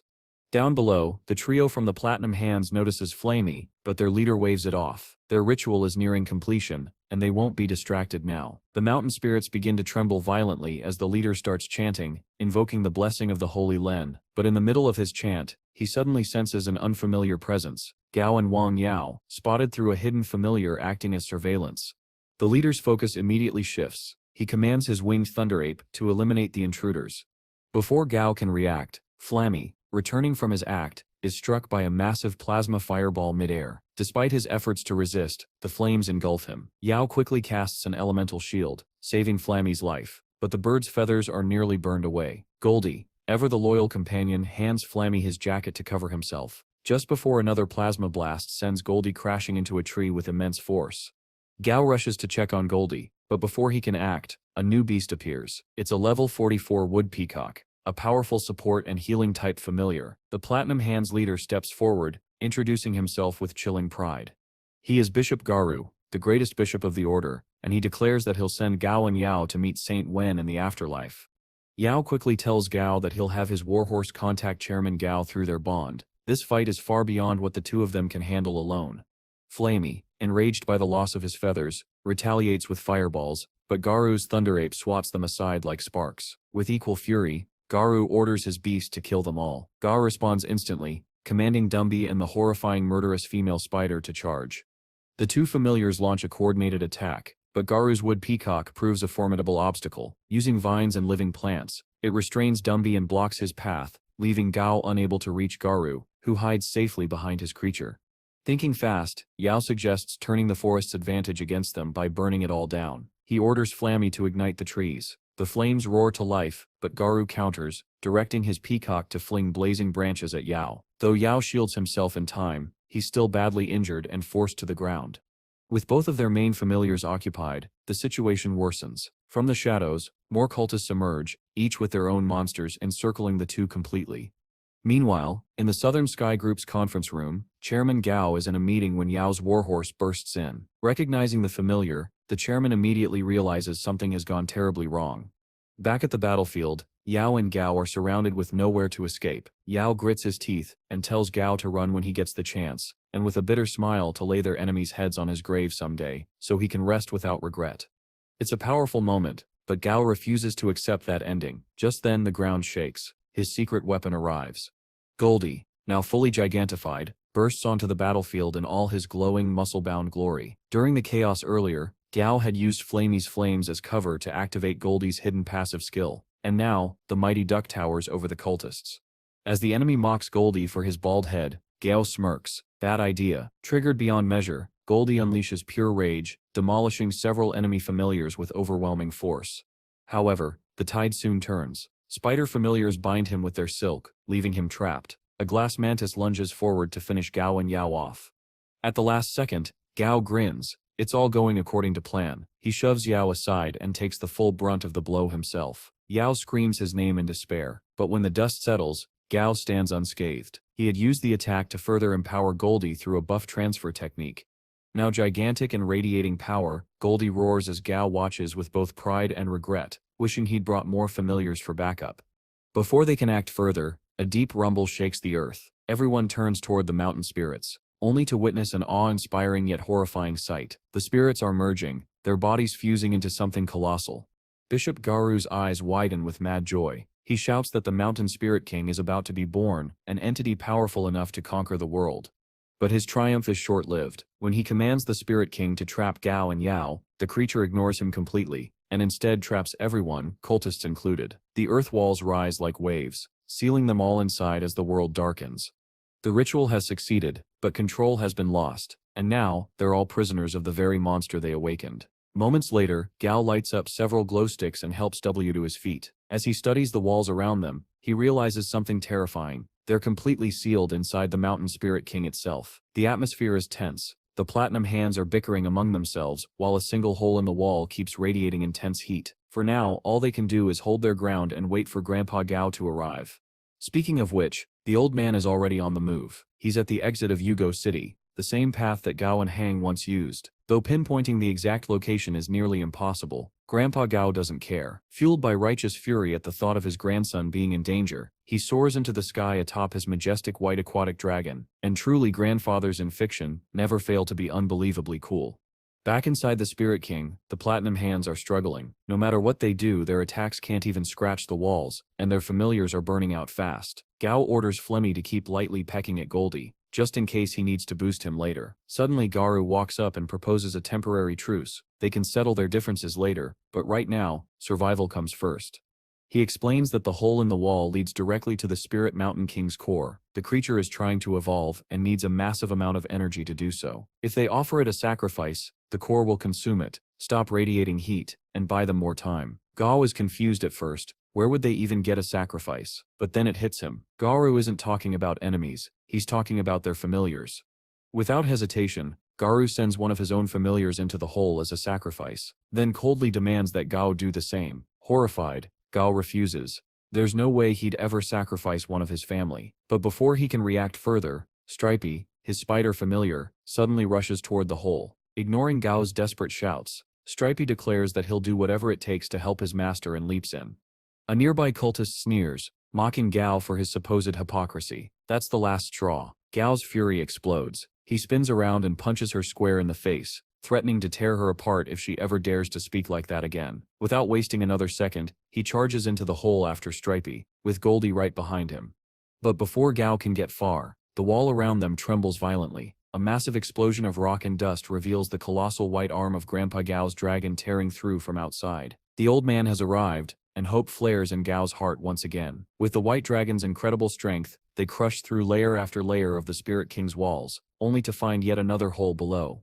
Gao calls out desperately for Stripey, but the only response is a faint, exhausted voice. Stripey saying how tired and sleepy he feels. Gao's heart sinks. He begs him to come back, pleading for his survival, but there's no reply. Knowing he can't do anything more right now, Gao decides to let his grandfather take over. As he helps load the injured Have onto the dragon's back, he notices members of the Platinum Hands attempting to escape. He points them out to the dragon, and with one devastating swing of its arm, the group is crushed to death in an instant. Witnessing this, Gao has a harsh realization. He's been too focused on the grades of his monsters instead of their levels. He believed that higher grade familiars could overpower anyone, but in truth, experience and tier matter far more.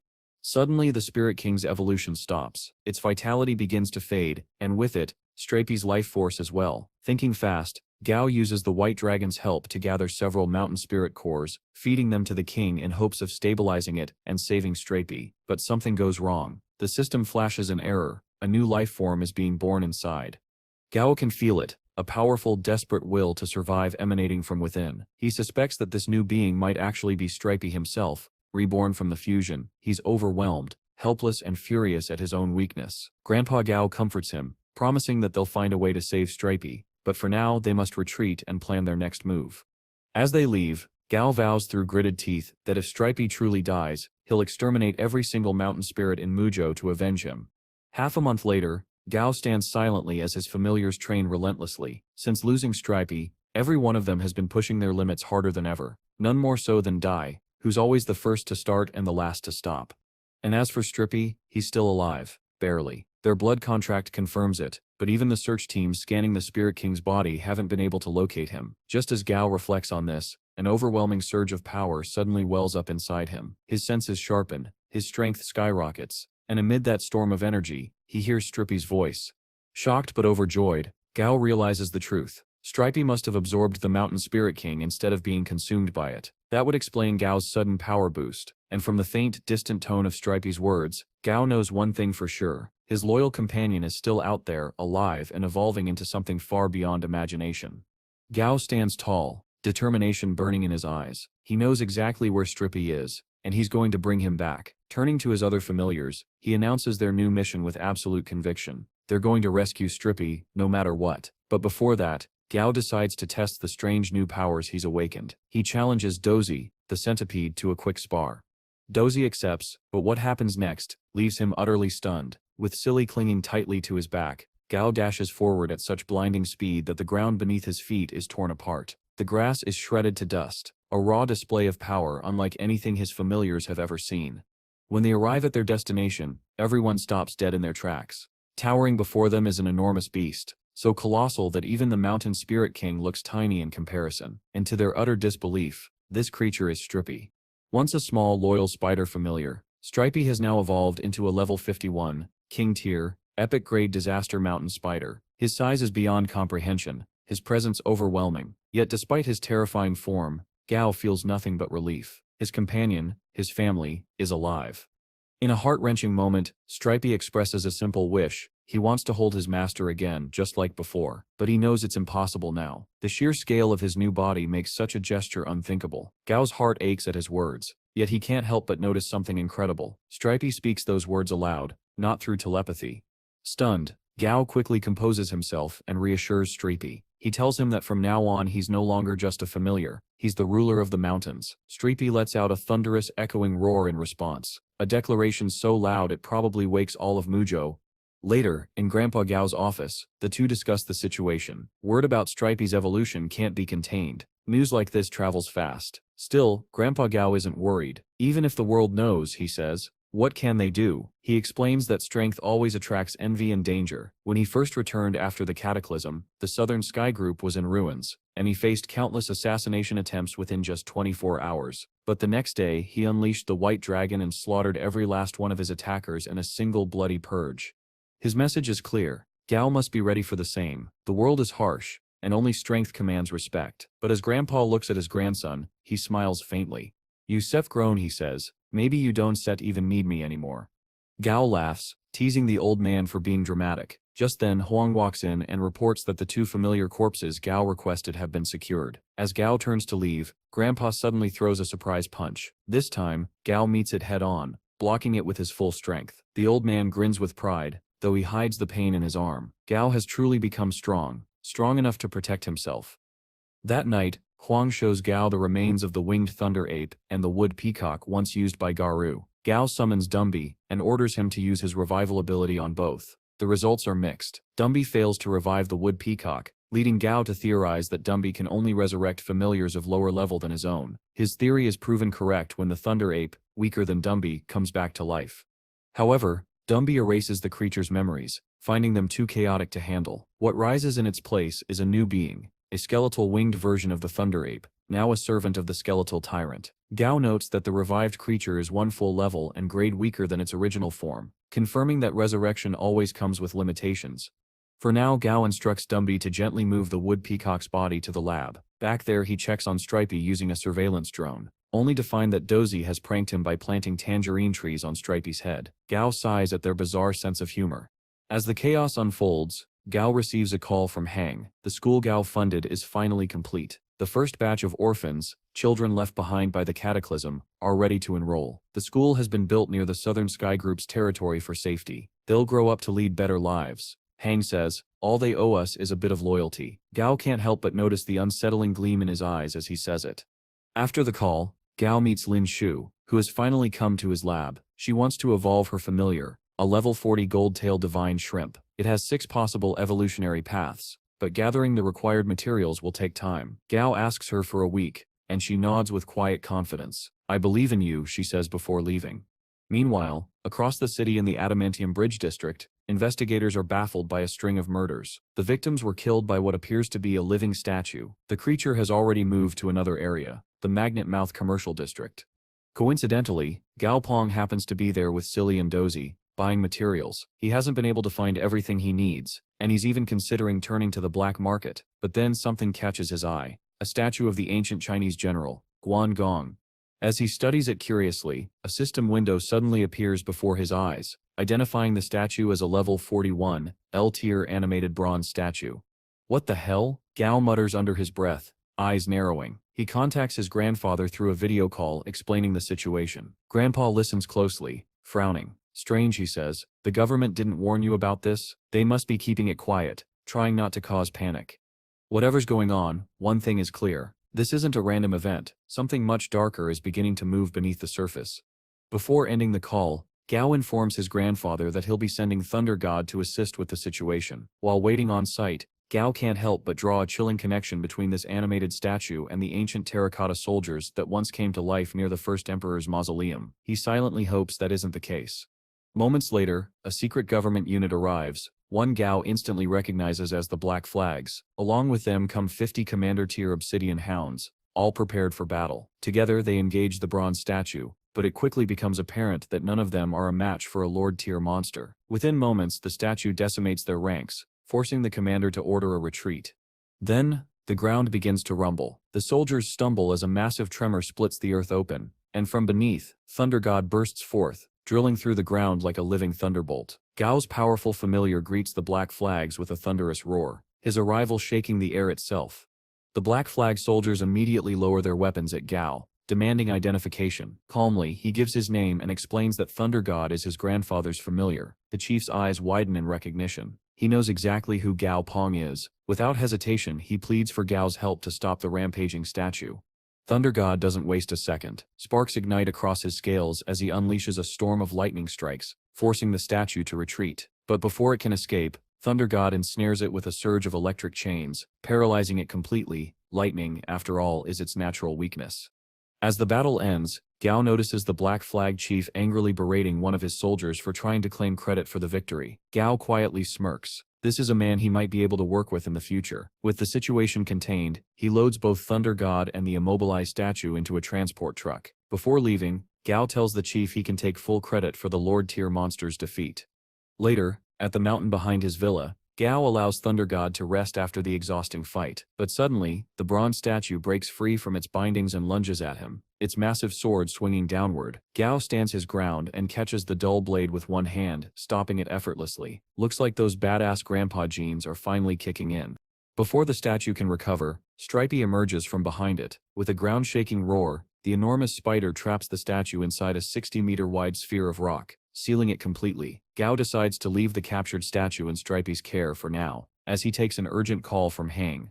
Hang reports that statues coming to life aren't an isolated incident. It's happening all over the world. Gao realizes this means something deeper. The Allied government is losing its grip on global control as evolution and mutation accelerate at unprecedented rates. But Gao refuses to be intimidated. If the world wants to keep evolving, then he'll simply evolve with it, alongside his familiars. After the call, Gao decides to investigate the statue's strange weakness. Listed in its status window as the power of impurity, he tests everything from bird droppings to dog blood, but nothing works. Frustrated, he begins to wonder if the weakness refers to some undiscovered material or phenomenon. Before leaving, he asks Stripey to talk to the statue and try to extract information. Within minutes, Stripey Sip's endless chatter bombards the statue into submission. Overwhelmed, the creature finally speaks, confessing that it only killed people because they were hooligans causing chaos. Gao watches in disbelief. Somehow, Stripey has mastered the talk no jutsu.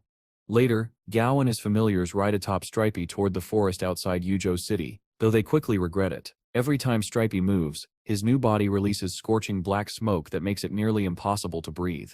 But Gao's mind is elsewhere, deep in thought. With the rate of mutations and evolutions rising exponentially, the wilderness must now be filled with new monsters and treasures waiting to be discovered. Normally, exploration teams can't venture too far. There are no safe zones deep in the wild, but Gao has a plan. If he can get the mountain spirits to cooperate, he can use them as mobile outposts, creating safe zones on the move.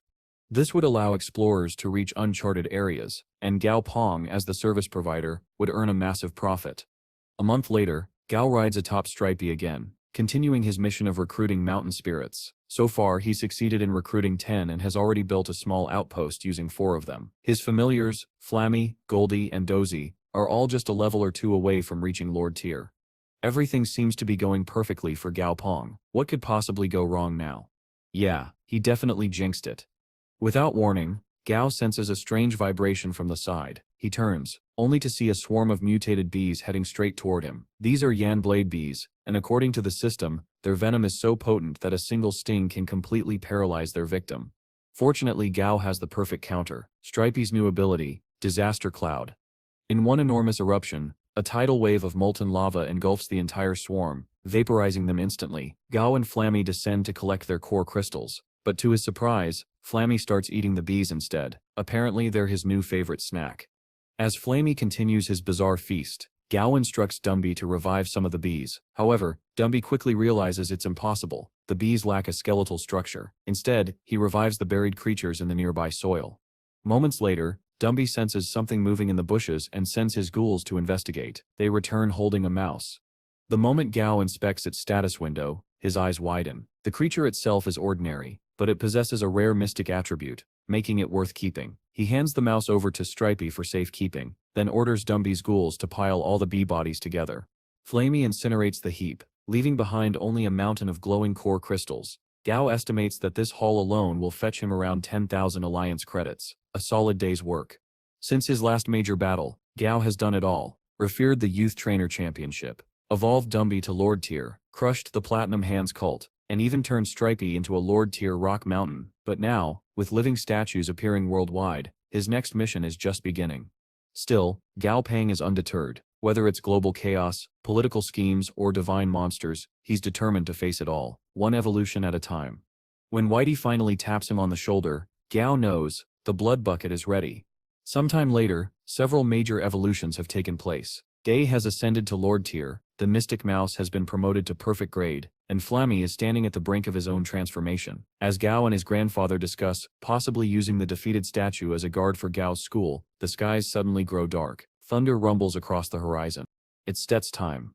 From within a radiant cocoon of flame, Flammy bursts forth, evolving into a great flaming beast, its majestic aura shaking the very air around them. Though Gao finds it impressive, he can't help but chuckle. It still kinda looks like an ostrich on fire, he mutters under his breath. Surprisingly, Grandpa Gao advises his grandson to accept the military's latest request, not out of obedience, but to see for himself what's really going on. Gao immediately senses there's more to this mission than meets the eye and agrees.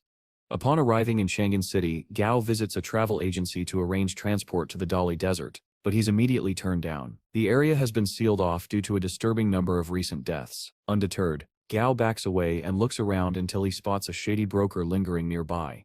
Within minutes, Gao finds himself sitting across from the man in a private room. "I need to reach the Dali Desert today," Gao says flatly, dropping a heavy bag of cash onto the table. The broker grins greedily. "For that much, consider it done." Soon, Gao is standing atop a rocky cliff, watching the military operation unfold in the vast desert below. "Guess the smuggler really pulled through," he muses. With the civilian evacuation complete, the soldiers prepare for the inevitable. And then it appears. The desert ruler. An enormous, sand-draped monster steps into view, its body glimmering beneath the blazing sun. The king sandworm coils around its shoulders like a living mantle. A chilling wave of power sweeps across the battlefield as the ruler releases its lord aura, transforming even nearby forests into endless dunes of golden sand. The sheer environmental devastation is breathtaking. Even Gao can't help but be impressed. But the military? They're helpless. Every attack they launch is effortlessly deflected. The creature's hide is impenetrable. Then, just as hope begins to fade, a divine light splits the clouds above. The golden deity descends from the heavens, its body blazing with celestial brilliance. With a single radiant strike, the deity blasts the desert ruler into the ground. The soldiers cheer, believing victory is at hand, but their smiles vanish just as quickly. The desert ruler rises. Gao watches closely, analyzing the scene. The monster is dispersing parts of its body instantaneously to avoid damage. Its reaction time and analytical precision are far beyond human comprehension, so it's basically like Obito, Gao mutters, half in awe. Despite the golden deity's divine power, the ruler's home field advantage proves overwhelming. With one colossal strike, it smashes the deity into the desert floor. The military stands frozen, unable to fire for fear of hitting their own symbol of hope. The commander finally gives an order: wait for the deity to retreat. Once it does, we launch every missile we have. But before they can act, chaos erupts. The sands beneath their tanks explode outward as giant earthworms burst from below. The Sand King earthworm, a monstrous lord-tier beast, has joined the battle alongside dozens of smaller man-eating worms tearing through the formation. The commander screams for the tanks to scatter. Familiars are released. A squad of giant flaming chickens charges in, biting down on the worms, their wings lighting up the dusk sky in chaos. At this moment, the story rewinds back to how Gao even got here. The smuggler he'd hired might have looked dangerous, but he was no real threat. All it took was a single glare from Gao's hidden familiar to make the man tremble and behave. He led Gao to the hunter-gathering point, promising they'd depart at 10 that night. Later, in a small desert hotel, Gao wakes up with a groan. Riding in that truck all day wrecked my back, he mutters, stretching. Looking out the window, he spots the final outpost before the true desert begins, a bustling marketplace where stalls overflow with strange materials. There are exploding cacti, sand-type core crystals, and sand soul stones being sold by the dozens. Gao raises a brow. Who in their right mind buys an exploding cactus? He wonders aloud. Later, as he eats in a local restaurant, Gao overhears a group of hunters gossiping about the military's lockdown. From what he can gather, no one is allowed to enter the desert anymore, suggesting that something far bigger and far deadlier is about to occur. He's right. The clash of monsters that follows will shake the desert itself. The next day, Gao and his familiars make their way into the vast dunes. It's rough terrain, especially for Dumby, whose heavy body sinks into the sand with every step. After some teasing from Dai, the flying familiars swoop down to help him along. As they trudge forward, Dumby suddenly stops. "Master," he says, his hollow voice echoing softly, "the sand here, it sets angry." Gao pauses. He knows exactly what that means. When a lord-tier monster resides in one area for too long, its presence infects the very land, twisting the air and earth around it. He recalls the tranquil yet eerie White Dragon's Lake, and a shiver runs down his spine.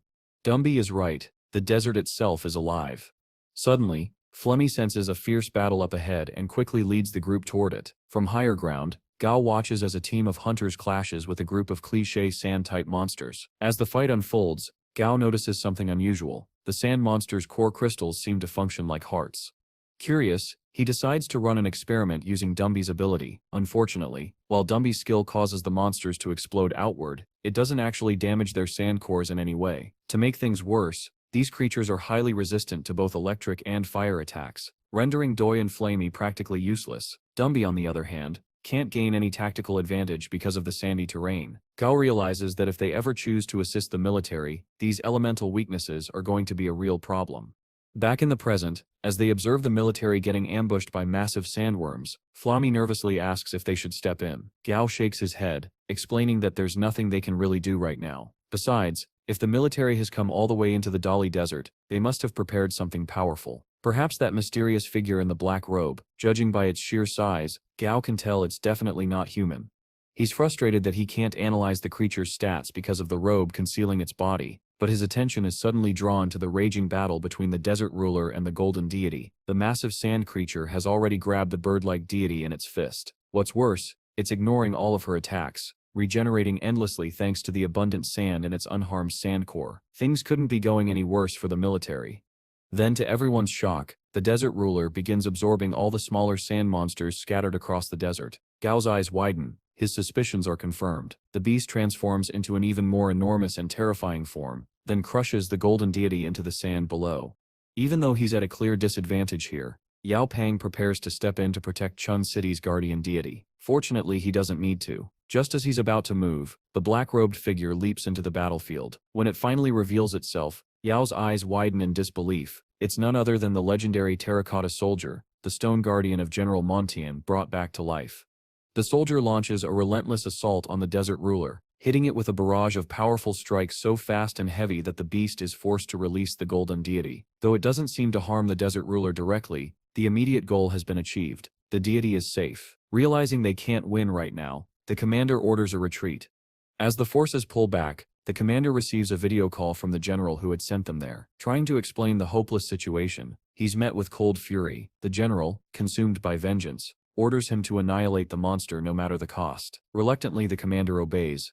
Meanwhile, at a distance, Gao and his familiars watch the troops withdraw. Gao suggests that they should leave as well. Without an ice-type familiar, the natural weakness of the sand monsters, there's little point in staying. But before they can move, Gao suddenly feels a chill crawl down his spine. His familiars immediately shift into defensive positions, sensing an unseen threat. Moments later, a streak of red light flashes across the sky and slams into the middle of the desert. The ground shakes violently, and a massive mushroom cloud erupts from the impact site, a nuclear bomb. Thankfully, Gao and his familiars are far enough from the explosion. His unique damage transfer ability allows the radiation and blast wave to be evenly distributed among his familiars instead of himself. With their high endurance and resistance to radiation, they come out mostly unscathed. The same can't be said for whatever was caught at the center of that explosion. Determined to confirm the fate of the desert ruler, Gao decides to investigate. When he and his familiars arrive at the heart of the Dali Desert, the scene is apocalyptic. The sand has been melted into glassy crystals by the heat. Normally, a nuclear strike wouldn't be enough to kill a Lord-tier monster unless it hit directly, so Gao doubts the beast is truly dead. As he surveys the destruction, his treasure-sniffing rodent familiar suddenly squeaks excitedly. It's detected something valuable nearby. Gao, unimpressed, glares at the little creature. The last time it promised treasure, they dug for hours only to uncover a low-grade core crystal. Still, after a bit of whining from the rodent, Gao gives it one more chance.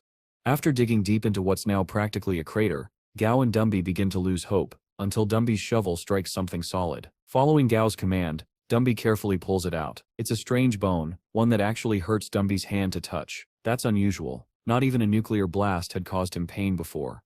Even stranger, Gao's stat-reading ability, or rather, the system itself, fails to recognize the object's nature or even identify its name. For the first time, Gao realizes something important. His ability still has room to grow. Gao praises the little mouse for its persistence, and then gets an idea. What if Dumby were to assimilate the strange bone into himself? It might unlock something new. However, the moment Dumby tries to absorb the bone, a violent reaction occurs. He's forced to drop it and stumble backward as a shockwave ripples through the air. Concerned, Gao rushes to Dumby's side, but before he can even reach him, his vision suddenly blurs. In an instant, he's pulled into a surreal image of a colossal monster drifting across a starry void, a being so vast and otherworldly that he can't even comprehend its full form. The sight is overwhelming, terrifying, yet breathtaking. Whatever that thing is, it's beyond his understanding. As the vision fades, Gao gasps for breath, shaken by what he just saw. Regaining his focus, he immediately checks on Dumby, asking if he feels any pain. Thankfully, Dumby shakes his head. But there's something new. A dark, swirling pattern now spirals across his arm, identical to the one etched on the mysterious bone. Even more astonishing, Dumby has gained a brand new ability, Level 2 Dark Flame Mastery. To test it, Dumby ignites his hand. A strange black flame bursts forth, cold, steady, and silent. It covers his arm completely but doesn't burn his cloak or the ground. The fire seems to consume nothing. Gao's curiosity deepens. Whatever this power is, it's extraordinary. He instructs Dumby to take the bone along with him, and they head back for now. The next night, Gao is in his hotel room when suddenly the city alarm blares. A state of emergency is declared. Moments later, soldiers appear at his door. They announce that all monster trainers are being summoned to help repel a level 5 threat. That phrase alone sends a chill down Gao's spine. The last time such a level of danger had occurred was during the White Dragon's evolution.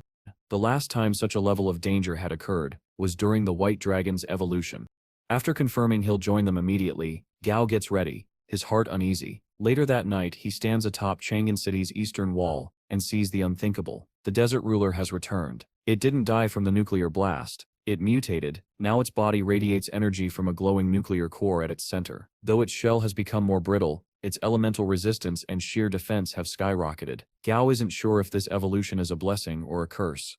Before he can think further, the golden deity swoops in from above, unleashing a brilliant beam of light that crashes into the desert ruler's chest. The sight is awe-inspiring. Yet the result is disappointing. The nuclear behemoth barely flinches. Its scales remain intact. Seeing this, Gao commands Dumby to join the fight. This time, on solid ground rather than shifting sand, Dumby can unleash his full strength. As he charges in, the nuclear ruler fires a beam of its own. Dumby blocks it with his arm and retaliates, using his revival ability to summon the enormous corpse of the Elder King centipede, a creature that had been slain here 6 months ago by the golden deity herself. The undead centipede coils around the nuclear ruler, pinning it down. The golden deity seizes the moment and launches a devastating wing slash, aiming to decapitate the beast. The attack lands but only slices off its arm, not its head. Furious, the nuclear ruler smashes the centipede's skull with one crushing blow.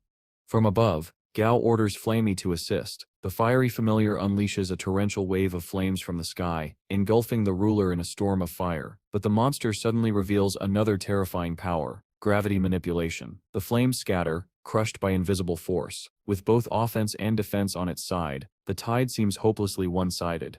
Yet, in melee combat, no one surpasses Dumby. In a blur of motion, he rushes forward and delivers a thunderous strike, freeing Flamey from the monster's gravitational grip. The nuclear ruler tries to counterattack, but Dumby is faster. He channels his dark flame into his fist and slams it into the creature's chest. The impact sends shockwaves rippling through the battlefield, momentarily stunning the ruler. Seizing the opening, Flamey and the golden deity combine their powers for a final strike. A blinding explosion of fire and light engulfs the nuclear ruler, burning and overwhelming its core completely. When the dust settles, the beast stands for a moment, charred, cracked, and unmoving, before collapsing in defeat. The nuclear ruler is dead. After the battle, Gao negotiates with the military officers over how to divide the monster's remains. He starts with a bold bluff, demanding 75% of the corpse. The soldiers, caught off guard, eventually settle on a deal. Gao will receive the nuclear ruler's core crystal and one of the 2 flesh-enhancing tablets in their possession. Back at Gao's lab, Goldie emerges from a reinforced metal chamber, newly evolved into a Lord-tier monster, muscles gleaming with power. Gao, however, wastes no time scolding him for breaking the chamber door during the process. Goldie lowers his head in shame as Gao sighs, the pain of being financially responsible. Once that's settled, Gao calls over Tong Tong, telling her that the military has delivered the flesh-enhancing tablet for their next experiment. It's time to evolve her contracted beast, the bloody-bearded vulture. Many breeders have failed to evolve this creature, but Gao confidently assures her he can do it. With Silly assisting him, Gao begins the process. Using a mix of rare ingredients, he refines the tablet into a glowing green stone and instructs the vulture to swallow it. Almost instantly the bird collapses, its eyes glowing red. Gao signals Dumby, who rolls in a trolley piled high with freshly prepared meat. The vulture devours it greedily, and moments later, its body transforms. Feathers darken, claws sharpen, and a powerful aura floods the room. The evolution is a success. Tong Tong's soul power surges as her bond with the creature strengthens. Go explains that the vulture will now need to consume fresh meat regularly to maintain its strength. If she can find the right materials, he can help her promote its grade further. Tong Tong, smiling, says that this result is more than enough for now. Their discussion ends as Gao receives a call from Huang Ya. The man informs him that the Waitrong broadcasting station has invited Gao as a guest of honor for one of their upcoming programs. Normally, Gao would decline such offers outright, but Huang adds that they're offering a thunder shell as compensation. Hearing that, Gao changes his mind. A thunder shell is one of the rare components needed to evolve. Granda, his thunder god familiar, with high-tier evolution materials becoming rarer by the day. This is an opportunity he can't afford to miss.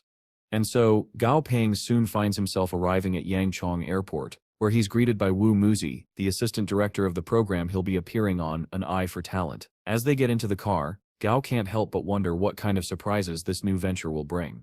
Wang excitedly tells Gao about all the different materials and monsters they've managed to gather from the wild. He even shares an information package for Gao to review while continuing to explain what the entire program is about. But as Gao scans through the list, one particular item immediately grabs his attention, something called a Daling Shandol Leon. However, according to the system's identification, it's actually a yin-yang Kendula, an odd creature possessing both healing and weakening abilities. Intrigued, Gao can't resist asking Wang for a price. Wang, smiling kindly, waves it off, saying there's no need for payment for such a small thing, and promises to have it delivered to Gao's room that very night. Later that evening, at the Gao family villa in Yangchang City, the yin-yang kandula finally arrives. After Gao activates it with a gentle blow, the little creature awakens. Gao immediately calls it out, declaring that he knows the truth. It might have fooled the program runners, but he can clearly tell that it's a plant-type monster, not some rare material. Without hesitation, Gao brings out an elite-grade light-type monster core, and uses it to form a contract with the yin-yang kandula. Once the bond is complete, he names the little guy Flowery and assigns its safety to Dumby, who now proudly wears Flowery on his head like a cute little hat. Meanwhile, somewhere far away, strange eggs begin to tremble and hatch. Back with Gao, frustration builds as he watches how poorly the Yangchang Broadcasting Services program is being handled. Not only are many of their listed materials misidentified, but even the script sounds painfully unnatural. Still, for the sake of the Thundershell and the Yin-Yang Kandula, he decides to endure it a little longer. Just then, Wang Muzi appears and apologizes for the show's strange inconsistencies. He explains that the director is just a pampered rich kid who's dumped all the work onto him. Gao softens up, realizing Wang isn't a creep, just massively overworked. After comforting Wang, Gao checks his phone, and his expression changes. Dozens of missed calls flood his screen, including several from his grandfather. When he calls back, he learns that the Yangchang branch of the Southern Sky Group has come under attack by a wave of monsters. His grandfather orders him to stabilize the situation immediately. Gao promises to handle everything before his grandfather even arrives, then hangs up and quickly analyzes the situation. Judging from the reports, the monsters involved shouldn't be stronger than Lord Tier. The only reason the military hasn't stepped in yet must be because they're busy handling other attacks elsewhere. At the Southern Sky Branch, chaos reigns. Swarms of mutated Kappas surround the compound. The electric fence holds for a while but soon collapses under the pressure. Inside, the defenders are being overwhelmed. Even their three-tailed fox familiar is torn apart. As the men try to flee, a Kappa leaps to strike, only for its head to explode in an instant. That's Gao Pang's arrival, his familiar Goldie landing a devastating punch from above. Hovering atop Flamey's back, Gao calls out to the fleeing soldiers, his voice booming with authority. He tells them that if word of their cowardice spreads, he won't accept them as Southern Sky employees anymore. While he admits they shouldn't throw their lives away, he reminds them that their efforts should at least match the pay they receive. With all the advanced weapons, gadgets, and elite support at their disposal, how could they fail to repel a simple monster horde? "Are you people stupid?" he growls. His words hit like thunder. Then Gao commands Dumby and Dazi to secure the other gates while he and Goldie clean up here. Goldie roars and charges in, utterly annihilating every Kappa in sight, his strength growing with every punch. Even when bitten once, Goldie shrugs it off and keeps smashing through the enemies. In the middle of the fight, Gao casually calls his grandfather again, telling him not to bother coming. He's already got it under control. At the west gate, Dazi spreads his thunder wings, unleashing a surge of electricity that paralyzes the entire attacking group in one strike. The guards stationed there quickly capitalize on the opening. Back at the east gate, Goldie finishes off the remaining enemies with pure brute force, leaving the soldiers stunned with admiration and a bit of jealousy. Seeing this, Gao makes a mental note. Perhaps it's time to reorganize the teams, merging members of the security department into the familiar combat squads. These battles should be handled by professionals. Still, something feels off. It's unnatural for monsters to invade a city like this, especially to target specific company branches. But for now, Gao pushes the thought aside and focuses on regrouping. He gathers the defenders who fought bravely and commends them for their efforts. As for those who fled, he offers them one final chance at redemption. Capture the remaining Kappas alive. Each one they catch will earn them a single point. The defeated men, however, only sneer dismissively, clearly they haven't learned a thing. At first, some teasing comments from another squad member finally light a fire under the lazy soldiers. Fired up by pride, they rush to redeem themselves. Much to Gao's relief, he doesn't mind giving people second chances, especially if they're willing to make amends. But for those who still refuse to change, Gao can only wonder who's going to play bad cop next time. Once all the Kappas are captured, Gao notices something unusual. The system now displays their evolutionary pathways in far greater detail than before. He figures it might be because of his steadily increasing soul strength. As he's pondering that, one of his men arrives and reports that all his orders have been carried out. Following Gao's instructions, they prepare to sell off the dead Kappas while keeping the live ones for Southern Sky's research department, since the species doesn't fetch a high market price anyway. Next up are the six-legged antler turtles that Dazi captured at the west gate. Their antlers are special. They regenerate and can be used for multiple purposes. Gao orders that they be raised and harvested regularly. With that, Gao finalizes the reward distribution. Those who fought bravely are handsomely rewarded, while those who failed are penalized. 4 particular cowards are outright fired, their familiars confiscated. The rest, though shaken, only have their pay docked for 3 months. Gao also ensures that the families of those who died in battle are fully supported by the Southern Sky Group. With business settled, Gao mounts Flamey and takes off toward Manning Village, determined to find out where these monsters came from in the first place. When he arrives, the devastation stops him cold. The sight of the ruined village, torn apart by monstrous claws, reminds him of the cataclysm 4 years ago. His expression hardens. Something doesn't add up. Sensing a faint movement beneath the rubble, Gao orders Dazi to investigate. The centipede scurries off and soon returns with a small creature, a level 8 land clam. Gao sighs. That's underwhelming. He tells Dazi to release it, but the moment he does, the little shrimp-like creature collapses on the ground, playing dead. Of course, Gao sees through the act immediately thanks to the system's insight. Smirking, he pretends to leave while secretly having Flamey mark it with his scent. Now they can track it from afar. There's no way such a weak monster survived this massacre on its own. Something else is at play here. Flamey soars into the sky, tail blazing, as they follow the creature's trail toward the sea, but suddenly the scent disappears. Gao's eyes narrow. A commander-tier monster must have noticed us. His heart sinks as he realizes the mastermind behind this monster wave might be closer than he thought. Before he can think further, the ocean below erupts in a massive burst of water. A giant aquatic monster bursts out, roaring as it attacks. Dazi instantly fires a bolt of lightning, but it barely does any damage. The creature's armored scales block it completely. Unfazed, Dazi darts forward, his bladed limbs flashing as he cuts through the scales and electrocutes it from within. The beast howls in agony before retreating back into the depths. Gao quickly scans its data, a level 46 Lord-tier gloaming oceanic manta ray. He praises Dazi for the strike, though something still feels off. That manta wasn't strong enough to command an entire monster horde. What's really going on here? To confirm his suspicion, Gao has Flammy release a burst of fire across the ocean's surface. The light illuminates something beneath the waves, and Gao's breath catches. A colossal shape lurks below, so massive it distorts the entire seabed. Fall back, he orders immediately. Something steps not right. Meanwhile, at the Yangchong Military's Division 3 headquarters, a board commander's day takes a turn when alarms start blaring. The radar has picked up a massive energy signature deep under the sea, and it's rapidly increasing. Drones are deployed, but the readings only get worse. The object down there spans over 300 square kilometers, and it's powerful enough to suppress 2 Lord-tier monsters simultaneously. Realizing the scale of the threat, the commander snaps into action, ordering a full bombardment of the sea. Outside Changjiang City, chaos unfolds. Explosions light up the coastline as hundreds of flying familiars swoop in to support the military. From below, Gao watches the sky rain fire and steel. He notes the rising waves and mutters that a tsunami is a real risk, though thankfully the new embankments should hold. As the familiars clash with the sea monsters, Gao orders Dazi and Flammy to move him closer for a better look. Suddenly, a massive aquatic beast bursts out of the wave in front of him. Gao braces for impact, but before it reaches him, Goldie leaps forward, striking a dramatic pose.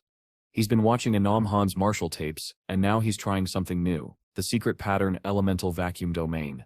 Goldie unleashes a brutal punch that sends the creature flying, followed by a shockwave that obliterates everything in a straight line ahead. Gao just stares. Okay, that was not what I expected. Moments later, another foe appears. A level 43 Lord-tier Sea King electric eel. It slams into Goldie, discharging violent electricity. Dumby rushes in with his spectral sword, stabbing the eel in the head before being thrown off. Goldie seizes the moment, pounding the monster with his explosive duck punch combo. The eel retaliates with another lightning blast, but Goldie counters it with his energy nullifying ability before slamming one final punch straight to its face, sending it crashing back into the sea.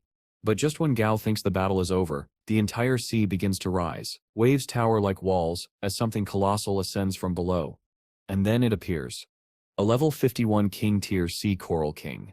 The sheer size of the creature is beyond comprehension. Its shell glows with radiant coral formations, its tendrils stretching for kilometers. Gao Step's expression turns grim. We can fight that thing, not yet. With its regenerative and communicative abilities, the Coral King is basically a living mobile fortress, a creature so huge it could carry hundreds of other monsters on its back. If anyone tamed that thing, Gao mutters, they could build a base on it and sail across the world. Nearby, 2 professors argue over what kind of creature it actually is, but Gao cuts them off sharply. Focus, right now we need to evacuate everyone. If that thing attacks, he looks toward the horizon, where the waves keep rising higher and higher. No one will survive. Though the military had managed to evacuate most civilians from the area, a few scavengers snuck back in, desperate to loot the remains of fallen monsters. They had no idea what kind of danger still lurked beneath the waves. When a nearby military officer spotted them and yelled for them to run, panic set in. The looters bolted toward the shore, hearts pounding. One of the men barely dodged a golden sicklefish lunging from the surf, but his canine familiar, Blackie, leapt in to save him. The dog's bravery came at a terrible cost. The fish tore through Blackie's body, shredding him before the man's eyes. Desperate and broken, he screamed for help, but his companions only backed away, too terrified to intervene. Moved by the loyal beast's sacrifice, Gao Pang stepped in. With a word, he ordered Goldie to retrieve the man and his fallen familiar. Seeing how deeply the man grieved, Gao took a petal from Flowey and used it to heal the dying creature. Slowly, miraculously, Blackie began to breathe again. Once that was settled, Gao turned his attention back to the battlefield, where the military's defenses were collapsing under the relentless force of the monster wave. Calmly, he ordered the soldiers to step aside. "Leave this to me." At his command, Dumby charged forward. The skeleton tyrant unleashed his dark flame mastery, his burning aura splitting the air as he pierced clean through a monster's skull. Then, channeling his revival ability, Dumby raised every fallen beast on the field, an undead army born from the monster's own corpses. Together, Gao's undead legion clashed with the monster horde, holding them back long enough for the generals to regroup and launch a counterattack. The tide turned. Moments later, the massive Coral King sank back into the depths, and the chaotic battle finally ended. While Gao took a call from Huang, Goldie was busy scouring the shoreline for fish carcasses to sell, his bald head gleaming proudly as ever. Gao could only sigh. "Never change, you greedy golden brute." Huang's voice came through the line, half in awe, half amused. Word of Gao's feats had already spread. Stories of the Lord of the Undead were making their rounds, but more importantly, Huang had news. The strange phenomenon Gao had asked him to watch. It had resurfaced. Reports spoke of ghostly soldiers walking the earth and establishing a base in Bingao City. Gao's mind raced. If those ghostly entities were real, they might hold materials powerful enough to promote Dumby to legendary grade. For now though, Gao simply told Huang to keep investigating. Later that evening, back in his Yugo City lab, Gao was busy preparing Flowey's evolution. After giving the little creature a stabilizing shot, he sealed him in a protective capsule and headed out to meet his grandfather, who had just arrived. Outside, Gao found the old man standing proudly beside Thunder God, who had completed his evolution. The once modest beast now stood tall as a level 45 legendary grade familiar, aptly renamed Thunder Shell God. His lightning mastery was unlike anything Gao had ever seen. Pure volatile energy rippled from his shell like living storms. While Gao celebrated this milestone, his grandfather's expression darkened slightly. Every day this boy's feats grow more incredible, he thought. Southern Sky may be peaceful for now, but if I'm to protect him, I'll need to grow stronger too. Breaking the moment of reflection, Gao turned to his grandfather and asked if he remembered Flamisip's birthplace. The old man nodded. "A swamp west of Gangman Base City. You said you still visit it someday." Gao smiled. "Then we shall go tomorrow." The next day, Flamey didn't say much, but Gao could tell. The thought of returning to that place stirred painful memories of his mother. Later, Gao visited Southern Sky's Gangnan branch to gather details about the swamp. Manager Chen helped him sift through the local records and monster logs. While scrolling through the data, Flamey suddenly stiffened, his eyes locked on one feed. A giant crocodile, the very same creature that had attacked his mother long ago. On the live footage, the beast could be seen terrorizing other flame-winged creatures, Flamey's kin, even now. When Gao demanded to know why such a creature was left unchecked, Manager Chen hesitated. That swamp is considered Qian family territory, unofficially of course. They are one of the four great families, Qian Zhao, Sun, and Li. Gao Spit's eyes hardened. No one owns the wilderness. Not them, not anyone. Chen paled as Gao continued. Who steps the master of that crocodile? The second eldest of the Qian family, Qian Wu Yong, Chen replied nervously, a lord-tier trainer. Without missing a beat, Gao gave his order. Send him a formal challenge. I shall meet him on the northern outskirts of the city, 3 days from now. Chen nearly dropped his tablet. Sir, please reconsider. The Can family is allied with the other three. Challenging them is the same as declaring war on all four at once. But Gao only smirked. Then we shall give them a reason to show up. Send invitations to all four families. We shall host a banquet. His eyes gleamed. When I defeat their champion and humiliate them publicly, they shall have no choice but to withdraw from that territory entirely. That very evening, the formal challenge reached the Qian family's mansion, throwing them into an uproar. Many within the clan urged restraint, fearing to provoke the powerful Gao family.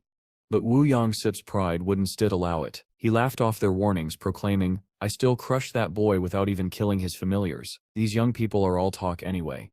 He arrogantly changed the duel's venue to the western outskirts, seeking terrain more favorable to his swamp beast.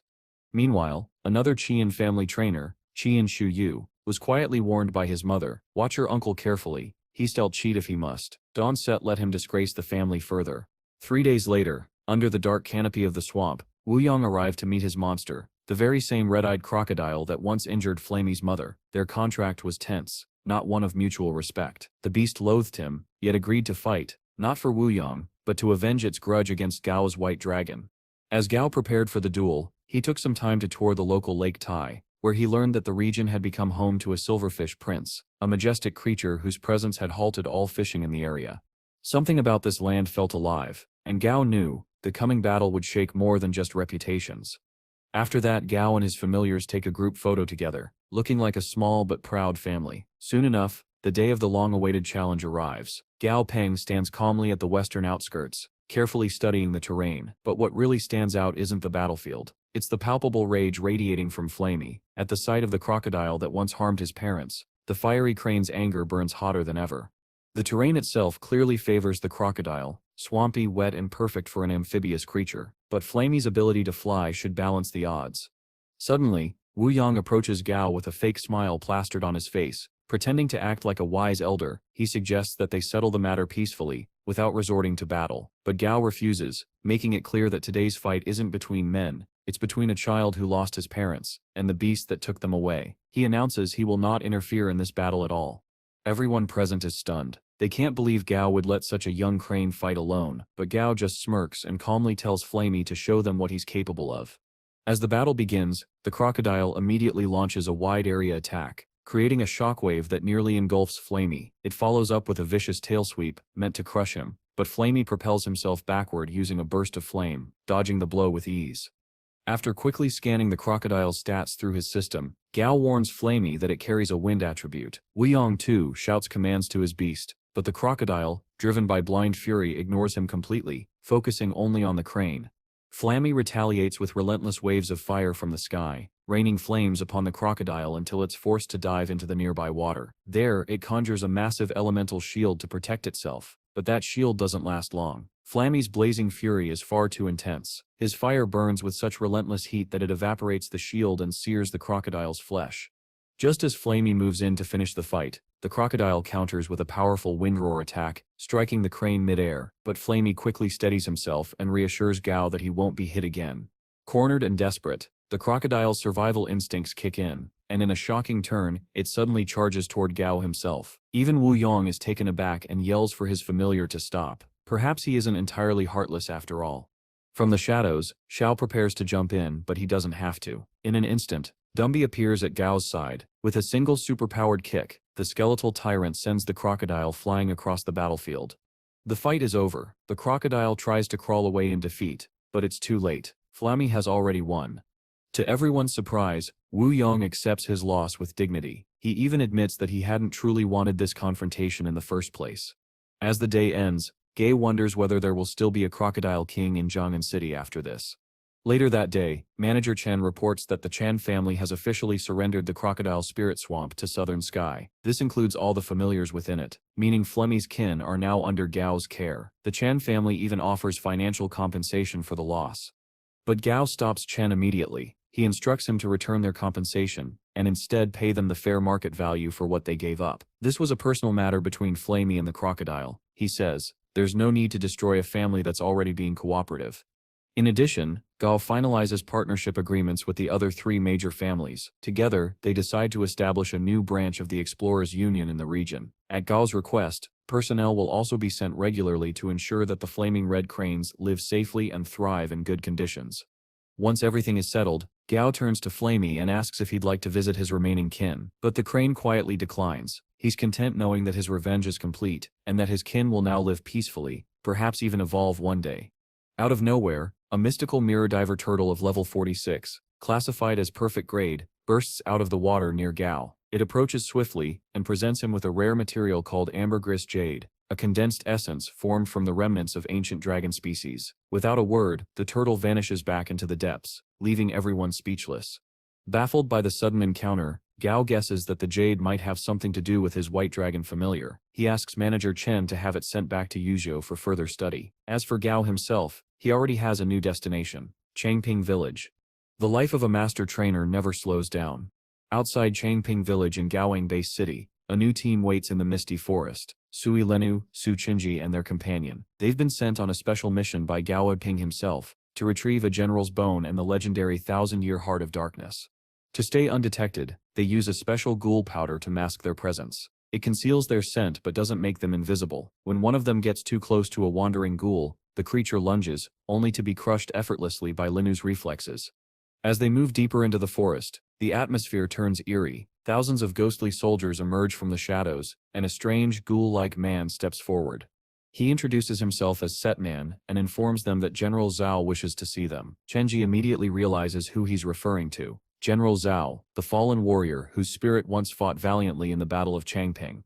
Long ago, the three followed the eerie ghoul-like man to a worn-down shack deep within the forest. Inside, they found a ghostly general seated upon a throne of bones, surrounded by ranks of silent, spectral soldiers. The atmosphere was unnervingly calm, the air thick with yin energy.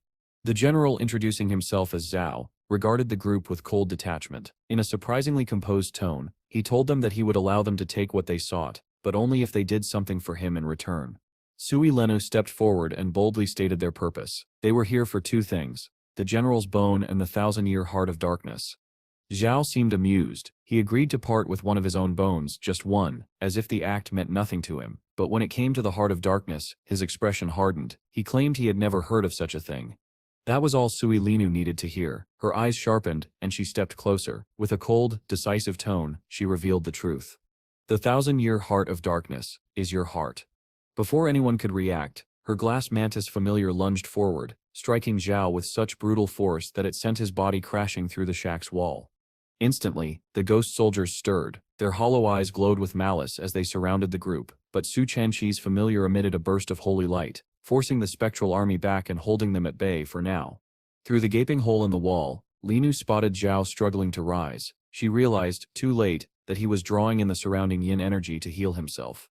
Desperate, she ordered her kangaroo familiar, Oret, to strike before the general could fully recover.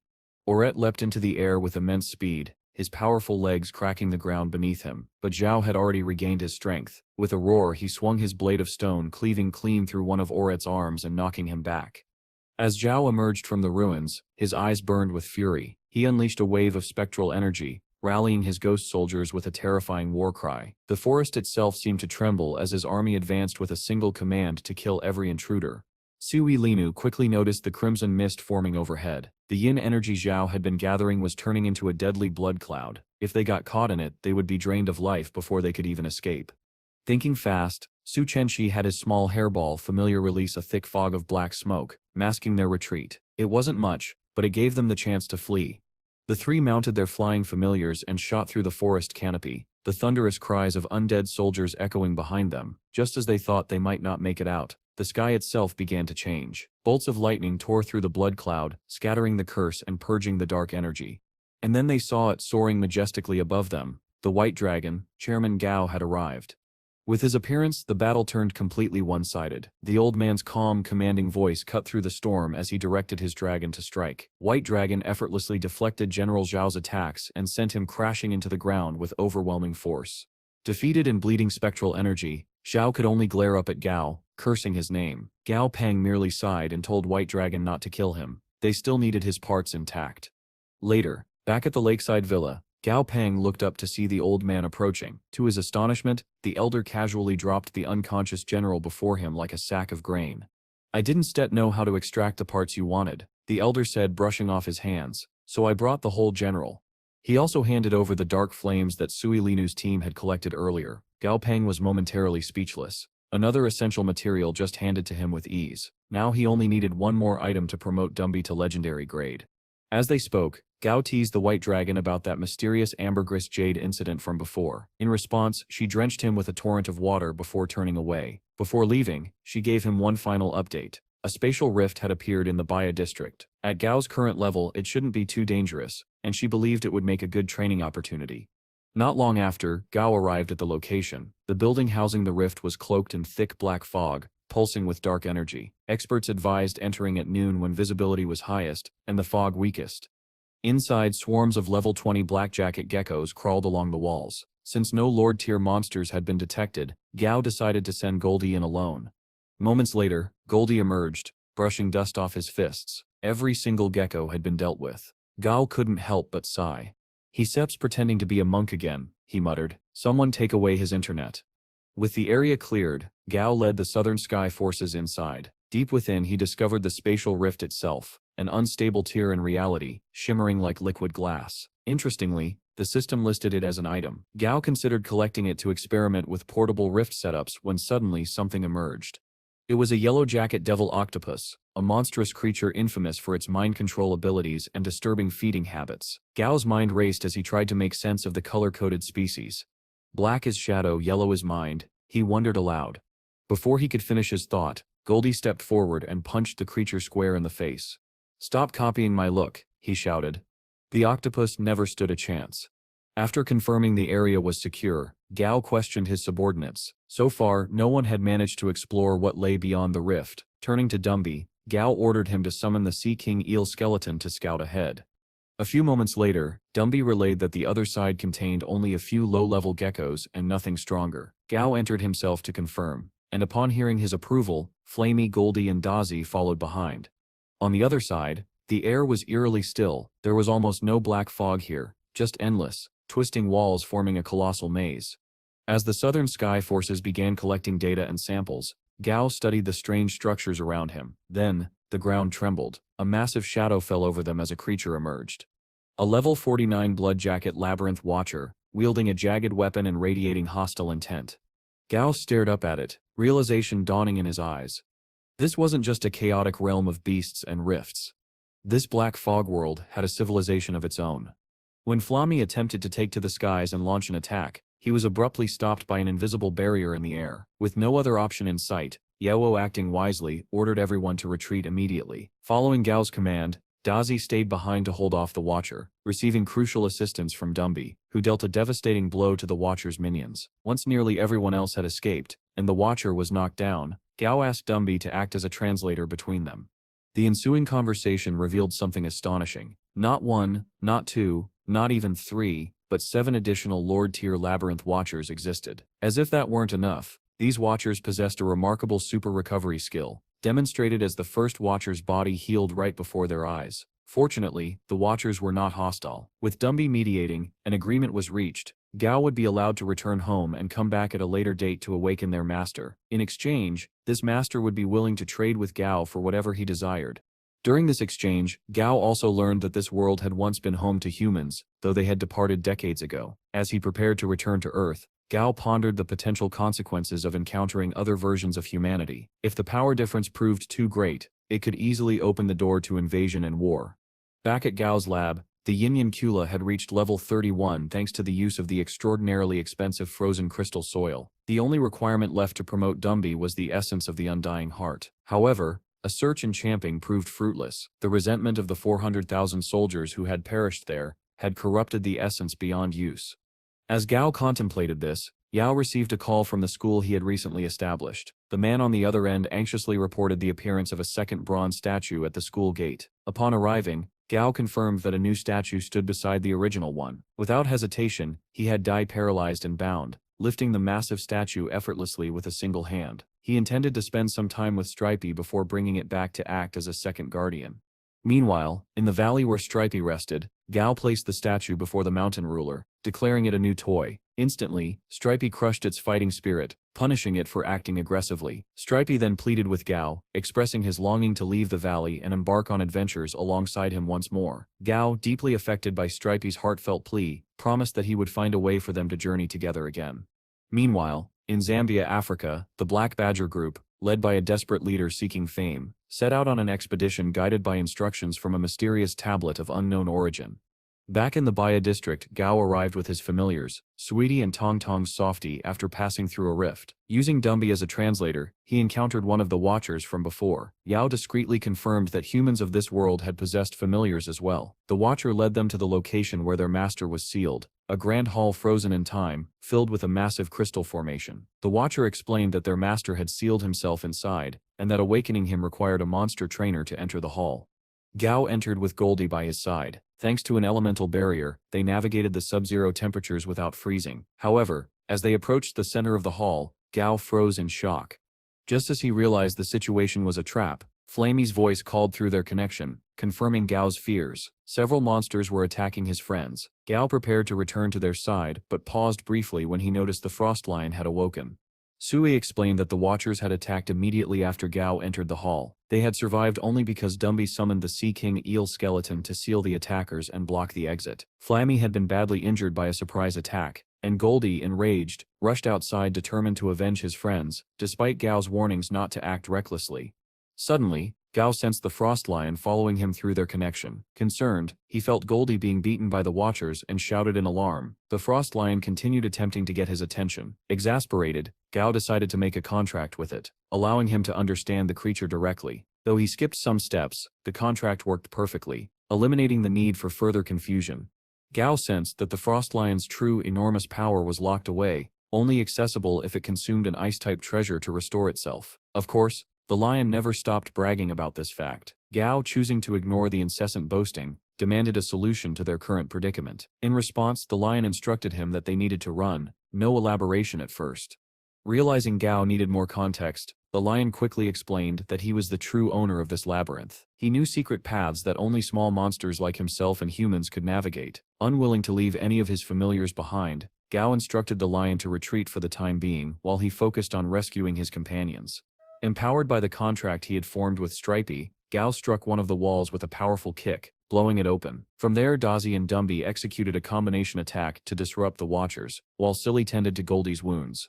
The Watchers were not down for long. They returned, even angrier than before, but Goldie had fully recovered. Fueled by rage and damage previously inflicted upon him, he grew to match the Watcher's size. In a surge of power, he kicked one of the Watchers away and seized its weapon. Now fully enraged and in his buffed-up state, Goldie unleashed a relentless barrage of punches, leaving only 3 Watchers to escape while the rest lay reduced to corpses at his feet.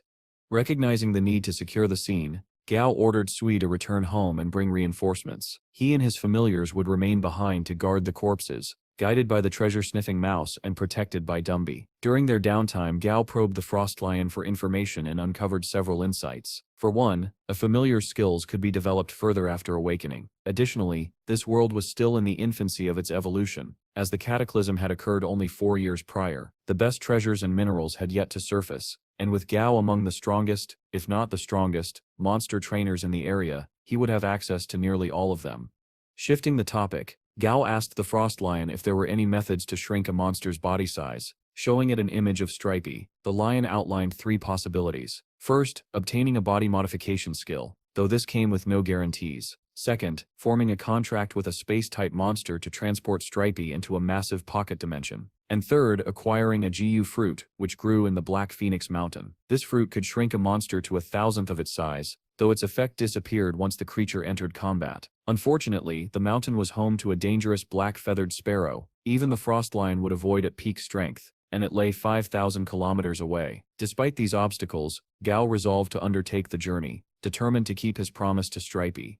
At that moment, Gao received word that the logistics team was en route. They would be bringing ice-type fruits for the frost lion. True to form, the lion tried to act arrogant and superior, but Gao simply had Silly store the fruits away, undisturbed. It was time to continue exploring the labyrinth. Meanwhile, in another part of the fog world, the group from Zambia arrived at the labyrinth wall, believing they were the first to discover it. Unfortunately for them, the first contact they made was with one of the Watchers that Goldie had previously beaten into retreat. The creature showed no mercy. Luckily, Gao Pang was nearby, and he sent Goldie to rescue the humans and their familiars. Goldie responded with extreme aggression, forcing the Watcher back. Gao soon learned that these humans were from the same world as him, indicating a spatial rift from Lawaka into this fog world. The cataclysm had expanded the world and increased distances between regions, creating a prime opportunity to establish trade routes and benefit from the fog world's resources. The humans, grateful for Gao's timely intervention, were receptive to collaboration. Gao planned to involve the Explorer Union in developing the area, anticipating another profitable venture. About 3 days later, Gao and his familiars arrived near Black Phoenix Mountain. Since the Frost Lion did not know the exact location of the Gu fruit, Gao enlisted a local golden strike tortoise to guide them. The tortoise revealed that the fruit was located on the eastern side of the mountain range, about 5 mountains away. Gao climbed aboard its shell, and the tortoise carried them close to the destination. However, it refused to proceed further due to the mountain's dangerous monsters.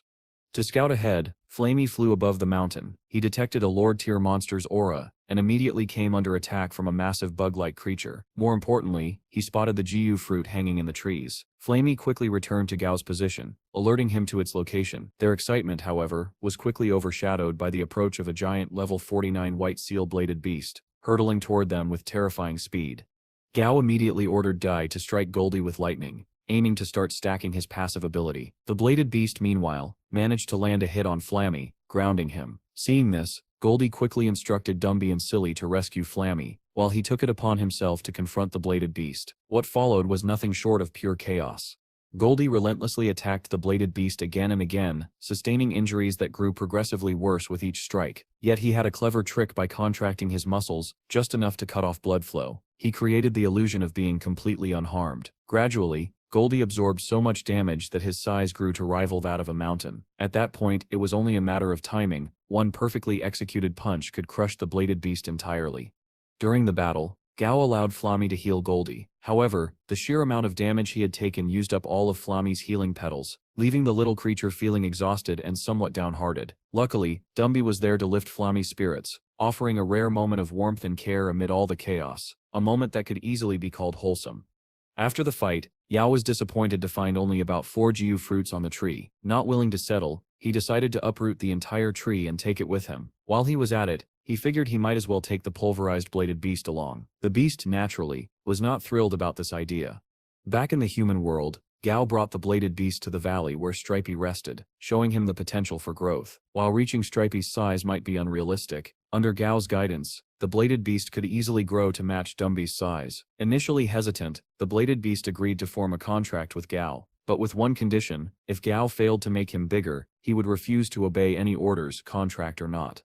After securing the contract, Gao Pang shared the Gu fruit with Stripey, explaining that it would allow them to go on adventures together again, as long as Stripey refrained from fighting recklessly on his own. Even after being shrunk by the fruit, Stripey remained impressively large, but far more manageable than before. With his familiar now bonded to the newest member of their growing group, Stripey's morale was high. Soon after, Gao Pang was greeted by his grandfather, who came bearing gifts for Goldie, a pair of axes resized from those taken off the Labyrinth Watchers' corpses. Naturally, this only fueled Goldie's dramatic flair.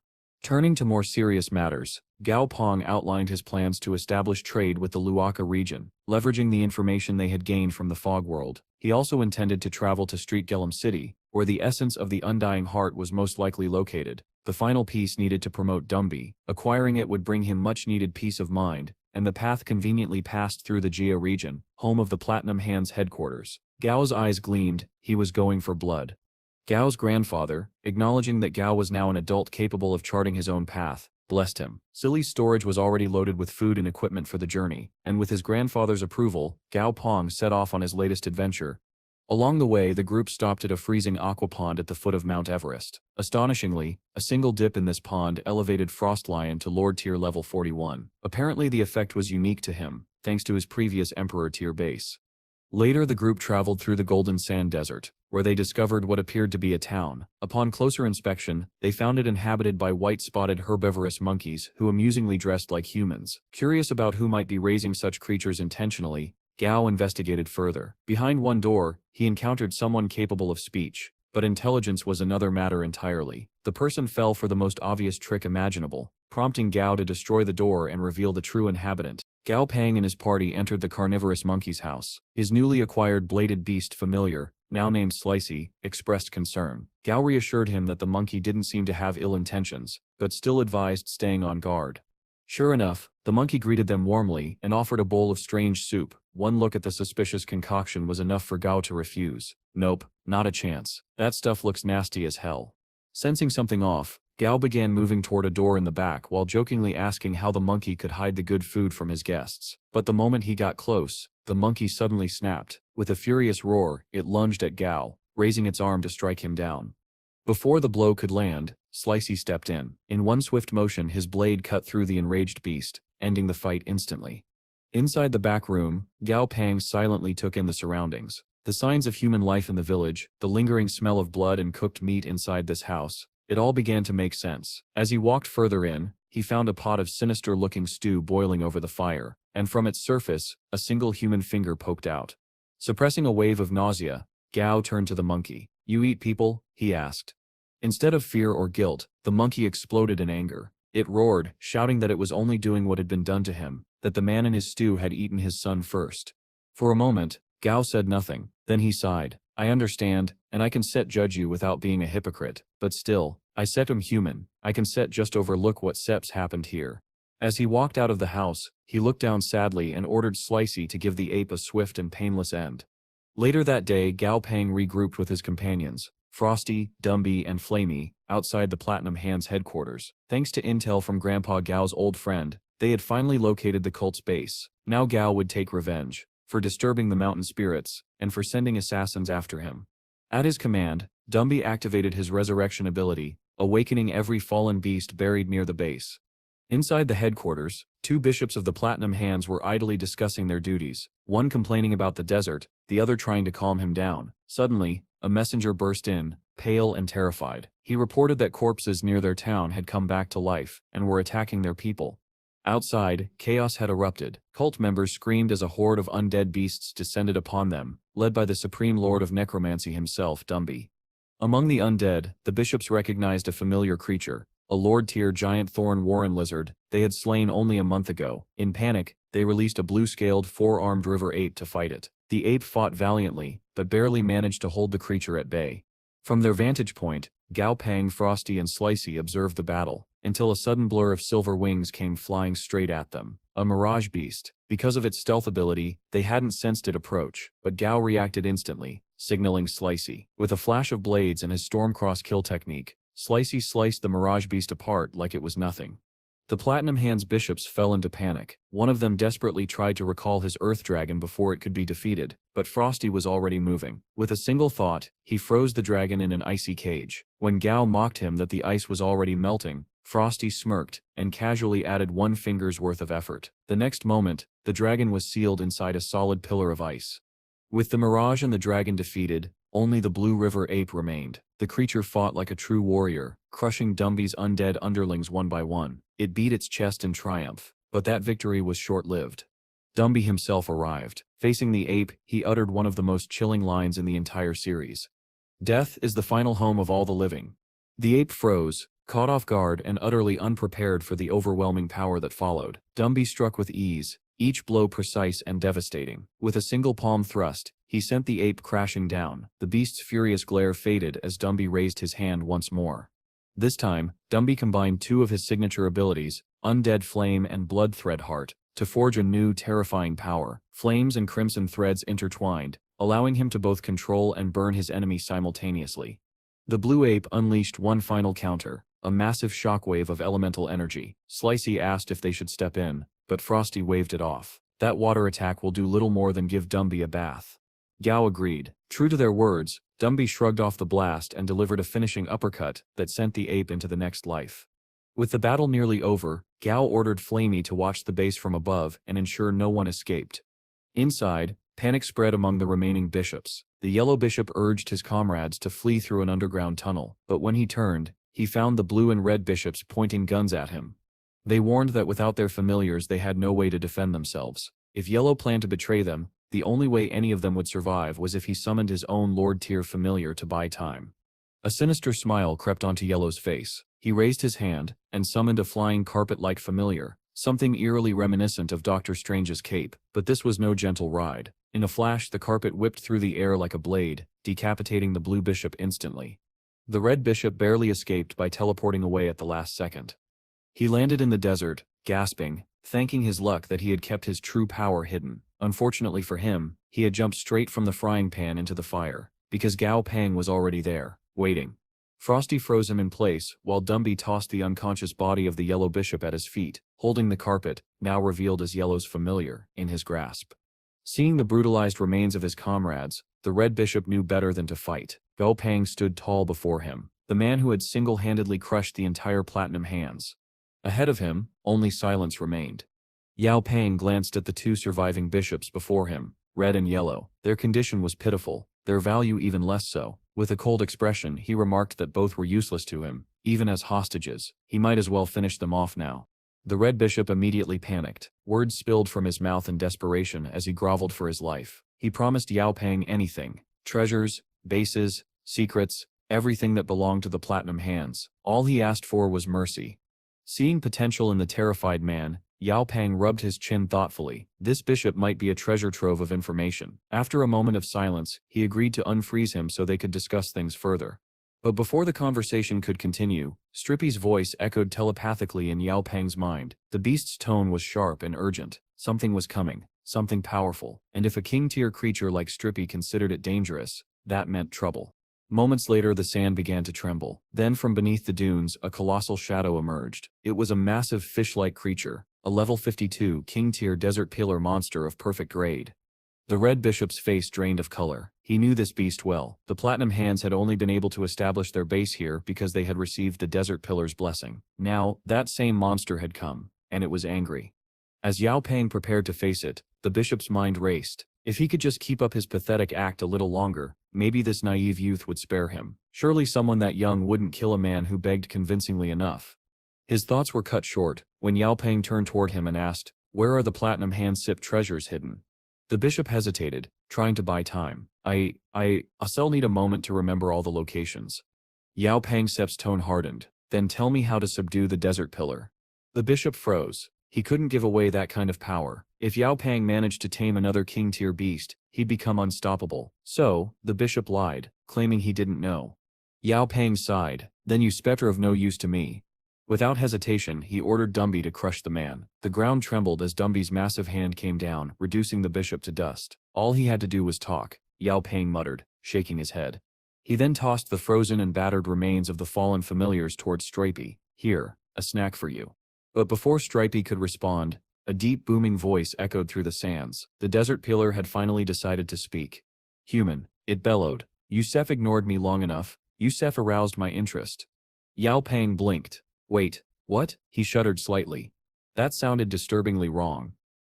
That was the final straw. With a roar of fury, the desert pillar unleashed a colossal shockwave of energy, tearing through the sands. Gao Pang stared, unimpressed. "Frosty, take care of this." Frosty nodded and began launching sharp icicles toward the beast. The desert pillar scoffed, assuming Yao was testing its power with a weak familiar. Deciding to capture him alive, it lunged towards Stripey, the largest threat nearby. Its pincers slammed down, but did nothing. The attack barely scratched Stripey's hardened shell. The massive earth spider didn't even flinch. Then, as the effects of its growth restraint wore off, Stripey began to expand, growing larger and larger until the desert pillar found itself dwarfed.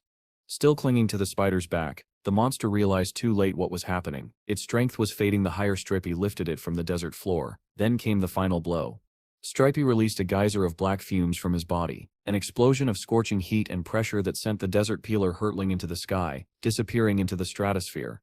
Watching the whole thing, Gao Pang couldn't help but chuckle. That thing just blasted off like Team Rocket. With the threat gone, Yao turned his attention to the golden thread-like rug creature, the same familiar once controlled by the yellow bishop, now resting in Dumby Sip's grasp. "This thing Sip's craftsmanship is incredible," he murmured. "I Sip to love to study it." Frosty raised an eyebrow. "Do you plan to make it your familiar?" Yao shook his head. "No, I just want to understand it. Besides, it Sip's already bonded to a master." Frosty tilted his head. "That bond can be broken, you know. You only need the proper incantation and mutual consent from both the trainer and the familiar." Yao's eyes widened slightly. The idea of a peaceful separation between familiars and masters intrigued him, but he quickly decided to keep that information to himself. If the world learns about this now, he thought, it'll cause chaos. It'll tell only grandfather.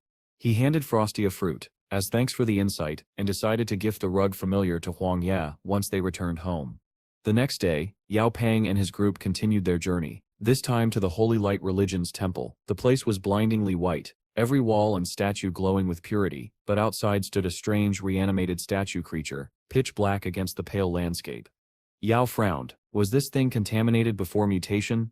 Before he could ponder further, Treasure-sniffing Mouse suddenly went wild. The little creature squeaked and jumped with excitement, clearly detecting something valuable nearby. Intrigued, Yao ordered Stripey to follow the mouse's lead. Soon they found themselves standing before a massive flame-faced mushroom glowing faintly in the heat. It was rich in fire-based nutrients, so rich that several monsters stood guard around it.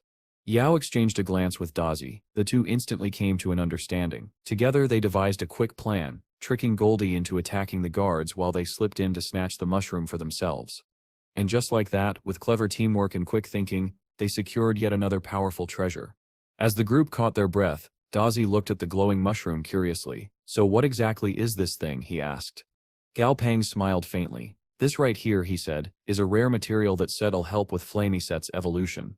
Later that day, after a long journey through the endless sands, the gang finally arrived at their destination, the Temple of the Holy Light in the Yellow Desert region. But instead of divine calm, they were greeted by chaos.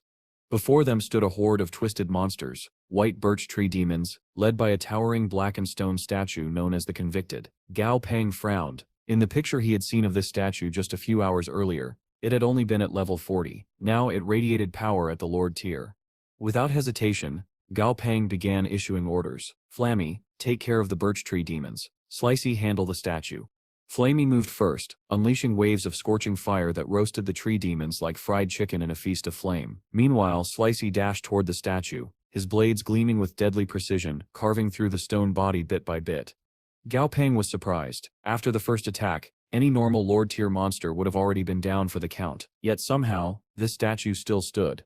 Suddenly, the statue raised its arms and began to chant. "The convicted shall descend to hell," it roared, releasing a wave of darkness that flooded across the temple's front yard. Instantly, the white birch tree demons transformed, their bark turning black, their faces twisting into grotesque shapes. Gao Pang could feel the shift. Their strength had increased, and worse, their resistance to Flamey's fire had multiplied. "Flamey, fall back," he commanded. "Dazi, your turn." The mischievous centipede grinned.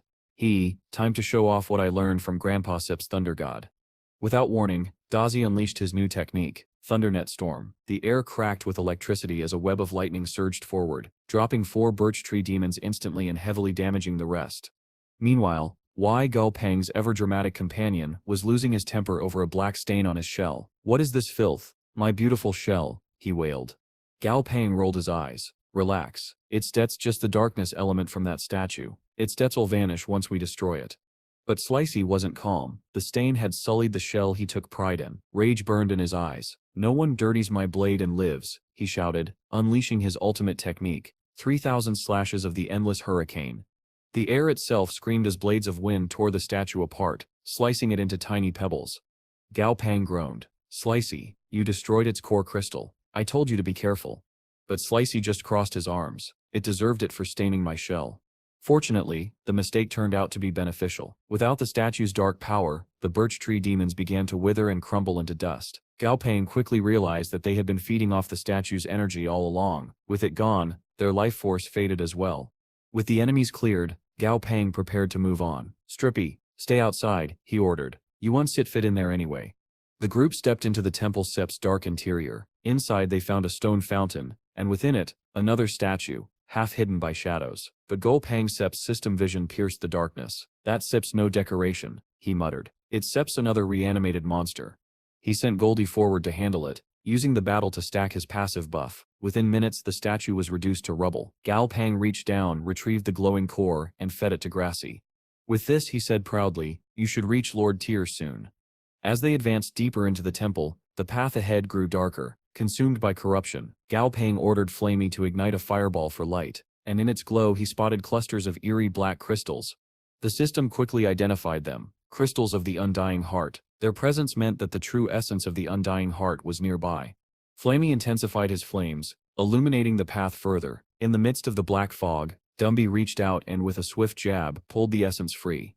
Now they had everything they needed. Gao Pang set to work immediately. Goldie punched a crater into the ground, forming a makeshift mixing vat, while Gao poured several glowing fluids into it. "Dumby," Gao Pang said solemnly, "place the essence of the Undying Heart in your eye socket and the 1,000-year heart of darkness in your chest." Dumby obeyed. The moment he did, a surge of overwhelming power erupted from his body, nearly knocking him to his knees. "Get into the bath now," Gao Pang ordered. Dumby climbed into the crater, submerging himself in the mixture as Gao Pang stepped back. A moment later, a massive pillar of dark energy shot up into the sky, shaking the very sands around them. The sheer force of it stunned Gao Pang. Then, from the swirling dust, Dumby emerged, transformed. The red markings that once adorned his arm now ran across his entire body, and his skeletal frame glowed with golden light. He had ascended. Dumby was now a mythical grade, Lord-tier skeleton dominator. Gao Pang stared in awe. Wait, does that make him the top now? It was a valid question. As he examined the new stats, he realized something shocking. Dumby's skill list included a level 5 ability, something usually only seen in king-tier monsters or higher. And with the combined effect of his Flame of the Undead skill, that meant Dumby now possessed 2 level 5 skills. Stripey may be the strongest right now, Gao Pang thought, but Dumby Sep's potential far surpasses anything I Sep's seen. To test this, Gao Pang switched his soul chain to Dumby. Let's see how much soul strength you can absorb per monster, he said. Goldie brought over one of the fallen birch tree demons. Dumby raised his hand and summoned an undead minion to attack. The creature exhaled a chilling freeze breath right at Goldie. Gao Pang blinked. What are you doing? He sighed, realizing what was happening. Sibling pranks, of course. After having his undead minion absorb the soul of the tree demon, Dumby turns to Gao Pang and explains that if he absorbs a soul on his own, he can gain around 1/5 of its strength. However, if one of his minions does it, he'll only gain about 1/10. Hearing this, Gao Pang begins to strategize, his mind already racing through ways to maximize Dumby's terrifying growth potential. Meanwhile, Goldie can be heard yelling in the background, challenging someone to a fight as usual. A little while later, Gao Pang instructs Dumby to summon all his undead minions. When they appear, he tells Dumby to keep only those at level 40 or above, and to absorb the rest. Without hesitation, Dumby obeys. The moment he devours his weaker minions, his aura surges violently, and his level skyrockets straight to 50. Gao Pang is left speechless. The sheer speed of Dumby's growth feels like a cheat, something beyond normal logic. Realizing this potential, Gao Pang concludes that Earth is too limited for Dumby to truly evolve. The Black Fog world, on the other hand, is teeming with buried monster skeletons and dense energy, an ideal ground for expansion. He tells Dumby that once they return home, he should take his troops and grow his army there. Dumby, however, looks heartbroken. He lowers his head and asks if his master is abandoning him, a single tear somehow slipping down his hollow eye socket. Gao Pang instantly scolds him for even thinking such nonsense. He reassures his loyal familiar that this is not abandonment, it's preparation. He wants Dumby to grow stronger, unrestrained, and reach his full potential. Humbled, Dumby kneels before him. I understand, master, he says, his voice steady despite the hollow echo. I'll become strong enough to defeat anyone who dares to stand in your way. For some reason, Gao Pang doesn't doubt him in the slightest.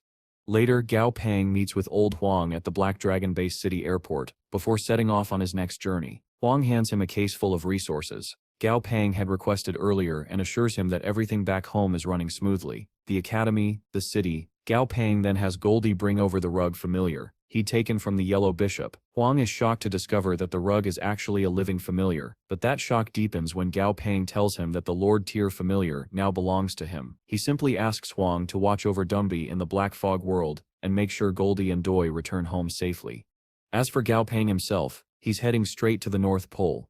Trudging through the snow-covered wastelands, Gao Pang is accompanied by Grassy, Frosty, Silly, and Slicey. The freezing wind bites through his coat, and soon Grassy starts trembling from the cold. Frosty notices this, and immediately releases a faint wave of warmth, creating a gentle heat barrier around the shivering plant. As they move forward, Gao Pang tells Frosty that if they don't find any materials for him here, they'll check the South Pole next. Frosty, however, is confident. He can sense something ahead, somewhere to the northeast. Encouraged, Gao Pang keeps moving until a breathtaking sight appears on the horizon. A sprawling city made entirely of ice.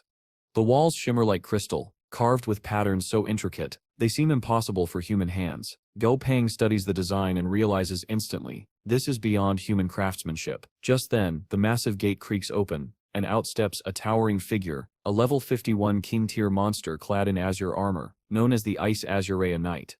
Without Dumby or Stripey here, Gao Pang knows his strongest beast is Slicey, but even he might not be enough. Frosty, however, seems oblivious to the danger, his focus entirely fixed on whatever powerful presence he's sensing from within the city. Nervously, Gao Pang bows slightly and requests permission to simply look around outside the walls, promising to follow every rule of this frozen city. The knight gives no verbal reply, it merely turns around and walks back through the gates. Gao Pang takes that as silent approval, and begins to explore.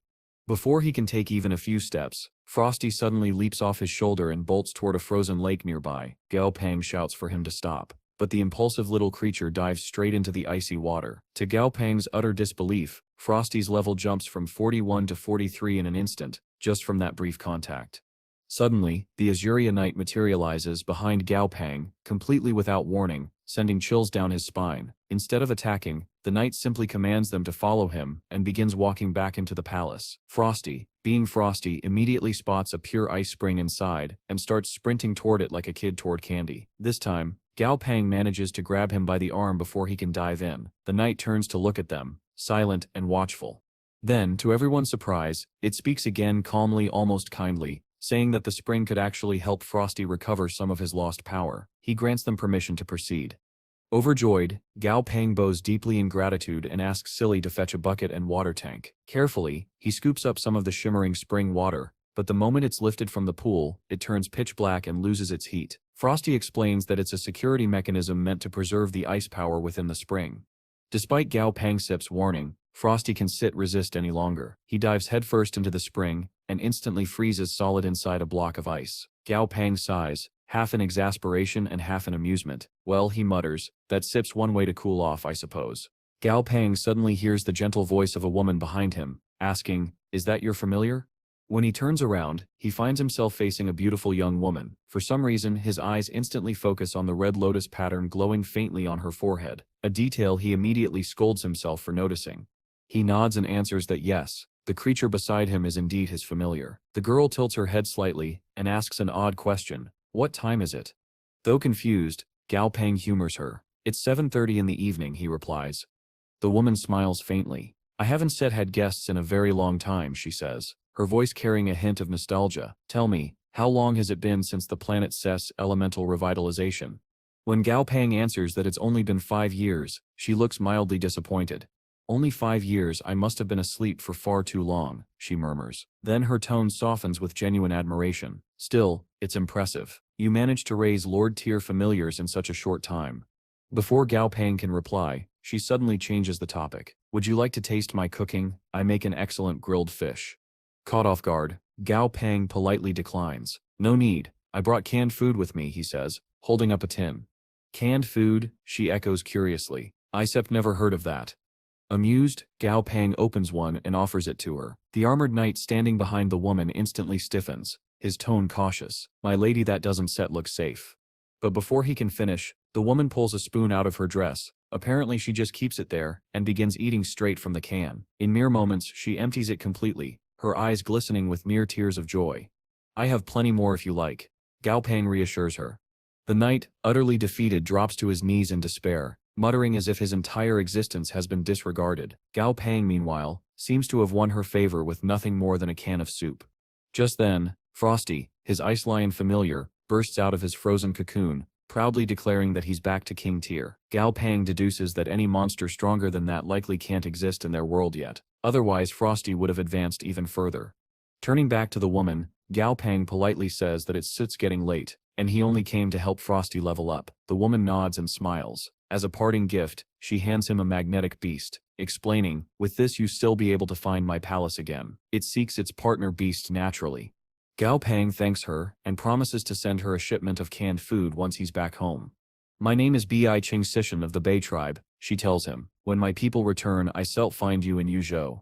With that, an unexpected alliance and perhaps something more is quietly formed.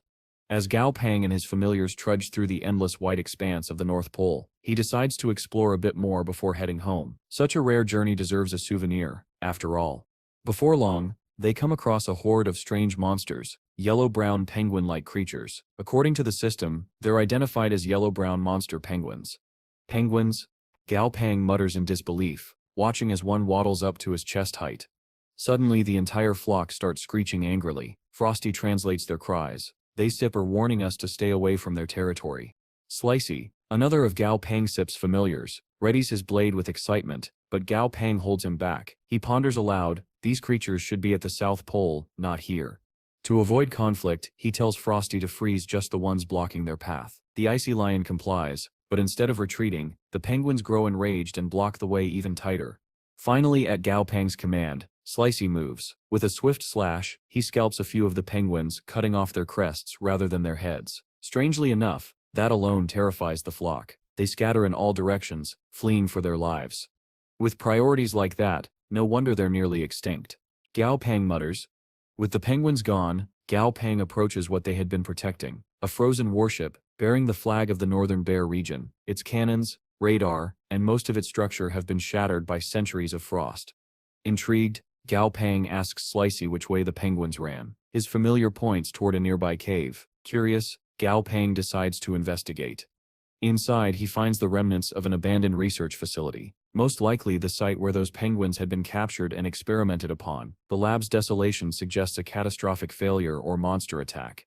As he explores deeper, he notes the absence of human remains. Either they escaped, took their dead with them, or something ate them. He murmurs uneasily. Right on cue, the ground trembles, and from the shadows emerges a towering creature, the level 45 yellowbrow emperor penguin, carrying the title of mutant.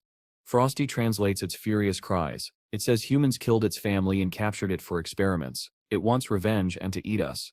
Gao Pang immediately bolts toward the exit, but the penguin slams its flippers down, summoning a wall of ice that seals the way out. With no other choice, Frosty leaps off Gao Pang's shoulder. I can't freeload forever, he shouts. In a blinding burst of energy, the tiny lion transforms into a massive beast, his mane blazing with crystallized frost. He lunges at the emperor penguin, launching a devastating ice strike, but the creature shatters it effortlessly. As expected, Frosty growls. I sipped him only at king tier again, but that doesn't mean I sipped him helpless. When the penguin counters with a storm of frozen shards, Frosty activates frost consumption, absorbing the entire attack before slashing through his enemy's icy body. Moments later, the emperor penguin collapses, defeated. Frosty reverts to his chibi form, panting heavily. Gao Pang approaches, impressed. That frost consumption skill, it's incredible. He then orders Slicey to carry the penguin Sip's body back. We shall study how the Northern Bear region managed this gene splicing experiment. Frosty, still catching his breath, smirks. Humans and their experiments always trying to play God, and yet, they never learn. Gao Pang silently agrees. The frozen winds howl outside the cave, carrying the lingering scent of battle and the quiet warning of what humanity's ambition can create. Meanwhile, on the other side of the planet, chaos was erupting outside the Lucera spatial rift, the gateway leading into the Black Fog world. At the military base guarding the rift, the commanding general stood with a grim look as a trembling officer handed him a report. The message was simple but terrifying. A massive anaconda-like monster had appeared. Its name, Black Yermongandr. The creature wasn't just powerful, it was above king tier, a threat beyond what their world could normally contain. But instead of fear, the General Sip's mind filled with greed. If I can kill it, he thought, the core crystal will be priceless. My name will be written into history. Ah, the timeless curse of mankind, lust for fame and fortune, it blinds even the strong. Before he could finish his delusions of grandeur, the ground began to quake violently. Soldiers stumbled as alarms blared. The general barely managed to summon his massive lion familiar, who scooped him up just in time. A heartbeat later, the black Yermongandr erupted from the ground, shattering the entire base like it was made of paper. For the first time, seeing the monster's colossal body in endless coils, the general's confidence collapsed. We're doomed, he whispered. Far away in the Northern Bear region's bustling Tom's Base city, life was still calm. The Southern Sky Corporation had just opened a new branch there, and inside the bright, modern facility sat Gao Pang and his trusted partner, Old Huang. Their first batch of familiars was ready for sale. I've been watching the people here, Gao Pang said. They value strength. If a familiar is powerful, it'll be popular. Huang nodded. That Sip's true. Oh, by the way, there's Sip's trouble in Lucera. The spatial rift was closed off. They say that Black Yermongandr was discovered in deep hibernation inside the Black Fog world, and some idiot tried to cut open its brain to steal its core crystal. Gao Pang Sip's eyes widened. What? That Sip's insane. Exactly, Hong said. And now the whole rift is sealed. Panic briefly flickered across Gao Pang Sip's face. My grandpa, he was in the Black Fog world last time I checked. Relax, Huang assured him. He came back to Yuzhou City before the lockdown. He's safe. Gao Pang sighed in relief. Good. Then let's focus on this branch. If things go smoothly in Tom's, we can expand across the entire northern region. Huang smiled and gestured toward a massive cage nearby. Inside stood a ferocious creature with 6 jagged horns and gleaming eyes, the Commander Tier 6-horned Dreadwolf. This one goes on sale tomorrow, Huang said proudly. With its combat skills, healing abilities, and heightened senses, it sets the perfect hunting partner for people surviving out in the wilderness. Excellent work, Huang, Gao Pang replied. You never disappoint. He then added, arrange a showcase battle between our Dreadwolf and one of the Northern Bear region's Sep's top familiars. We'll prove its superiority firsthand. Huang agreed, mentioning that Gao Pang's new acquaintance, Bunshaft, the second son of a prominent local family, would also be attending the event to liven things up. Once Huang left, Gao Pang leaned back in his chair, deep in thought. So much is happening all at once, he muttered. I wonder how Dumby is doing in the Black Fog world. Inside the Black Fog world, Dumby, the skeletal undead overlord, stood before the Lake of 1,000 Streams, his vast army of undead stretching endlessly behind him. Across the waters, a monstrous whale-sized piranha surfaced, its jaws glinting with deadly intent. Dumby sought to add this beast to his growing army, but something else stirred beneath the swamp, a powerful aura pulsing from the depths. With a flick of his hand, Dumby cast Resurrection, summoning a long-dead creature back to life, the blue water sky toad, a monster the piranha itself had once slain. The piranha's rage was instant. As the resurrected toad leapt into battle, the lake churned violently. Dumby's undead army swarmed the beast, striking its thick hide from every direction. The piranha fought back, thrashing and devouring the undead by the dozens. But Dumby's forces were endless. With every soldier destroyed, 2 more took its place. The balance of power shifted. Slowly, the predator became the prey. In desperation, the piranha unleashed its ultimate attack, Water Dragon Tooth, a cataclysmic blast that sent torrents of water and steam erupting skyward, shaking the lake to its core. When the steam cleared, Dumby stood firm. Enough, he growled. I said I'll end this myself. He crouched low, dark flames coiling around his arm. Power surged and his skeletal form glowed with a sinister light. Then he vanished. In a blur, Dumby struck the piranha's head with a devastating punch. The impact stunned the creature, leaving it dazed long enough for Dumby to follow up with a crushing blow that shattered its skull entirely. Standing triumphantly atop its fallen body, he mocked. So this is the mighty beast of the 1,000 Streams. Pathetic. Moments later, his necrotic power spread, engulfing the piranha's body. Flesh withered, bones hardened, and soon the massive creature rose once again, reborn as one of Dumby's undead soldiers. With his new servant kneeling before him, Dumby raised his hand high. From this moment on, he declared, I am the master of the land of 1,000 Streams. The army roared in eerie unison, the sound echoing across the dead waters. Back in the northern Bear region, dawn broke softly. Gao Pang, wearing a bathrobe, sat by the window of his suite, sipping morning coffee. The TV flickered with a news report, the grand opening of Southern Sky's new familiar store in the Luaga district. Though it was not even 8 in the morning, the streets outside were packed. On the display screen above the crowd, the 6-horned Dreadwolf was shown battling the Icefall Bear, the region's previous top familiar. The crowd cheered in awe at the Dreadwolf's overwhelming power. This new familiar is incredible, one customer exclaimed. I set him getting one as soon as I can. Watching the broadcast, Gao Pang smiled faintly. The branch was a roaring success. The wolf had left a strong impression, and the northern market was officially theirs. Taking another sip of his coffee, Gao Pang looked out at the snow-covered horizon. The store was in good hands now. Huang could manage it perfectly well. That meant one thing. It was time for Gao Pang to move on and continue the next stage of his journey. Gao Pang shared the latest news with Frosty, telling him about the terrifying black Yermong Andra, a beast so powerful that even he dared not approach it for now. Frosty, however, scoffed in his usual confident tone. There's no way that snake is above Emperor tier. After all, what Overlord tier monster would ever sleep inside the territory of another Overlord? Typical Frosty, cocky as ever. Once he had been a legendary creature, but in his chibi form, he seemed to have retained all the arrogance and none of the humility. Gao Pang could only sigh at the Frost Lion's shameless bragging. Thankfully, he was saved from more boasting when his communicator began to ring. He accepted the call, and the face of Grandpa Gao appeared on the wall screen. The old man's expression was grave. Pangsefter, his grandfather began. There's trouble brewing in Shangan again. A monster invasion seems to be coming from the Tulan Desert itself. The entire desert is moving. Gao Pang blinked in disbelief. The desert is moving?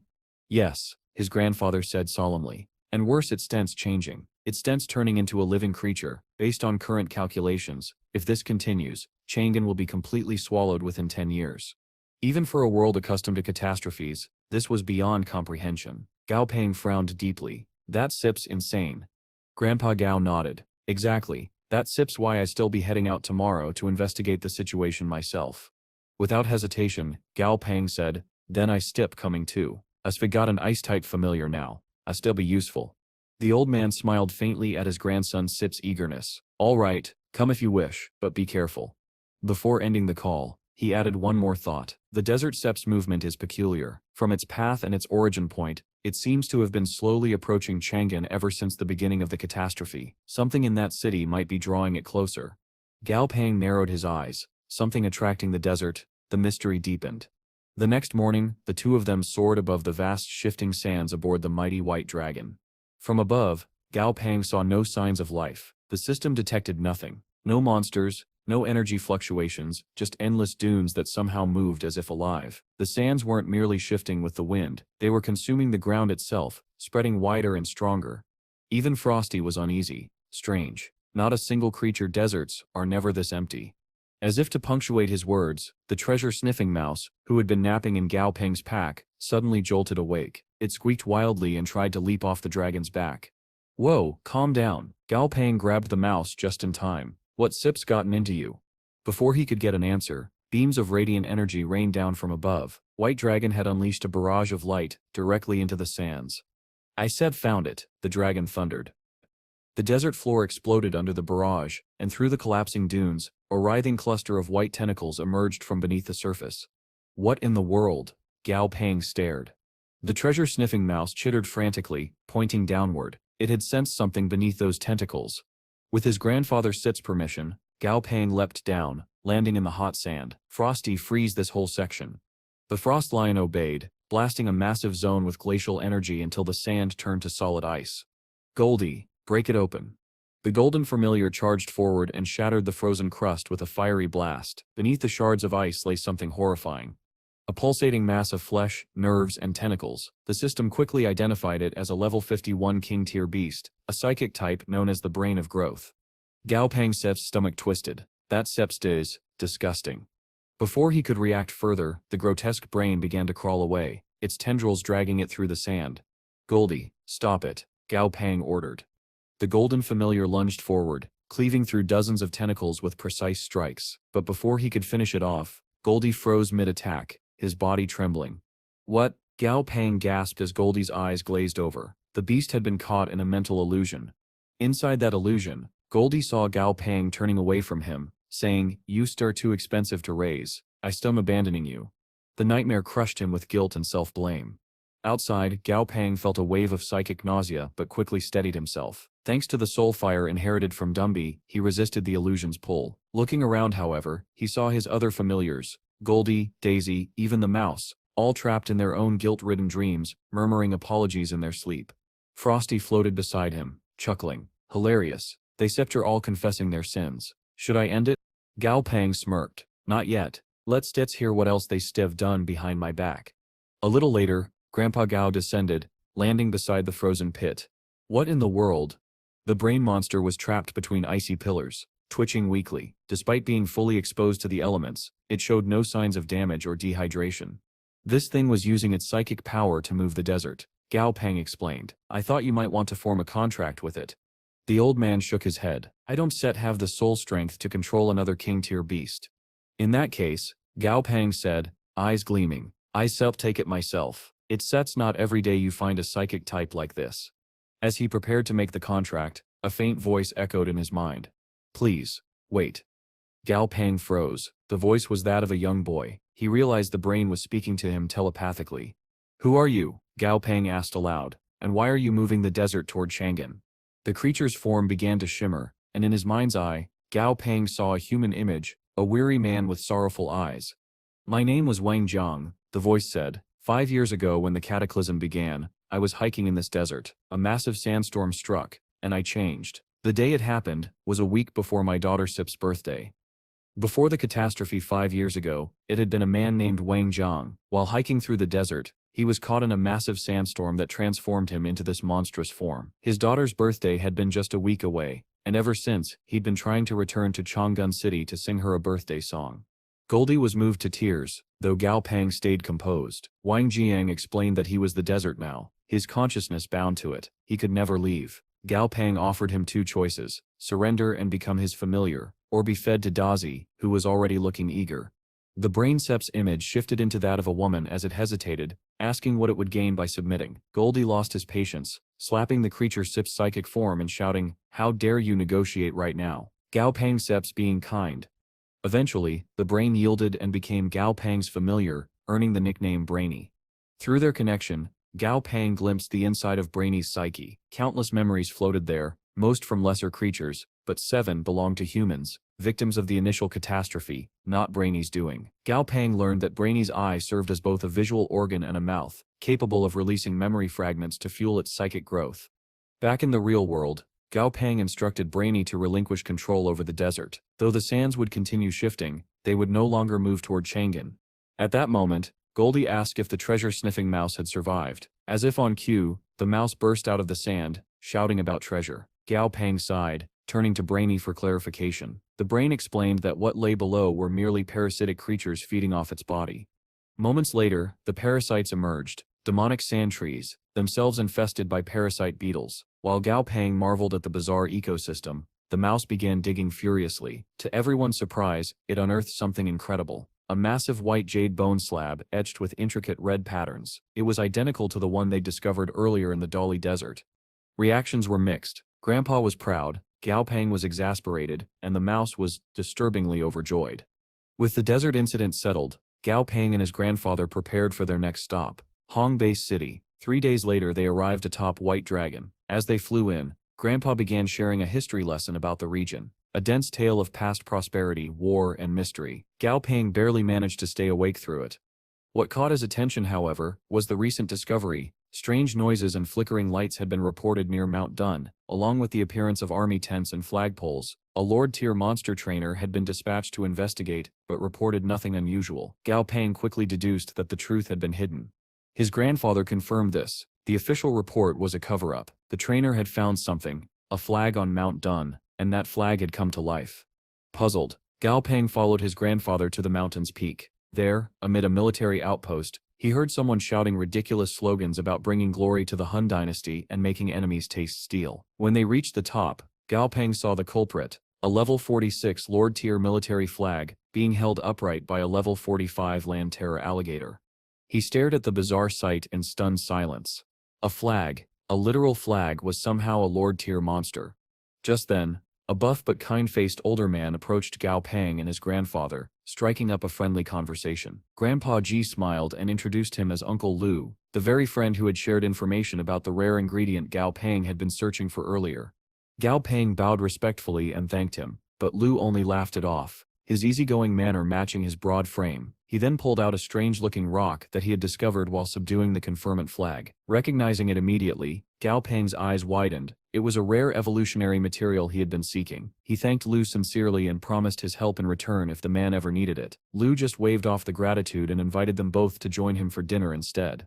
Handing the rock to Dazi, Gao Pang warned him to handle it carefully. It was crucial for his evolution. Dazi, not particularly interested in carrying the heavy thing, bribed Goldie with 10,000 alliance credits and a box of salted fish to take it instead. It was a ridiculous deal, but Goldie eagerly accepted. The smug grin on his face said it all. He had planned this from the start, knowing full well how easily Dazi could be manipulated.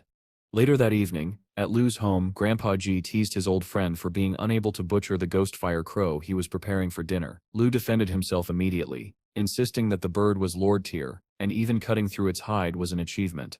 Curious, Gao Pang stepped forward and asked if he could give it a try. Lu, impressed by the young man's enthusiasm, handed it over. Within moments, Gao Pang had Dazi bite off one of the crow's claws, then used that very claw to craft a makeshift blade. Using the bird's own weapon against it, he expertly sliced through the thick hide and carved up the entire carcass in mere minutes, turning a difficult task into effortless artistry. Lu watched, wide-eyed, as Gao Pang worked. Even Grandpa G chuckled, clearly proud of his grandson's skill. Goldie and the others began preparing kebab skewers, though it was mostly Goldie doing the actual work while muttering about payment. Internally, Lu was stunned. Cutting through Ghostfire crow flesh, even with its own claw, was something only someone of immense strength and precision could do. Just then, a group of strangers burst into the room, interrupting the calm. Lu frowned and asked who they were. They introduced themselves as officials from Hunan Bay City and quickly explained that a plague had broken out, forcing the city into quarantine. Confused, Lu asked what he could possibly do about that. He wasn't a doctor, a valid point, but the lead girl insisted that monsters infected by the virus were growing violent, and Lu, being an elite trainer, was their best hope to contain them. Before he could respond, Grandpa Gi and Gao Pang stepped outside as well. Lu immediately tried to clarify the misunderstanding. He wasn't some great trainer. In fact, he admitted, he'd barely managed to form contracts with his two familiars by sheer dumb luck. He wanted to help, but he simply didn't have the necessary skills. Gao Pang, however, was already thinking ahead. If monsters were mutating because of this infection, then it was no ordinary plague. He turned to his grandfather and quietly said that they should investigate. Later that night, the trio arrived at a hospital in Hunan City, where they were shown the medical reports of 3 infected patients, each representing a different stage of exposure. The first patient, a woman infected 3 days ago, appeared mostly fine, though her intelligence was declining rapidly. The second, a man infected 2 weeks ago, looked like something straight out of a horror movie, half zombie, half human, eyes hollow, skin gray. And the third, a man exposed for over a month, was somehow no longer infectious, though his body bore the marks of something far from human. Intrigued, Gao Pang asked for permission to examine the third patient up close. The ward had been specially reinforced. It could withstand the attacks of a commander-tier monster for an hour. As Gao Pang approached, the creature sensed him. What had once been a man now moved like a beast, its limbs jerking violently as it slammed into the glass with a guttural scream. Gao Pang quickly activated his system to analyze it. The data identified it as a mutated monster, the result of infection by the green plague bug. The bug reproduced by scattering microscopic fragments of itself, capable of surviving even the harshest environments. Realizing the danger, Gao Pang mentally contacted Brainy, ordering a psychic scan of the hospital. From high above, carried by Flemmy, Brainy projected a mental snapshot directly into Gao Pang's mind, and what Gao Pang saw made his stomach twist. The larvae of the green plague bug were everywhere, embedded in walls, hidden in the air vents, even scattered across the floors. The nearby doctor noticed his sudden shock, but Gao Pang quickly disguised it as fear of the patient's horrific state. Keeping his composure, he left the ward and contacted Uncle Lu again to discuss next steps. As he walked, he told Brainy to scan the entire city. A moment later, Brainy's telepathic voice came back, cold and grim. The larvae hadn't spread across the whole city yet, but they were getting dangerously close.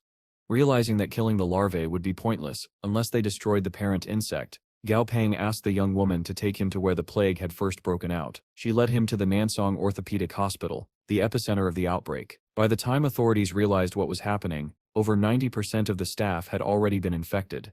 That was Gao Pang's first clue, and the beginning of uncovering the horrifying truth behind the plague.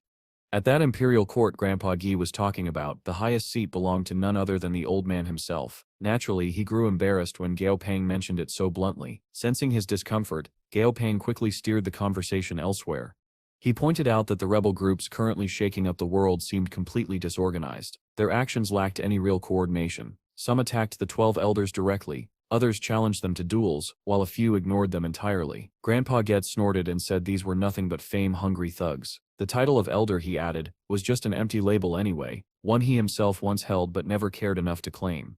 Just as he said this, Huang entered the room, his expression grim. He reported that the situation outside was deteriorating rapidly. 5 regions had already declared independence, and all 5 were sanctioned by the world government. Now that number had grown to 7, and one of the 12 elders, Elder Bo Duo, had been found dead, his familiar slain alongside him. Huang revealed that the culprit was a 22-year-old tamer named Huang. Arrogant, reckless, and in possession of a king-tier familiar, known as the Dark Aura. He then played a video showing the creature in battle, allowing Gao Pang to analyze it through his system. It was a dark-type close-combat beast, much like the White Dragon. Huang further explained that Huan had been boasting about his familiar being stronger than both Gao Pang and Grandpa Ji. Grandpa Ji merely shrugged. "Let the kid talk," he said, probably drunk on his own ego. Gao Pang agreed. They had no interest in chasing down a loud-mouthed rookie. Instead, they shifted focus to Huang's new discovery, the concentration stone. According to reports, witnesses claimed that the stone transformed into a flying beast at night and reverted to stone at dawn, resting at the foot of Goddess Peak. Intrigued, Gao Pang made up his mind. He convinced his grandfather to join him on an expedition to Goddess Peak the next morning, the first day of the Lunar New Year. It would also be the perfect opportunity for Daozi to evolve. In the background, the centipede familiar puffed up proudly, bragging that he would soon surpass all his brothers. Meanwhile, on a vast lake, 2 sisters rowed a small boat. The younger pointed toward a strange fisherman nearby, but the older one quickly scolded her for being rude. Before either could react, the surface of the water erupted. The monstrous white crocodile king burst forth, charging straight toward them. The younger sister screamed, asking why it was attacking when they had already made their yearly offering. Her sister shook her head. "It's not after us," she said. "It's going for that fisherman." Panicked, the girl yelled for the fisherman to run, but the stranger didn't move. Instead, the rocks beneath him began to rise, and Gao Pang revealed himself, perched atop Stripey in full glory. The crocodile froze in terror and tried to retreat, but at Gao Pang's command, Stripey struck it down effortlessly. The lake fell silent. The creature the locals once worshipped had just been slain in an instant. Later, while studying his map, Gao Pang concluded they were nearing Goddess Peak. Hearing the faint sound of pages flipping nearby, he went to investigate and discovered a mysterious mountain known as Fawn Peak, said to be where the Great Yu once stopped a flood using a sacred book. Jokingly, Gao Pang wondered aloud if a book would fly out of the mountain. To his astonishment, one did. The floating tome glided through the air toward Goddess Peak. Without hesitation, Gao Pang and his familiars followed. After some travel, and a quick snack for Stripey, they reached the mountain's summit. High above the clouds, Gao Pang saw what appeared to be a dragon in the distance, but as he focused his vision, the system's display revealed something even stranger, a pair of glowing scissors. It identified them as the concentration stone. Overjoyed, Gao Pang led his familiars forward, tracking the stone until they stumbled upon a hidden valley unlike anything in the outside world. There, he saw a woman gracefully dancing amidst the mist. Curious, he approached, only to realize the woman was nothing more than a stone statue. The dance an illusion. Before he could explore further, a powerful voice boomed through the valley. A level 50 Holy Spring spirit appeared, eyes blazing with hostility. "Die, trespassers," it roared. Gao Pang tried reasoning with it, but it was too far gone for talk. As he prepared for battle, a new threat emerged, a legendary grade monster known as the Dragon Decapitation Water Spirit. In an instant, countless mirage-like copies appeared, mimicking Stripey and other familiars. Fortunately, these clones were all under level 50, still manageable. The spirits unleashed a water barrier technique, attempting to drown Gao Pang and his partner, but the skill had no effect on them. Without flinching, Gao Pang countered. "Stripey, take them down but don't kill them," he commanded. And just like that, the battle for Goddess Peak began, and the chapter of the Dragon Decapitation Water Spirit came to an end. It might sound strange, but Gao Pang and his pets are currently battling rocks. Yes, actual living rocks. Fortunately, Gao Pang's companions are far too powerful to lose against such low-level creatures. Within moments, the rocky opponents are completely defeated. One of them, the Holy Lake Spirit, reverts into the form of a small blue teacup, a rather humiliating transformation for a once proud creature. Gao Pang raises an eyebrow as a system window appears above the cup, informing him that this monster can be fused. While he's still wondering what that means, another monster makes a break for it. It takes to the sky, casting an illusion that momentarily stuns Gao Pang, but before it can escape, Stripey attacks, unleashing Disaster Cloud, striking the creature down from midair. The fallen rock, known as the Goddess Stone, turns pitch black and emits the smell of smoke. Among its ashes, Gao Pang finds another system prompt, this one also claiming that this monster can be fused. Gao Pang can set help, but laughed to himself. What is this? A fusion monster bargain sale? Meanwhile, another enemy attempts to burrow underground using its earth attribute. Unfortunately for it, Stripey also commands earth powers, and far superior ones at that. In moments the creature is trapped, encased in shimmering crystal-like projections summoned from the ground. By the time Gao Pang finishes clearing the area, he's acquired 2 concentration stones, though one is slightly smaller than the other, and 3 fusion-capable monsters. With all his objectives achieved, and then some, Gao Pang departs from Wu Gorge, riding atop Stripey. But on the highway running along the Wu Gorge River, one of the concentration stones begins acting strangely. Before Gao Pang can react, he's blindsided by a pair of strange humanoid kids with oranges for hats. According to the system, these are Orange Tree monsters, commander-tier beings. They call him Master, and offer him oranges. Gao Pang quickly realizes that these creatures are the evolved forms of the orange trees that had once grown on Stripey's head. Unfortunately, one of the concentration stones was used up to evolve them into this humanoid form.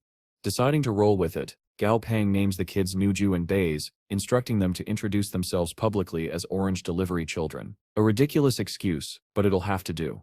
A little later, along their journey, Gao Pang unexpectedly reunites with an old high school friend, Chun Hun Chiaya. After convincing his uncle Li to let Chun approach, the two friends catch up. Chun flatters Gao Pang endlessly and jokes around, while Nunju randomly offers him an orange. Chun laughs at how little Gao has changed since their school days.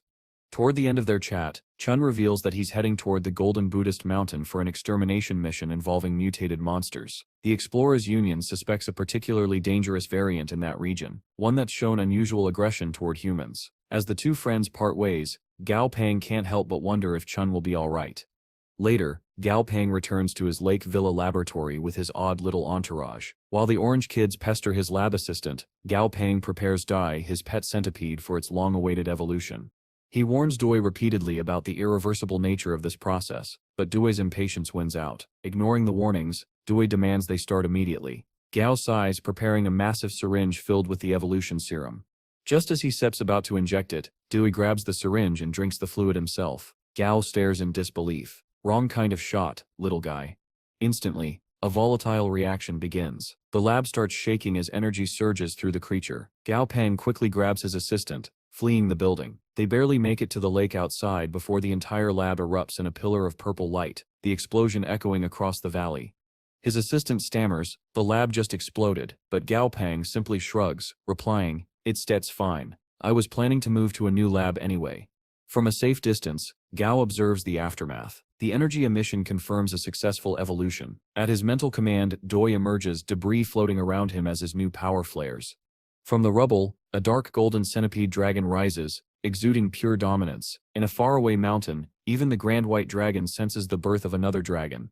As Gao Pang scrolls through Doi's updated skill list, he pauses at one oddly titled ability that sounds suspiciously like an insult. Still, Doi doesn't care. His only concern is that he now has 4 claws instead of 6. Gao Pang reminds him that this is normal. After all, he's no longer a pure centipede. With Doi's evolution complete, Gao Pang finally turns his focus to the 3 fusion monsters sealed in his dungeon. Fusing them will require rare materials, but considering their compatibility, it might not be as difficult as he expects. And with that thought, Gao Pang's next grand experiment begins. Suddenly, Gao Pang's system beeps. An incoming video call. The caller ID makes his heart drop. It's his old friend Chuninjia.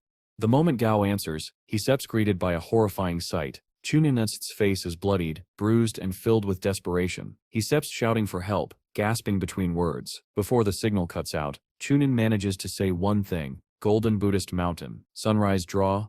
The call ends abruptly. Gao Pang's expression darkens. His instincts had been warning him that something might go wrong, and now his fears are confirmed. Without wasting a second, he leaps onto Dazi, his newly evolved centipede dragon, and soars into the sky toward the mountain.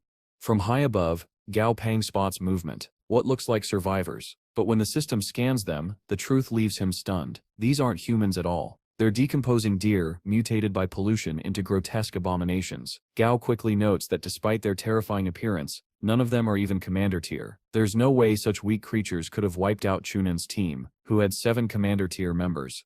As he orders Dazi to descend for a closer look, a massive hand bursts out of the greenery, attempting to grab the dragon midair. Dazi reacts instantly, unleashing a surge of lightning that obliterates the arm in an instant. Gao's eyes follow the source of the attack, and what he sees below makes his jaw tighten. A group of masked men stands among the trees, accompanied by monstrous beings. He wonders if these could be the same faction responsible for attacking the elders of other regions. Then, the system display fills with readings. Lord Tier Level 49, Infernal Incinerator. Lord Tier Level 47, Three-Eyed Crow General. Lord Tier Level 46, Giant Radioactive Spider. Lord Tier Level 48, Phytophagus Symbiotic Moss. Each reading confirms Gao Pang's suspicion. These monsters were carefully bred and prepared to take him down. The Three-Eyed Crow General strikes first, casting a cursed spell that hits Gao Pang and his familiars. For a brief second, Gao feels a sharp pain in his head, but thanks to his linked bond, the damage transfers straight to Stripey, who tanks it without issue. Gao remains completely unharmed. His other familiars barely feel a thing. Frosty's energy drops by 1%, Slicey by 5, and Dazi by 3. A small smirk crosses Gao's face. Down below, the masked attackers cheer, thinking their spell worked. They have no idea it's been completely nullified. As their monsters unleash a combined barrage of attacks, Gao doesn't even flinch. With a calm command, he says, "Dazi, Lightning World, Purgatory." A blinding flash engulfs the battlefield. Thunder roars across the mountain as Dazi's power annihilates both their attacks and their spirits in a single devastating burst. When the light fades, Dazi looms at full height, eyes glowing with contempt. The lead masked man stumbles backward, trembling. "What in the world is that thing?" he mutters. hastily raising a shield of energy. Another voice behind him whispers, "Even Tyranno Masato Sip's familiars don't have that kind of firepower." Up in the air, Gao Pang hovers above them, arms crossed. His voice carries like thunder. "Are you from Mian? Are there more of you? If not, you die here." The lead rogue scoffs, shouting back, "Arrogant brat, you think you can?" Before he can finish, Gao interrupts coldly, "You still talking after losing your strongest monsters." The rogue snaps and orders his infernal incinerator to attack again. Gao doesn't even blink. He turns to Slicey and says casually, "Wipe them all out." Slicey vanishes in an instant, reappearing among the enemies. In one swift slash, several masked men collapse, cut down before they can even react. Panic spreads through their ranks.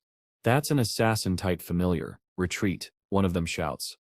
But Gao Pang is done playing around. He jumps off Dazi's back, allowing the dragon to fight without restraint. "Give them a quick death," he orders. That single line carries more chill than Frosty's coldest blast. Dazi lunges forward. His claw pierces straight through the crow general, shattering it midair. The incinerator retaliates, its fiery limbs colliding against Dazi's scales, but Dazi endures the hit and smashes the creature away with his massive tail.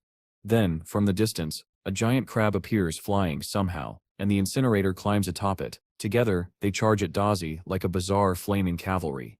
Unfortunately for them, their teamwork proves useless. Dazi uses their limited mobility against them, impaling the crab effortlessly. The incinerator leaps upward and manages to land a hit as it falls, but all it does is enrage the centipede dragon.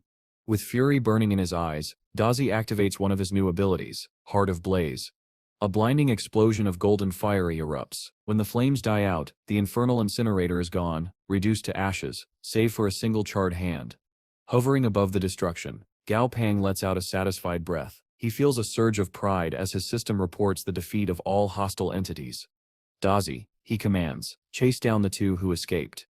Once the dragon departs, Gao lands beside Shunanje, who's now bandaged with a sling around his arm. Shunan starts to apologize for dragging Gao into this, but Gao quickly cuts him off with a reassuring smile. "That's fine," he says firmly. "You stay alive. That's what matters." After the battle, Gao Pang receives an apology from Chun. After all, the attackers had been after him in the first place, and Chun was only caught in the middle. Gao feels he should be the one apologizing, but before he can insist, Chun's father arrives. The older man clasps his son's shoulder, speaking bluntly about resilience. This is a minor setback they must recover from, like any challenge before. His face grows serious as he thanks Gao Pang sincerely for saving them, and insists none of this is Gao's fault. If anything, he says, they should have been strong enough to protect their familiars. The responsibility lies with them. Hearing Chun's father speak with such fierce conviction about survival of the fittest, Gao Pang can only admire the man's tenacity. At that moment, a small worm-like creature erupts from the ground nearby and surprises them all. Chun freezes. This is a familiar he once forced into a contract years ago. He had expected it to flee or hate him, not to return. Seeing the creature come back, Chun's eyes go soft with something like relief. Gao Pang, having watched enough, gently asks Chun about his future plans and whether he would consider joining the Southern Sky Group. The offer is generous, but Chun is wary. He warns Gao that they have already lost everything. His monster hunting party is finished. He even cancelled his blood contract with the little worm to prevent it from being targeted as his familiar. Gao Pang simply smiles and tells him that a person's character is worth more than any contract. The fact that the worm returned proves Chun has a good heart. Encouraged by his familiar's sudden affection, Chun meets Gao Pang's gaze with new resolve and accepts the offer. They will work for the Southern Sky Group. Their immediate plan is simple and hard: return home and prepare to take revenge for what happened today. The mood is ominous, and Gao Pang loves it. Back at the lake, Gao Pang calls for brandy, only to find the lake already brimming with an army of aquatic minions. Children of the water, it seems. He suppresses a sigh and, ignoring the absurdity of it all, points to two captured robed men. He asks Brandy if he can extract their memories to discover who ordered the attack. Brandy warns that the process leaves the victim brain dead. Gao Pang waves away the moral calculus. He only wants answers. With a single granted nod, the tentacled creature launches itself at the captives and begins the extraction. After the memory probe, Brandy reports what little useful information he could salvage. The two men were originally from the Yingyi region. After infiltrating Nihan, they were dispatched by the Nian region to assassinate Gao Pang. Their final orders had been to pose as agents of a nameless organization. That is all the captives revealed. There is no clear master behind the scheme, only confusion and gaps. Gao Pang frowns. The trail has been deliberately obscured. Behind him, Flamey urges action. If these men are enemies, he says bluntly, they should be disposed of. Primitive, perhaps, but not wrong. Gao agrees in spirit. He wants a reason, but for now, an excuse will suffice. They will use this as the spark for a response.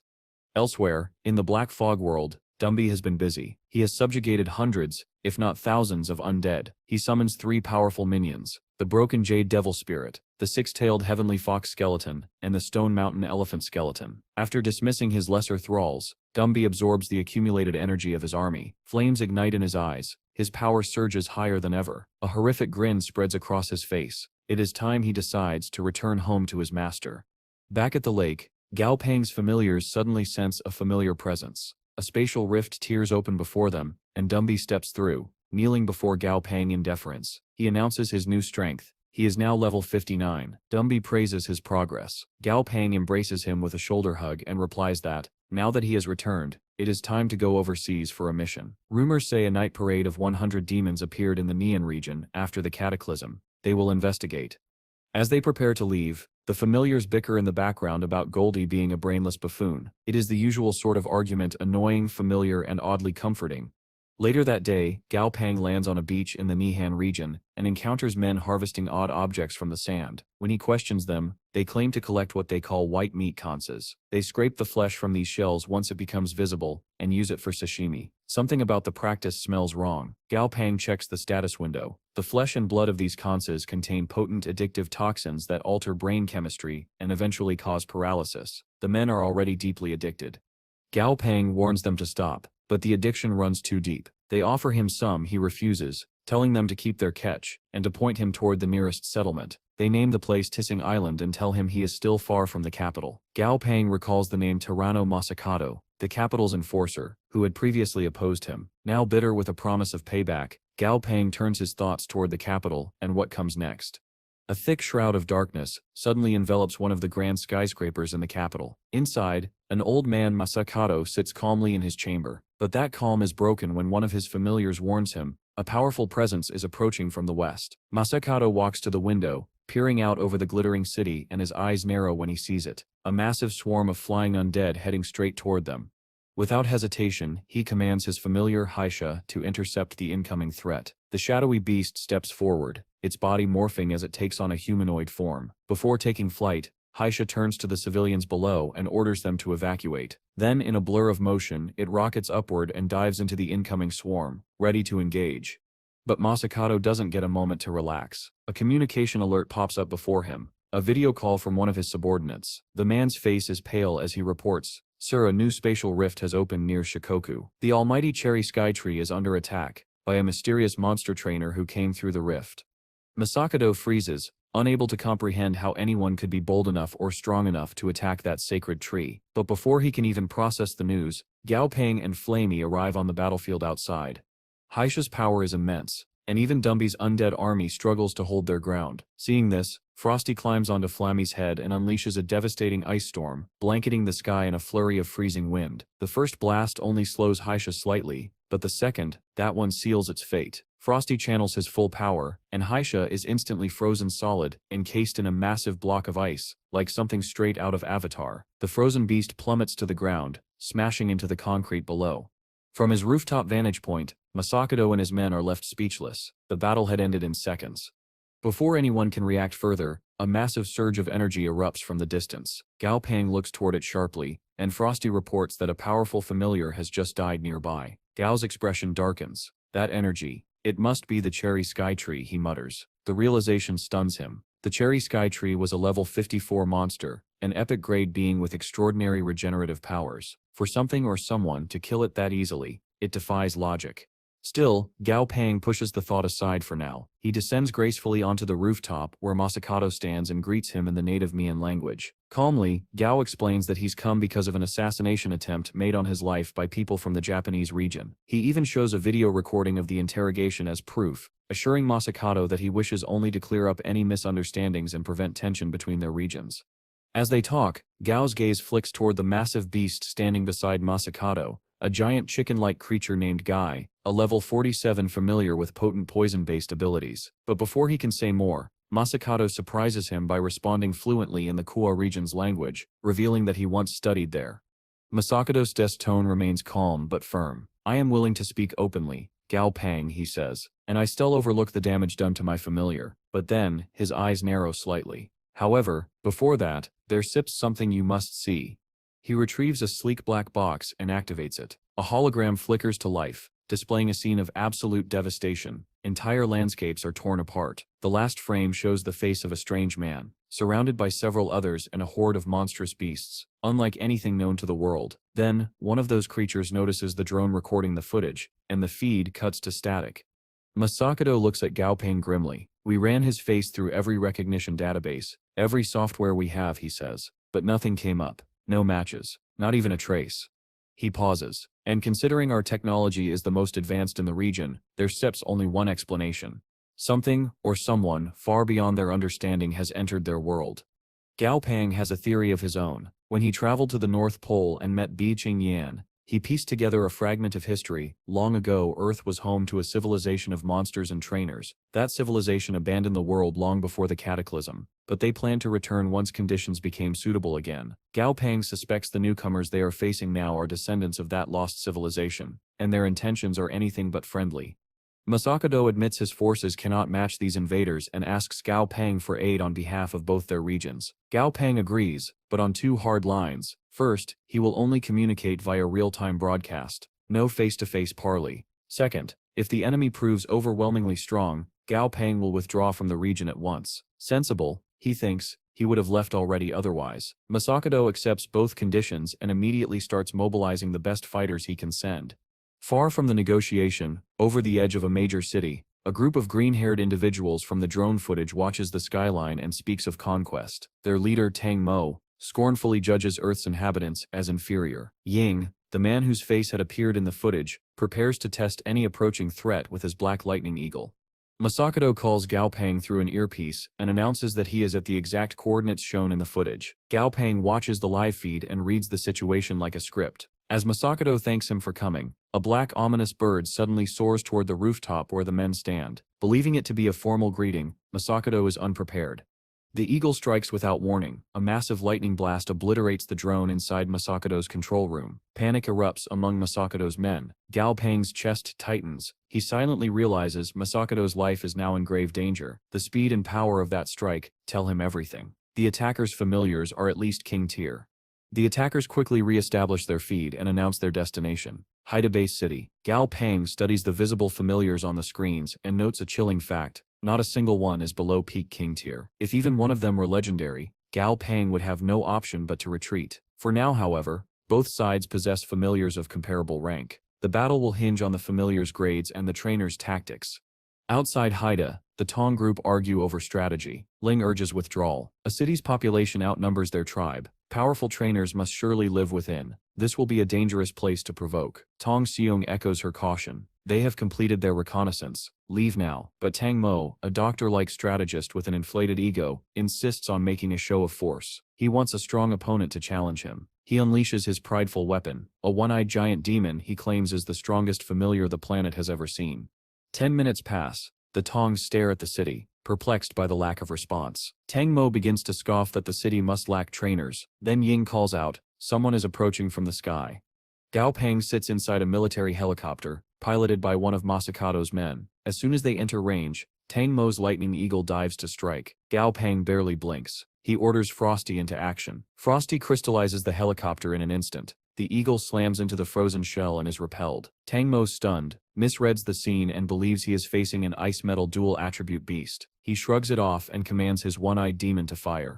The Cyclops' beam tears through the aircraft. The helicopter is wrecked and begins a death spiral. Gao Pang tells the pilot to eject and to survive. He will handle the rest. Gao Pang descends on platforms of ice conjured by Frosty, a display as majestic as it is tactical. As he arrives, Frosty seals Tang Mo's demon within a colossal iceberg.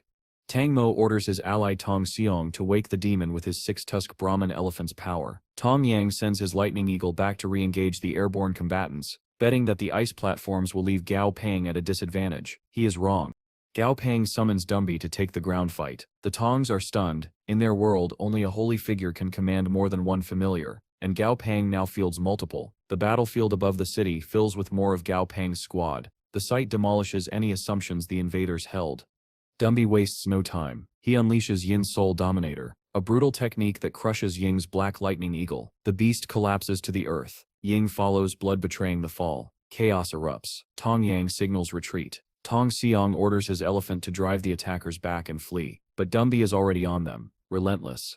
Panic grips the Tong ranks. Their plan to cow a single city has collapsed into a rout. Gao Pang's intervention has not only saved Masakado's side for the moment, it has shattered the attackers' confidence.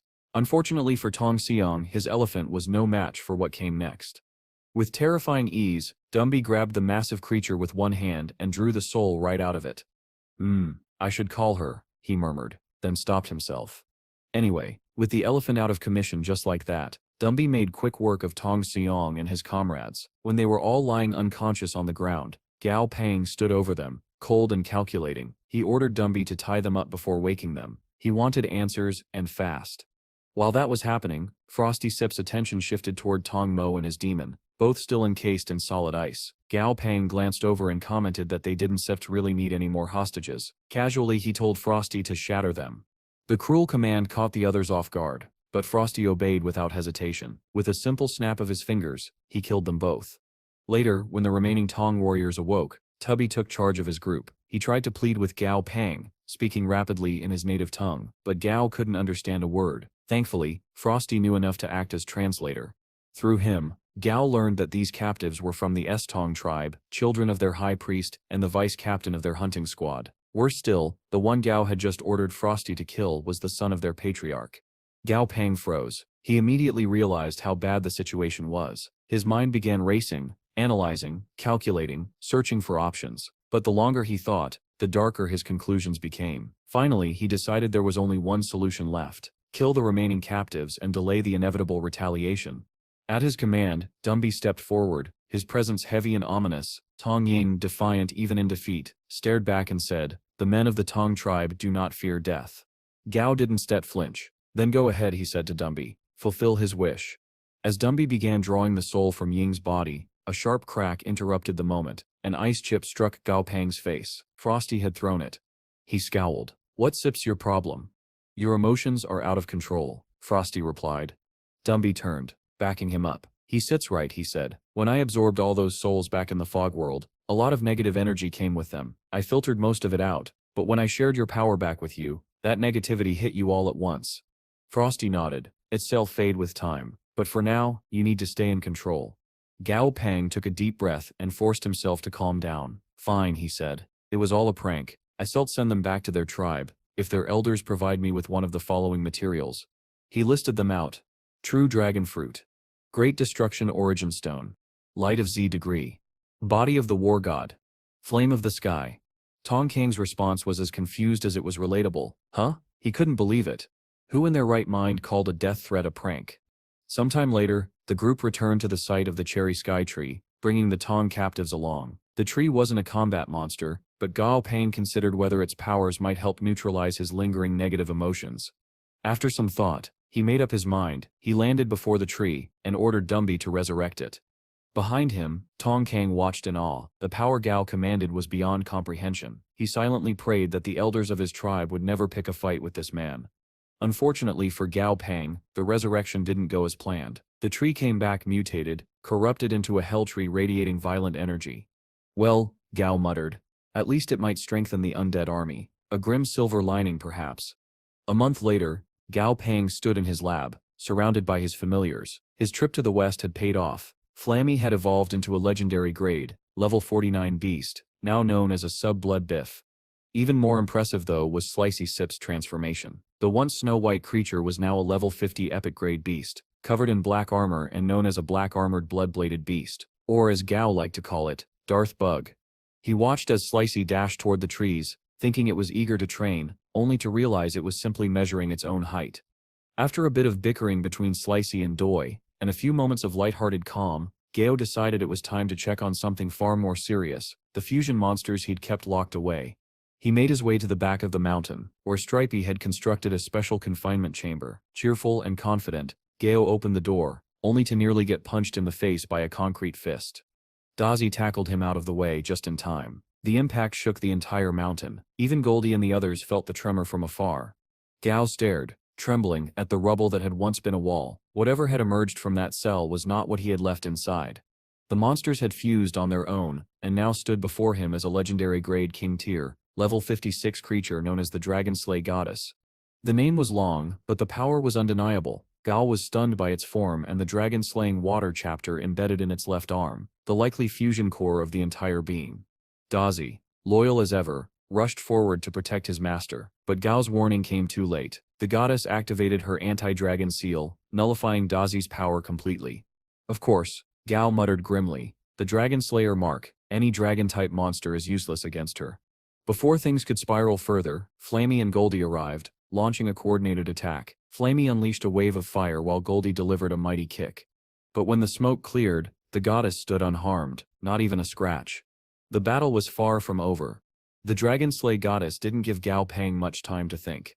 With blinding speed she lunged, aiming a crushing punch at Goldie before the duck could even react. Gao's eyes narrowed. He could tell at a glance while Goldie's grade was high enough, his level was far too low to stand against a creature like this. Before the blow could land, a blur cut through the air. Dumby appeared, his massive arm intercepting the goddess's strike. The impact sent shockwaves across the battlefield. Gao Pang exhaled in relief. Goldie, fall back, he ordered. Let Dumby handle this. Goldie hesitated, clearly worried for his friend, but Gao assured him, Flammy sips on support. It'll be fine.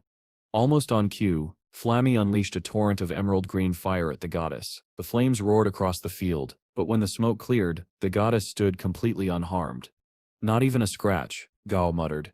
Goldie Sip's eyes lit up with a sudden idea. Flammy, hit me with that flame, I can stack my passive. Flammy didn't hesitate, partly because Goldie had just mispronounced his name again. With a grin, he blasted a geyser of green fire straight at the duck. As Goldie cooked himself into power mode, Dumby and the goddess continued their brutal exchange. A clash that could only be described as JoJo-level intensity. Fists blurred, ground cracked, air exploded. To his credit, Dumby was holding his own. Blow for blow he matched her strength, but then the goddess pulled a cheap trick, summoning a dozen illusory clones to surround and confuse him. Before the tactic could work, a massive shadow fell over the battlefield.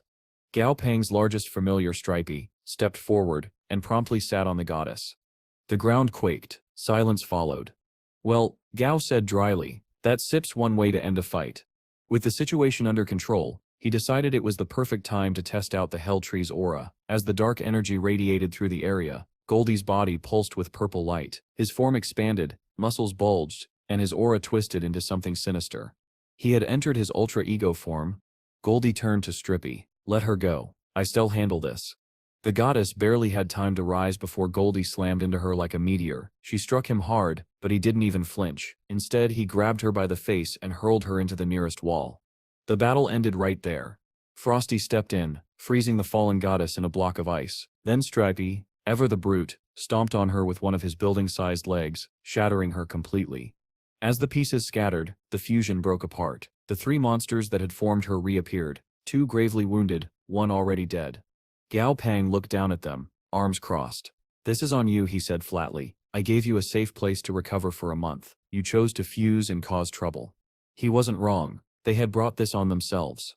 Still, Gao couldn't help but marvel at the dragon-slaying chapter that had powered her. Its ability to suppress Dazi wasn't ordinary. It wasn't just a simple debuff. It was a full domain, one that weakened entire groups, and at higher levels, could even block the use of elemental powers entirely. Considering that he had 3 dragon-type familiars, Gao made up his mind if he couldn't tame the artifact, he'd destroy it. Meanwhile, far away in Wu Gorge City, disaster struck. Dozens upon dozens of corpses lined the beach, each one drained completely of vitality. The cause, a monstrous figure rising from the dark waters. At first glance, Gao might have called it absurd, an emo dragon with a black mane of spiked hair, but there was nothing funny about the destruction it brought. The creature's power had plunged the entire city into chaos. Back at his home, Gao Pang received the distress call. The voice on the other end was panicked. Massive flooding. It sets a black dragon. Thousands are dying. We need help now. I stem on my way, Gao replied. Without hesitation, he took to the skies, his familiars following close behind. When they arrived, the scene was horrific. The river was choked with corpses, the stench of decay heavy in the air. Ahead of them, the legendary grade, level 59 Black Flood Dragon was devouring fresh victims, absorbing their souls to heal its wounds. Gao Sep's jaw tightened. If only I seps tamed that dragon-slaying chapter, he muttered. It seps be perfect for this. But there was no time to regret. He ordered Dumby forward. Stop that thing. The undead king launched into the air, colliding with the dragon mid-flight. The battle was ferocious, two titans trading blows that split the clouds. Frosty, watching closely, turned to Gao. He can win this alone, he warned. I sep in going to help. Be careful, Gao said. Its attacks can damage your soul. Frosty nodded and stepped onto a rising platform of ice. He soared into the storm, dodging as the dragon unleashed a beam of black energy. He dipped under it, countering with a blast of his own. The icy explosion struck the dragon full force, freezing half its face. The creature roared, thrashing wildly, and began manipulating the terrain, calling forth a tidal surge to drown them all. But Frosty was ready. With a sweep of his hand, he froze the flood solid before it could crash down. Back on the ground, Gao was thinking furiously. Dumby wasn't suited for one-on-one combat, and his other familiars were far too weak to fight something of this level. Every option had a fatal drawback. For the first time in a long while, Gao Pang found himself in a situation he couldn't immediately calculate his way out of. The Black Flood Dragon had finally had enough. After enduring countless attacks from Gao Pang's familiars, its patience snapped. The moment it realized that Gao himself was their master and vulnerable, it launched forward in a blur of motion, jaws wide open to swallow him whole. Gao barely had time to react, but before the dragon could reach him, a streak of icy blue light flashed across his vision. Frosty. The lion-like familiar slammed into the dragon midair, his claws glowing with frost energy. With a roar, Frosty raked his ice claws across the beast's face, deflecting its strike just in time to save his master. The dragon roared in fury, its attention now locked on the icy guardian. That small window of distraction was all Gao's other familiars needed. From behind, Dazi and Goldie burst onto the battlefield. They'd been preparing something special. At Gao's signal, Goldie activated his Forbidden Domain, an ability that created a shimmering violet barrier around their team, protecting them completely from the dragon's next devastating attack. To the side, Frosty grinned through the chaos. Good thing Goldie's close to Gao, he muttered. Then suddenly he froze. His instinct screamed danger.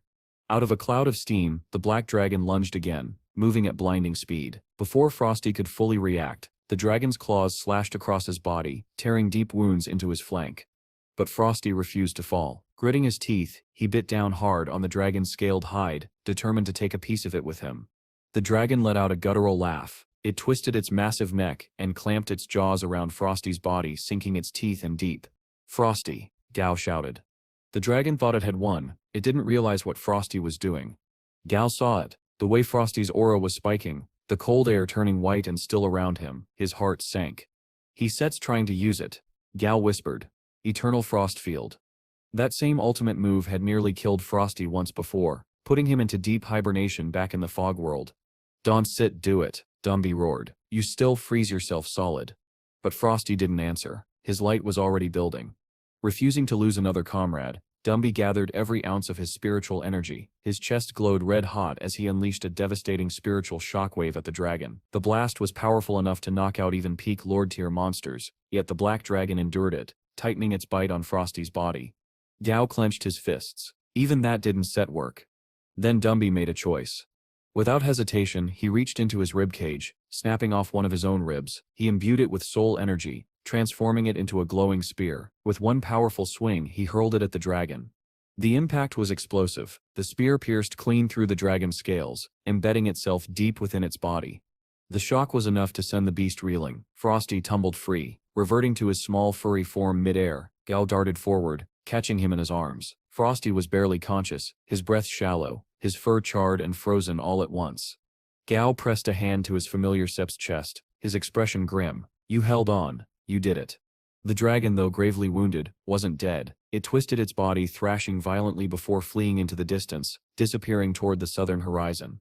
Behind them, Wu Gorge City was gone. Nothing but a flooded crater filled with floating debris and fragments of broken buildings. The devastation was total. Just then, Stripey arrived with Brainy and the others. Flowery, the healer among them, rushed to Frosty's side, her petals glowing as she began mending his wounds. While the healing began, Dumby approached Gao with grim news. The dragon's heading south, he said. Gao's eyes darkened. He remembered what had happened last time, how the dragon had feasted on human souls to heal itself. If it reached another city, the massacre would repeat. He clenched his jaw. If only I tamed the dragon-slaying chapter, or the goddess stone when I had the chance. He looked down at Frosty Sip's weakened form. That thing would have been nothing but a worm. He sighed. Hindsight. It always stings. But regrets would have to wait. The priority now was stopping the dragon before it reached anyone else.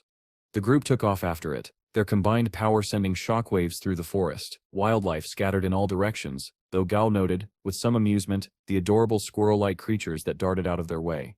When they finally caught up, Dazi was the first to strike. From above, he unleashed a thunderous lightning beam, stunning the dragon mid-flight. Dumby seized the opening weaving through the spinning water tornadoes the dragon had created and slammed into it with a devastating kick. But victory came at a price. The dragon retaliated instantly, its claws shooting forward and impaling Dumby through the chest. "Dumby," Gao shouted. Yet the undead warrior didn't flinch. In fact, he smiled a grim, knowing smile. The dragon sep's eyes widened in realization. "You stir using yourself as a medium," it snarled, "to channel your soul power into me." Exactly. By linking his soul to the rib spear still lodged inside the dragon's body, Dumby was creating a resonance, a chain reaction that would implode from within. "You are both insane," the dragon roared. Dumby Sip's voice was calm. "The resonance is complete." He looked the dragon dead in the eye. "It's Sip's time for you to die." But before he could trigger the explosion, the dragon in pure rage gathered all its remaining energy for one last suicidal attack. A sphere of black light swelled in its mouth, pulsing with lethal force. "If I fall," it bellowed, "I shall take your master with me." It fired. Gao turned just in time to see the beam streaking toward him. He knew immediately, Flamey wasn't fast enough to block it. This was it. Then the air trembled. A massive shadow loomed over him. An enormous hand, larger than a house, materialized before Gao and caught the beam, snuffing it out like a candle flame. When the light cleared, Dumby stood tall in the distance, his body surrounded by a colossal spectral aura. He had summoned his Titan avatar. And this time, the fight wasn't over yet. Gao Pang could hardly believe what he was seeing. Dumby's new Titan avatar loomed over the battlefield, a colossal figure wreathed in burning spectral energy. The sheer pressure of its aura sent shockwaves through the air. Even Gao's other familiars stepped back instinctively. It wasn't just powerful, it was terrifying. The black dragon sensed it too. Panic flickered in its eyes. Realizing it couldn't win, it turned to flee, darting toward the south, toward the nearest clusters of human souls. But Dumby was done running. "Enough," his voice thundered, echoing from within the avatar. With one earth-shattering swing of his massive fist, Dumby struck. The blow connected squarely with the dragon's skull. The resulting impact cracked the heavens themselves, shockwaves flattening trees, splitting rock, and sending waves rippling across the flooded plains. When the dust settled, the black dragon's body lay still. Its head was gone. The threat was over. Gao Pang stood speechless. Even after everything he'd witnessed, after the countless battles, the monstrous evolutions, he had never seen raw power like that. Then the Titan avatar flickered, its energy spent. Dumby's massive form dissipated into smoke, and his true body plummeted from the sky. "Dumby!" Gao shouted, sprinting across the battlefield. He found the undead warrior lying in a crater, exhausted but alive. Dumby's breathing was heavy but steady. Gao let out a relieved laugh. "You absolute monster, you really did it." He knelt beside him. "Do you remember what that was, that form you used?" Dumby shook his head weakly. "No, just instinct." Gao frowned, but decided to leave it for later. For now, there was something else to handle. They returned to the dragon's corpse. What was left of it anyway? The beast's head was completely obliterated. "Can you resurrect it?" Gao asked. Dumby shook his head again. "Not without a head." Gao sighed. "Probably for the best. Isep had enough of that thing." He contacted the nearest Southern Sky field team, instructing them to collect the dragon's remains for study. Once the call was done, he glanced back toward the horizon. "Let's go home." Back at the Southern Sky Group's experimental labs, two senior researchers, Huang and Chun, stood over the dragon's remains as they were being harvested. Gao's orders were clear: preserve the organs, marrow and spine. The rest could be distributed to the allied labs. Huang glanced up from the report he was reading. "Oh, and get this," he said to Chun. Gao Pang finally formed a contract with the dragon-slaying chapter. Chun blinked. "Wait, the same artifact from the goddess fusion?" "The very same." The moment Gao mentioned killing the black dragon, the chapter practically bound itself to him. Huang sighed. "Shame it didn't happen sooner. Wu Gorge City might have been saved." Elsewhere, Gao was on a live call with the mayor of the Allied World Government. The screen flickered with static, as the mayor Sip's voice trembled. "Wu Gorge City, not a single survivor. The world Sips in panic. Jiao, Great Britain, Jianghan City, Jinling, Mudu. They Sip all withdrawn from the alliance. They Sip are forming their own factions." Gao's best expression hardened. So it begins. The government sets losing control, she continued. If this keeps up, we fall back into post-cataclysm chaos. When the call ended, Gao sat in silence. The chaos outside was spreading faster than anyone could contain, and he knew it would only get worse. Moments later, a group of archaeology experts arrived, escorted by security. They had been summoned at Jao's request. One of them adjusted his glasses and asked, "Mr. Gao, where are the ancient texts you mentioned?" Gao smirked. About that. I don't have ancient scripts, but I do have 2 living examples. He gestured toward the containment wing. The experts followed and their jaws dropped. Inside the observation chamber were 2 individuals from the ancient tribes, restrained but very much alive. Their murmured reactions said it all. Impossible. Living ancients? Gao simply folded his arms. They've been quite helpful in my research. Later that night, Gao reviewed recent footage from global monitoring satellites. Across the world, king-tier monsters were appearing, each tied to a mysterious trainer who couldn't be identified by modern systems. 4 of them, all at once. Their familiars were impossibly powerful, their control over ancient energy unmistakable. These aren't new trainers, Gao muttered. They are ancient ones, returning. He leaned back, eyes narrowing. If they stir back, then the world about to change. Just then, Huang appeared on his monitor. How? Your grandfather sits back, and he brought guests.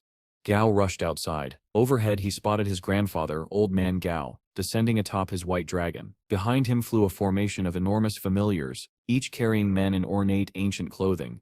The newcomers looked around with curious awe. One of them gestured at the land below. So this is our ancestral ground. Another sneered. Pathetic. These modern trainers can even compare to us. Before he could continue, his gaze drifted sideways and he froze. Stripey, in full colossal form, was standing just beyond the compound, towering over the trees. The ancient man went pale. By the gods? Old Man Gao laughed heartily.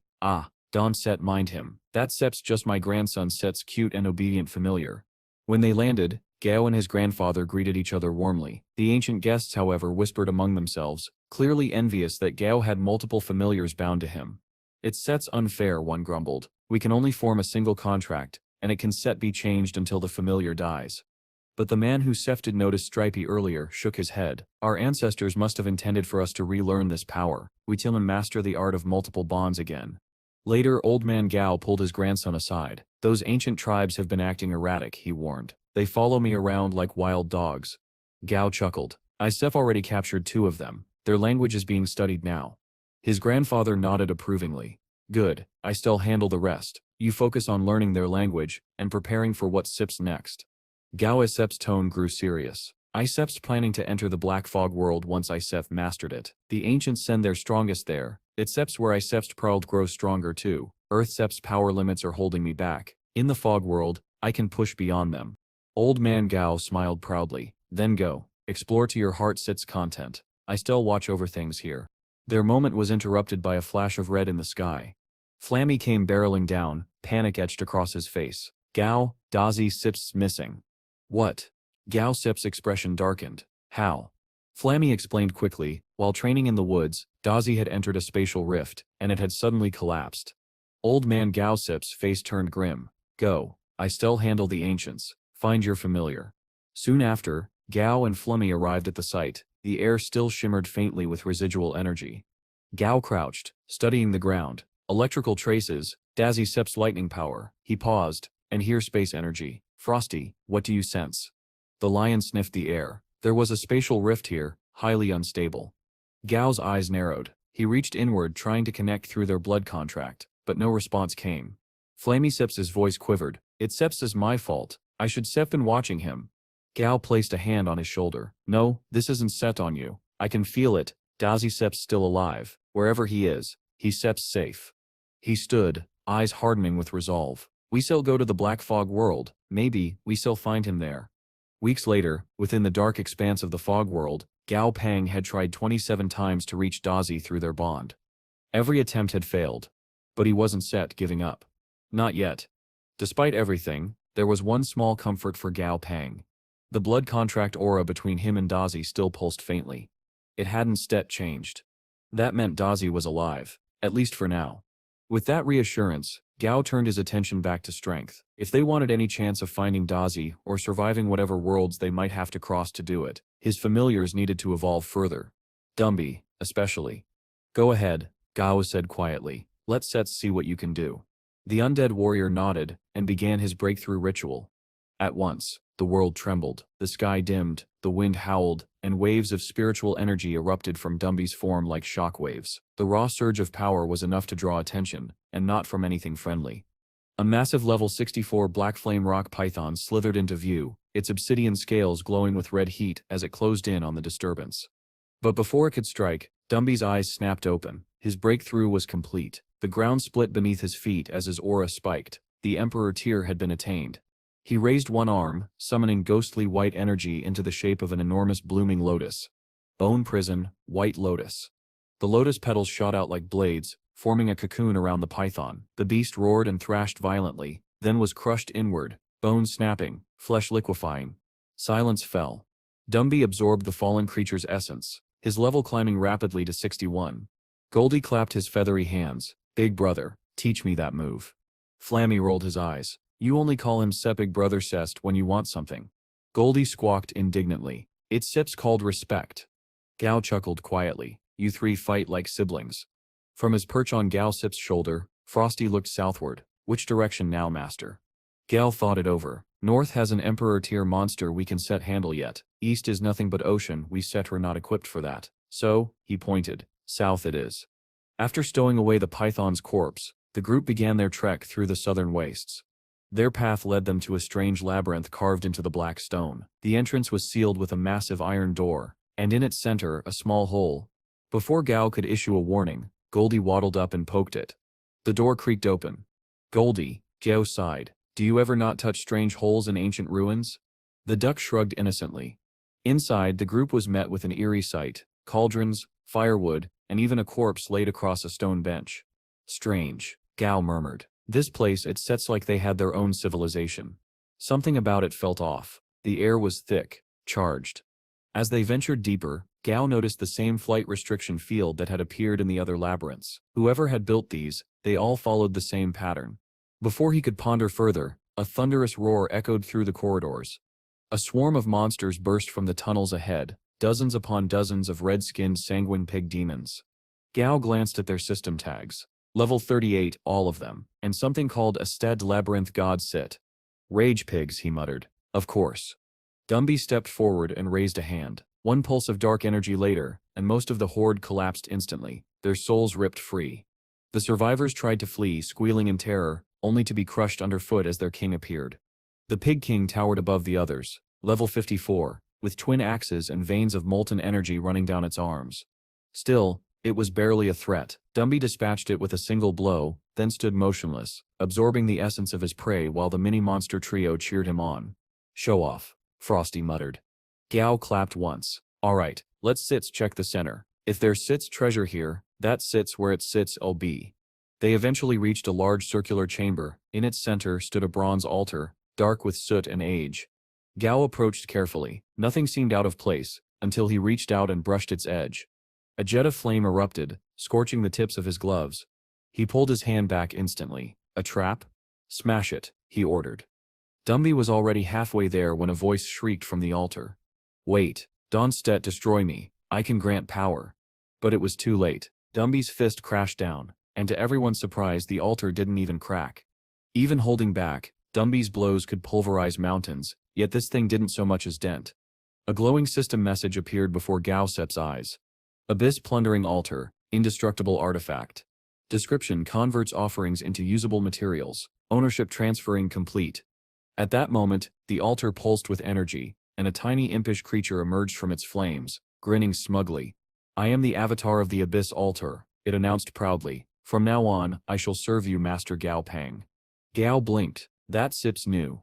He decided to test it. Picking up a wooden stick from the ground, he placed it onto the altar. Instantly, a burst of flame consumed it, leaving behind a rough wooden crystal, radiating faint life energy. Gao Sep's eyes widened. It broke the material down and refined it into its base essence. He turned to the imp. So you stir a food processor. The imp puffed its chest. A divine one. Gao grinned, then let's see how divine. He gestured to Silly, who obediently retrieved the python's corpse from storage. They placed it atop the altar. Flames roared, and moments later, 3 glowing pills appeared where the carcass had been. The system readout confirmed their properties. Nutrient pill, restores stamina and hunger. Earth resistance pill LV2, permanent. Fire resistance pill LV2, permanent. Gao Sip's jaw dropped. This thing it sips absurdly useful. The imp smirked. You sip barely scratched my potential, master. I step in a damaged state now, but once I regain my former glory. It grinned wider, flames flickering across its small form. Even the gods will envy what I can create. The more Gao Pang studied the abyss plundering altar, the more impressed he became. Its extraction ability was already remarkable, but the imp's promise that it would grow stronger as it recovered its power sealed the deal. If Gao had instead been convinced before, he was now. All right, he said, patting the altar sep's side. You start coming with us. At his order, Dumby carefully lifted the altar onto his back. The imp nestled into its place atop it, looking quite pleased with itself. Carry me gently, Bone Man, it said smugly. Dumby just sighed. But before Gao could respond, Frosty Sep's voice cut in from the edge of the clearing. Master, I am sensing something nearby. Monsters are fighting for ownership of another labyrinth. Gao turned toward the direction Frosty indicated. Show me. From atop a nearby cliff, the group peered down into a vast valley where chaos reigned. Hundreds of level 67 dragon ants swarmed toward the blackened stone gates of another labyrinth. The earth shook beneath their combined charge. Through his system interface, Gao quickly pulled up their details. Dragon ants, he murmured, blood thieves. They steal dragon blood to trigger evolution into draconic forms. Before he could study them further, the labyrinth's gates exploded open. From the darkness emerged a monster so large it seemed to blot out the sun, a level 69 six-armed giant. Its entire body was covered in obsidian armor, each arm wreathed in dark flame, the air warped around it from sheer power. Even Gao, who'd seen some of the world's deadliest creatures, was stunned. That thing, it sets on a completely different level. The dragon ants charged anyway, hissing and screeching, but they may as well have been attacking a mountain. The giant moved with terrifying speed, crushing, impaling, and ripping them apart with its 6 arms. Every blow shattered the ground. Within moments the battlefield was painted in fire and blood. As Gao watched, Slicey stood at the cliff's edge, eyes narrowed, analyzing every movement the giant made. His vision sharpened, tracing the giant's weak points, the tendons, the shoulder joints, the small gap beneath its armor plating. But his expression fell. My blade's still not strong enough. Below, the massacre continued. The 6-armed giant fought like a one-being army, pulverizing anything that moved. And then, before anyone could stop him, Slicey moved. He leapt from the cliff in a flash of silver. Slicey, Gao shouted. But the little beast was already charging straight at the monster, his twin arm blades glowing. If I can set even land one cut, he yelled, then I set him useless. He dashed low, slashing clean across the giant's ankle. The blade connected, and to everyone's shock, it cut. The giant howled, its massive form collapsing to one knee as Slicey darted past and back toward safety. For a moment, Gao thought he'd actually pulled it off. Then a projectile, a massive shard of black stone, flew from the giant's hand. Slicey, dodge. The blade beast twisted midair, barely avoiding the strike. The blast exploded behind him, showering him in debris. Gao clenched his jaw. Dumby, get him out of there. The undead emperor surged forward, tearing an arm bone from a nearby carcass. He spun once and slammed it into the giant's ribs, sending the monster stumbling backward. Then, without missing a beat, he drew his spectral bow, firing a bone arrow infused with soul energy. The shot struck home, bursting against the giant's chest in a flare of white light. Using the distraction, Dumby grabbed Slicey by the scruff and dashed back to safety. Retreat, Gao ordered. Don't chase it. The 6-armed giant staggered, glaring at them with burning eyes. Then it turned and lumbered back into its labyrinth, dragging its wounded leg. That sep's its domain, Gao said, watching the gates close. We stepped be walking straight into a trap. He turned to Slicey. And you? The blade beast bowed his head. I stem sorry, master. Gao sighed. Just don't ask do it again. You stare are not expendable. Still, not everything was a loss. With the giant forced to retreat, the battlefield was now littered with the corpses of dragon ants. Collect everything, Gao said. Dumby can resurrect monsters stronger than himself, but the cores will still be useful. He handed a handful of the glowing crystals to Goldie. You still absorb these. Time for your next evolution. Goldie Sip's eyes sparkled. Really? Don't waste them, Gao warned. The rest of the bodies were piled near the altar. The imp licked his lips, figuratively speaking, as the offering flames consumed the remains. Within minutes, the abyss altar was churning out piles of refined pills and energy crystals. If it could sweat, it probably would have. Master, the imp wheezed, I might explode. Don't be dramatic, Gao replied, pocketing another resistance pill. Meanwhile, back on Yo City, life moved forward. Within the Southern Sky Group's new facility, tensions brewed between members of the White Dragon tribe. One of them, Yen, a tall man with sharp eyes and long white hair, looked visibly annoyed as another tribe member hugged him from behind. Still upset, the other teased. Yen scowled. They spear saying I mean the High Priest Step's reincarnation, but look at my familiar and ordinary white dragon, lowest grade in our bloodline, a mere king tier. He clenched his fists. In this world, power decides everything. What good is a weak priest with a weak beast? The other member shrugged. You sound jealous. Before Yen could reply, another white dragon tribesman came running toward them. Sir Yen, members of the Inferno tribe have entered the city. Yen straightened instantly. The Inferno tribe? He sighed. Of course, ranked second among the 7 major tribes, they must be here for me. Despite his frustrations, he composed himself. Gather our people, we still meet them face to face. At the plaza, 2 distinct groups faced each other, the icy poise of the White Dragon tribe opposite the blazing presence of the Inferno tribe.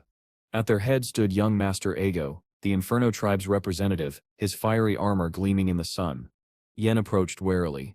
What are you doing here, Ago? The man smirked. Relax. I'm not here for the White Dragon heir. Then why are you here?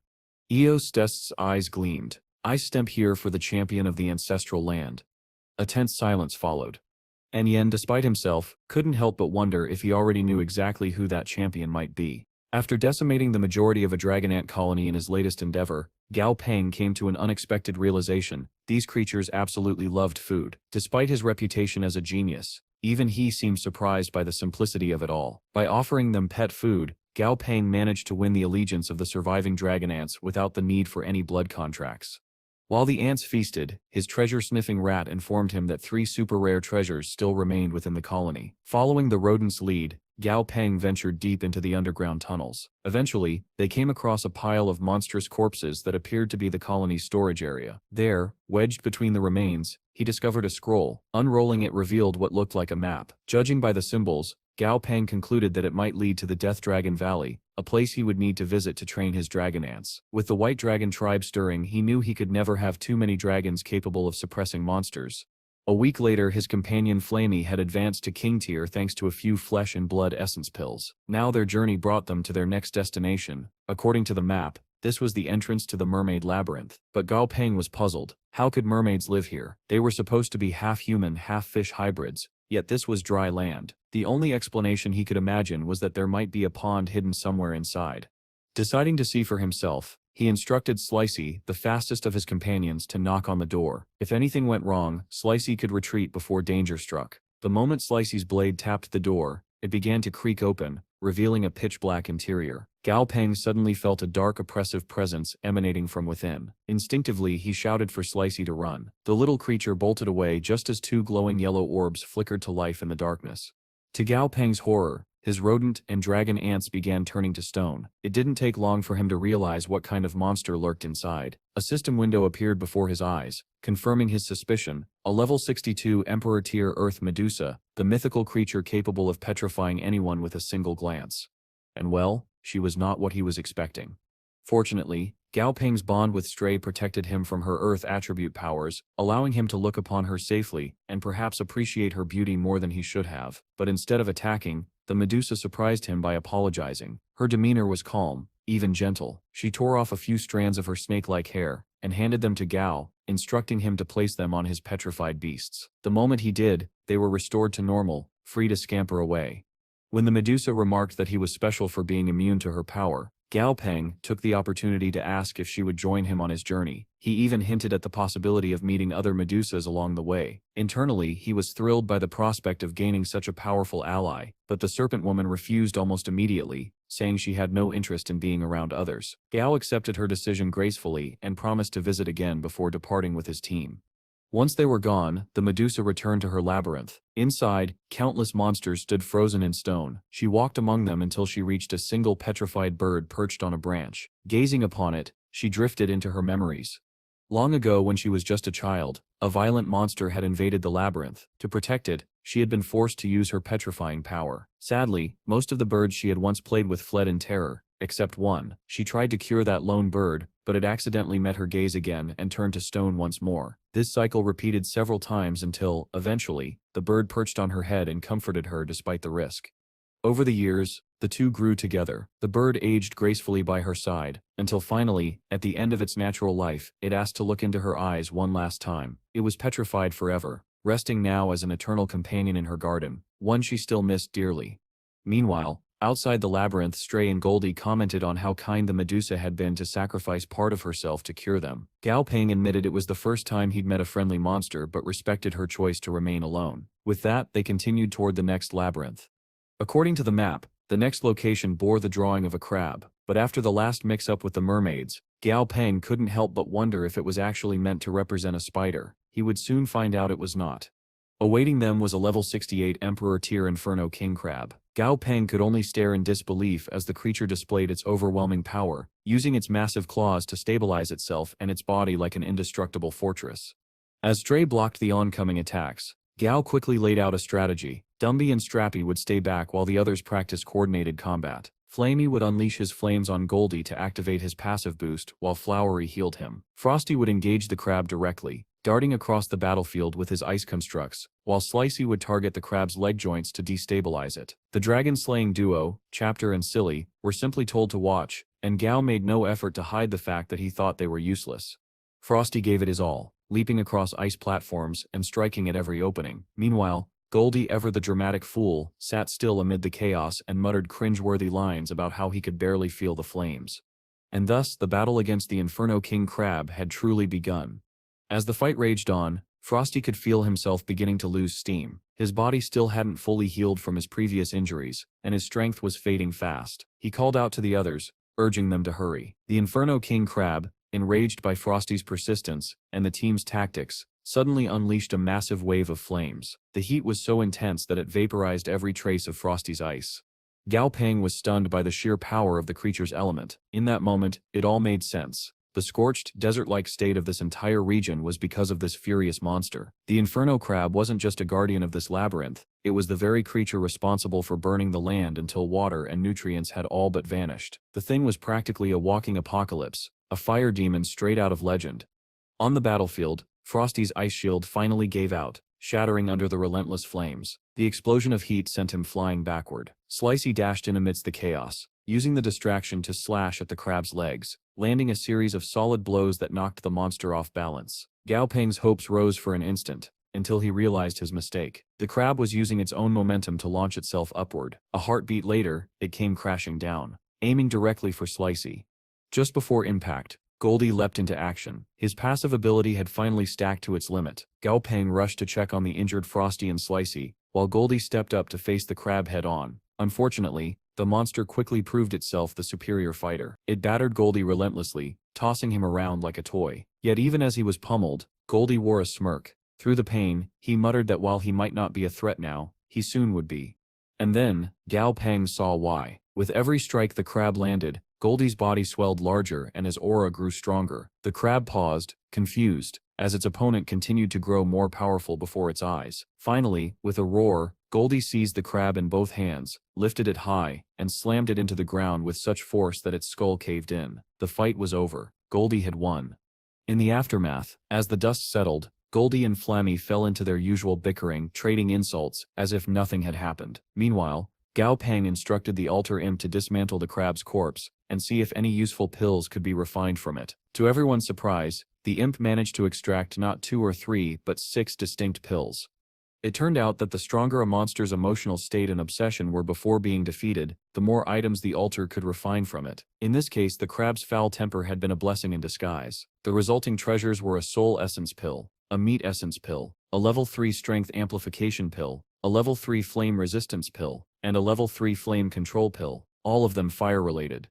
And the 6th pill was something completely new, a flame power fruit. a rare item that could only be consumed by fire-type monsters. Without hesitation, Gao Pang tossed it to Flamey and told him to eat it. The moment the giant bird swallowed it, his entire body convulsed violently before collapsing to the ground, twitching in a seizure-like state. Goldie immediately panicked, shouting for Gao Pang to help, but Gao calmly explained that this was part of the awakening process for a new ability. They could only wait. So the group packed up their camp while keeping a close eye on Flammy. Before long, the former ostrich stirred awake. Goldie called out to Gao Pang, who rushed over and opened Flammy's status window. The bird was still a level 51 king-tier monster, but a new line had appeared in his stats. The Flame Devour skill, once belonging to the Inferno King Crab. Gao Pang exhaled in relief. The pill had worked, but then he noticed something else. The system listed a new note. Flammy now walks the path of usurping power. Concern flickered in Gao's expression. Flammy noticed it and nervously asked if something was wrong with him. Realizing how it looked, Gao smiled and reassured him that everything was fine. The note simply indicated a mutation in his new ability, nothing dangerous. Still, Flammy admitted that despite feeling stronger, there was now a strange voice echoing in his mind. It whispered, urging him to follow the path of usurping power. Before Gao could say anything, Goldie chimed in, mocking his brother for trying to sound dramatic. The irony was not lost on anyone. Pot, meat kettle. Flammy burst into flames, chasing Goldie in circles while Gao, mildly exasperated, turned to Frosty. He asked if the little lion knew anything about this path business. Frosty replied that he had only heard vague stories that it was some kind of life or death trial. That's when the altar imp finally spoke up. It explained that the path of usurping power was a form of battle, a competition for the title of the strongest. The imp claimed it didn't see the point, since it couldn't die anyway, and went on to mock monsters obsessed with power and status. Naturally, Flammy and Goldie didn't take that well. The fiery bird kicked the imp square in the head, and when the creature retaliated with insults, Goldie joined in, giving the imp another solid beating before stalking off in triumph. Meanwhile, in an unknown dimension far beyond their world, something stirred. Dazi awoke from his deep slumber to find himself in an endless, empty expanse. The only thing that broke the monotony was a colossal tree bearing strange, glowing fruit. True to his gluttonous nature, Dazi didn't stop to question it. He rushed forward and devoured as many of the fruits as he could, collapsing afterward in a satisfied heap. From the surrounding void, disembodied voices began to murmur, debating his presence. One voice, deeper and more commanding than the rest, finally spoke above them all. This, it said, is simply the work of fate. And far away, back in the fog world, Gao Pang and his companions had no idea what destiny was already setting in motion. Gao Pang and his team had finally arrived near Death Dragon Valley. As they approached a jagged cliff overlooking the area, the dragon ants he had befriended began chittering excitedly. They claimed to smell something delicious nearby. Before Gao Pang could even ask what they meant, a deafening crash echoed from below. The ground shook, followed by a roar so powerful it sent a gust of wind up the cliff face. The ants immediately scurried to Gao Pang, frantically informing him that a dragon was dying at the bottom of the valley. Without hesitation, Gao Pang called for Flammy, Dumby, Slicey, and his dragon-slaying companion White Paper to join him. He also selected 7 dragon ants to come along. Everyone else was to stay on the cliff as backup. He didn't want to risk the entire group when that last roar had radiated such overwhelming power. As soon as the team landed at the base, Slicey quickly dispatched a stray monster that had wandered too close, scaring off the rest of the local creatures. With the area secure, Gao Pang began searching for the source of the roar, only for an unexpected problem to arise. His stomach suddenly began to swell at an alarming rate, ballooning outward until he looked nearly 7 months pregnant. Panicked and embarrassed, Gao Pang hastily excused himself, claiming he needed to find a bathroom. Once alone, his composure broke entirely. He started pacing and muttering to himself, wondering if he was about to give birth to something. If he was, he decided he'd just lie and say he found it by chance, because apparently that was his biggest concern. Before he could spiral any further, a sudden blue portal opened in front of his stomach, flooding him with both power and knowledge. The skill he had received from Dumby's recent promotion had just awakened. His soul strength skyrocketed in an instant. Feeling this surge of energy, Gao Pang realized it was the perfect time to sign blood contracts with the 7 dragon ants. Once the contracts were complete, Gao Pang promised his new companions that they'd never go hungry while following him. To demonstrate his new ability, he used it without warning, and one of the ants instantly vanished. The others panicked, chittering in alarm, but Gao Pang calmly checked his new space-time pocket inventory. Inside, he saw 100 available storage slots. Any creature stored there was held in a kind of stasis, safe and unaging, though unable to grow stronger while inside. Satisfied, he released the ant back to the group, who immediately surrounded it with relieved squeaks. Eager to test the limits of the skill, Gao Pang asked Flamey to fly him back up to the top of the cliff. Goldie, watching this unfold, asked if he was done with his bathroom break. Gao Pang smirked and replied that he was just experimenting. Then, with a flick of his wrist, he vanished, Stripey into storage. Goldie lost his mind, shouting in disbelief while Gao Pang calmly examined the data. Stripey, despite his size, only took up one storage slot, the same as a dragon ant, so mass wasn't a limiting factor. Just as he released Stripey again, a sudden movement caught his eye. A massive shape was skittering down the cliff wall. It was a level 71 Overlord tier dragon ant with a rare iron dragon tail mutation. Gao Pang instantly realized it was heading for the dragon's corpse below. He motioned for Stripey, Dumby and Flamey to follow and took off after it. At the base of the cliff, he barely managed to avoid being spotted. Thinking fast, he hid behind a boulder and vanished all his familiars into storage to conceal his aura. From there he quietly followed the enormous ant as it crawled toward the source of the battle noises ahead. When he finally reached the clearing, the truth became clear. A massive smoke dragon lay dead at the center of the valley, its body still releasing thick black vapors that cloaked the battlefield. The surrounding dragon ants were working together to fend off other scavengers, taking turns ripping chunks of flesh from the corpse. Gao Pang watched in awe. Despite their brutal nature, dragon ants clearly had a sense of kinship. They protected their own kind fiercely. To test a theory, Gao Pang summoned one of his smaller ants and instructed it to approach the feast. The baby ant timidly climbed toward the corpse, its tiny mandibles clacking nervously. The overlord turned to inspect it, then simply moved aside, allowing it to eat freely. Gao Pang grinned. The sight of the baby ant greedily munching on dragon flesh was oddly adorable. When it eventually fell over from overeating, he sent another one forward. Soon all his contracted ants were feasting contentedly, completely accepted by the colony. Watching them, Gao Pang made several observations. Dragon ants showed a fierce loyalty to their own kind, but absolute hostility to outsiders. He saw one monster attempt to snatch a piece of meat and get its arm sliced clean off for the effort. Yet strangely, none of the ants touched the smoke dragon's head. That was where the dragon crystal would be, its most valuable part. Either they didn't consume crystals, or something about this one was off. 3 days passed since the feeding began. Gao Pang was pleased to see that 2 of his dragon ants had already grown in size. One, however, had undergone something even greater. It had mutated. The newly evolved Dragon Ant 6 had developed the ability to release and control smoke, using it for both offense and defense. As Gao Pang stood atop a rock, watching his dragon ants thrive in the shadow of the fallen dragon, he couldn't help but smile. Every battle, every encounter was leading to something greater, and with his new space-time power, the possibilities for his growing army had only just begun. While the rest of Gao Pang's dragon ants were busy geeking out over their newly evolved, smoke-wielding brother, a thunderous roar suddenly tore through the valley. The ground trembled, the skies turned blood red. Gao Pang froze, dread creeping up his spine. Even the dragon ants, creatures who feared almost nothing, began trembling violently. They could sense it. Something monstrous was coming. Moments later, the source of that overwhelming pressure revealed itself. A colossal crimson-scaled dragon streaked across the sky, its presence alone distorting the air. The system identified it as the ancient Blood Rage Dragon, a level 91 quasi-god tier beast. The sight of its status window nearly made Gao Pang's brain short-circuit. Even while heavily injured, the dragon radiated a power so intense that the Overlord tier dragon ant from before seemed like a mere hatchling in comparison. But then another question struck him. If the creature was this strong, what in the world had managed to injure it so severely?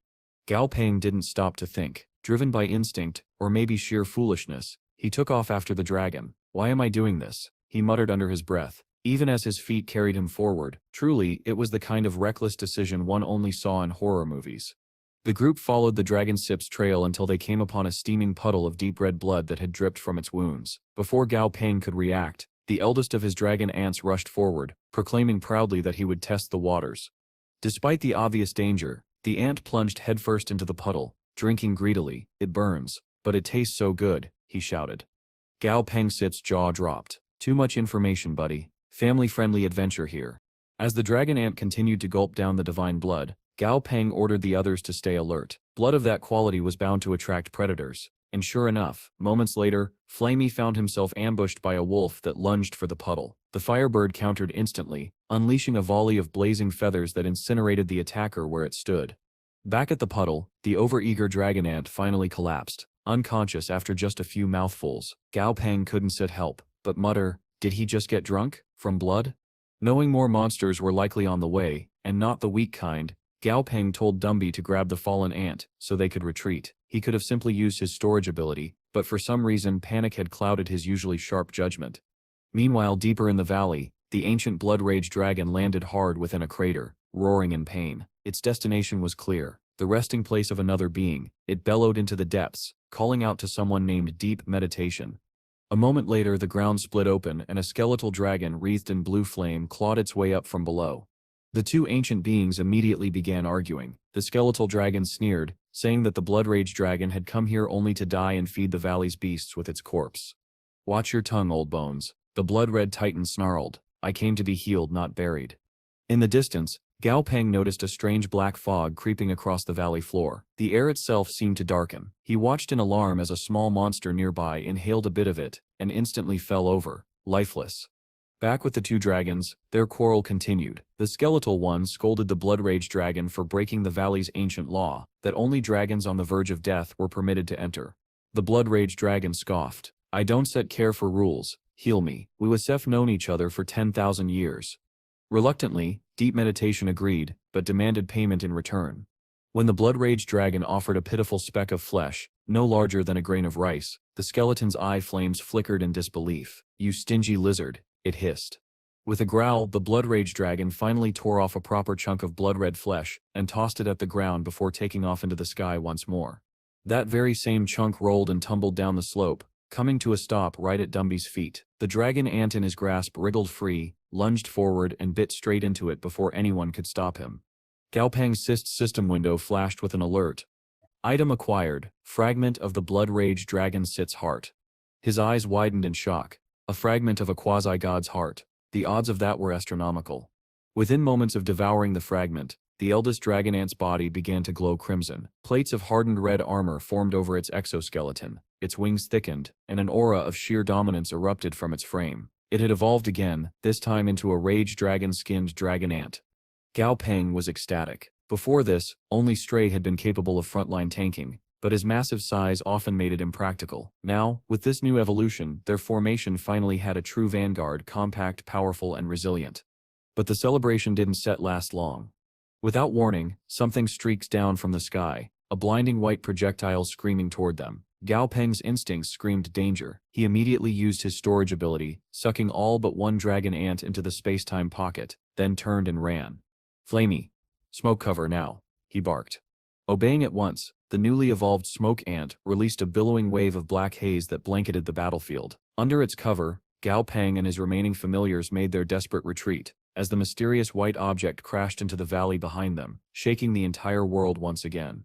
After retreating into a cave further up the valley, Gao Pang took a moment to collect his thoughts. The cave was deeper than expected, at least 30 meters down, with a narrow twisting path that led into the darkness. It would be nearly impossible for their pursuer to spot them unless it entered directly, especially with the smoke dragon ant's haze blanketing the entrance. Just as Gao Pang was starting to calm down, a violent commotion erupted outside. The ground shook violently, dust falling from the cave ceiling as if the entire valley were quaking. For 10 long minutes, the noise continued. Roars, explosions, and tremors echoing from beyond. Then, just as suddenly, silence fell. When the shaking finally stopped, Gao Pang hesitated. He didn't sense any new monsters approaching, but curiosity gnawed at him. After a moment of internal debate, he decided to check it out. What he found outside made his stomach drop. Lying at the center of the clearing was the mangled corpse of a massive great white dragon, its body bloodied, torn, and mutilated, as if it had fought a dozen enemies at once. Gao Pang cautiously approached, assuming it to be dead, intent on examining its core crystal. But the moment he drew close, one of its eyes snapped open. The massive golden iris locked onto him with ancient imperious authority. Gao Pang froze, every instinct screaming at him to run. Then, to his shock, the dragon spoke. Its deep, rumbling voice carried both exhaustion and command. "Come forth and eat me." Gao Pang blinked. What? That couldn't be right. Surely the dragon hadn't just told him to eat it. Either he was hallucinating or the dragon had suffered severe head trauma. But when he looked into its remaining eye, he saw no madness, only resolve. The dragon was completely serious. Deciding to test whether this was some kind of bizarre trick, Gao Pang gestured for the small dragon ant beside him to step forward, but the tiny creature hesitated, trembling behind his legs. With a low rumble, the white dragon raised a clawed hand to its own face, and in one horrifying motion tore out its eye. The dragon held the glimmering orb in its talons and offered it to the ant. "Eat it," the dragon said, its voice echoing softly. and one day avenge me. Slay the demons who did this." Eyes wide, the dragon ant hesitated for only a moment before lunging forward and biting into the dragon's eye, devouring it eagerly. As the ant ate, a red-furred beast suddenly burst from the tree line, leaping straight for them. But the dragon, even half dead, was not defenseless. With a flick of its tail, it sent the attacker flying, bones crunching as the creature vanished into the smoke. The white dragon turned its gaze toward Gao Pang. "Take this too," it said, flicking something from beneath its wing. A crystal, large, radiant, and pulsing faintly, skittered across the ground to Gao's feet. Gao Pang's breath caught in his throat. It was the dragon's core crystal. "Why are you giving me this?" he asked, stunned. "It is better in your hands," the dragon rasped. "Better than in theirs." Even as it spoke, several demonic silhouettes appeared in the distance, closing in fast. The white dragon's one good eye hardened. "Go," it said. "Leave this place while you still can." There was no hesitation after that. Gao Pang ordered Silly to store the core crystal, scooped up the dragon ant, and ran deeper into the cave as the sounds of the white dragon's final stand echoed behind them. As they fled, Gao Pang's mind raced. The dying dragon's words, the blood rage dragon's wounds, the name Death Dragon Valley, everything clicked into place. The valley wasn't what it seemed. The white dragon had asked him to avenge it. The blood rage dragon had been heavily injured. The monsters here were all dragon-related, and the way they grew stronger by feeding on the remains of their own kind made grim sense now. The valley wasn't a graveyard at all. It was a breeding ground. Somewhere deep within, a dragon was maintaining balance, a hidden overseer who allowed lesser beasts to thrive while preventing any from growing too strong. That explained why Gao Pang had never encountered a monster above Overlord tier here. Those who reached that level were likely forced to leave by the valley's master. He felt a chill run down his spine. When he finally stopped running, Gao Pang checked on the dragon ant that had eaten the white dragon's eye. The creature's once black eyes now glowed faintly gold, filled with shifting bands of light. A system window appeared. New ability acquired. Daylight Aurora Pupil. Allows the user to see through darkness and perceive objects through solid matter. The ability wasn't offensive, but its utility was undeniable. Gao Pang couldn't help but chuckle softly. The little ant was still happily chewing on the last bits of dragon flesh, blissfully unaware of the revelation that had just shaken his master to the core. Still, Gao Pang knew it was time to leave this place. But before departing, he had to decide what to do with the rest of his growing dragon ant brood. He couldn't possibly keep them all. Then, suddenly, inspiration struck.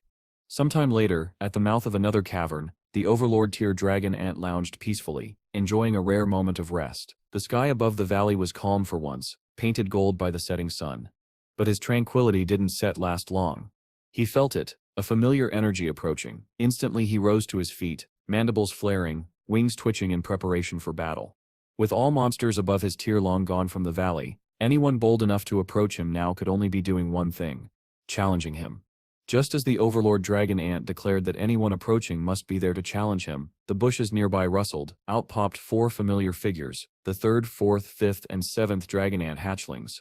They immediately began chittering happily, crowding around him. The Overlord blinked, utterly confused. "Whose kids are these?" he muttered, a bead of sweat rolling down his head. Then, in perfect unison, the little ones shouted, "Daddy?" The Overlord froze. "Wait, what?" Before he could react, the young ants swarmed him, hugging his legs and repeating the word over and over. "Daddy? Daddy?" He stood there in stunned silence. This was not how he expected his quiet day off to go. Still, to his credit, the Overlord was surprisingly calm about it. They reminded him of his own brood, the little ones he'd raised so carefully. They were nearly grown now, ready to leave the nest. The thought of them moving on made him oddly sentimental. Maybe he'd even ask his wife to start a new nest once they were gone. But that could wait. He cleared his throat, forcing a serious tone. "Listen, little ones, I am not actually your father. You shouldn't call me that." The moment he said it, all 4 of them started bawling in unison. "Daddy doesn't want us anymore?" The Overlord panicked instantly. No, don't cry, stop crying." But it was too late. A shadow fell over him, and the air turned icy. From the mouth of the nearby cave emerged his wife, her eyes blazing with righteous fury. She took in the scene, her husband surrounded by crying children, telling them he wasn't their father, while the little ones sobbed that their mother had sent them to find him before she left. The Overlord turned pale. "Dear, I can explain." His wife ignored him entirely. She crouched beside the children, her tone instantly softening. "Where are your parents, little ones?" Between hiccups and tears, they wailed, "They abandoned us." The Overlord's wife gasped, her maternal instincts kicking in full force. "Oh, you poor darlings." She pulled them into a warm embrace, soothing them while glaring daggers at her husband over their shoulders. And just like that, the overlord dragon ant suddenly found himself with 4 new children and no way to talk himself out of it. From a nearby bush, Gao Pang watched the entire exchange unfold with a wide grin and a silent thumbs up. Perfect execution, he whispered to himself, the smug satisfaction practically radiating off his face. Later, far above Death Dragon Valley, Gao Pang faced a very different problem. For once it wasn't about deception or danger, it was about decision-making. He had too many familiars and couldn't decide which one to promote first. As he stood there deep in thought, Stripey interrupted him, sensing something beneath the ground. "There's a monster hiding in the soil," Stripey reported. "Force it out," Gao Pang ordered. The striped beast slammed a claw into the dirt, and a moment later, a creature popped out, a firetail mink toad, dazed and croaking in protest. Gao Pang's system scan revealed its skill set, and one ability caught his eye, level 4 Earth Flame. "Flamey," Gao Pang said, "absorb its fire." The giant firebird obeyed, drawing in the creature's burning energy, but as soon as he finished, he let out an enormous gust of air right in Goldie's face. The reaction was immediate. Goldie froze mid-breath, then collapsed dramatically, gagging. No, the smell too strong. He fell to the ground, lifeless. Gao Pang sighed, "Rest in peace, Goldie, you died a true warrior sip's death." Flammy, meanwhile, was busy shouting at the unconscious toad, "Your fire made me gassy, how dare you?" "Enough," Gao Pang said, pinching the bridge of his nose. "Actually, this could work. If we use the toad as a power source, you could keep absorbing its flames indefinitely. Its sep's basically a living power bank." Flammy paused mid-rant, considering it. Gao continued, half joking but entirely serious. "And if it ever runs out of fire, well, we shall just butcher it and eat it. Totally normal. Nothing morally questionable here at all." While Gao Pang and his familiars were busy turning natural creatures into power tools, far away in the unknown void, Dazi was living the dream, floating lazily through the endless expanse, snacking on anything he could find. He was, quite possibly, the happiest centipede in existence. But after a while, he noticed something strange. The endless buffet of cosmic snacks had stopped appearing. Not a crumb of food had spawned in ages. As he pondered this, a spatial rift suddenly tore open in front of him. From within, he caught a familiar scent, the smell of earth. Eyes widening, Dazi raced toward it, desperate to return. But as he neared the rift, a barrier repelled him. The Earth's dimensional laws prevented a creature of his immense power from crossing over. From the surrounding darkness, unseen voices began to murmur. They discussed his predicament, the danger of allowing his strength to keep growing unchecked, the imbalance it could cause to his homeworld. One voice suggested sending him to another realm, but another quickly dismissed the idea, citing the rules. When Dazi began to cry, lamenting that he might never see Gao Pang again, a different voice, older, calmer, spoke up. "The rules may be rigid," it said, "but they are not absolute." A second rift appeared beside Dazi. Hesitant, he poked one of his stingers through. To his surprise, it passed cleanly to the other side.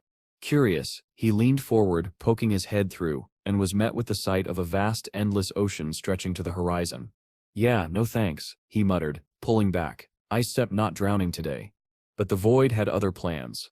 The same voices that had debated his fate gave him one final push, literally shoving his massive body through the rift and slamming it shut behind him. Dazi burst out into the ocean, thrashing to stay afloat. "You cowards," he shouted up at the fading tier in space, unleashing a colorful string of curses. Before he could recover, a massive shadow loomed beneath him. A giant fish lunged upward, jaws wide. Annoyed more than afraid, Dazi narrowed his eyes. "Really? You start picking a fight with me?"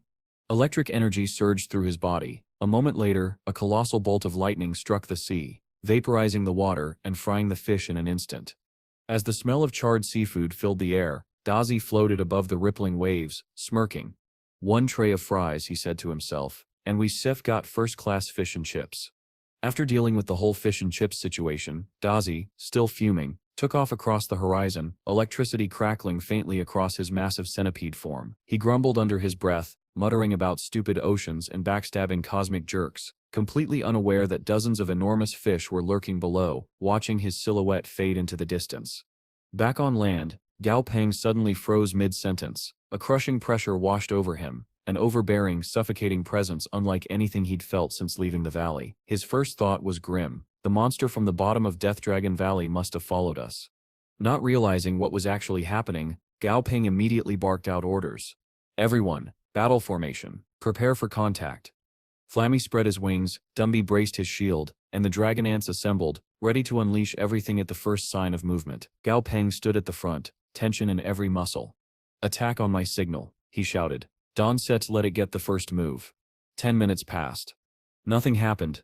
The sea breeze whistled softly through the cliffs. Flammy blinked and tilted his head. Boss? There's nothing here." A long silence followed. Gao Pang crossed his arms, coughed, and said coolly, "Good. That means our deterrence worked exactly as planned." No one believed him. Even Silly, the quietest of the group, gave him a flat stare. Trying to preserve what little dignity he had left, Gao Pang quickly waved it off. "Anyway, we set her heading east. The south is full of labyrinths, and I could use a good water-type familiar. Might find something interesting near the ocean." Flammy squawked in approval, and soon they were moving again, Gao Pang lounging comfortably in a chair, strapped to Stray's back, enjoying the view like a man on vacation.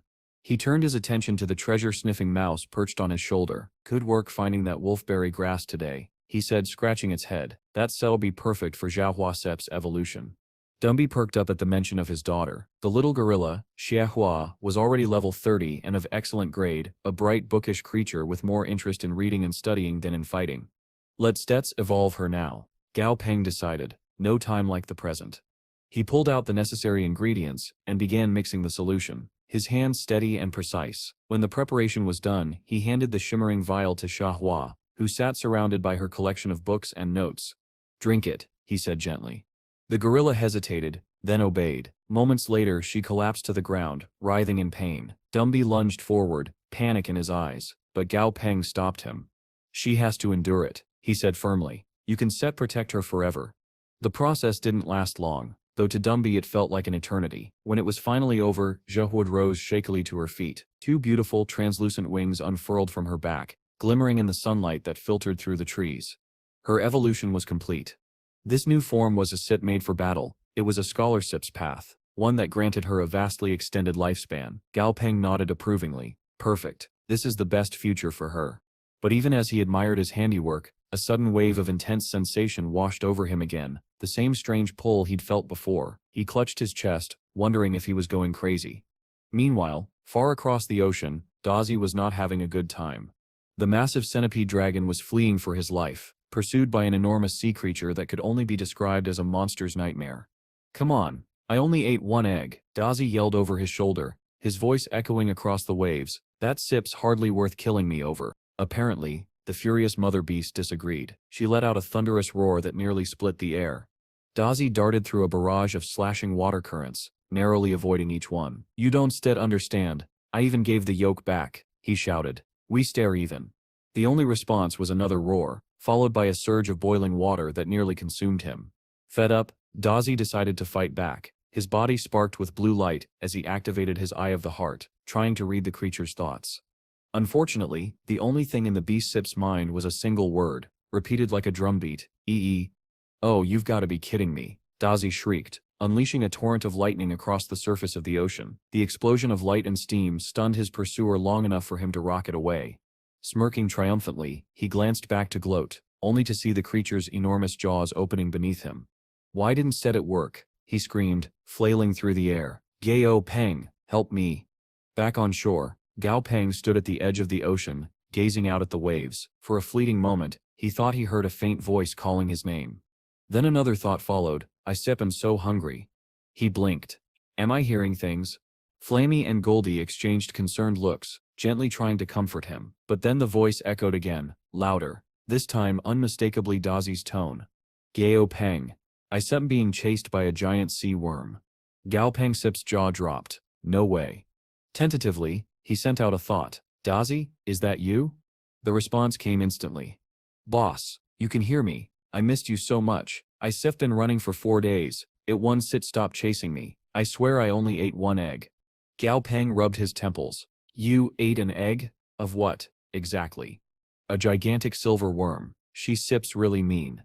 Gao Peng sighed. "Of course she is." He quickly composed himself and replied mentally, "Listen, we're at the shore. Keep flying straight in one direction. You'll reach land eventually. Once you do, it'll be weaker outside the water. It might not even follow you." "Got it," Dazi said, his mental voice full of relief. "I'll hurry." As the telepathic connection faded, Gao Peng turned to his team. "Fan out along the coast. Find him before that thing does. Half an hour later, Dragonette number 2 raised its head from a nearby ridge, its new daylight aurora pupil shimmering faintly. I see him, it said, antenna twitching. Dazi sips coming this way. Gao Pang's eyes lit up. Then let's go bring our trouble magnet home. Gao Pang had Flammy launch a massive fireball into the sky, a blazing signal against the clouds. If Dazi was anywhere nearby, he'd see it for sure. Moments later, a familiar silhouette appeared on the horizon, long, coiling, and lined with dozens of wings that shimmered in the light. Gao Pang exhaled in relief. Dazi was alive. He figured the sea monster must have finally given up the chase, especially now that he had the whole team gathered together. Before reaching them, however, Dazi turned back toward the ocean and unleashed an enormous surge of lightning, blanketing the sea in a storm of electric fury, a final screw-you to the monster that had tormented him for days. Gao Pang could only stare. That thing would have stopped chasing you days ago if you'd quit taunting it, he muttered under his breath. With the chaos dying down, Gao Pang noticed something peculiar. Dazi looked different, taller, broader, and covered in sleek, metallic scales. Even his wings had multiplied since they last met. How many wings do you even need? Gao Pang said incredulously. Dazi ignored the question, groaning loudly instead. I haven't eaten in months. Silly, bring me boxes of mealworms. I'm starving. Before Gao Pang could scold him, Stripey suddenly went rigid, his many eyes narrowing. He'd sensed something. A split second later, the ocean erupted. The massive silver serpent that had chased Dazi burst from the waves, its 3 gleaming eyes glowing with murderous intent. The deep-sea silver-winged three-eyed snake had followed him all the way to shore. Gao Pang barely had time to shout a warning before the creature's attack hit. Stripey, the towering spider beast who had guarded the team through countless battles, lunged in front of everyone and took the full force of the strike. The explosion of water and energy shook the coast. When the spray cleared, Stripey was still standing, but blood seeped from cracks in his carapace. Gao Pang's expression hardened. Even Stripey took real damage. That thing is terrifying. He immediately ordered Stripey into the water. Suppress it before it uses the ocean against us. Stripey dove in, slamming into the serpent's scales. The snake retaliated instantly, pulling a massive sphere of dense water around its body, and hurling it at Stripey with devastating force. Gao Pang winced as the impact threw Stripey backward, deeper into the sea. What in the world did you do to provoke this thing, Dazi? Gao Pang yelled. Out of curiosity and dread, he opened the serpent's status window, and immediately regretted it. Level 74. Overlord tier deep-sea silver-winged three-eyed snake. They were so doomed. Behind him, Dazi scratched the back of his head. Ah, did I mess up? Yes, Gao Pang snapped, so badly. But then something else caught his attention. Dazi looked stronger. Gao Pang opened his status window and his jaw hit the ground. Dazi was now a level 69 Emperor tier beast. Nice, with several skills over level 5 and a newly gained mythical grade. His title read, 24 Winged Lightning Sky Dragon. In raw stats, he even surpassed the Silver Serpent. Gao Pang smacked him on the head. You stature stronger, get in there and help Stripey. But, no buts.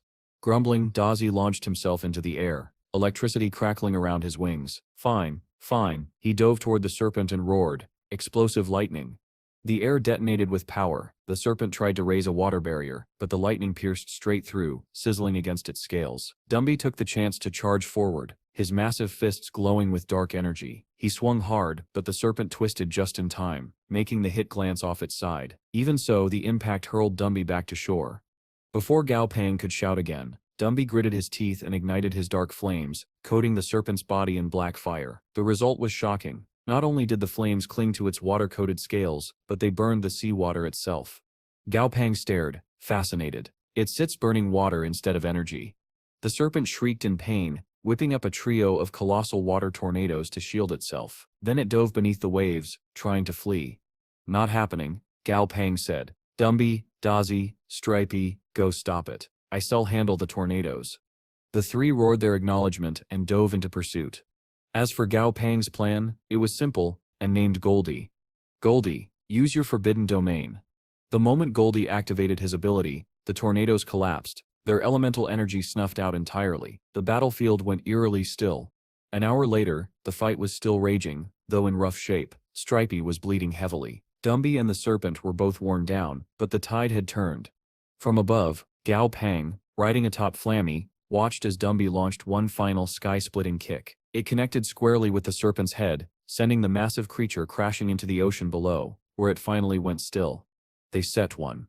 The team erupted in exhausted cheers as Gao Pang exhaled. "We actually beat an overlord," he murmured, awe mixing with pride. He looked down at Dazi, who was already bragging about how he totally meant to do that. Gao Pang just smiled. "With a bit more training, Dazi will surpass even this." But the victory came with a sobering reminder. Back on Earth, the ancient tribe still viewed Earthlings as outsiders. If Gao Pang wasn't strong enough, his familiars would become targets the moment they returned. He couldn't allow that. To survive, they needed both power and rank, equal measures of skill and strength, and with his new space-time storage ability, he had a dangerous idea brewing to secretly smuggle higher-tier monsters onto Earth, evolving his companions beyond what anyone there could match. As the battle's aftermath faded, Stripey's wounds began to mend under the Earth's elemental energy, while Dumby simply absorbed the lingering spirits of fallen foes to heal himself, a trick even Gao Pang had to admit was unfairly powerful. With his team recovering, Gao Pang turned to the altar imp. "From now on, you stare its dark child." The imp immediately groaned. "Please don't call me that. I sip literally just your altar set's avatar." "Too late," Gao Pang said with a grin. "It suits you." Even Goldie chimed in from nearby. "It sips a cool name, stop whining dark child." The imp buried his face in his claws. And so, the odd little family continued. For the next 6 months, Gao Pang and his familiars trained relentlessly, mastering their new powers and pushing their limits in the Black Fog world. A full year had passed since Gao Pang's arrival. His strength, his control, and his connection with his familiars had all grown beyond recognition. And one calm evening, as the team prepared dinner by the sea, Goldie burst from the water with a triumphant roar, dragging a massive fish in his claws. "Dinner steps served," he shouted proudly.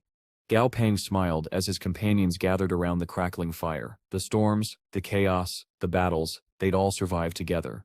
For the first time in a long while, the world felt almost peaceful.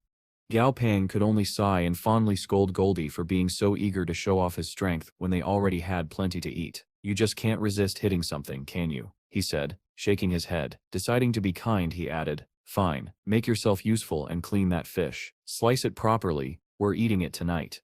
While the muscular duck got to work preparing dinner, Gao Pang finally had time to reflect on the past few months. His familiars had been growing at a phenomenal rate, far faster than he'd ever expected. Much of that progress was thanks to Darkchild, his somewhat unwilling altar imp, and the specialized power-up pills the creature had been refining for them. Even so, one gap remained in Gao Pang's lineup. He still didn't have a proper water-type familiar. His current soul power was strong, but just barely enough to sustain contracts with the Emperor-tier beasts he already had. If he wanted a new one, he'd need to find a powerful, high-grade water creature from deep beneath the sea's surface. The shallow waters near the coast wouldn't cut it. That decided it. After dinner, they'd begin exploring the ocean's depths. The next day, Gao Pang was airborne atop Dazi, the lightning centipede's wings humming as they cut across the open sky. Flamey glided nearby, the two familiars moving in perfect sync. Eventually, a peculiar island came into view. Its waters shallow, its shores barren, dotted with a few bleached rocks and sparse plants. The only life present seemed to be a flock of level 45 Qingbai windbirds, soaring lazily through the mist. The place was quiet, peaceful. Between its safety and its convenient position over the shallows, Gao Pang decided they'd use the island as a temporary base for a few nights. That night, as the moonlight washed over the water, Gao Pang and Goldie crouched in the shadows, spying on one of the windbirds as it stirred. The bird stretched, gave a low cry, and began walking toward a nearby cave. Goldie narrowed his eyes. "Boss, its set's been going in there every night, and it always comes out in the morning looking exhausted." Gao Pang raised an eyebrow. "You think it sets?" Goldie shrugged. "Treasure stash, probably." "Right, definitely treasure." And so, the pair of professional idiots decided to sneak in after it. Tiptoeing into the cave, they kept low to the ground. The air was damp, filled with soft dripping sounds. Strange, glowing bubbles floated through the darkness, drifting lazily. Gao Pang could feel something off, an energy too faint to place. "See anything?" he whispered. "Nothing," Goldie muttered back. He was wrong. One of the bubbles burst, and out of it lunged a mass of writhing green tendrils, a mutated seaweed beast, snapping toward them. Goldie threw himself between Gao Pang and the creature, taking the brunt of its attack. But the seaweed wasn't a simple opponent. Its body was rubbery and flexible, impossible to tear apart. Within seconds, Goldie was wrapped up tight, immobilized and dragged toward the water. "Boss, little help?" Gao Pang grimaced. "You still hate me for this later." He raised his hand. "Flamey, burn it." The cave flared with fire as Flammy's blazing breath roared across the chamber, engulfing both Goldie and the monster. "Hot, too hot." Goldie screamed. Why is your first instinct always arson? But it worked. The seaweed, despite its natural fire resistance, couldn't withstand Flammy's heat. The burning mass shriveled and dropped away, releasing Goldie from its grasp. As the duck stumbled out, steaming and singed, Gao Pang knelt beside the remains. Interesting. It had a level 3 flame resistance. No wonder it lasted that long. If it had been any higher, that wouldn't have worked. Before he could continue analyzing, low guttural growls echoed from deeper within the cave. Dozens of eyes glimmered in the dark, reflecting the light of the flames. Flammy, Gao Pang said calmly, fry everything in there. The firebird didn't hesitate. The next blast lit up the entire tunnel in a wall of searing heat. Most of the monsters disintegrated instantly, but one creature broke through, scattering the fire and charging forward with a group of smaller water types in tow. Goldie grinned, flexing his fists. My turn. He leapt into the fray, throwing a rapid series of jabs, hooks, and roundhouse kicks. Within moments, the lead crab fell with a crack, and the tunnel collapsed behind it, sealing off the passage. Nicely done, Gao Pang said. At Goldie's suggestion, Flammy roasted the fallen monsters over a low flame, filling the cave with the smell of sizzling seafood. Half an hour later, the group sat outside, eating contentedly. That piece didn't last. Drawn by the scent of cooked crab, Dazi swooped in from above, his many wings shimmering. Smells amazing. Save me some. No way, Gao Pang said flatly. You didn't help, you don't eat. Dazi pouted but obeyed. As Goldie carried a large oyster out of the cave, it made a faint, high-pitched noise. He and Gao Pang exchanged wary looks. Treasure? Goldie guessed. Or trouble, Gao Pang replied. Goldie pried it open with brute strength. The instant the shell cracked, something small and fast shot out, rolling across the sand. Too fast to see, except Gao Pang casually stuck out a leg. Thunk. The creature tumbled to a stop at his feet. As they looked closer, it turned out to be an ordinary-looking fish. Smooth silver scales, bright fins, a faint blue glow along its sides. Goldie Sip's eyes sparkled. Looks expensive. I could sell this for at least 500 credits. The fish glared up at him with absolute hatred. Maybe more, Goldie added cheerfully. That's when the fish opened its mouth. Front me down, you brainless duck, it screamed in perfect Mandarin. Gao Pang blinked. Wait, did it just? The fish continued ranting, stringing together insults so creative even Gao Pang had to respect the vocabulary. Annoyed, Goldie flicked it on the head, making it spin in place. You little, the fish hissed, spitting more curses. Do you have any idea who I am? Gao Pang sighed and pulled up its status window, only to find that every field was blank. Name, unavailable. Level, unknown. Grade hidden. His eyes widened. He'd seen this before, with Frosty, back when the lion cub had still been sealed. That explains it, Gao Pang murmured. You steer sealed, but still at least level 50, even in this weakened state. He glanced at the furious little fish, still thrashing in Goldie's grasp. Which means, he said softly, you are going to be very interesting once I figure out how to unseal you. Gao Pang looked down at the furious little fish in Goldie's grip, eyes shining like a kid staring at a new toy. The fish, of course, did not appreciate the attention. Stop staring at me like that, you creep, it barked, its tiny fins flapping as though trying to slap him. Goldie puffed out his chest, ready to fight. You dare insult my master, you glorified sardine? Gao Pang waved him off. Calm down, Goldie. It's trying to get under your feathers on purpose. He turned to the fish, smiling in that disarmingly friendly way that made his familiars nervous. Listen, I've been looking for a watertight familiar. Even if you stare useless in battle, I still want to sign a contract with you. You stare too cute to pass up.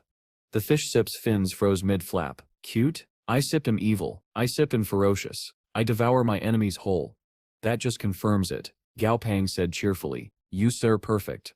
Before the fish could curse again, he gestured to Goldie. Take it outside. Give it a little heart-to-heart. Totally not a torture session, Goldie said innocently, dragging the flailing fish away. When he returned, the creature looked like it had lost a bar fight with a blender, bruised, scuffed, and glaring daggers. You steer amazing, Gao Pang told it sincerely. Truly.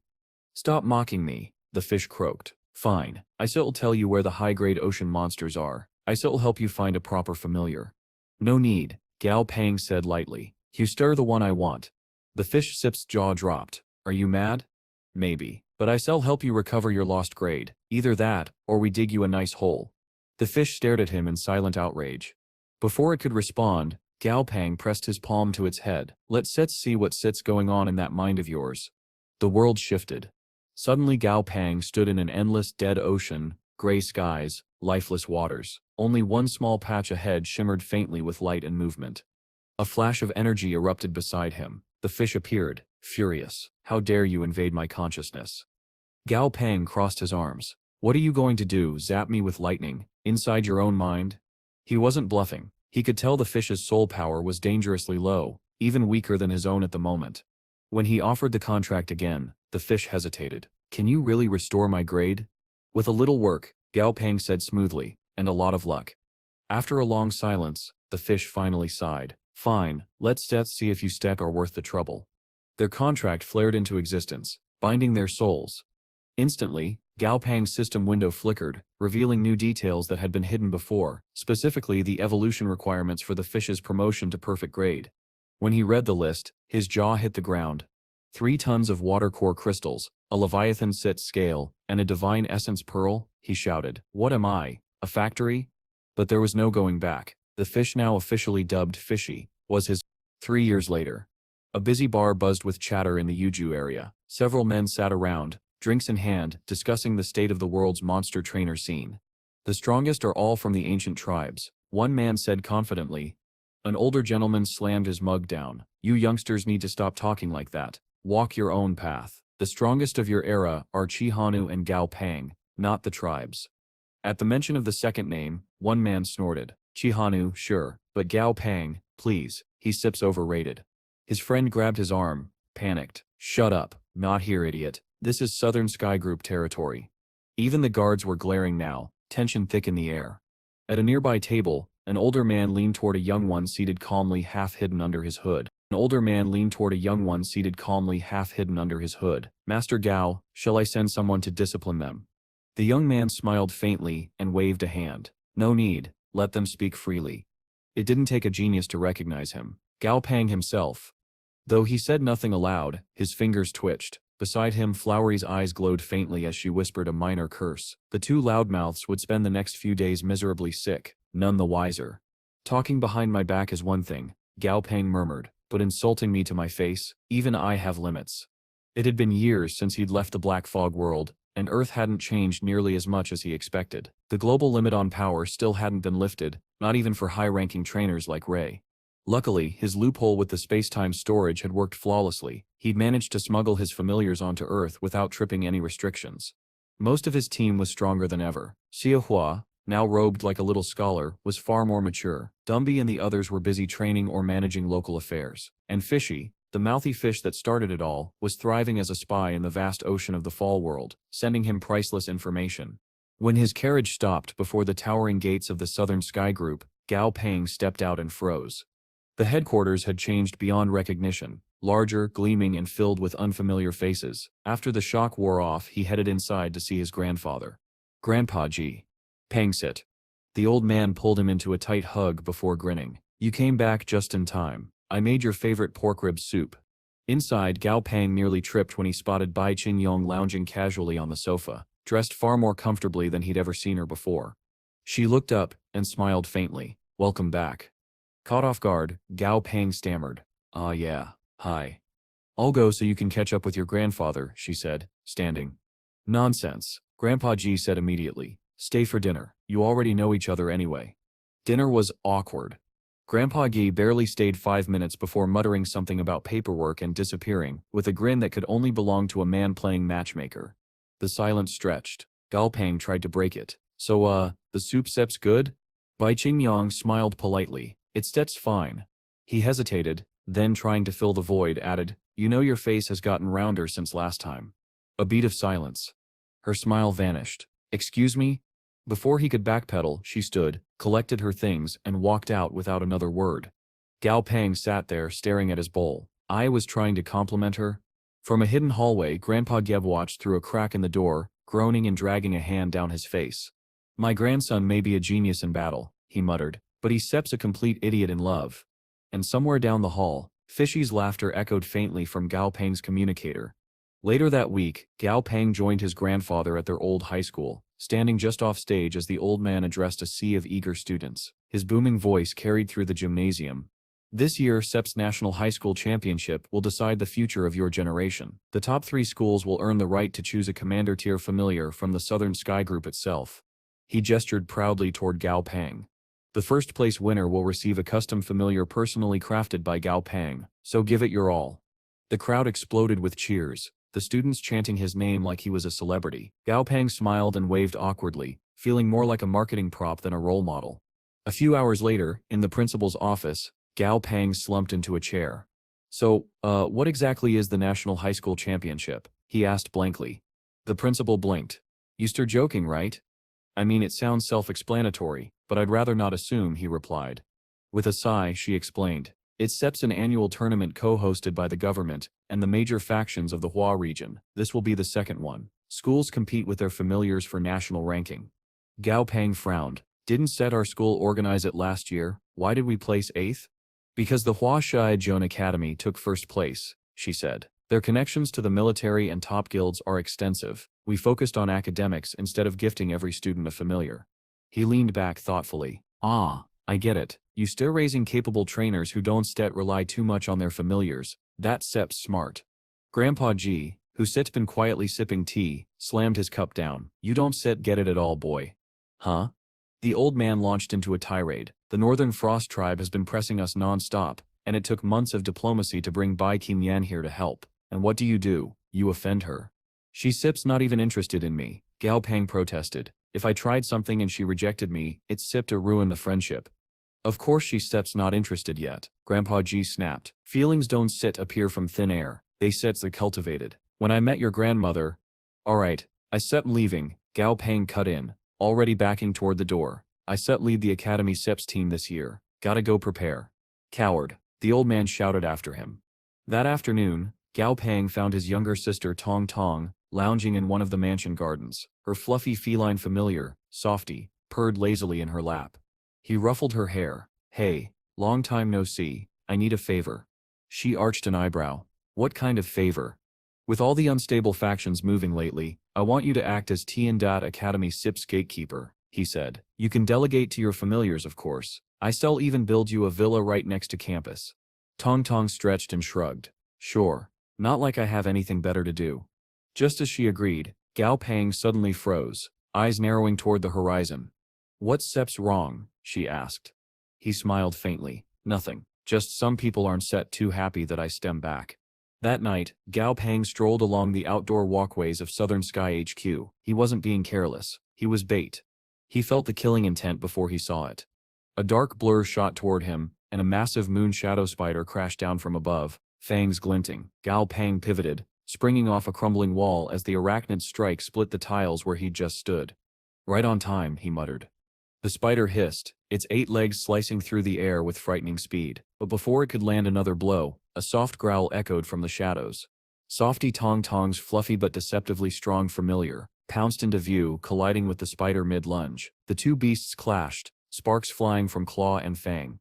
Evenly matched, the spider tried to retreat into invisibility. Oh no, you don't Gao Pang murmured. He tossed a small device into the air, summoning his treasure-sniffing rat, who saluted smartly before darting off. Find the trainer, Gao Pang ordered. Alive or dead, your call. The rat squeaked and vanished into the night. Deep in the nearby forest, a robed man cursed quietly. Useless spider failure again. He was just about to flee when a shadow streaked through the trees. His canine familiar yelped and split cleanly in two. Before the man could react, the treasure-sniffing rat uppercut him so hard his hood flew off. The assassin's world went dark. Back at HQ, Gao Pang noticed the spider's frantic movements suddenly falter. I guess that means your master's been caught, he said coolly. The spider hissed, its body flickering as it tried to vanish completely. Softy lunged, claws flashing, but the creature was fast, too fast. Then the sky lit up. Flammy swooped down, wings blazing like the sun, and slammed the spider with a single fiery strike. The explosion rocked the courtyard. When the smoke cleared, the assassin's familiar was twitching, barely alive. Gao Pang walked over, picked up a loose rock, and without hesitation threw it. The stone struck true. The spider went still. Assassins, he muttered. They never learn. As he turned to leave, the bushes rustled. His treasure-sniffing rat stumbled out, dragging the unconscious would-be killer by the leg, saluting proudly despite the weight. Gao Pang smirked. Good work, soldier. He crouched beside the captive, brushing dirt from the man-Sip's face. Now then, let Sips have a little chat about who sent you. The forest wind carried away the sound of the assassin's groan, and under the silver moonlight, Gao Pang's eyes gleamed with quiet satisfaction. He snapped his fingers. Flowey, wake him up. A soft shimmer of energy filled the air as Flowey's healing spell enveloped the man. The assassin groaned and blinked awake, his face pale and drenched in sweat. Unfortunately for him, Gao Pang was not in a patient mood.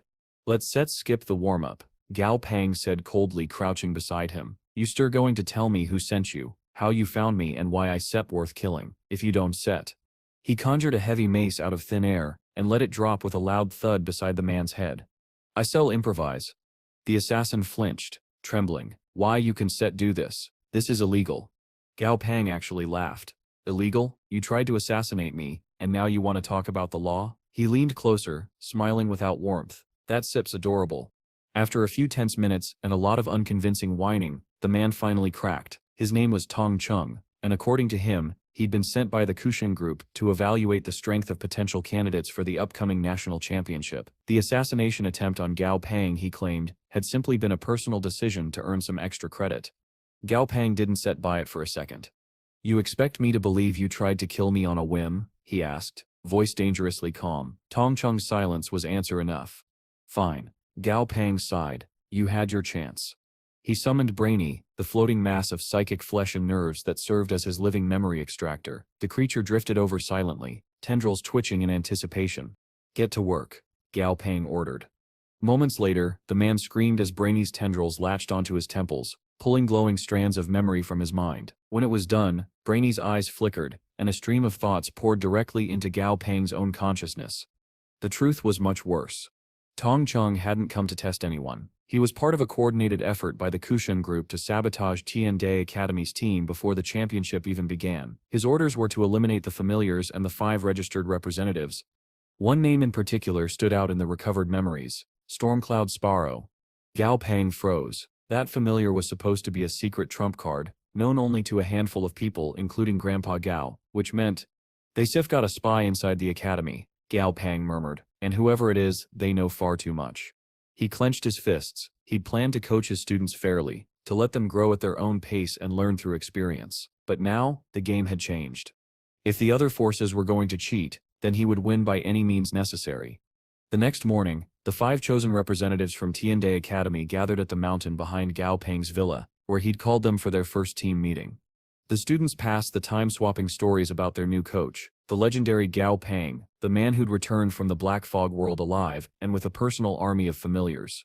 When the ground suddenly trembled beneath them, conversation died instantly.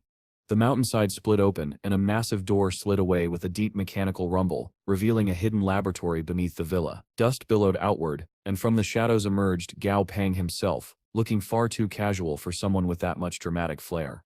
"Sorry to keep you waiting," he said. "Come in." As they stepped into the vast subterranean lab, lined with strange machines and stasis pods, Gao Pang turned to face them.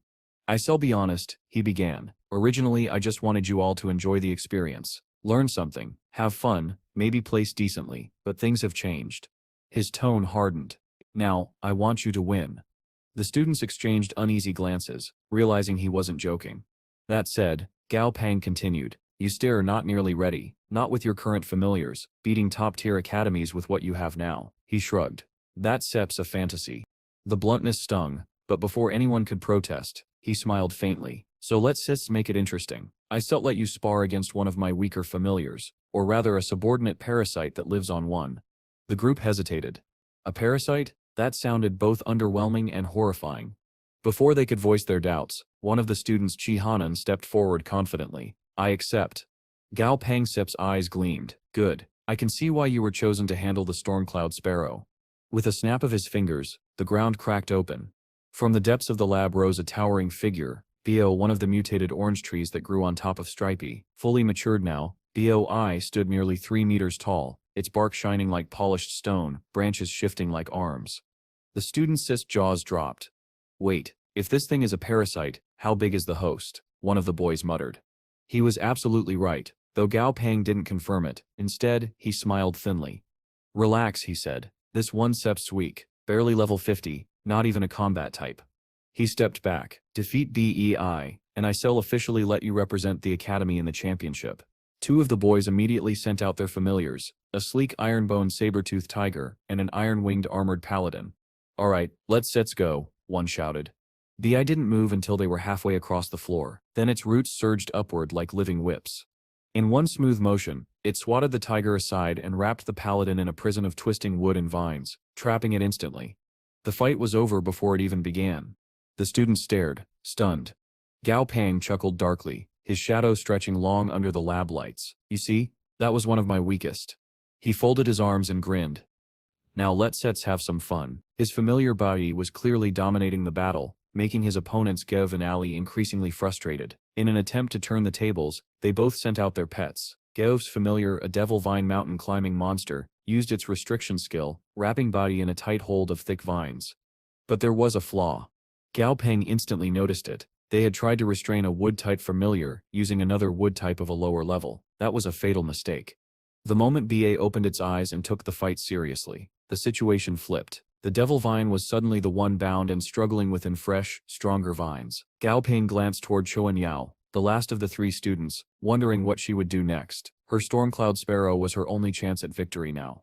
To everyone's surprise, Chuan Yao raised her hand and admitted defeat. Her classmates were shocked, demanding to know why she had given up when her familiar still had a chance. Gao Ping, however, was intrigued. He reminded her that even a slim chance was still a chance. So why surrender?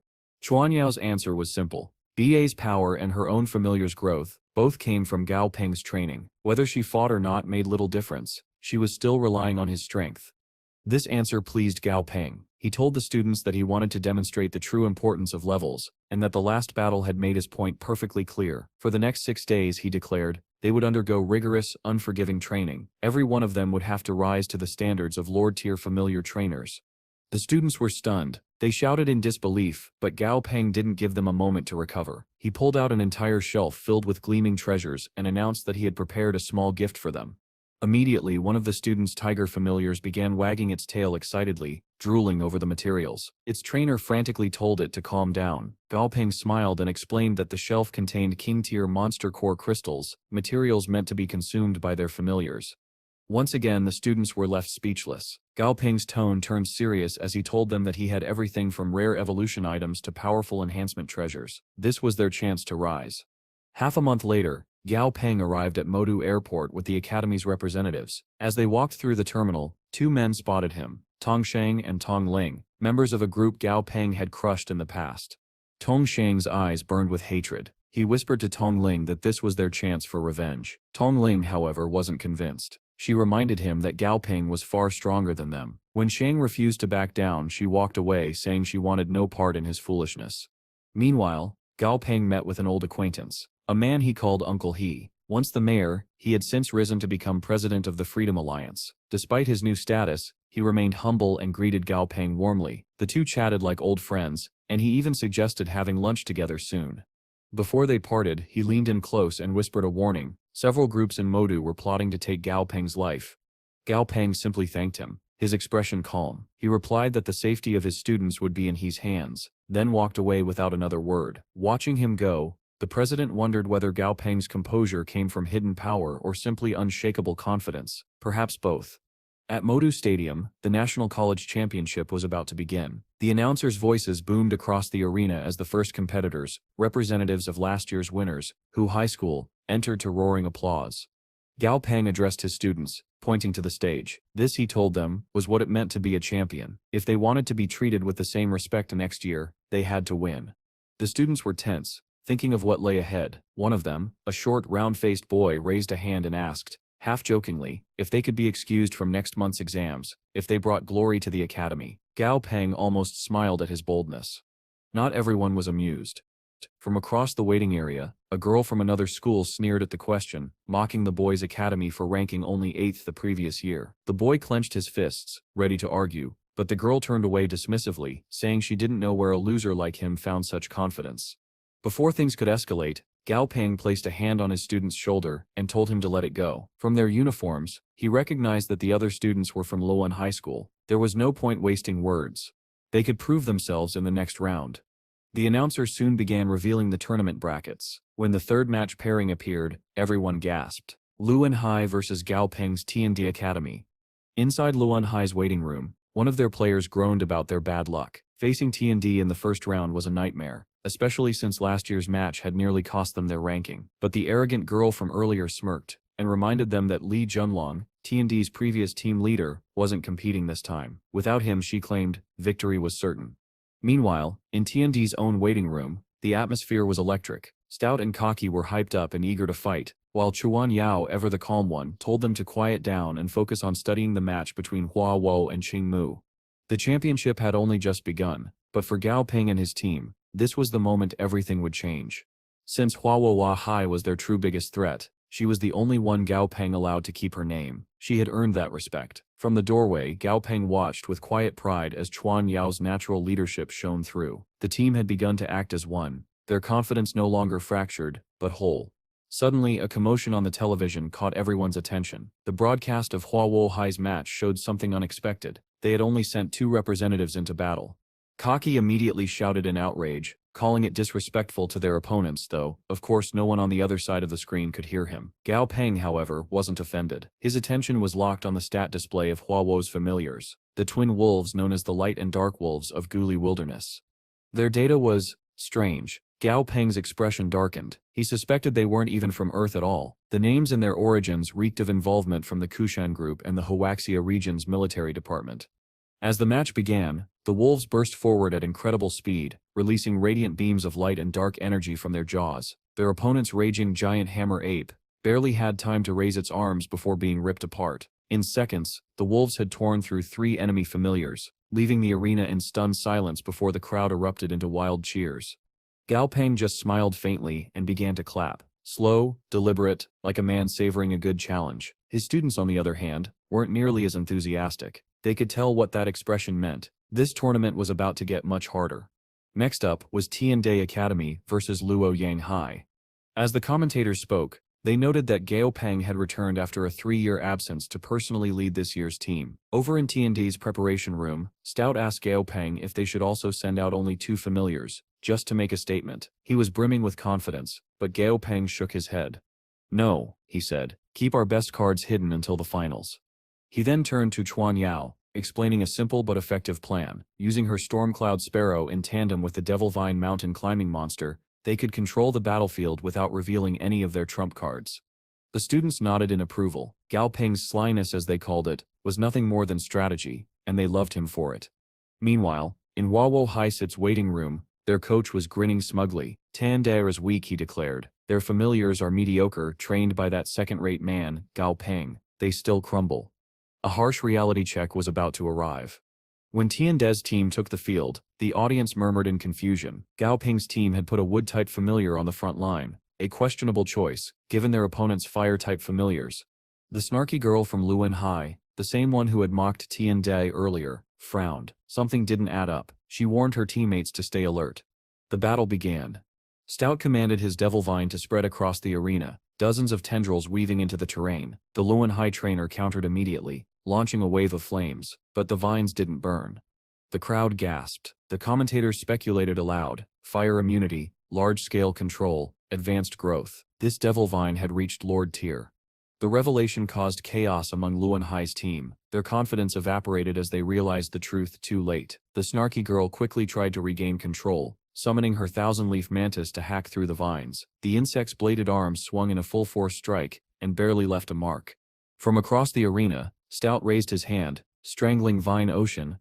The vines surged like a living tide, wrapping around every opposing familiar in seconds. The match ended before it truly began. Feeling their familiar's life force fading, the Luan Hai team forfeited immediately. They might have lost, but at least they valued their partners. The crowd erupted. Tiandare Academy had stunned everyone. A total victory using only 1 familiar. Their name, once forgotten after last year's failure, was now back in the spotlight. From the stands, Gao Pang smiled faintly. He noted that the Luan Hai girl had made the right call by conceding early. This was only a qualifier, and conserving one's familiars for later rounds was the wise choice. That night, as the stadium lights dimmed, Gao Pang left the arena alone. Outside, a driver sent by President He was waiting for him. When his students asked if he was coming with them, he gave a faint, almost sinister smile. "I have something to take care of," he said. Later that night, Gao Pang took a taxi through the quiet city streets. He told the driver to take him somewhere peaceful and turned on the news. The report was grim. Spatial distortions of increasing intensity were appearing across the world, and new monsters were emerging with them. Gao Pang leaned back, thoughtful. In the early days after the cataclysm, monsters had been wild, uncontrollable beasts. Now they lived among humans, but Gao Pang knew the truth from the Black Fog world. He wondered aloud whether the so-called ancient tribes were truly as omnipotent as they claimed. Then the taxi slowed to a stop. They had arrived at a quiet, empty place, the faint sound of waves in the distance. Quiet enough, Gao Pang murmured. The driver finally spoke, a simple, generic question, but Gao Pang's expression hardened. "You stew are not a real driver," he said calmly. The man smiled. "You stead are right. My name is Yin. I step in here with an invitation." Gao Pangsip's eyes narrowed. "An invitation?" Yin nodded slowly. "To join the Yu tribe." Gao Pangsip's skepticism was palpable. Yin claimed that his clan only recruited those with the highest potential, the chosen few, destined for greatness. Gao Pang saw right through the flattery and arrogance immediately. His expression turned flat as he told Yin that the Yu tribe must be desperate for help if they were resorting to such empty praise. Yin Sep's eyes darkened. Offended, he warned Gao Pang that the Southern Sky Group would make him pay for his words. Gao Pang didn't flinch. Instead, he asked one calm, pointed question. "If your tribe wants to recruit me so badly, then why have you been targeting T&D Academy over and over again?" Before Yin could respond, a voice came from the shadows. Tong Shang stepped out from behind a nearby tree, smirking. He explained that this was simply how the ancient tribes operated. Any tribe weaker than their own was fair game to conquer or destroy. Gao Pangsip's eyes narrowed. "So the Tong tribe is involved too?" Xiang quickly waved his hands. "Not at all. I am not here to help him. I am just here to watch you die. A spectator, nothing more." Then Shang added that the White Dragon tribe wouldn't come to Gao Pang's aid either. His grandfather had refused their recruitment long ago, and the grudge still stood. Instead of showing concern, Gao Pang gave a low chuckle. He summoned 5 familiars around him, his weaker ones, and told the others plainly, "I don't need the White Dragon tribe." Yin laughed mockingly. "Only 5? You think those will save you?" Unfazed, Gao Pang replied, "On Earth, king-tier monsters are the highest that can exist under our world SIP's current restrictions. Why would I need anything else?" Yin Sep's grin widened. Manic, almost feral. "That Sep's exactly what I wanted to hear, because today is a special day." A sudden pulse tore through the air, a deep, shuddering distortion that rippled across space itself. Gao Pang immediately sensed what it meant. The planet's power ceiling was rising. The era of king-tier limits was ending. Yin leapt up to a tree branch, laughing down at him. "You've probably never even seen an Emperor-tier familiar before, have you?" He raised his arm, summoning a colossal creature that cracked the ground beneath it, the barbarian Emperor Mountain Breaker. Behind it floated a glowing orb, a level 60 meteorite magic ball, serving as its support familiar. Yin mistook Gao Pangsip's silence for fear. "I still give you a chance," he said mockingly. "I still only use my supporting familiar. Run for 10 minutes. The farther you get, the less I still hurt you." Gao Pang just sighed inwardly. Cocky fool. The meteorite ball was clearly more dangerous than the brute, judging by the strange light swirling around Yin's limbs. When Gao Pang refused to flee, Yin sneered and fired a blazing beam of energy straight at him. Gao Pang's familiar, Dummy's daughter, blocked the strike, sustaining only minor injuries, quickly healed by Floey, who stepped in without hesitation. Yin smirked, mistaking this for weakness. "If you want to live long enough to see your potential fulfilled, you should learn to stay out of sight." Gao Pang laughed in his face. "You lack imagination." He snapped his fingers. From a surge of dark energy appeared Stripey, clad in an imposing suit of black armor that glimmered like obsidian. The ground trembled.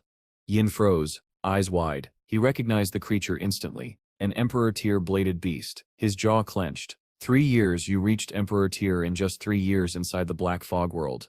You don't know the half of it, Gao Pang said calmly. Panicked, Yin ordered his mountain breaker to attack. His plan to toy with Gao Pang had evaporated. The massive beast charged forward, shaking the earth with each step, but the fight was already over. Stripey vanished in a blur, moving faster than the eye could follow. In a single strike, he shredded the mountain breaker's arm into ribbons. Then, leaping from the air, he brought his blade down toward Yin himself. Desperately, Yin triggered his life-saving teleportation skill, vanishing in a flash of light. He reappeared several hundred meters away, battered but alive. Gao Pangsit's voice followed him like a whisper carried on the wind. "Your turn to run." Now Yin understood the meaning of those earlier words. He stumbled backward, begging for mercy. "Wait, please. I still stop the Yu tribe from interfering again. I swear it." Gao Pangsit's expression didn't change. There once be a Yu tribe left to make trouble. He turned his back, calling to Tong Shang, "You and I need to talk. You know things about them." The words had barely left his mouth when Yin screamed, "You forced me into this." The mountain breaker, still half maimed, charged again in a last desperate act. Tong Shang shouted that Yin was escaping, but Gao Pang just shook his head. He won set get far. As if on cue, a thunderous impact shook the ground. Gao Pang's Dragon Ant number 3, the Power King Kong Ant, a level 68 monster, appeared from a burst of light. The creature caught the mountain breaker mid-charge and slammed it into the ground so hard the earth cratered. Tong Shang could only stare, his relief mingling with terror. He silently thanked himself for not turning against Gao Pang. Up above, Yin thought himself safe once more, soaring high above the chaos. His confidence lasted all of 3 seconds. Slicey rocketed into the sky like a cannonball, spinning into a tornado of flashing blades. The air itself screamed as he collided with Yin. In an instant, the self-proclaimed emissary of the Yu tribe was reduced to nothing but a bloody mist. Below, Gao Pang watched quietly as Slicey descended, landing beside the Power King Kong Ant. For a brief moment, the two familiars seemed to argue playfully before Slicey approached his master, holding something in his claws. It was Yinsit's meteorite magic ball. "I found this," Slicey said simply. Gao Pang smiled. "Good work." Tong Shang stood frozen, utterly stunned. He had just watched Gao Pang summon 2 Emperor-tier familiars as casually as if he were calling for pets. His entire worldview, everything he thought he understood about monster trainers, power, and hierarchy, was collapsing in real time. Gao Pang, oblivious or simply unconcerned, examined the damaged meteorite magic ball that Slicey had handed him. He turned it over in his hand, curious, then lifted it toward Tong Shang. "What exactly is this thing?" he asked. Tong Shang blinked, still dazed. "It's Sep's called a star magic ball." That caught Gao Pang Sep's attention. "Interesting. You call it something different than what the system labels it." Tong Shang nodded, regaining some composure. "That's because it isn't an object. It's a familiar. Members of the ancient tribes can only sign one familiar contract at a time. But by cultivating a star magic ball, we gain access to another familiar's skill through its possession ability. It's extremely rare." Gao Peng's eyes narrowed slightly. So that was it. A parasite familiar that shared abilities. Its value to the ancient tribes was obvious. With an almost playful smile, he held it out toward Tong Shang. "You want it?" Shang flinched. "You stepped? Give this to me?" "It's no big deal," Gao Pang replied casually. "I still have plenty more once I clean out the Yu tribe." Tong Shang Sip's face went pale. "Are you insane? The Yu tribe has 2 overlord-tier familiars, hundreds of emperors, and thousands of kings. You can set." Gao Pang interrupted him with a simple, steady tone. "Where are they located?" Tong Shang hesitated, but Gao Pang Sip's calm stare made it clear that resistance was pointless. Finally, he sighed and said, "They sip in the Guli Wilderness, inside a spatial rift 20 kilometers from Qingzhou Base City. I'll send you the coordinates later." Internally, Xing hoped the Yu tribe and Gao Pang would destroy each other. "Good," Gao Pang said, tossing the meteorite ball toward him like a trinket. He then slung an arm over Xing Sip's shoulders. "We'll head back together." Shang tensed. If the road cameras caught him alongside Gao Pang, and the Yu tribe learned of it, the Tong tribe would face retaliation. His pulse quickened. Then Gao Pang asked, almost offhandedly, "By the way, where's Sip's your tribe located?" Shang stepped back immediately. "I told you what you wanted already. Why do you want to know that?" Gao Pang smiled faintly. "We still friends now, Arn. Sit we. I still like to visit your hometown someday." Shang scoffed. "Right, totally normal, not suspicious at all." Gao Pang chuckled. "Suit yourself." He turned away, ending the matter there. Later that night, on the outskirts of Modu, Gao Pang traveled across the skies atop his 4th dragon ant, the Aurora Dragon Ant, a magnificent level 69 Emperor-tier beast. Its crystalline wings shimmered with iridescent light as they soared. He spoke over the phone with President He, asking him to watch over his students while he handled a few things. The older man readily agreed, leaving Gao Pang free to act. As he rode, Gao Peng's mind churned with questions. The ancient tribe's limitation, being able to sign only one familiar contract, made no sense. Records suggested that, long ago, they could bond with multiple familiars. Something must have changed after they left Earth. A curse? A genetic collapse? Or perhaps something unique to Earth's environment? Whatever it was, it explained why the Yu tribe was so desperate to recruit Earthborn trainers. They weren't simply looking for allies. They were looking to breed new bloodlines, to merge genetics and restore what they had lost. In cruder terms, they wanted to mix blood with humanity to regain their power. Soon Gao Pang reached the area Tong Shang had mentioned. Ahead lay a spatial rift, glowing faintly in the air like a vertical wound in space. He dismounted the Aurora Dragon ant and approached, only to be confronted by a squad of armed guards. "Halt, this area is restricted," the lead soldier barked. "Turn back immediately." Gao Pang didn't move. His gaze swept over their uniforms. "Huaxia region soldiers," he said quietly. "Why are men of your kind working as lackeys for the Yu tribe?" The insult struck deep. The captain's face twisted in shame, but he still held his ground. "Leave now. This is your only warning." Before Gao Pang could reply, a shrill voice cut through the night, loud, petulant, and grating. He turned to see a young man approaching, clad in the robes of the Yu tribe, accompanied by his familiar, a blood-red crystal deer. The soldiers immediately bowed their heads. "Master Yin Shi," they shouted. The man's tone was arrogant and cruel. "If any of you ruin the Elder's Cess gene modification plans, you still all pay with your lives. Those women are essential to the project." Gao Ping's eyes narrowed. So the rumors were true. The Yu tribe was experimenting on local women to alter their bloodlines. He scanned Yin Shi's familiar data, unimpressed, and summoned Baby, his Aurora Dragon ant. The beast unfurled its shimmering wings, radiating raw power that made the ground tremble. "Handle it," Gao Pang said. Baby released a dazzling beam of Aurora energy, a long-range slash that struck the crystal deer before it could even move. The beast exploded in a crimson burst, its remains scattering like embers. The soldiers stared in disbelief. A single strike, one attack had obliterated a Yu tribe familiar. Gao Pang turned to the stunned guards. "You don't have to die for them. Walk away and I let you live." The head guard's face flickered with conflict. Before he could answer, Yin Shi screamed and bolted toward the spatial rift, shouting for reinforcements. At that moment, the head guard made his choice. He released his own familiar, an ironback wolfhound, but instead of sending it at Gao Pang, he commanded it to chase Yin Shi. Every soldier around him hesitated, torn between duty and conscience. And Gao Pang just stood there, calm and unshaken, watching the chaos unfold, already planning how to burn the Yu tribe to ash. The old guard, barely conscious, tried to speak. "You shouldn't risk yourself, sir," he rasped. "Leave this place. Don't fight them. Preserve your life." Gao Pang frowned, confused. "What do you mean?" With a trembling hand, the man pointed toward the rift. "The Yu tribe, they been kidnapping girls. The elders plan to alter their genes, make them breeding stock for their experiments. If you go through there, you still be walking into hell." Gao Pang's expression darkened. After a moment of silence, he nodded slightly. "You and your men, you stir not bad people, just trapped in a bad place." He stepped forward and added, "If any of you want out, come to the Southern Sky Group, you still be safe there." Then, without another word, he turned toward the swirling spatial rift. "The Yu tribe," he said over his shoulder, "once did exist after today." With that, Gao Pang stepped through. On the other side was a wide, cleared path cutting through a forest of tall, ancient trees. The air shimmered faintly with energy, and a strange, heavy silence hung over everything. It didn't look like the desolate wilderness he'd expected. It looked organized, civilized. Then, in the distance, he saw buildings. "Well," he muttered, "that was convenient." Before he could move, a massive cloud began to swirl above him, condensing into the shape of a face. "For an intruder," it thundered. "State your origin." "Rude," Gao Pang said under his breath. Then aloud, he answered calmly, "I stem from the Tong tribe, passing through." As he spoke, he discreetly opened the creature's status window. The name blinked before him, Level 64 Giant Cloud King. The Cloud King rumbled. "The Tong tribe lies 300 lands to the west. You lie." "So much for diplomacy," Gao Pang sighed. Before the Cloud King could attack, a shadow streaked across the sky. Slicey, moving faster than sound, his blade flashed once, and a nearby cloud burst apart into vapor.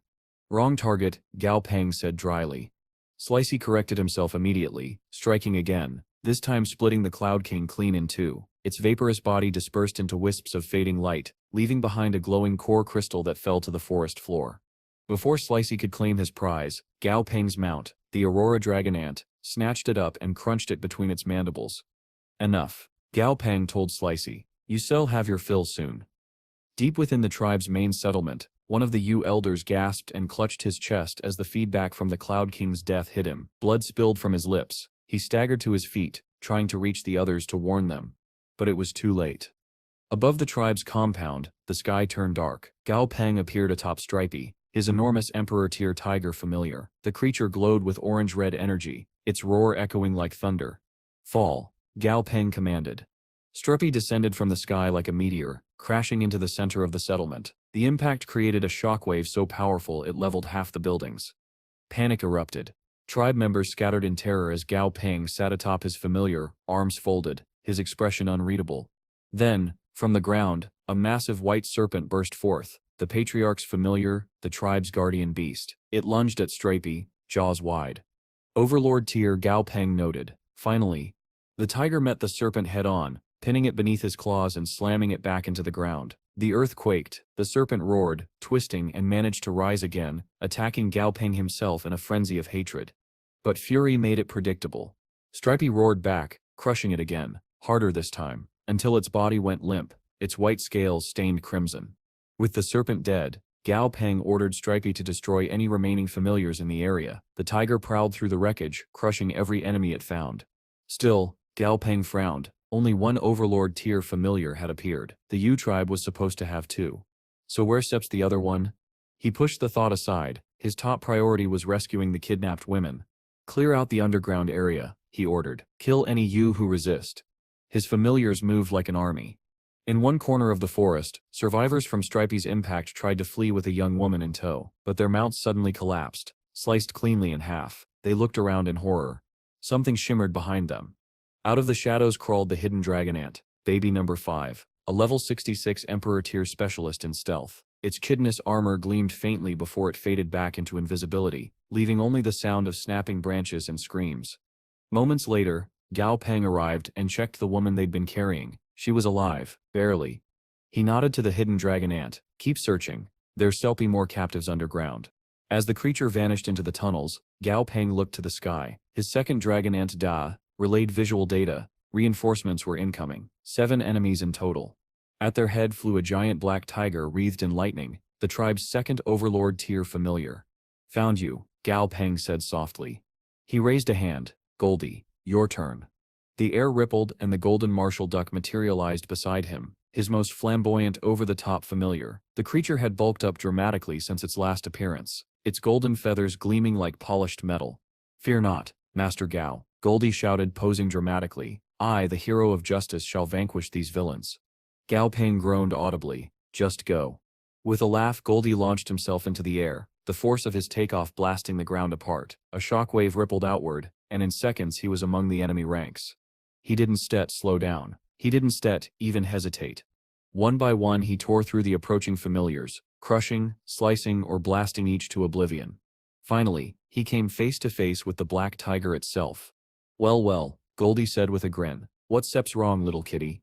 The tiger's eyes blazed with fury. Black lightning crackled across its fur as it unleashed a torrent of electricity powerful enough to burn the sky. Goldie didn't flinch. In fact, he laughed. Goldie didn't flinch when the black tiger's lightning engulfed him. The air crackled with blinding flashes, thunder shaking the heavens, yet the golden duck stood firm, feathers gleaming through the storm. When the assault faded, Goldie looked down at himself, then at the tiger and said, "That all you sev got, Whiskers?" He rocketed forward like a golden missile, crashing into the Overlord tier beast with a barrage of rapid-fire punches that tore through the tiger's defenses. Each blow landed with enough force to shatter stone, sparks flying as his fists connected again and again. The tiger roared in fury, but Goldie didn't stop. His strikes only grew faster, heavier, until one final kick sent the massive creature hurtling through the air, crashing into the mountainside below. Hovering in place, Goldie crossed his wings and gave a mocking dual-winged bird flip toward his fallen opponent. The mighty black tiger, the U tribe's second Overlord tier guardian, stared up in disbelief. The proud beast that had ruled over hundreds of Emperor tier monsters was bleeding, battered and humiliated.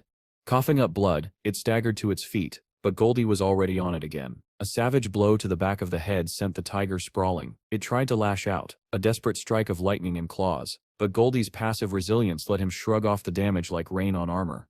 With his strength boosted yet again, the duck unleashed a final series of earth-shattering punches that reduced the black tiger to a broken, motionless heap. On the ground below, Gao Pang watched the spectacle with a faint, satisfied grin. Goldie's higher-grade potential had more than made up for his lower level. Power, after all, wasn't just numbers. It was evolution. Satisfied, Gao Pang turned his attention to another part of the battlefield. Stripey, the giant mountain ruler, was still busy pinning down the tribe's first Overlord tier familiar, the white serpent. Even crushed under the tiger's massive weight, the serpent refused to die, writhing in defiance. Finish it, Gao Pang ordered. Stripey growled in acknowledgement. He burrowed into the ground, surrounding the serpent beneath him, and began releasing heat. Immense, searing energy radiating from his core. The ground glowed red. Within moments, the serpent was being cooked alive, its scales blistering under the rising temperature. Gao Pang couldn't help but smirk. We came up with this cooking method in the Black Fog world, he mused. Never thought I'd use it like this. Knowing who to call next, he summoned Dazi, the lightning dragon. A crackle split the clouds as the dragon emerged, his aura burning with power. His lightning was brighter and fiercer than anything the tiger had unleashed. Not far behind came Gray, another of Gao Pang's familiars, sniffing the air eagerly. I smell something delicious, Gray muttered, tail swishing. Patience, Gao Pang said dryly. Dazi, however, wasn't feeling patient. Move it, Stripey, you step blocking the grill. With a deep irritated growl, Stripey rolled aside, momentarily freeing the serpent. The beast's eyes fluttered open, its mind clinging to the fleeting hope that it had survived. Perhaps the gods had spared it, it thought. Perhaps this was a second chance. A blinding bolt of lightning tore through the sky and struck it dead. So much for mercy. Meanwhile, back on Earth at the U tribe's spatial rift site, several transport trucks arrived. Soldiers surrounded them, and a man in charge of the caravan stepped out. Steph brought the next batch, he said grimly. The girls for transfer. The lead soldier, the same man Gao Pang had spoken to earlier, clenched his fists. He couldn't do it anymore. Between his disgust, Gao Pang's promise to end the U tribe, and his own conscience, his decision was made. Turn the trucks around, he said. Send them home. The driver looked horrified. If we do that, the U tribe will kill us all. Then I lie, the soldier said sharply. Tell them a monster attack destroyed the caravan. Just go, now. The argument was cut short by a shout from another guard. Something steps coming out of the rift. Everyone turned toward the glowing portal, weapons drawn. But instead of monsters, the kidnapped girls emerged, alive. Some were injured, others barely able to stand, but they were free. Help them, the captain ordered immediately. His men rushed forward, aiding the survivors. One soldier asked one of the women what had happened inside the rift. Her voice trembled as she answered, a man saved us with his familiars, monsters beyond anything I've ever seen. The captain froze. Overlord tier familiars, she added softly. He stared at her in disbelief. Overlord tier? That sip's impossible. The king tier is the limit on Earth. Then, from the glowing rift, a familiar figure stepped out. Gao Pang himself, calm as ever, with a faint smile. He pressed a finger to his lips, signaling silence, and before anyone could ask a single question, he leapt atop one of his dragon ants and vanished into the sky. The soldiers stood in stunned silence. The women wept in relief. High above, Gao Pang flew across the horizon, reflecting on the day's battle. He'd been lucky the U tribe didn't possess any S-tier familiars. Dumby, his own familiar, was already nearing that level, and once she reached it, she'd gain the halo and domain abilities unique to that rank, suppressing lower-tier creatures of the same element. He couldn't wait. The day he obtained an S-tier familiar, the ancient tribes themselves would tremble. And with the handful of meteorite balls he'd recovered, that day might come sooner than anyone expected. That night, far away, Tongshan lay awake in panic. His mind raced as he imagined the U tribe's revenge. If they traced any of this back to him, he was finished. Then his phone rang. It was his father. Shang, the older man said, "You are still in Modu, right?"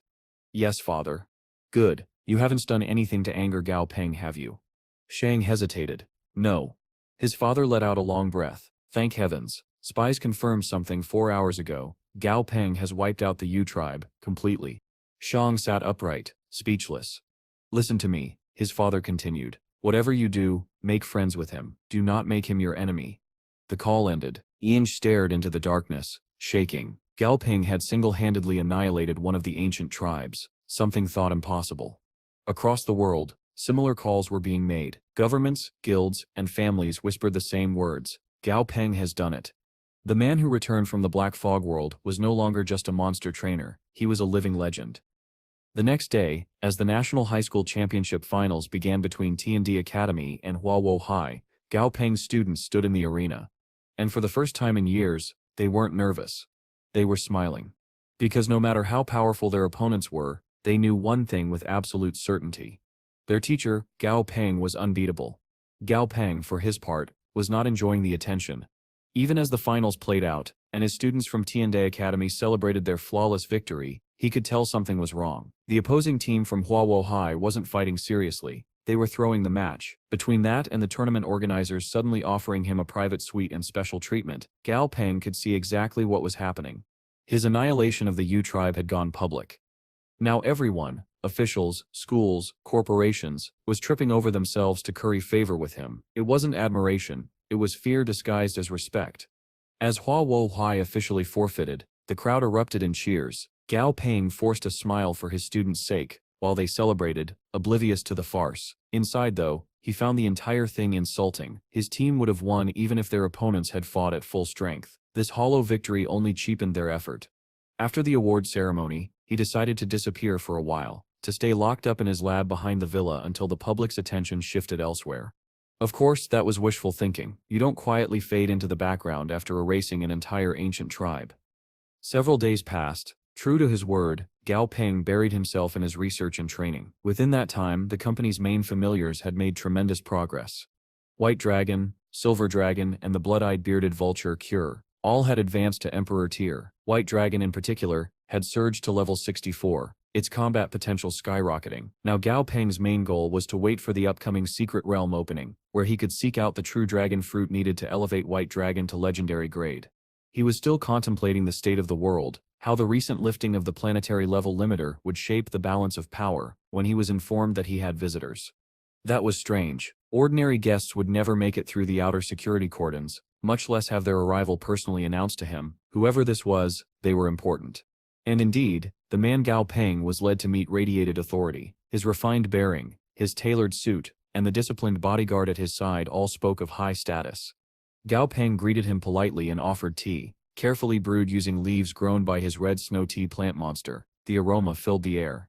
The bodyguard moved to intervene, clearly suspicious, but the old man raised a hand to stop him. He accepted the tea with a nod, took a sip and smiled. Excellent, you have good taste. Gao Pang inclined his head modestly. Let's skip the formalities, the old man said, setting his cup down. I step not here for pleasantries. Now that was something Gao Pang could respect. The man's next words surprised him. He bowed, deeply. His bodyguard looked alarmed, but the man didn't stop. First, he said, I must thank you. I only learned the truth about the kidnappings after you destroyed the Yu tribe. The men involved have been arrested and stripped of their familiar rights. Gao Pang tried to divert the topic. You should be discussing this with my grandfather, he said mildly. I sep still young, I sep not suited for this sort of talk. The old man straightened, smiling faintly. Then I still make it simple. As of today, the Southern Sky Group will no longer pay taxes. Gao Pang blinked. What? The old man chuckled. Consider it a gesture of gratitude. Embarrassed, Gao Pang tried to refuse. That sip's too much. I really don't too deserve. Then keep paying them, the man interrupted, his face turning mock stern. For a moment, Gao Pang Sep's stomach dropped, until the old man broke into laughter. I stem joking, boy. Relax. Once the humor faded, his tone turned serious again. There is, however, something I need to ask of you. A few days later, several buses and trucks arrived at Shenongjia, carrying researchers and supplies. Scientists milled around, setting up equipment, some muttering irritably about the delay. Who's this mystery security consultant we're waiting for? One asked. Another scoffed. Probably that monster trainer from Southern Sky, the one everyone sits talking about. Watch your mouth, a senior snapped. He sips right behind you. Indeed, Gao Pang stood just a few paces away, lost in thought. He was remembering his conversation with the old man, who had turned out to be a high-ranking government figure overseeing the expedition. The authorities had discovered an unusual spatial passage opening within Shenongjia, and they needed protection for the team entering it. With capable specialists in short supply, the old man had personally asked Gao Pang to act as security lead. In exchange, anything he found inside would be his to keep. According to the old man, the world's upper echelons had known for decades that the cataclysm was coming. They'd simply hidden it, hoarding information and power for themselves. This passage, he had explained, likely led to a pocket dimension overflowing with spiritual energy, perhaps even one that had been draining Earth's own energy for centuries. Now, standing before the site, Gao Pang understood why. The rift was enormous, a tear in reality itself, shimmering like molten glass. On the other side was a dim, color-drained reflection of the same forest they stood in. Before he could analyze it further, the sky rippled. A squad of warriors descended from above, riding familiars that radiated power. Each one was level 68, Emperor tier, and they were merely mounts. They were members of the Qing Lumen tribe, one of the 7 great ancient tribes, far more powerful than the Yu or Tong tribes he'd faced before. Gao Pang felt his muscles tense. Then, to his surprise, one of them approached and bowed lightly. Gao Ping, she said, Qing Yan, the granddaughter of his grandfather Sip's old friend. I sent him here to assist you, a bit of repayment you could say for freeloading at your grandpa Sip's house. He sighed. Of course, his grandfather's hand was in this. Still, he admitted silently that Qing Yan was sharp, well-trained and far more knowledgeable than most human researchers. As the team assembled, Gao Peng found himself wondering, do the 7 great tribes possess S-tier familiars? Before he could dwell on it, a voice announced that departure was beginning. The expedition gathered, stepping toward the shimmering crack. The scientists debated nervously whether the rift was stable, but Gao Peng simply walked through. Instantly, the world changed. The air was heavy with power. He could feel it pressing against his skin, like the very laws of reality had been loosened. The level limiter didn't seem to exist here. If that's true, he thought, then even Overlord-tier monsters could roam freely in this dimension. A scream cut through his thoughts. He spun around. One of the scientists was running for his life, pursued by a grotesque creature that had clawed its way up from the ground, the first of many that would soon show them just how dangerous this pocket world truly was. A scream cut through his thoughts. He spun around. One of the scientists was running for his life, pursued by a grotesque creature that had clawed its way up from the ground, the first of many that would soon show them just how dangerous this pocket world truly was. The scientist's scream shattered the uneasy silence. He stumbled backward through the dark soil, a grotesque, half-decayed creature clawing its way toward him, eyes hollow, mouth stretched too wide. Help, somebody please. Before the monster could reach him, one of the expedition's security members reacted instantly, summoning his familiar, a towering ice bear king. The beast roared and slammed its paw down with a thunderous crash, crushing the monster into a pulp of blackened ooze. The scientist collapsed in relief, gasping out thanks, but the calm lasted barely a heartbeat. The ground began to rumble. From beneath their feet, dozens more monsters erupted, crawling, writhing, clawing their way out like the dead rising from graves. Their howls filled the air, and for a moment, the entire group teetered on the brink of panic. Hold the line, the security leader barked. They scepter weak, commander tier at best. Keep formation. The monster trainers moved quickly, forming a perimeter around the scientists as familiars clashed with the advancing swarm. The air turned into a storm of claws, roars, and elemental energy. Through it all, Gao Peng stood apart, near one of the black, dead-looking trees that dotted the strange landscape. Something about them bothered him. The system wasn't registering them as entities, yet they emanated a cold, oppressive aura that made his skin crawl. While everyone else focused on the monsters, Gao Peng focused on the environment itself. These trees, he muttered. They sip are not normal. To test a theory, he summoned Flammy. The fiery familiar appeared in a burst of heat, rounder than usual. Gao Peng blinked. What happened to you? Flammy coughed and rubbed the back of his head. Metabolism issue, he said sheepishly. Ignoring the excuse, Gao Peng gestured toward the nearest tree. Burn it. Flammy obliged, sending a stream of fire across the bark. The result was immediate. The tree screamed. Not literally, but the sound of cracking wood and the rush of dark energy made everyone's hair stand on end. Soul power. Gao Peng murmured, analyzing the aura. These trees are absorbing soul energy. Flammy Sip's fire hurts them more because it's stud to life essence. While he conducted his experiment, the other familiars continued clearing out the weaker monsters. After a few tense minutes, the last of the creatures fell, and the area fell quiet again. The group began to relax. A mistake. One of the scientists spotted a strange flower, a few meters away, its petals glowing faintly blue. Incredible, he whispered. A completely unknown species. He walked toward it, ignoring the warnings of the guards. Kneeling down, he muttered to himself as he began to dig around the stem. Odd structure. Doesn't stet match any known flora. Gao Peng glanced over, then froze. The system window had just flashed open before his eyes. Soul Devourer bloom. Lethal threat. Get away from it, he shouted. The scientist barely had time to turn before a lance of light shot from the flower's core, vaporizing him instantly. His body was gone. Only a charred skeleton fell into the dirt. The others screamed. One of his colleagues, overcome with rage, charged at the plant. You still pay for that. Stop him, Gao Peng barked, but he didn't need to. Several others restrained the grieving man before he could get himself killed too. 2 deaths within a few hours of entering this dimension. The morale was already collapsing. Gao Peng turned to Commander Li, the expedition's leader. Let me scout ahead. If this place is as unpredictable as it seems, I still cover more ground from the air. Li hesitated but nodded. Do it. We shall regroup here. With that, Gao Peng took to the skies atop Flammy, the familiar's now impressive wings, scattering embers through the air. From above, he saw that the land stretched endlessly, barren, gray, unchanged for hundreds of miles. Then something moved beside them.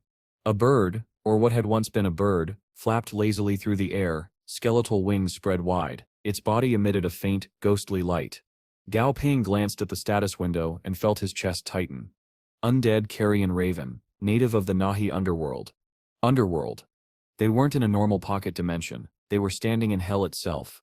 It sounded absurd, yet the lifeless landscape, the black soil, the soul-infused trees, it all fit too perfectly.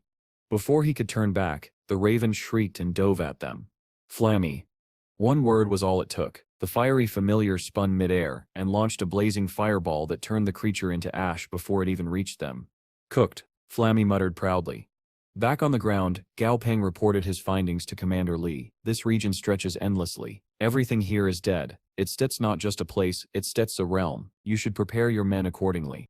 One of the scientists, a cautious man who had been quiet until now, suggested they at least gather environmental data first. Temperature, humidity, energy density, we need a baseline before we go further.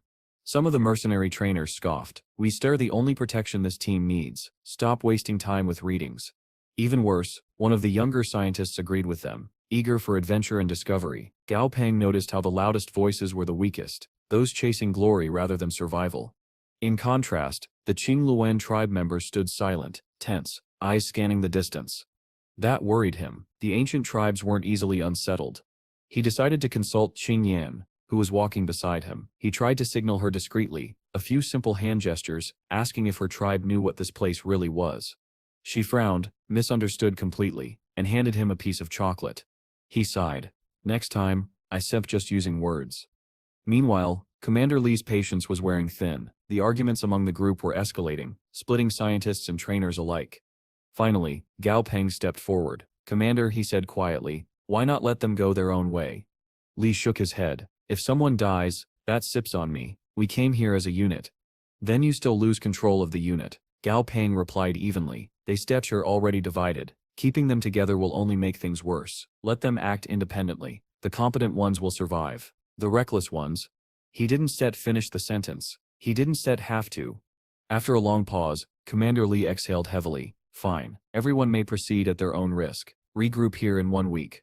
The words were barely spoken before the more impulsive scientists and trainers bolted off in different directions. East, west, anywhere that might hold power, wealth, or glory.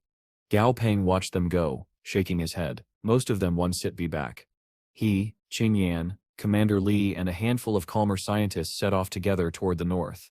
Hours later, as they crossed a dead grove, one of the scientists approached a nearby tree to examine its surface. The molecular structure, he began, reaching out. The bark split open. A hideous shape lunged out, all teeth and bone.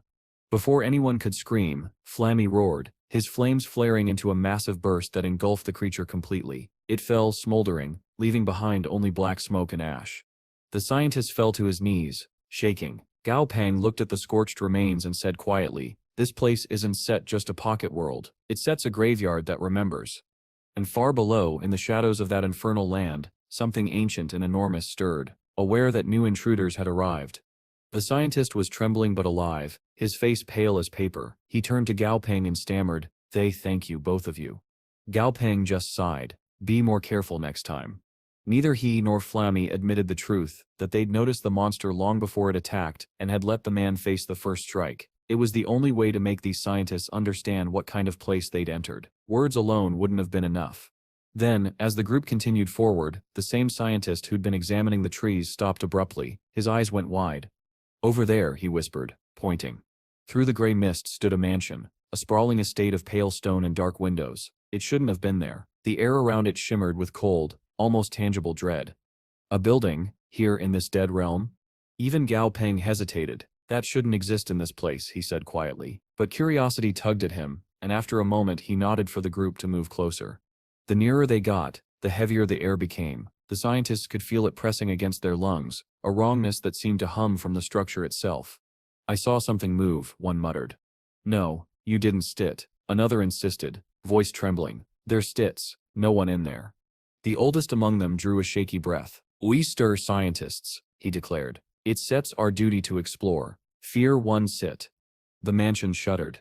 A sound like tearing paper echoed through the clearing, freezing everyone in place. Gao Pang turned sharply. The walls were rippling. "Flamey," he said softly. "There's a lot of yin energy inside," the familiar reported. "Heavy, like a grave." That clinched it. Gao Pang activated the system to analyze the structure and blinked. Papier-mâché manor, Emperor tier yin type. He rubbed his forehead. A paper-mâché mansion, of course. Why wouldn't the building itself be a monster? Turning to the group, he said, "No one goes inside. That SIP's not a building, it's SIP's alive. If you walk through those doors you shall never walk out." Some of the scientists hesitated, unconvinced, until he added, "I can protect you from creatures above Emperor tier. You step in there, you stare on your own." That sobered them fast. "Flamey," he ordered, "open the roof." The familiar took a deep breath and unleashed a pillar of flame that split the mansion from top to bottom. The upper floors peeled away like burning paper, revealing what lay within, a pulsing, writhing interior of blackened flesh and ink. The walls were bones. The windows were eyes. The scientists screamed. Before any of them could think of taking samples, Gao Peng's flames intensified, reducing the entire thing to ash. One scientist, still stubbornly curious, knelt down to collect some of the remains. "Unbelievable," he muttered. "You stir welcome," Gao Peng said dryly. Then, from somewhere in the distance, a voice screamed for help. Everyone turned. A figure streaked toward them at incredible speed. One of the Qingluan tribe trainers. Behind him, the air itself seemed to twist and darken. "Run," he shouted. "An overlord tier monster sips on our tail." Even before the words finished, Gao Peng could see it. Two immense green glowing eyes cutting through the smoke attached to something vast and shrouded in shadow. "Get back," he ordered the group, stepping forward. Electricity crackled across the landscape as the thing emerged, a mountainous figure wielding a sword the size of a building. The ground shook beneath its steps.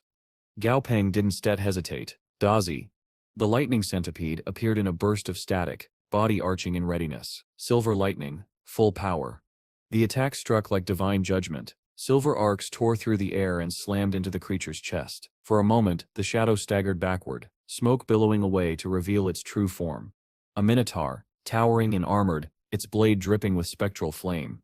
Gao Peng's eyes widened as he read the system window. Ox-head Guardian, S-tier overlord. There was no winning this fight, not while protecting the expedition. Even as he scrambled for a plan, the Minotaur raised its sword, then hesitated. Its glowing eyes flicked down at the trembling humans, confusion replacing fury. It was instead attacking. Then it spoke, its voice like grinding stone. "Living humans? What are the living doing here?" Gao Peng exhaled slowly, seizing the opportunity. "We didn't mean to intrude," he said carefully. "A passage opened in our world, we were pulled through, we mean no harm." For several long seconds, the Minotaur said nothing, then it nodded once. "Then you are merely unlucky."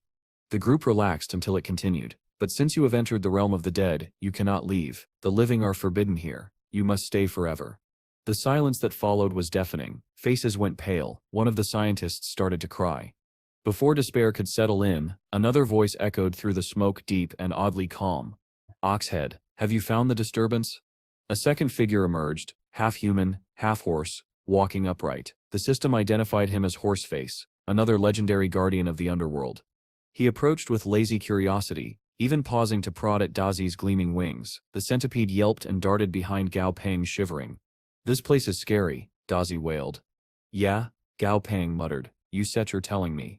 As Gao Peng analyzed the pair, he realized the truth. Horseface was even stronger than Oxhead. If the Minotaur was S-tier, this one might be SS tier. The two underworld guardians conversed in their guttural tongue, then switched back to human speech. "So, they entered by mistake?" Horseface asked. Oxhead grunted. "Seems so." "Then chase them out," Horseface said simply. "No point in killing the unlucky." He stomped once, and the ground split open. From the cracks rose dozens of ghostly spirits, wailing softly as they hovered before him.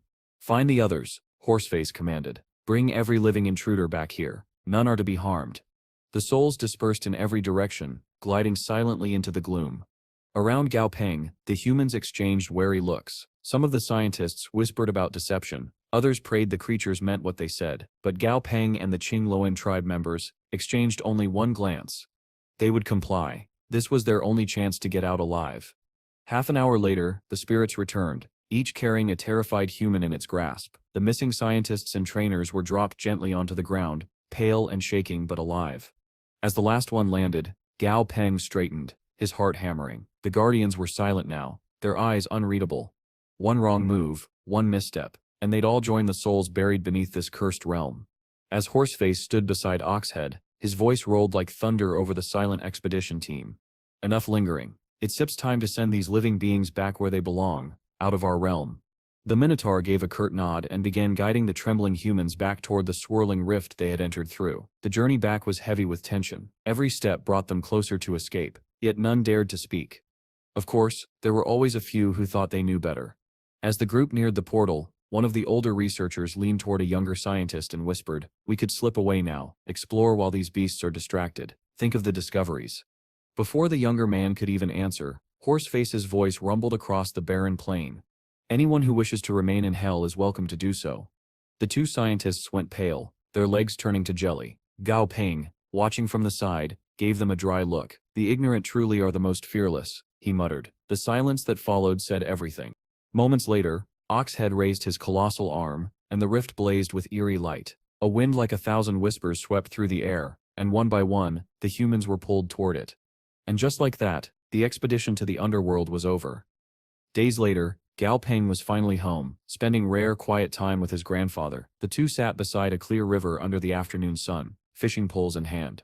As Gao Pang recounted everything, from the twisted papier-mâché mansion to his encounter with Oxhead and Horseface, the old man listened with wide eyes, nodding slowly.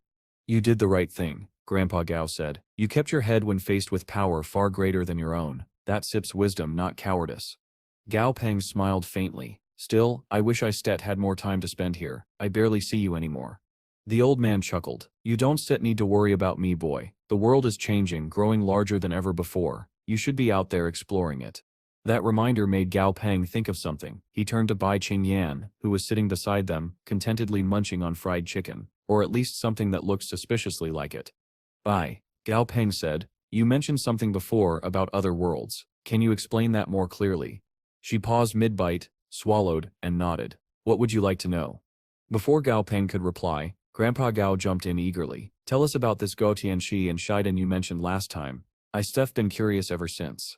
Bai smiled patiently and began. "What you call Earth is only one small part of a much larger structure. The universe you see, the stars, the worlds, is divided across countless planes. Long ago, this very world was known as Geta Tianxi. The sky represented the yang aspect, life and energy, while the earth embodied yin, death and stillness. Below them was the realm of balance and transition, the Huangquan, or hell. That was what the legends once called Shidong."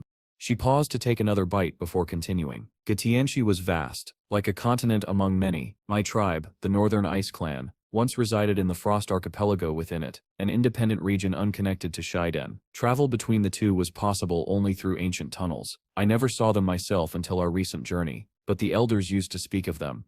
Her tone grew quieter. "There were countless powerful monster civilizations in Getianshi. Older than even the ancient tribes you humans know. The tribes that fled Earth long ago did not go to Guderianshi or Shiden, but to another domain entirely, what we call the Sea of Planes of Existence. That's where they remain." Gao Pang nodded thoughtfully. "Then why did they leave Earth in the first place?" Bicep's expression darkened. "They didn't all leave. Only the weak and the old were evacuated. My father and many of our strongest stayed behind to fight in the war." "War?" Gao Pang echoed. The moment he said it, Grandpa Gao frowned. "Enough," Pang said her. "Don't stir up her memories like that." Bai forced a small smile, though her eyes were distant. The tension eased as Grandpa Gao's fishing rod jerked, and he pulled in a shimmering silver fish. Bai gasped in awe, leaning closer to examine it, and for a brief moment, the air turned warm and light again. But Gao Peng's thoughts lingered. A hidden war, ancient tribes forced into exile. All signs pointed toward an enemy far greater than anything he'd yet faced. If that threat still existed, he had no choice but to prepare, both for himself and for the world that depended on him. Meanwhile, in the Black Fog world, deep over a lonely island crowned by the bones of colossal beasts, Fishy breached the ocean surface, water cascading off his scales. "Found it," he murmured. "A clue to my lost treasure." He was about to call out to Dumby for help retrieving it when the skeletal familiar suddenly froze. "Master Sep's back," Dumby whispered. A shadow fell over the sea. Dazi descended from the sky, silver lightning flickering along his centipede body. Gao Pang was with him, his expression unreadable. "Treasure?" Gao Pang said, voice calm but edged. "You were planning something behind my back, Fishy?" The fish floundered upright, flapping his fins nervously. I just remembered it. I haven't set even found it yet, I swear. Right, Gao Pang muttered, deadpan. And what kind of treasure is this? Fishy brightened a little. A weapon. That earned him a raised eyebrow. A weapon? Monsters don't need weapons. Their bodies are weapons. Fishy nodded quickly. Usually yes, but some artifacts are made for us. Powerful ones. That made Gao Pang pause. His mind flashed to Oxhead's colossal sword and Horseface's ghostly staff. It made sense. Even the strongest could wield tools beyond flesh. Then what kind of weapon could a limbless fish possibly use? He asked dryly. A helmet? Not a weapon, master, Fishy corrected. An artifact. That got Gao Pang's attention. Artifacts were rare, divine-tier relics capable of reshaping worlds. Fine, he said. We still discuss it inside. Everyone. To the palace. Inside Gao Pang's island palace, his familiars gathered around a round table. Goldie, of course, was the loudest. Wait, the golden duck squawked. You still are telling me that Scaly Freeloader lost a divine artifact? Fishy puffed up indignantly. It's not lost, just misplaced. Goldie slammed a wing on the table. Used it rich. Used to been sitting on treasure this whole time while I stim out here risking my feathers for scraps. He immediately changed tone, sidling closer to Fishy with a too-wide grin. Say brother, you are looking radiant today. Need a wing massage? Maybe some scale polishing? Gao Pang covered his face with his hand. Goldie, stop trying to bribe the fish. But inside he couldn't help smiling faintly. A divine artifact, ancient wars, and a growing threat from beyond Earth. The world was expanding faster than anyone could imagine. And whether he liked it or not, Gao Pang was standing right at the center of it. Gao Pang couldn't shake the feeling that something about Fishy didn't add up. The system had never shown his true name. No matter how many times Gao Pang tried to check it, that alone made him suspicious. A hidden identity was something only the most exceptional beings possessed, and Fishy's strange mix of childlike behavior and immense power only deepened the mystery. Before Gao Pang could voice the thought, Frosty spoke up, almost as if reading his mind. Divine artifacts, the dragon said, are weapons forged by gods. Each one carries a godship's principle, the very essence of their domain. No two can ever be alike, and each god can only create one. That made Gao Pang pause. So if Fishy had one, are you saying he steps a god? He looked at the floating fish, who was now preening smugly, then he shook his head. No, too small to be a god. Probably couldn't even hold a trident without falling over. Ignoring the jab, Fishy swished his tail and looked completely unbothered. Still, Gao Pang wasn't convinced. The fact that Fishy had once wielded something that powerful, and had lost it, was concerning, especially considering that the fish had asked Dumby, of all beings, for help retrieving it. Let me get this straight, Gao Pang said slowly. You wanted help from Dumby when you steer level 79 yourself, so whatever Sep's guarding your steerager Sest must be beyond anything you can handle. What is it, Emperor tier, Overlord? Fishy blinked. Quasi-god. Gao Pang spat out his tea all over Dazi, who screeched in outrage as sparks ran through his carapace. Quasi. What? In the next instant, he was chasing Fishy around the palace, shouting, You wanted me to help you fight a quasi-god? Are you out of your tiny mind? After being batted around a few times by Gao Pengzip's fan, Fishy finally floated sulkily in midair. Would it make a difference if I said I know its weakness? That made Gao Pang stop. Maybe. It's not about brute strength, Fishy continued. I left a mark on my weapon before I lost it. If the one holding it tries to use it, the artifact will turn on them at critical moments. That earned the fish a long stare, then a sigh. So what you stare saying is we might have a chance. Moments later, they were descending through the dark waters of the deep sea, Fishy gliding easily through the abyss, while Gao Pang traveled inside a shimmering air bubble. As they drifted deeper, the water grew murkier, the light fading until only the faint glow of distant creatures illuminated their path. Tell me about these quasi-gods, Gao Pang said after a while. What sets the real difference between them and S-tier beings? Fishy Sip's tone grew more serious. Beyond domain strength, the difference lies in divinity. A quasi-god Sip's power has already touched the threshold of godhood. They Sip are called Sip semi-god Sist because their essence is evolving, their bodies slowly transmuting under divine influence. Gao Pang nodded, thinking aloud. So that Sip's when deification starts, organ by organ, until the whole body becomes divine? Exactly, Fishy confirmed. But don't bother asking what separates them from true gods. That Sep's far beyond anything you can grasp right now. Gao Pang frowned. That Sip's a fishy thing to say. Fishy smirked. I know. They fell silent as the sea around them darkened to ink. The pressure was immense. Suddenly a shadow loomed from the side. An enormous hand, big enough to crush a battleship, reaching lazily through the gloom to grab a clump of seaweed. Gao Pang froze. "Relax," Fishy said. "It's Set's a vegetarian." The reassurance lasted precisely 2 seconds, right until the hand turned back and reached for them. "Run!" Gao Pang shouted. Instinct took over. Fishy shot forward, firing a burst of energy that slowed the creature just long enough for them to flee. When they finally stopped, Gao Pang pulled up the system window. Four-armed Gielu Sea King, level 84, S tier. He stared at the data in disbelief. "We is stir here for this?" Fishy shook his head. "No, this is just prey." "Prey?" Gao Pang repeated, then saw the shadow descending behind it. From the darkness emerged a humanoid figure, sleek and terrible. It carried a massive container on its shoulder. With a single, almost lazy jab, it punched a hole through the Sea King's torso. Then it lifted the container and hurled it. The vessel expanded mid-throw, ballooning to the size of a mountain, and began sucking everything around it inside, including the wounded Sea King, and almost them. Only Gao Peng's instantaneous reflexes and Fishy's propulsion saved them from being consumed. They burst clear of the vortex, just before the container sealed shut. As the creature turned to retrieve its prize and walked away, Gao Peng whispered, "That's Sep's the one." Fishy Sip's expression hardened. "It's Step's the one. My artifact Step's aura is all over it. He Sep's refining it, desecrating it, with blood rituals. That bastard Sep's corrupting my creation." His fins trembled with fury, his usually playful voice trembling. Gao Peng put a hand to his chin. "Then we can set do anything right now. We stir not strong enough. We leave, regroup, and return later." Fishy reluctantly nodded. "Eat 2 more monster cores," Gao Peng suggested. "Get stronger. We still need every edge." When he finally got a clear read on the creature Sip's stats, Gao Peng realized how bad things were. Marine Lurker, level 90 Yuan, Quasi-God tier. Skills, Abyssal Poison, Water Prison, Soul Drain, Domain of the Deep. Fantastic, Gao Peng muttered. A walking apocalypse. He started thinking through counters. What about a white starlight tusk elephant Sit's tusk? Its essence neutralizes aquatic magic. Fishy blinked. That would nullify 70% of his power, but those elephants are extinct. Gao Peng exhaled. Then we shall use the next best thing, someone else. Fishy tilted his head. Someone else?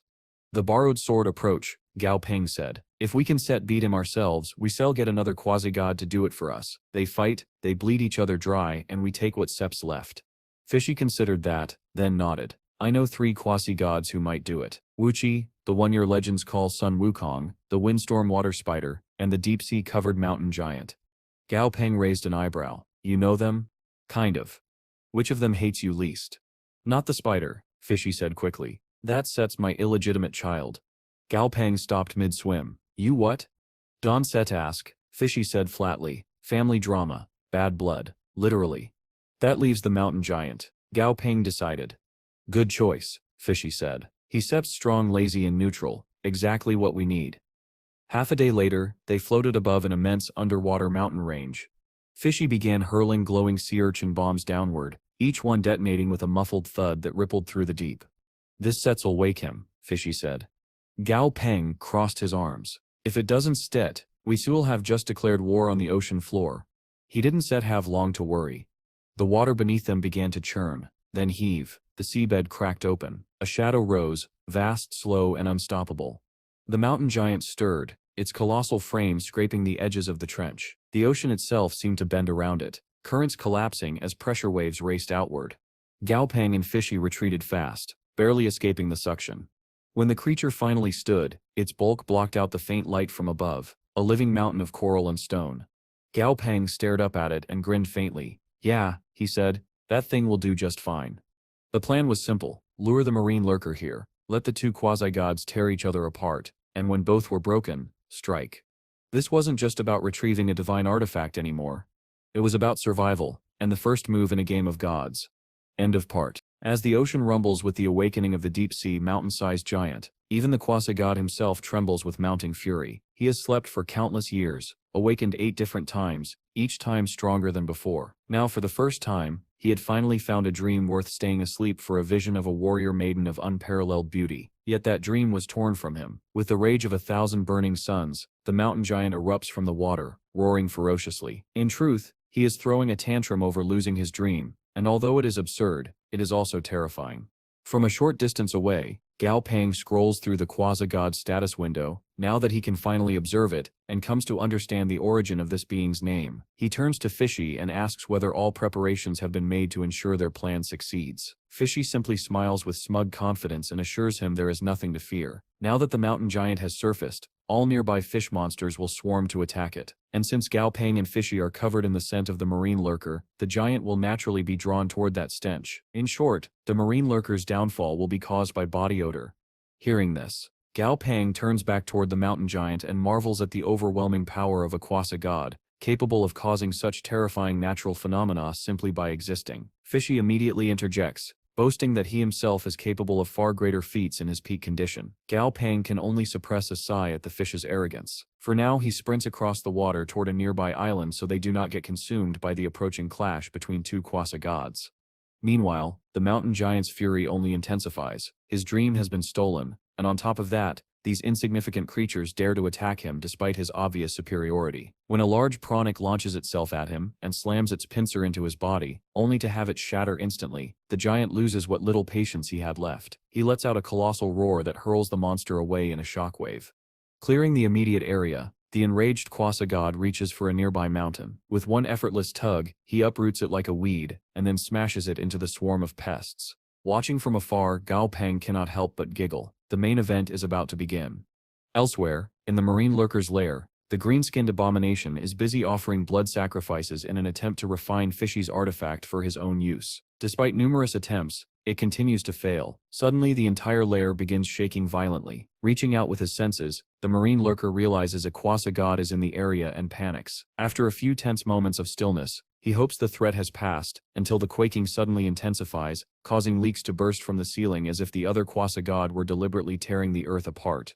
Fed up, the marine lurker unleashes a fraction of his power and heads out into open waters. He needs to focus on refining the artifact and wants nothing to do with a quasi-god. But the moment he emerges, he is greeted by the sight of an entire mountain hurtling toward him. Dodging desperately and shooting into the sky above the water, he comes face to face with the mountain giant.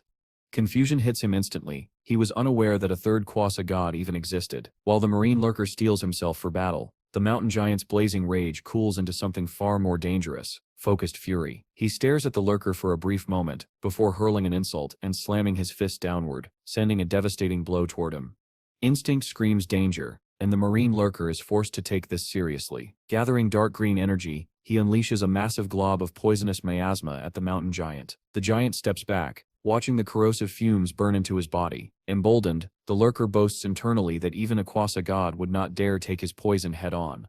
When the fumes finally settle, the mountain giant's torso is badly corroded, but it lasts only a moment. He unhinges his jaw, and water from all around him is drawn rapidly into his body, healing his wounds at an incredible pace. If he can recover by absorbing water, then in this aquatic environment, he is nearly invincible.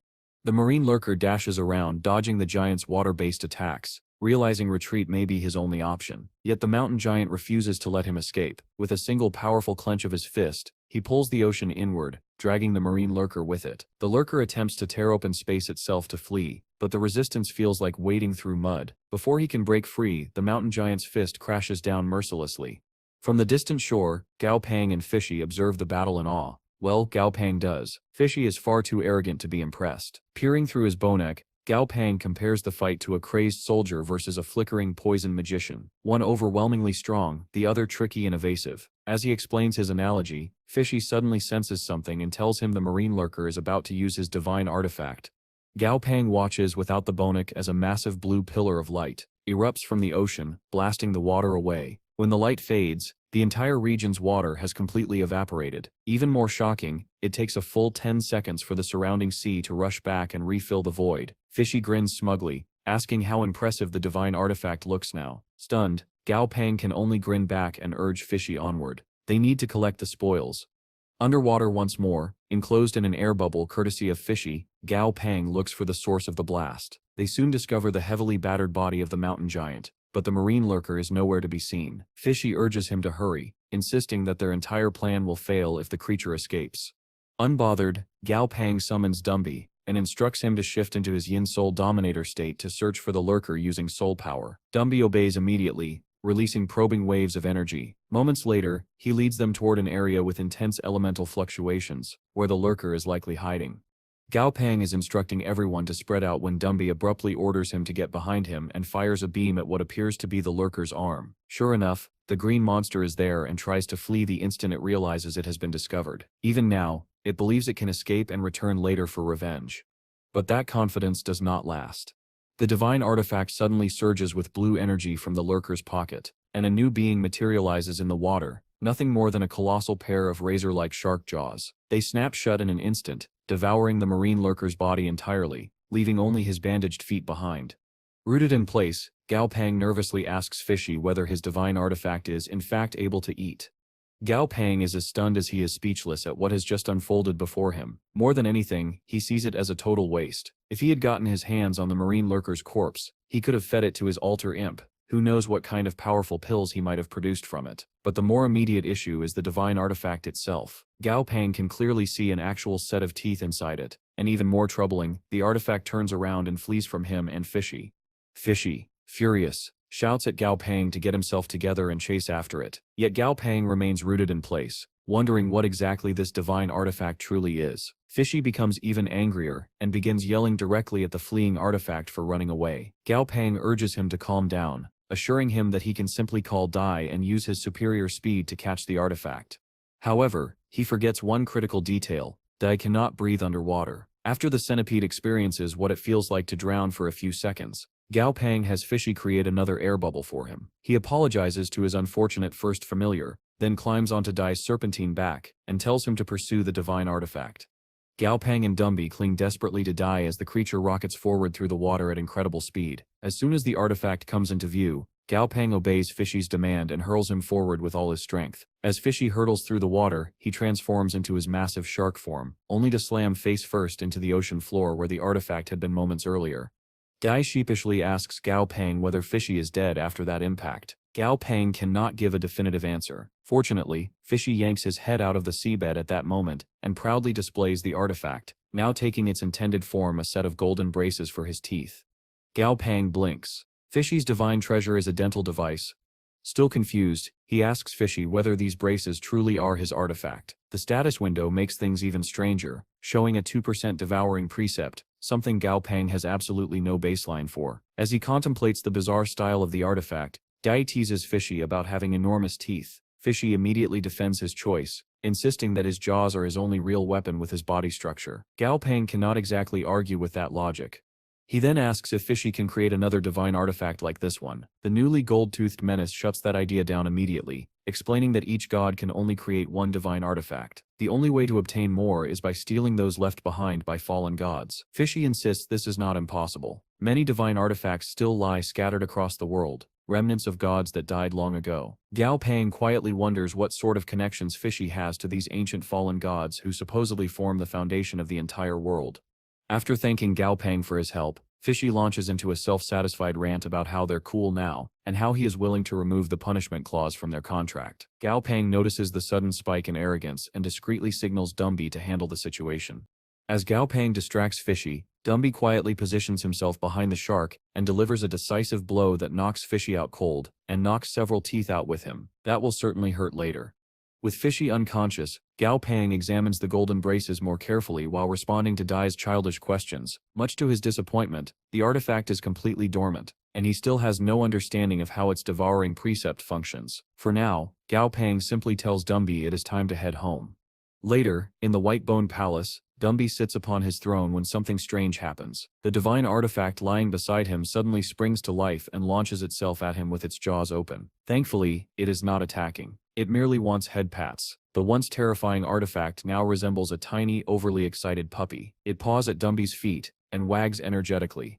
Fishy eventually wakes from his Dumby and Dai-induced coma and immediately begins searching frantically for his artifact, zipping around the throne room like a child on a sugar rush. When he finally notices Dumby with the little creature, he gasps in shock and rushes toward it with hearts practically radiating from his eyes, only for the artifact puppy to shy away and hide behind Dumby's legs.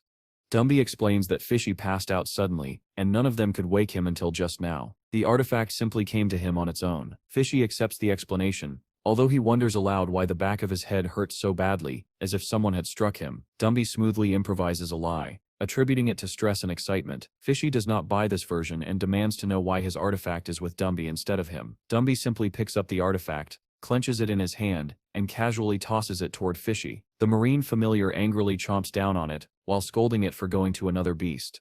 Gao Pang walks in at that exact moment, just in time to see the artifact revert back into the form of Fishy's golden braces, something Fishy proudly shows off once again. Gao Pang says it is good. He is awake, because he wants to know exactly what the divine artifact does. When Fishy asks why, Gao Pang immediately oversells his innocence, insisting he has no intention of stealing it. Fishy accepts this answer and explains that his artifact is known as the Sea Emperor's Devouring Teeth, which he created after hunting a peak-level quasi-god. Gao Pang freezes. He questions Fishy's claim about killing a peak-level quasi-god. Fishy indignantly reminds him that he was a god back then. When Gao Pang comments that his current form does not exactly match that description, Fishy turns away in a huff, and the argument continues. All Gao Pang can do now is apologize and coax Fishy into opening up again. Fishy resumes his explanation, revealing that his killing of the quasi-god had been little more than an accident, just like his ascension to godhood itself. In truth, the only reason he ever wanted to become a god was because an older fish once told him it would make him omnipotent. Yet in the end, he could not even save himself, let alone anyone else. Surprised, Gao Pang asks how even a life attribute god could be incapable of saving others. This prompts Fishy to launch into a lecture about the rules governing such matters. In short, true miracles can only be performed by beings of divine descent, not by those of common birth like himself. Trying to lighten the mood, Gao Pang casually asks Fishy about the story involving him and the stormwater spider's mother. This question makes Fishy break into a nervous sweat, and he bolts straight into a corner, refusing to say another word about it. Clearly there is trauma involved. Shifting gears, Gao Pang gets serious, and finally asks Fishy about the friends he lost, those who died and left behind divine artifacts. Fishy smiles slyly and says he remembers a place where one of his old companions may have stored their artifact. Before elaborating, he brings up the history of the Black Fog world and how it got its name. Long ago, a god monster known as the God of Fog, along with the Black Fog Dominator, waged a brutal war. Fishy's own comrade had been the first to fall in that conflict, leaving his divine artifact behind. As a rule, the denser the fog in an area, the closer one is to the artifact's resting place. Gao Pang thinks for a moment and recalls that the thickest black fog lies on the western side of their world, a place from which monsters never return. He turns to Fishy and asks whether he knows the one responsible for constructing the numerous labyrinths in the southern region. Surprisingly, Fishy is confused, remembering only a handful of labyrinths back in his time. Gao Pang describes how labyrinths work today and how common they have become, particularly the stone labyrinth types. When he speaks about high-tier labyrinths, Fishy is reminded of someone he once knew, the Fat Golem Lord, also known as the Labyrinth God and Fishy's mortal enemy. According to Fishy, the Golem Lord had still been alive when Fishy fell, so the assumption that he is gone is surprising. More importantly, that means his divine artifact must be available. The two bump fists upon realizing this opportunity. Fishy assures Gao Pang that as the Golem Lord's old nemesis, he knows many of his tricks and secrets. As soon as Fishy breaks through to the S tier, they can set out to claim the artifact. At that exact moment, the entire palace begins shaking violently. Gao Pang senses chaotic spatial energy and realizes someone has broken through to a new tier. His guess proves correct when Silly appears before them with new changes to his form. His status window proudly displays level 61, Emperor tier familiar. Gao Pang can only lament how slow the advancement of spatial type familiars is compared to the others. Goldie, Stripey, Frosty and Dye are already Overlord tier, and Flamey is close behind. Silly remains the only one trailing behind, progressing no faster than the dragon ants. Even so, Gao Pang is intrigued by a new special characteristic in Silly's status window. Outside the palace, Gao Pang hovers above the ocean atop Dai, and instructs Silly to test his new abilities. First is Spatial Flash, essentially a teleportation skill. Watching Silly use it, Gao Pang is underwhelmed. The teleport covers only about 5 kilometers, a distance Slicey could cross in mere seconds. Worse yet, Silly becomes exhausted after just a few minutes of continuous teleportation, which is concerning.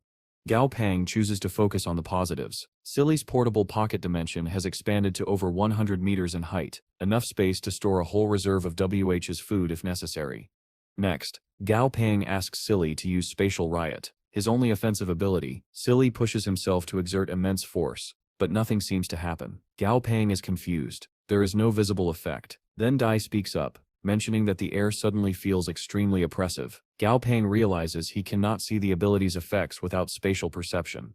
To fix this, he activates his new trainer skill, Link. By linking with Silly, he shares their 5 senses and temporarily gains access to Silly's powers. When Gao Pang opens his eyes, he sees an entirely new spectrum of color from Silly's perspective. Testing the link's spatial powers, Gao Pang can finally perceive the structure of the attacks. With his theory confirmed, he disconnects the link.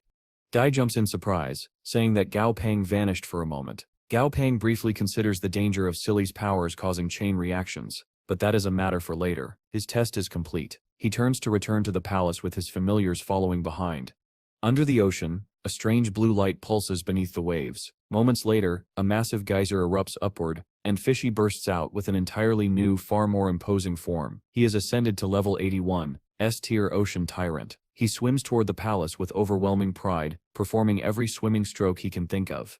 Watching from the shore, Dumby, thoroughly unimpressed, extends his hand and summons one of his undead. Fishy freezes mid-swim, stunned as the amphoric hell tree shoots out of the water, now sporting 6 complete rings. The towering tree rushes toward Dumby, and a sudden gust of wind is absorbed into a tattoo on Dumby's palm. Gao Pang explains that with 6 forms of negative energy absorbed, the tree needs only 1 more ring to reach the Saint tier, but for now Fishy has finally returned to S-tier strength as promised, so it is time for the group to set out. Days later, Gao Pang rides atop 4th Baby's massive form through the sky, when he spots something interesting below. Medusa is locked in combat with a gigantic rock monster. A closer look reveals that she is fighting a level 61 mountain giant. Despite its lower level, its earth attribute renders it immune to her petrification, leaving the battle at a stalemate.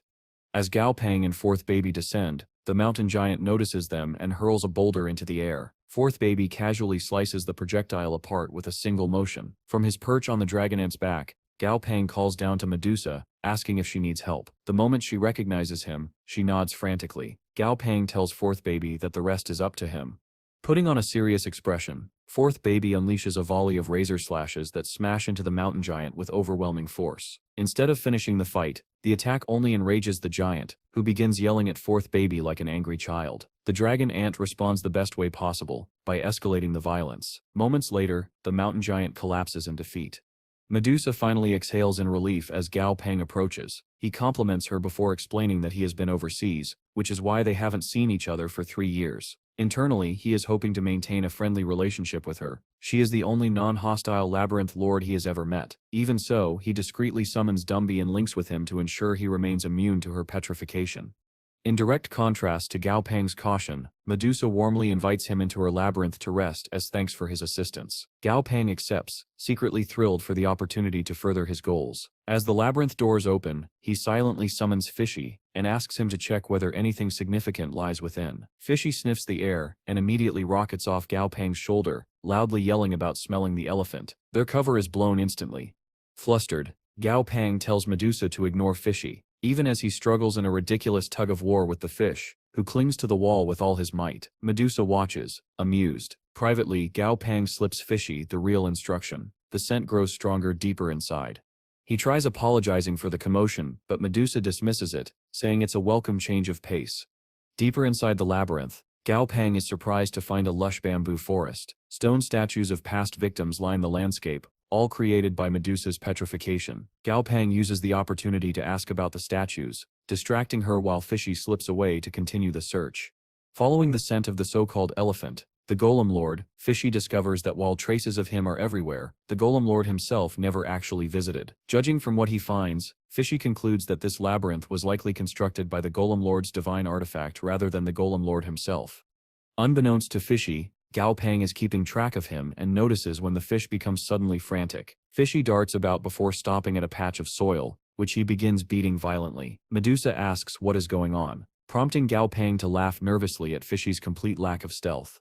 Fishy calls Gao Pang over, and as he approaches, Medusa mentions she is planning to move out of the labyrinth soon. Gao Pang instantly invites her to join him, but she refuses. She does not want to become someone's familiar. Gao Pang respects her decision. A strange sound behind him draws his attention. He turns to find Fishy planted face first in the soil with something clacking in his mouth. Naturally, Gao Pang asks what he is eating. Sweating nervously, Fishy insists he is just eating dirt. Gao Pang does not buy it. Looking down, he notices a brick. Fishy quickly claims it is an ordinary brick, but the system reveals the truth. It is a divine brick that fell from the endless reincarnation labyrinth. Gao Pang grabs Fishy by the tail, eliciting both confusion and indignation from the small creature, then casually tosses him over his shoulder. Fishy lands in a dramatic heap, rolling through the dirt directly into a puddle of his own tears, crying with exaggerated flair. Gao Pang sees through the theatrics and pays him no mind. Inspecting the brick, he realizes he would never have recognized it without the system's help. Turning back to Fishy, he asks how many such bricks have fallen from the endless reincarnation labyrinth.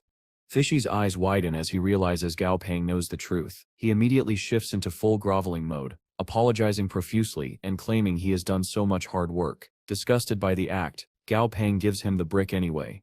It turns out Fishy cannot even digest the divine brick properly. He is simply using it like a whetstone to grind, sharpen and strengthen his Sea Emperor's devouring teeth. Putting Fishy Sip's antics aside, he shares crucial information. Every labyrinth should contain one of these bricks, each radiating a divine aura that helps the beings within grow stronger. Inside the labyrinth, the divine aura from the bricks causes everything within to grow and evolve. But unlike Fishy's braces, these bricks should not still be functional unless their owner's divine artifact is active. Gao Pang pieces the clues together and finally asks the question, could the Golem Lord actually still be alive? Fishy immediately rejects the idea. As far as he is concerned, the overwhelming number of labyrinths scattered across the world could only exist because the Golem Lord fell from grace and his body was destroyed. There should be no possibility of his survival. As they continue south in search of more divine bricks, Gao Pang apologizes to Medusa and admits they took one of the labyrinth's bricks. When she senses the labyrinth's vitality declining again, she simply replies that she planned to move away soon regardless, so it does not matter. Gao Pang thanks her, and after parting ways, he and his group head in the direction Fishy indicates. Unfortunately, Fishy's sense of direction proves to be as terrible as his modesty. For half a year, yes, half a year, he leads them from dead end to dead end. Even Goldie begins to lose patience. Each time someone doubts him, Fishy becomes indignant, insisting he is right. Eventually Gao Pang announces that Fishy may lead one last time. To everyone's relief, this time he actually gets it right. They arrive at a massive entrance surrounded by a dense forest of trees. So many trees, in fact, that Gao Pang begins to suspect that the labyrinth's vitality is unnaturally high. As he examines the environment, he witnesses the cycle of nature unfolding. A snake devouring bird eggs, and then notices something more important: sand. The air is filled with it, to the point that visibility drops to just a few feet. Turning to Dai with a serious expression, Gao Pang instructs him to accompany him inside. He grabs Frosty as well, wanting a second set of eyes unfamiliar with the place. Flying high above the labyrinth, Gao Pang attempts to take pictures to form a map, only to realize that the constant moving sand renders every image useless. Crossing his arms, Frosty remarks that this is no ordinary labyrinth. Gao Pang mentally thanks him for the obvious observation. With mapping off the table, Gao Pang memorizes the maze path manually. Hours later, he has a full route committed to memory and prepares his team to enter. Standing at the entrance, he begins giving instructions, only to suddenly realize the entire path has vanished from his mind. The more he tries to concentrate, the more the details dissolve into a blurry mess. Dai and Frosty experience the same thing, and become equally disturbed. Fishy, on the other hand, is smug beyond belief. He explains that this is a built-in countermeasure. Anyone who is not the labyrinth's creator automatically loses the path from their memory. Even worse, the labyrinth rearranges itself once someone enters it. Gao Pang insists it looked identical from above, but Fishy shakes his head. From inside, the labyrinth uses its precepts to distort the six senses. Fortunately, Fishy spent a long time here in his past life, so he is familiar enough to guide them through. Gao Pang is relieved, but annoyed, by Fishy's loud enthusiasm. He stores his other familiars away for safety, then follows Fishy deeper inside. As they walk, Fishy leads them to a hole beneath a wall and dives through it, signaling Gao Pang to follow. Gao Pang can only wonder just how long Fishy must have been trapped in this maze to know obscure shortcuts like this. Deeper in the labyrinth, Fishy begins giving Gao Pang advice: stay calm no matter what happens, handle certain threats in specific ways, use particular tactics in different rooms. Gao Pang jokes that Fishy must be a diamond member of this place to know so much. Fishy is insulted, reminding him that without his restored power, Gao Pang would be helpless against the labyrinth's threats. One detail catches Gao Pang's attention. Fishy casually mentions that the labyrinth itself is a divine artifact. Gao Pang tries examining it through the system but gets no response. Fishy explains that they are technically inside the artifact, but not within its core. As he says this, Gao Pang spots a monster approaching from behind Fishy. Before he can warn him, Fishy instantly transforms into his shark form, bites the monster clean in half, and returns to his miniature shape, as if nothing happened. He cheerfully comments on how delicious the monsters are here, then reminds Gao Pang to take his advice seriously. Gao Pang asks if they can use the link technique, merging their mental spaces so he gains additional protection. Fishy immediately refuses. The other gods would lose all respect for him if they learned he merged with a human. Gao Pang, however, does not give him a choice. He activates Link in a sudden, surprising action. Fishy screams at him for violating his dignity, but the connection is already established. Inside Fishy's mental space, Gao Pang is stunned. His perception changes dramatically, empowered by the overwhelming aura of Devour. When he activates their shared vision, he sees countless golden chain links floating around in the air. When he asks Fishy what they are, the little shark snarls. They are precept chains. Gao Pang turns his gaze toward the glowing gold patterns embedded in the labyrinth walls.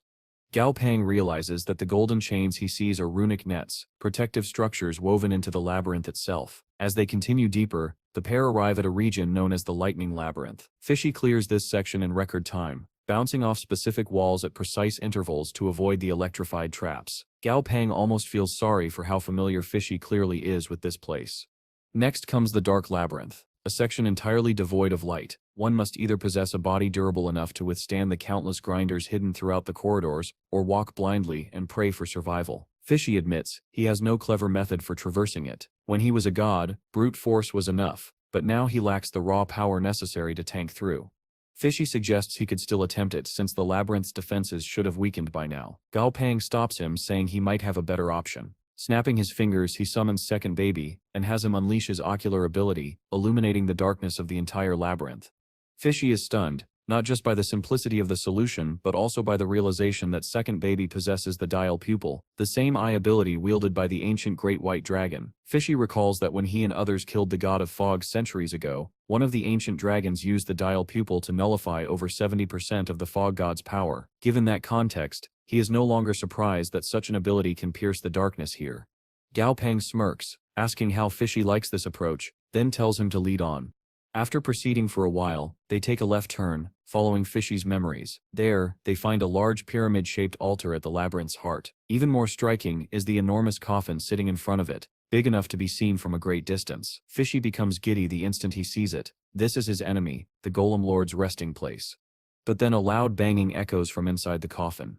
Fishy freezes. Did it just move? He stammers. The coffin lid begins to slide off, unleashing a suffocating aura of death. Gao Pang's nose burns from the stench of decay. Panicked, he asks Fishy what they should do. Fishy urges him to flee while he still can, but Gao Pang refuses.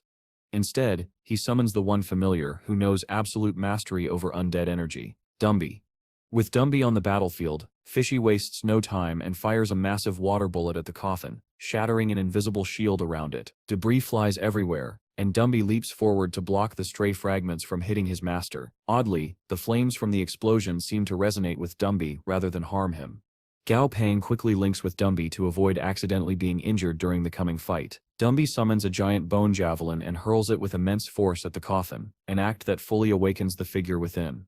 The head of the Golem Lord, a level 90 S-rank beast, emerges from the coffin. Even just the head radiates overwhelming power. It launches a wave of dark flames at Gao Pang's familiars. Fishy takes the brunt of the attack, and immediately realizes this flame is far more dangerous than ordinary fire, similar in nature to Dumby's undead flames, but even stronger. Gao Pang quickly recognizes that these black flames deal bonus damage specifically against beings with traces of divinity. The fight devolves into a frantic stall. Dumby hurls wave after wave of dark fire, combining it with his bone restriction, death prison to hold the Golem Lord's head in place. Fishy prepares a vortex attack, the same kind that once annihilated the marine lurker, while Gao Pang urges him to hurry. Fishy grits his teeth, saying he needs just a little more time. Behind them, Dumby slams an earth-shattering kick into the Golem Lord's skull, buying precious seconds. But the strain on Fishy is beginning to show. As he reaches the final stage of charging his artifact's power, his heart suddenly falters. He coughs up blood, staggering. Panicked, Gao Pang enters their shared mental space and demands to know what is wrong. Fishy admits he overestimated himself. Using his divine artifact at his current rank is too much for his body, but he refuses to stop. Blood dripping from his jaws, he declares that for every drop he coughs up, he will take the equivalent from the Golem Lord. Back in the real world, Fishy unleashes his divine artifact's full power. A pillar of golden light bursts from his jaws, accompanied by the phantom image of his fully restored shark form's teeth. As the Sea Emperor's devouring charges toward the Golem Lord's head, a miniature golden labyrinth manifests before it, its glowing sigils shimmering. The glow slowly recedes, and at the same time the actual labyrinth around them begins to crumble in response. Gao Pang realizes the miniature version is the labyrinth's true form, its core, reacting to Fishy's power. The clash continues until Fishy's attack finally overpowers the Golem Lord's flames, but the aim is off. Instead of obliterating the head, the beam carves a deep gash across the top of its skull. The Golem Lord roars with fury, enraged beyond reason. "You are all going to die here," he bellows. And the real battle begins. Gao Pang and his allies remain completely unintimidated. His only real concern is the heat radiating from the burning divine blood. Good thing he linked with Dumby, otherwise that heat alone would have vaporized him. Even as the Elephant Lord's body begins to break apart, its power remains immense, and it is absolutely prepared to annihilate them. Gao Pang warns Dumby to watch out for the beast's tusks, as he prepares to clash once more. Dumby simply assures his master not to worry and positions himself strategically. Then, calling forth the apparition of the demon god, Dumby envelops himself in the massive spectral avatar he once used long ago. Empowered by the apparition, Dumby meets the Elephant Lord head-on, almost as an equal. But almost is the problem. Gao Pang can feel the difference in their levels, and the toll it is taking on Dumby. His power drains at an alarming rate, and the apparition is on the verge of collapsing. Just when the battle seems lost, Fishy comes barreling in from nowhere, yelling at them not to forget him. The Elephant Lord fires a devouring attack at Fishy, but the little shark dodges at the last possible second. He lands directly on the gash atop the Elephant Lord's skull and inspects the barrier covering it, a thin shield preventing the core from being exposed. Fishy has zero intention of letting that barrier stay intact. Flipping his body, he smashes it apart with a powerful tail strike. With an opening created, Fishy slips inside the Elephant Lord's skull. As he travels through the interior, he sees fragmented images, disjointed memories scattered across the creature's mind. Fishy quickly realizes why. The Elephant Lord's godhood had already been shattered long ago. This head is nothing more than a residual consciousness grown out of a corpse. It isn't alive, it's a lingering echo pretending to be. Closing in on the core, Fishy finds a strange cloud of white mist at its center, its surface covered in worm-like protrusions that writhe as if begging for mercy. Fishy has none to give. He doesn't even care what it is. He's here to crush things, not ask questions. Outside, Gao Pang and his familiars watch tensely as the Elephant Lord's skeletal head floats motionless in the air. The status window beside it shows only moderately injured. Gao Pang wonders aloud what Fishy is doing in there. The moment the thought leaves his mouth, the status suddenly drops from moderately injured to heavily injured. Gao Pang can only praise Fishy for whatever he's doing inside the skull. Inside, Fishy places his full trust in Gao Pang to buy him a few more seconds so he can finish the monster once and for all. Gao Pang somehow receives the message. He orders Dumby to unleash more black flame at the head. Dumby thrusts his hand out to attack, but the miniature golden labyrinth manifests in front of the Elephant Lord and blocks Dumby's strike. The clash triggers an explosion that sends Dumby flying. Gao Pang panics and shouts for his second oldest familiar. Dumby insists he can still fight, but exhaustion has finally caught up to him, and his body refuses to rise. Gao Pang gently tells him to rest. He's used more soul power today than ever before. With Dumby out of the fight, Gao Pang summons Silly and orders him to distort the miniature labyrinth using spatial rift. Silly obeys, and the golden labyrinth begins twisting, its structure warping into an unstable form, but the artifact quickly readjusts itself. Then, Fishy bursts out of the Elephant Lord's skull in his full shark form. From his open jaws, he unleashes his divine artifact, which shoots outward like a tendril with a second set of jaws attached. As it lashes toward the miniature labyrinth, Gao Pang is shocked by its new form. Fishy explains that this is the artifact's original form, revealed now because it has expended nearly all its energy. At that moment, the Elephant Lord's head collapses from the air and crashes to the ground. The battle is finally over. Floating over the battlefield thanks to Silly, Gao Pang nervously wonders if they just committed deicide. Fishy snaps at him, reassuring him that the creature they defeated didn't even possess a complete divine soul. With an incomplete divine body and a shattered divinity, it was, at best, a glorified mortal with divine residue. Gao Pang can only stare with a flat expression as Fishy completely ruins his attempt at an epic moment. Regardless, it is now time for the best part of any battle, dividing the spoils. Fishy graciously allows Dumby to pick first. Without hesitation, Dumby chooses the Elephant Lord's corpse. That leaves the miniature labyrinth to Fishy, who eagerly reaches for it, only for Gao Pang to grab him by the fin mid-air. Gao Pang declares that merging with Dumby during the battle was contribution enough to earn that labyrinth. Fishy's jaw drops in outrage. Gao Pang assures him he will not take what truly belongs to Fishy. When Fishy asks what that is, Gao Pang replies with perfect sincerity. The satisfaction and joy of getting your vengeance. Even Fishy is momentarily petrified by that unbelievably shameless statement. With the miniature labyrinth already secured in his hands, Gao Pang suddenly realizes something important. After Gao Pang finishes laughing at his own shamelessness, a more practical problem hits him. He has absolutely no idea how to make the labyrinth artifact acknowledge him as its new master. Fishy explains bluntly that Gao Pang cannot control it because he is not a monster, has no elemental body, and lacks any precept authority. Confused, Gao Pang turns to the artifact's status window. The Endless Reincarnation Labyrinth shows a precept content of 7%, which means absolutely nothing to him. Realizing he cannot use it at all, Gao Pang tosses the artifact back to Fishy and tells him to keep it. Fishy, however, is willing to let Gao Pang use it when they merge again someday. More importantly, he explains that the labyrinth's primary purpose is to cultivate monsters. By that logic, Gao Pang quickly deduces that the same must apply to familiars. Fishy confirms it. Once activated, the artifact will revert to its full multi-story form, absorb natural elements from its environment, and generate all sorts of traps, terrains, and enriched zones inside. The owner can then adjust elemental density to accelerate their familiar's growth. Stars practically shine in Gao Pang's eyes. He immediately asks Fishy to activate it so he can try it out here and now. Fishy calls him a country bumpkin, but relents. Tossing the artifact into the air, he triggers its expansion, transforming it into a towering golden labyrinth. A gleaming door materializes before Gao Pang, inviting him in. Stepping inside with Fishy, Gao Pang immediately senses the difference. The labyrinth feels infinitely stronger, more complete than before. Fishy confirms that the artifact had been running on auto-maintenance mode, and now that it finally has a living owner, it can unleash its full potential. Gao Pang sips. Mind drifts to the most important takeaway. He finally owns a house. Technically Fishy owns it, but close enough.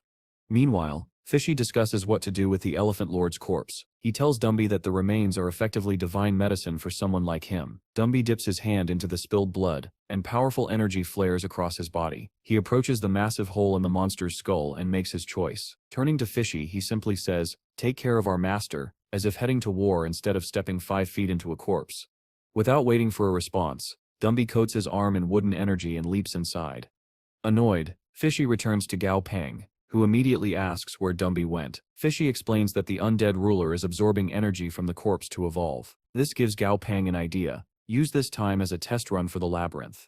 He summons Silly, Dai, and Goldie, and tells each of them to pick a suitable region inside the labyrinth to devour the elemental energy there. Once they disperse, Gao Pang reflects on the limitations of divine artifacts. Without the power of law, a proper divine ability, an artifact's true potential is sealed away. Most of the artifacts they currently hold are working at less than 10% of their full capabilities. Fishy elaborates. When beings become gods, they shift from personal abilities to laws. Each god can develop only one law and always has a weakness. Divine artifacts exist to compensate for those flaws. Even Fishy forged his devouring teeth for this exact purpose. But after enduring tribulation after tribulation to forge it, he died shortly afterward. Cool story, but who asked? Gao Pang mutters internally. Suddenly, a loud noise echoes across the labyrinth. Gao Pang sends Dai to investigate. Eager to help, the centipede dragon darts away at incredible speed. 3 minutes later, Dai returns with alarming news. A force of monsters is approaching. Gao Pang immediately uses his contract to contact Frosty, and asks for his position. Frosty casually replies that he is relaxing in an air-conditioned zone of the labyrinth. Gao Pang orders him to go check outside immediately. Bounding over the labyrinth's walls, Frosty reaches the outer boundary and witnesses monsters converging from all directions. He relays the information back to Gao Pang. Judging from their numbers and the presence of multiple Emperor-tier creatures, they must be drawn to the labyrinth's dense elemental energy. Gao Pang refuses to allow Dumby's evolution to be interrupted. He commands each familiar to pick 2 monsters and eliminate them. His familiars surge outward to wage their own battles. Back at the Elephant Lord's corpse, Fishy naps peacefully until a strange beeping noise wakes him. Before he can process it, the skull wall explodes outward. A massive clawed hand grips the edge, and Dumby emerges transformed. Gao Pang is stunned. Dumby has soared to level 85, S tier, and even his amorphic hell tree has risen to level 81. Fishy notices a glow on Dumby's right hand, and is astonished to discover that Dumby has actually deified several of his fingers. Gao Pang can only smile with pride. It is finally time for them to head home. Moving away from Gao Pang's journey in the Black Fog world, we shift to the companions aligned with him. In the desolate labyrinth, Shu Qingxia has become the Explorer Union's person in charge of the Black Fog world, overseeing the Southern Sky Company's operations there. Meanwhile, Grandpa Gao has risen to become the mayor of Yizhou City after crushing all opposition.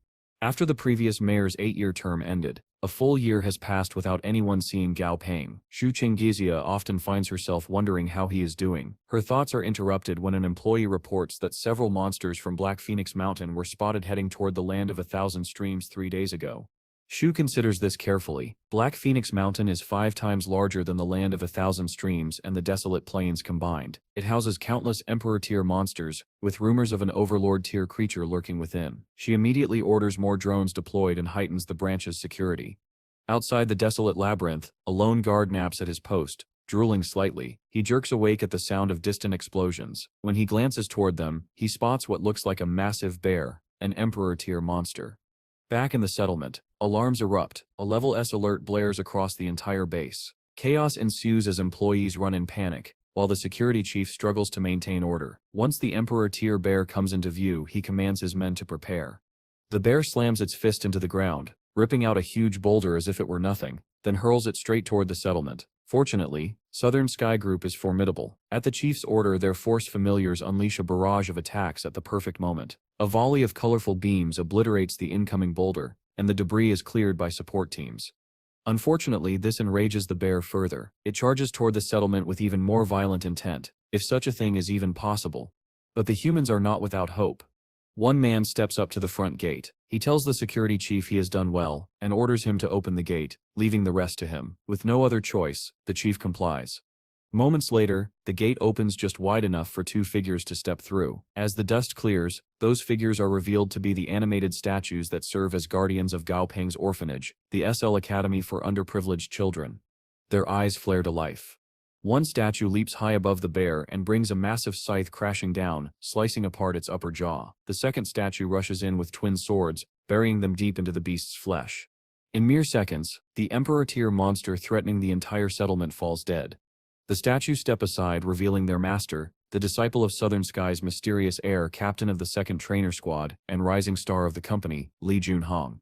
Yes, the very same orphan Gao Pang helped all those years ago.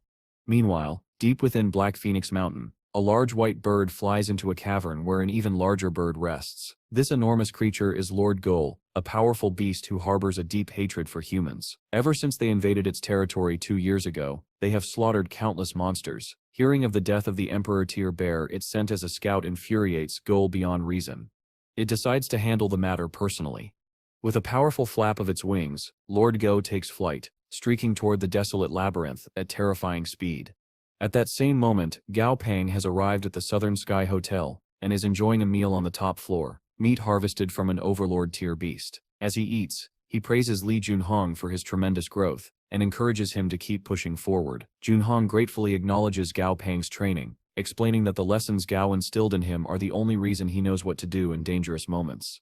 Junhong then asks whether Gao Pang is here on important business. Gao Pang replies that he is mainly inspecting the development of the settlement. Secretly though, he hopes to convince Fishy to leave a divine brick here, which would drastically increase Southern Sky's potential by transforming the base into a cultivation hub. Before he can sink deeper into his own strategy, Xu Qingxia arrives with something important to report. According to their research, the labyrinth here had been protected by a mysterious power, one that vanished without a trace about half a year ago. That definitely has nothing to do with Fishy stealing the divine brick from this place, absolutely nothing. Trying not to look guilty, Gao Pang says he'll look into it. Suddenly alarms thunder across the settlement, startling both Junhong and Xu. Outside in the streets, civilians look around in confusion. Why is the alarm sounding again when the monster was already dealt with? Something new, something bigger is coming. Just yesterday, some people considered going to the walls to see what was happening, but that idea quickly died when they remembered how many times the alarm had already blared, and what that alarm truly meant. An Overlord-tier monster was coming. If the chaos from the previous day had been bad, this was absolute catastrophe. People shoved each other aside in a blind panic, trying to flee from their impending doom. Upstairs, Li Junhong received a message, confirming that an Overlord-tier bird-type monster was heading toward them from Black Phoenix Mountain. Xu Qingxia's voice trembled as she relayed the news. Gao Pang, meanwhile, simply continued eating, though he did slow down after hearing the report. Realizing she was genuinely terrified, Gao Pang set down his fork, dabbed his mouth with a napkin, and asked, almost gently, why she was panicking over a mere overlord. He reminded her that, as branch leader, she couldn't afford to lose her composure every time something happened. With a snap of his fingers, he summoned Frosty. As Gao Pang explained the situation, Frosty's eyes widened, not with fear, but recognition. The overlord bird heading toward them was an old neighbor from 1,000 years ago, and the two had serious bad blood. With a sly, almost wicked smile, the chibi ice lion declared it was time to give his old friend a proper welcome. Frosty versus the nethermost peacock. Outside the desolate labyrinth, the overlord bird Lord Go's lieutenant touched down, lamenting how this land once belonged to the desolate lion. Now it was a human outpost. It wondered aloud whether that little kitty had already been eaten by someone stronger. Unfortunately for the bird, Frosty arrived just in time to hear that particular insult. Annoyance instantly flared through him. He launched himself into the sky in a dramatic show of power, and addressed the peacock directly, but the bird refused to banter. Without hesitation, it accused Frosty of becoming a human lapdog, disgracing all monsters. Frosty was so stunned by the accusation that he nearly failed to dodge the massive torrent of fire hurled at him. Recovering quickly, he scoffed at the bird's notoriously short temper and summoned a colossal wall of ice to block the attack, protecting not just himself but the entire settlement. The peacock was shocked. It had no idea Frosty had reached Overlord tier. Unfortunately for the bird, Frosty wasn't finished. With a grin on his face, he unleashed an ice attack, vast enough to resemble a collapsing glacier. The peacock tried to evade but still caught a direct blow to the head. As it reeled, Frosty descended from above in his true lion form, launching an array of ice projectiles that froze the monster solid. The peacock began cracking its way out, but Frosty leapt atop the ice and reinforced it with another layer of frigid energy, sealing it shut. Crisis resolved, at least temporarily. Gao Pang walked out of the main gate alongside Shu, Li Junhong, and the security team. With an entirely unnecessary amount of smugness, he pointed out that they could have let him finish his meal before worrying. He inspected the frozen monsters test status window. Level 77 Overlord tier, nethermost peacock. Behind him, Shu and Junhong stared in awe at their hero, conveniently forgetting that Frosty had done all the actual work. Standing proudly atop the ice block in his tiny form, Frosty frowned. Something felt off. The movements inside weren't normal. Before he could deepen the thought, the entire structure shattered, and the peacock burst free. Only then did Frosty realize he'd underestimated how much stronger his old neighbor had become over the last 1,000 years. Shu and Junhong immediately panicked and shouted for a retreat, but Gao Pang barely reacted. Instead, he issued a mental command to Dumby and Goldie. "Take it down, quietly." Dumby moved first. Darkness spread. Suddenly the nethermost peacock found itself suspended in a horrific illusion, surrounded by demonic visages, laughing at it from every direction. Terrified, the bird flew wildly, firing flames at hallucinations that didn't exist. Watching from below, Gao Pang sighed with mild amusement. Goldie wouldn't even need to step in. Dumby alone was enough. Moments later, the peacock collapsed from mental exhaustion, plummeting from the sky and crashing into the ground. Gao Pang approached with a confident half-smile, and asked calmly, "Do you understand the situation you steer in now?" The monster lay trembling on the ground. And that is where the story pauses. Gao Pang had completely subdued the ruler of the Black Phoenix mountain range, yet the defeated creature still acted far bolder than its situation allowed. With his usual calm but menacing smile, Gao Pang gave a simple command, "Dumby, go ahead." The undead ruler obeyed instantly. His power flared, sending sharp agony through the giant bird. That one burst of pain was enough. The bird surrendered on the spot. Goldie, who had been waiting impatiently for a chance to fight, lashed out with a frustrated kick. Frosty joined in too, mocking the defeated creature for still being a lower level after so many years. Humiliated, the chubby feathered ruler snapped that they may as well kill it, if this was their plan. Frosty took the statement quite literally, and formed a razor-sharp shard of ice to end the battle cleanly. But just as he was about to strike, the giant bird suddenly remembered its children waiting back home. Only now did it think of them. Excellent timing for a parent. Desperate not to abandon its chicks, the plump peacock quickly switched tactics. It claimed it still held influence as ruler of the mountain range and could be useful if Gao Pang kept it alive, saving him the trouble of nurturing a new monster into power. Privately, Gao Pang had to admit the bird was smarter than expected. Still, being himself, he smirked and suggested the bird could work as a stove in his restaurant kitchen. After all, it was a fire type. The peacock was outraged, but its rage evaporated the moment Gao Pang called Dumby forward again. Dumby was simply too strong. For the sake of her children, the peacock surrendered fully. With that, she informed Gao Pang about her 3 chicks. Intrigued by the idea of raising them, Gao Pang ordered Dumby to accompany her home and bring the young back. As Dumby flew away with the peacock dangling miserably from his grip, Su Qingyi asked a rather chilling question: why not just kill the peacock and steal the chicks? Gao Pang calmly explained that such methods might work on low-level beasts, but intelligent monsters must be treated as equals. Only by respecting them, and slowly chipping away at their pride, could he use them most effectively. Su Qingyi did not fully understand, but it did not stop her from admiring him intensely.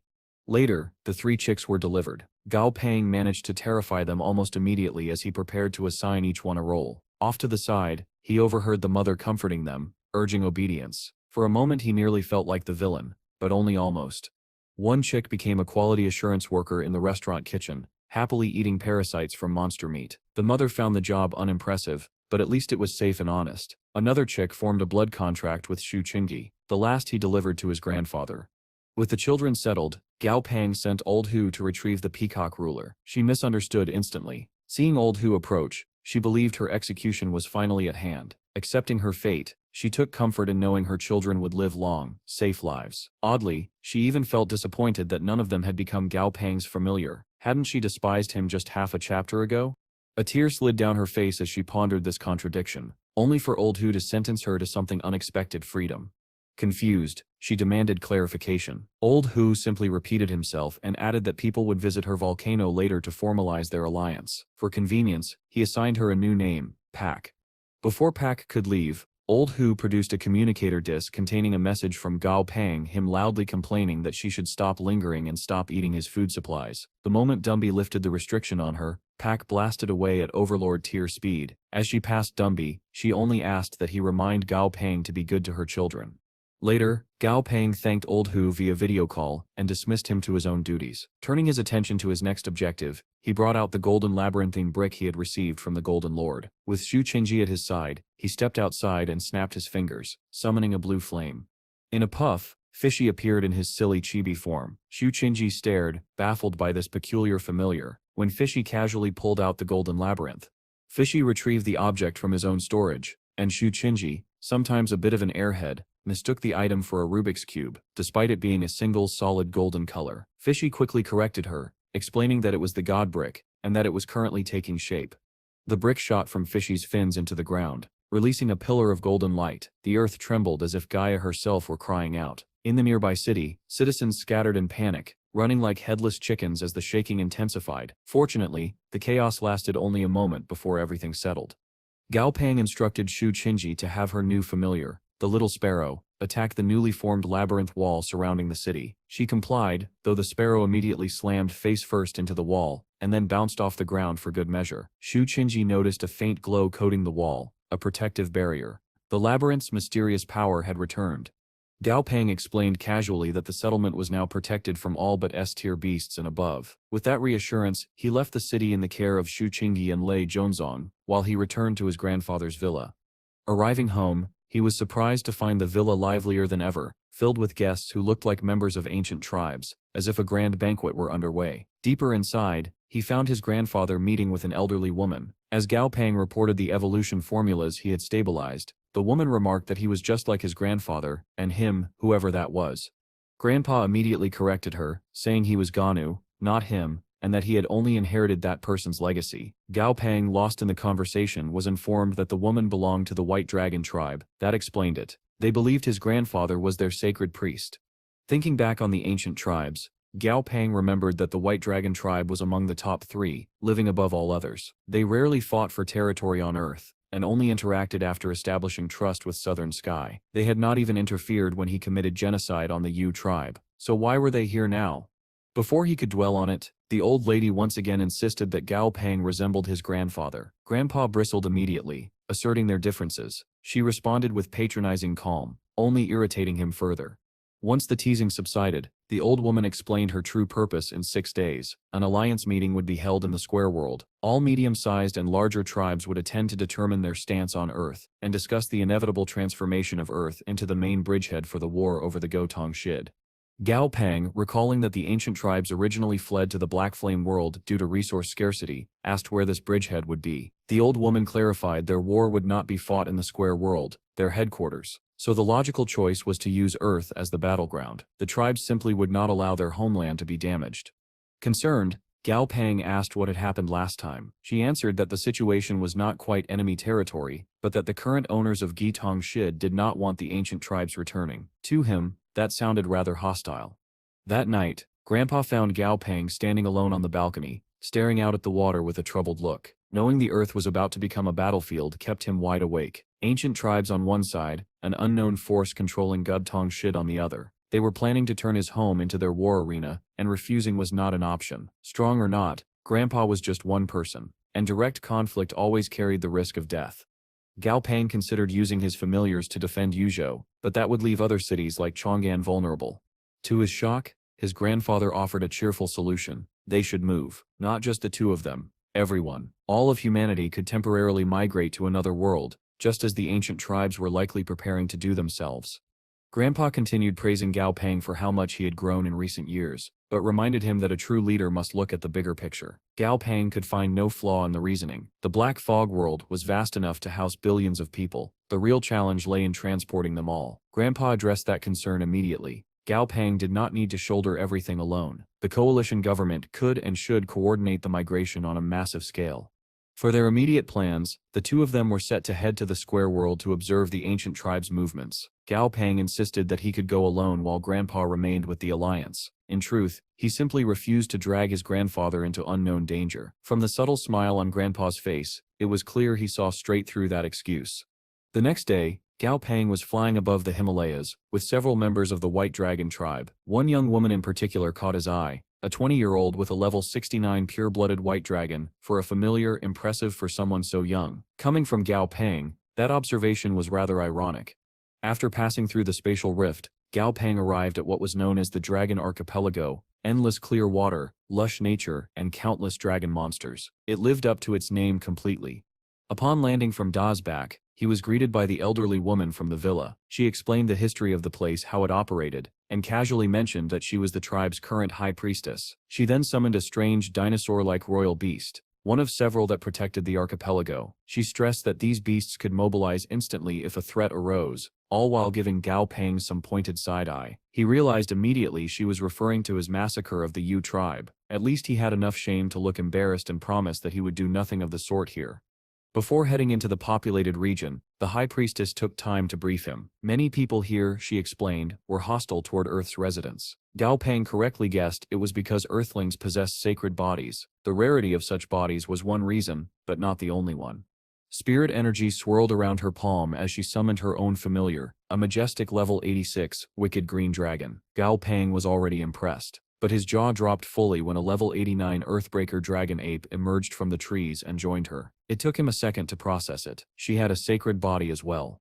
Being Gao Pang, he immediately deduced that every high priest or priestess must possess a sacred body, or rather, only those with sacred bodies could be chosen for the position. The high priestess was impressed by how quickly he pieced it together. She mused that the ancient tribe's decline might not be due to a lack of sacred bodies, but due to how stubbornly they clung to their old ways. Calling themselves ancient tribes was not helping their modernization. She went on to explain that although every inhabitant of Earth had a sacred body, very few were strong enough to truly frighten the tribes. In her words, Earthlings were like children wandering a dangerous street at night while carrying a bar of gold, openly inviting danger without understanding their own value. Gao Pang considered taking initiative, but the High Priestess reassured him there was no need yet. Earth was not even the direct target at the moment. The meeting's true focus was how to deal with the aliens behind the Gao Tong Shid. Calculations showed that Earth's protective barrier would not last much longer. Once it failed, Earth would merge entirely with Gao Tong Shid. That revelation made Gao Pang break into a nervous sweat. The High Priestess left him with one final directive: he should make friends with the powerful young elites he would meet in the Square World. That suggestion instantly revived his spirit. With an ominous grin, he declared that he loved making friends. Someone was about to have a terrible day.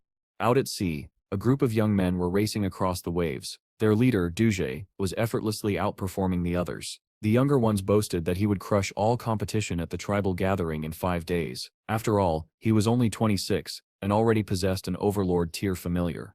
The mention of competition surprised Duje. This was supposed to be a meeting, not a tournament. Still, he remained humble. He insisted there were many others out there far stronger than he was.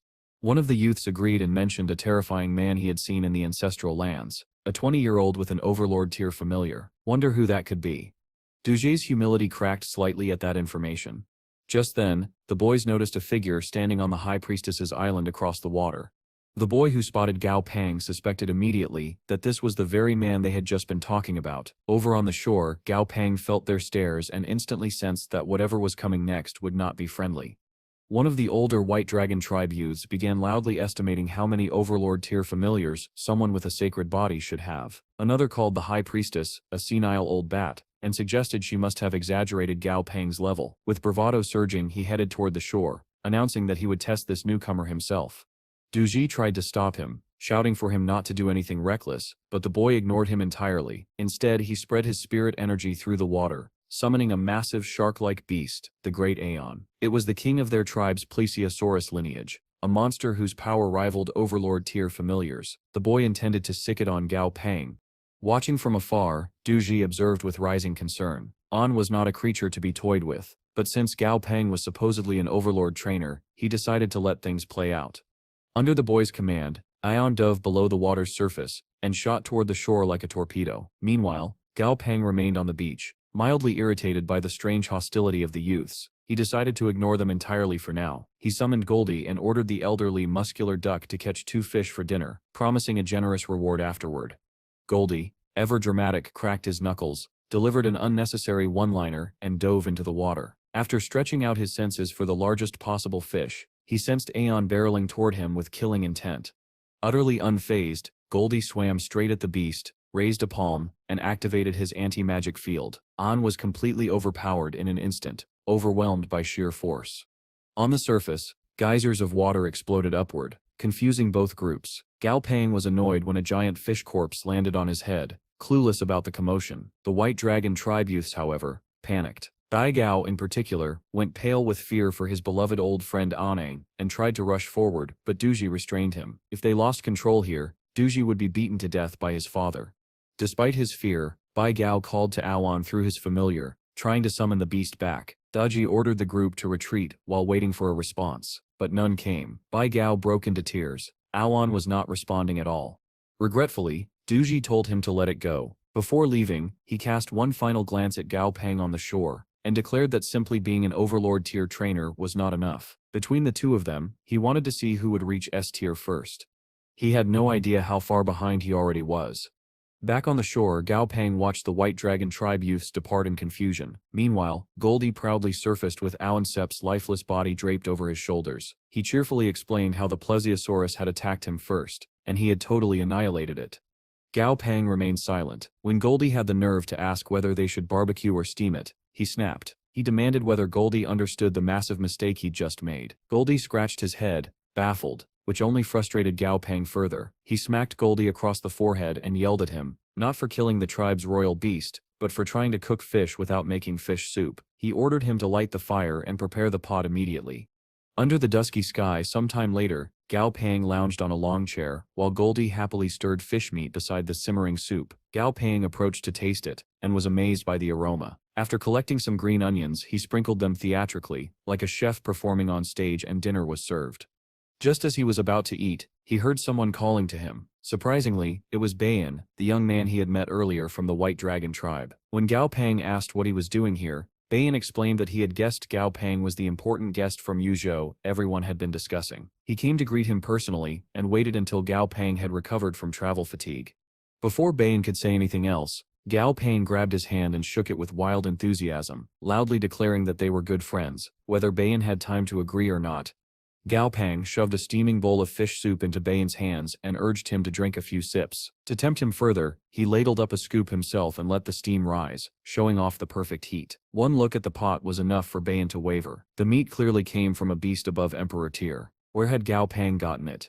He really did not want the answer. Just as Bayan lifted the bowl, Gao Pang snatched it away and replaced it with a fresh one, insisting he drank this one instead. Torn between temptation and wanting to keep Gao Pang appeased, Bayan finally relented. One sip was all it took. His entire demeanor changed as he marveled at the flavor. Before he could finish praising the soup, Gao Pang served him another bowl, this time with meat. Bayan hesitated only a moment before giving in again, letting the rich flavors override his instincts. Right as he swallowed a mouthful, Gao Pang smirked and casually asked if he'd ever heard of the Plesiosaurus. Bayan violently spit out everything in his mouth. Gao Pang continued to play dumb, calmly handing him a tissue while cleaning up the mess. Then, with a slow, eerie twist of his head that belonged in a horror film, He asked whether plesiosaurus beasts normally attacked humans. Still reeling, Bayan answered that they generally did not. Gao Pang's grin returned, less terrifying but still unsettling. He mentioned how many of the creatures the White Dragon tribe raised. Bayan confirmed that the beasts were gentle by nature, raised for generations, and very close to their tribe. Right in the middle of his explanation, the truth struck him. The meat he'd been happily devouring, he froze, horrified. Gao Pang simply claimed the plesiosaurus had attacked his familiar first. Bayan, defeated by both logic and flavor, steadied himself and swallowed another entire bowl as if his life depended on it. It was that tasty. After finishing, he yelled at Gao Pang for tricking him into eating it without warning. Gao Pang brushed the complaint aside and innocently asked if it tasted good. Bayan, cornered by his own taste buds, snatched up another skewer and devoured it in a single bite, shouting that it was delicious. Before long, the two had turned the meal into an eating contest. One Gao Pang instigated for fun. In the background, Goldie wondered if his cooking had simply become too good, since there was no meat left for him.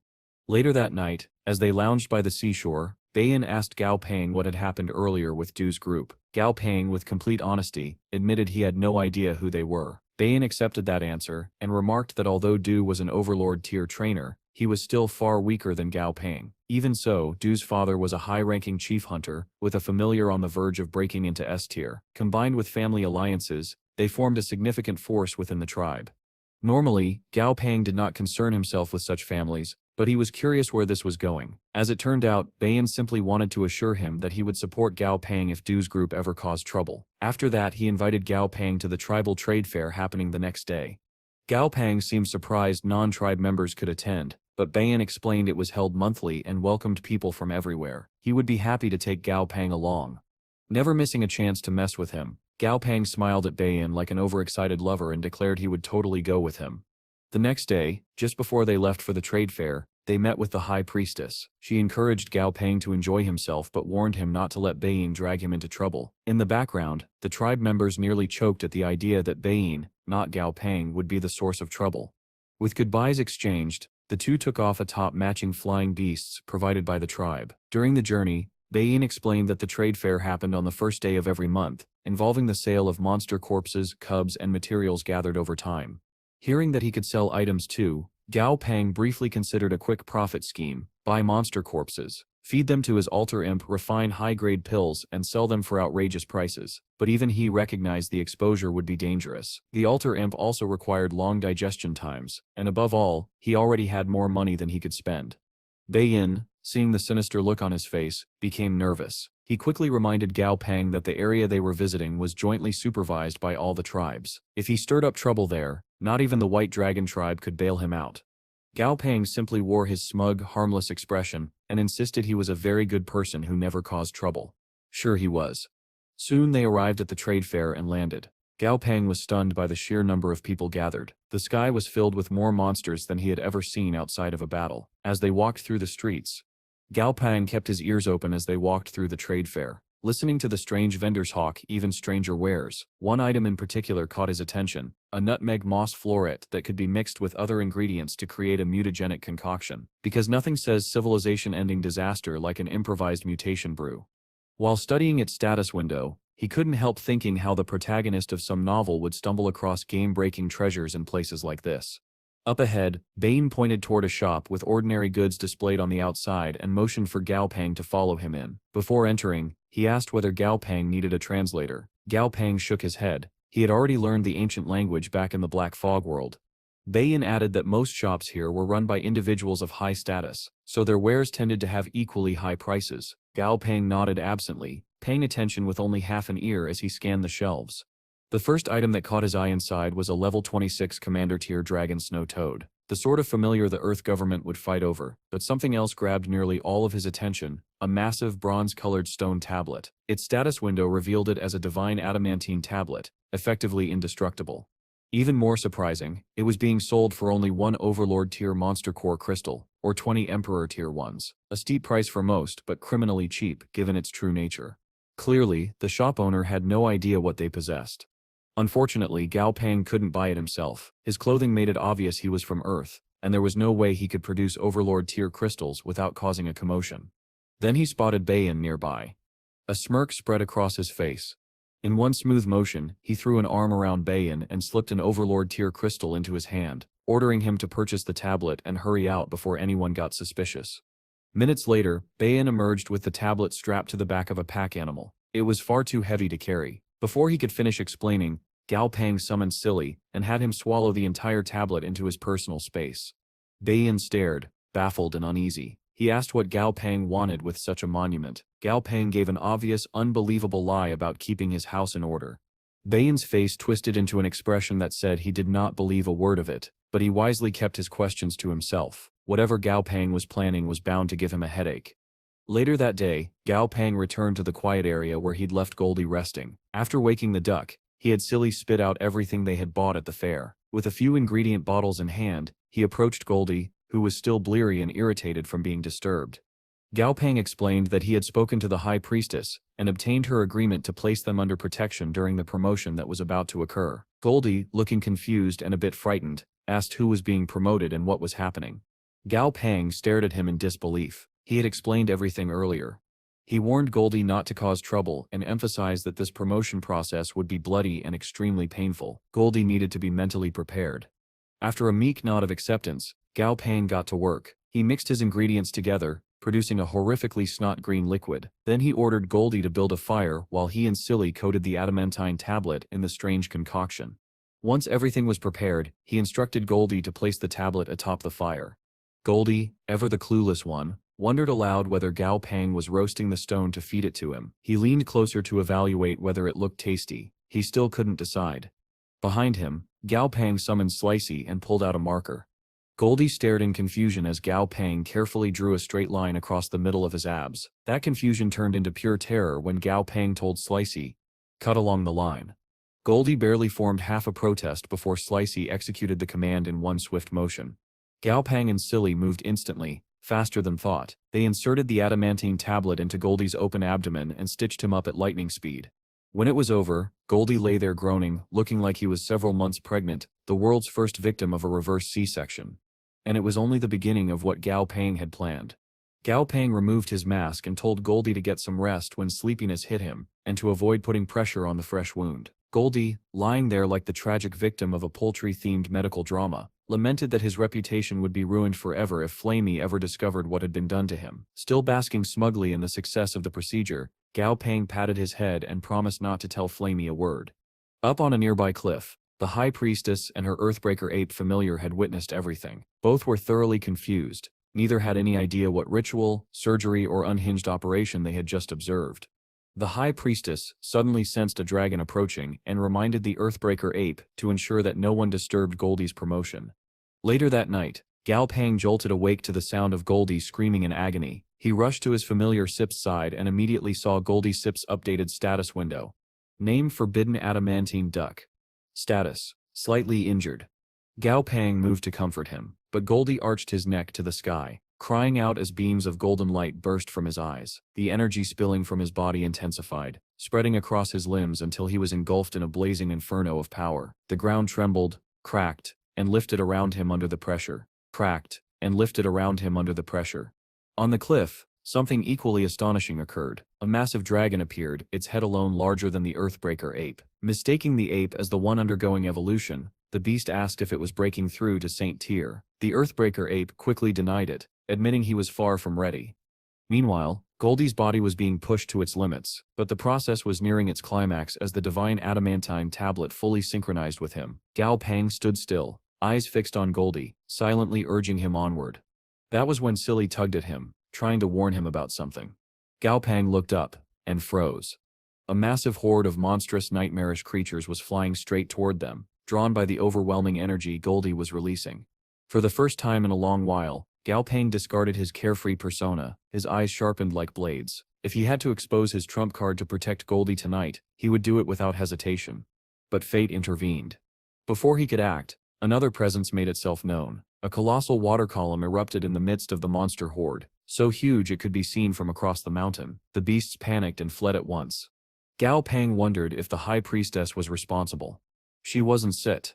On the cliff, she was praising the massive dragon for a job well done, calling him the softest dragon she'd ever met. Finally, Goldie's evolution reached completion. He rose reborn. His status window appeared. Divine adamantine bestial duck. Grade, mythical. Level, octas, overlord tier. One step away from saint tier.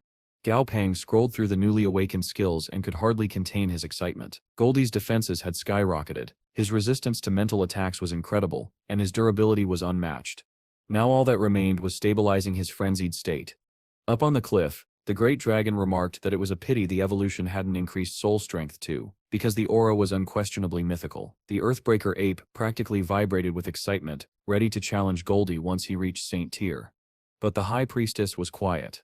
Her expression was far more serious. She observed Gao Pang closely, noting that talent alone could not explain what he had just accomplished, nor could luck. It was something greater, something deeply unsettling to the old traditions of the ancient tribes.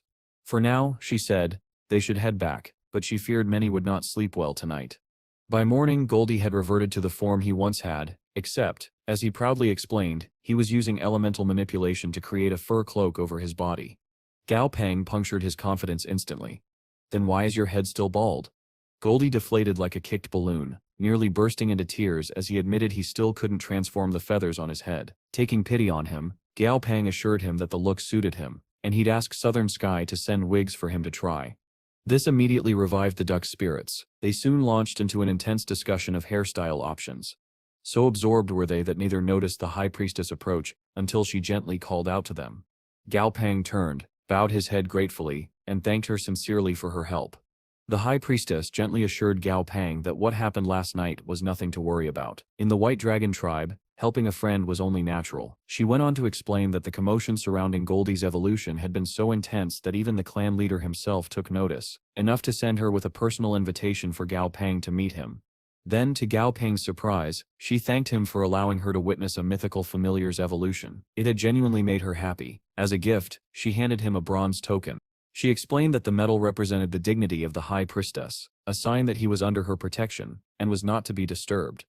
Before he could even respond, she turned away, leaving him with a poetic warning about beautiful trees and not dying too young. Moved by her kindness, Gao Pang called out and asked one last question before she vanished. Her name? She smiled and said, Baya, or Yazi, in full. Sometime later, Gao Pang and Goldie were flying across the skies on one of the tribe's local mounts. Gao Pang took the opportunity to tease Goldie about his perfectly smooth featherless head, assuring him he'd get used to it. Goldie did not find the comment comforting. They reached the island home of the tribe leader. The moment they landed, a polite tribe member greeted them and guided them along. As they walked, the man warned Gao Pang, their patriarch had a terrible temper. If he started lecturing, Gao Pang should simply stay silent and endure it. Eventually, they arrived at the entrance of a cave. Inside sat a frail-looking old man on a stone throne. The moment Gao Pang approached, the old man's head snapped up, and he stared at him intensely with one open eye. Or so it seemed. A second later, he unleashed a jaw-cracking yawn. He was just unbelievably sleepy. Without a word, he waved his hand at Gao Pang as if to dismiss him. Completely bewildered, Gao Pang quietly left the cave, unsure what had just happened. Outside, Bane came running up with a cheerful smile. He congratulated Gao Pang on Goldie's breakthrough, and complimented him on his bravery for enduring his terrifying father. Gao Pang was utterly speechless. Terrifying, that man had practically fallen asleep mid-greeting. Putting that aside, Gao Pang showed Bayan the bronze medal Baya had given him. He asked if he needed to use it to collect something from their warehouse, as she had mentioned. Before answering, Bayan spent a good amount of time freaking out over the fact that the High Priestess had given Gao Pang an identity token. On their way to the warehouse, Bayan explained that the medal was an emblem of the High Priestess's friendship and authority. Very few people had ever received it. At the entrance, Bayan told Gao Pang he could go no further. All he had to do was show the token to the supervisor inside. Unfortunately, Gao Pang found no supervisor. He didn't even see anything that remotely resembled a warehouse. Then the mountain itself answered. A massive figure appeared, a level 87 S-tier, 5-clawed white dragon. The dragon's mere presence chilled Gao Pang to the bone. In a panic, he immediately held up the High Priestess's token, hoping he wouldn't be vaporized on sight. It worked. The dragon vanished, and a section of the mountain wall lifted open, raised by giant golems to reveal a hidden cavern. Inside was a treasure vault. Crates of rare materials, relics, and magical items filled the space. Among them was something extraordinary. The true dragon fruit, an ultimate saint-tier treasure capable of increasing the blood purity of any dragon-type monster below the legendary grade.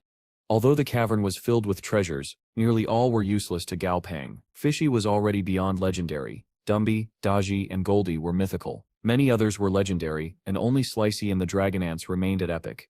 He chose the true dragon fruit for Grandpa's white dragon, who could truly use it. A few days later, Bayan arrived at the house where Gao Pang was staying. He brought news. The supplies sent by Grandpa had arrived, along with a letter. Gao Pang thanked him. Bayan then mentioned something less pleasant. He'd seen Du and Bai Gao approaching with their father. Gao Pang blinked. He had completely forgotten those two existed. Still, he assured Bayan he would play nice. Which, knowing Gao Pang, could mean almost anything.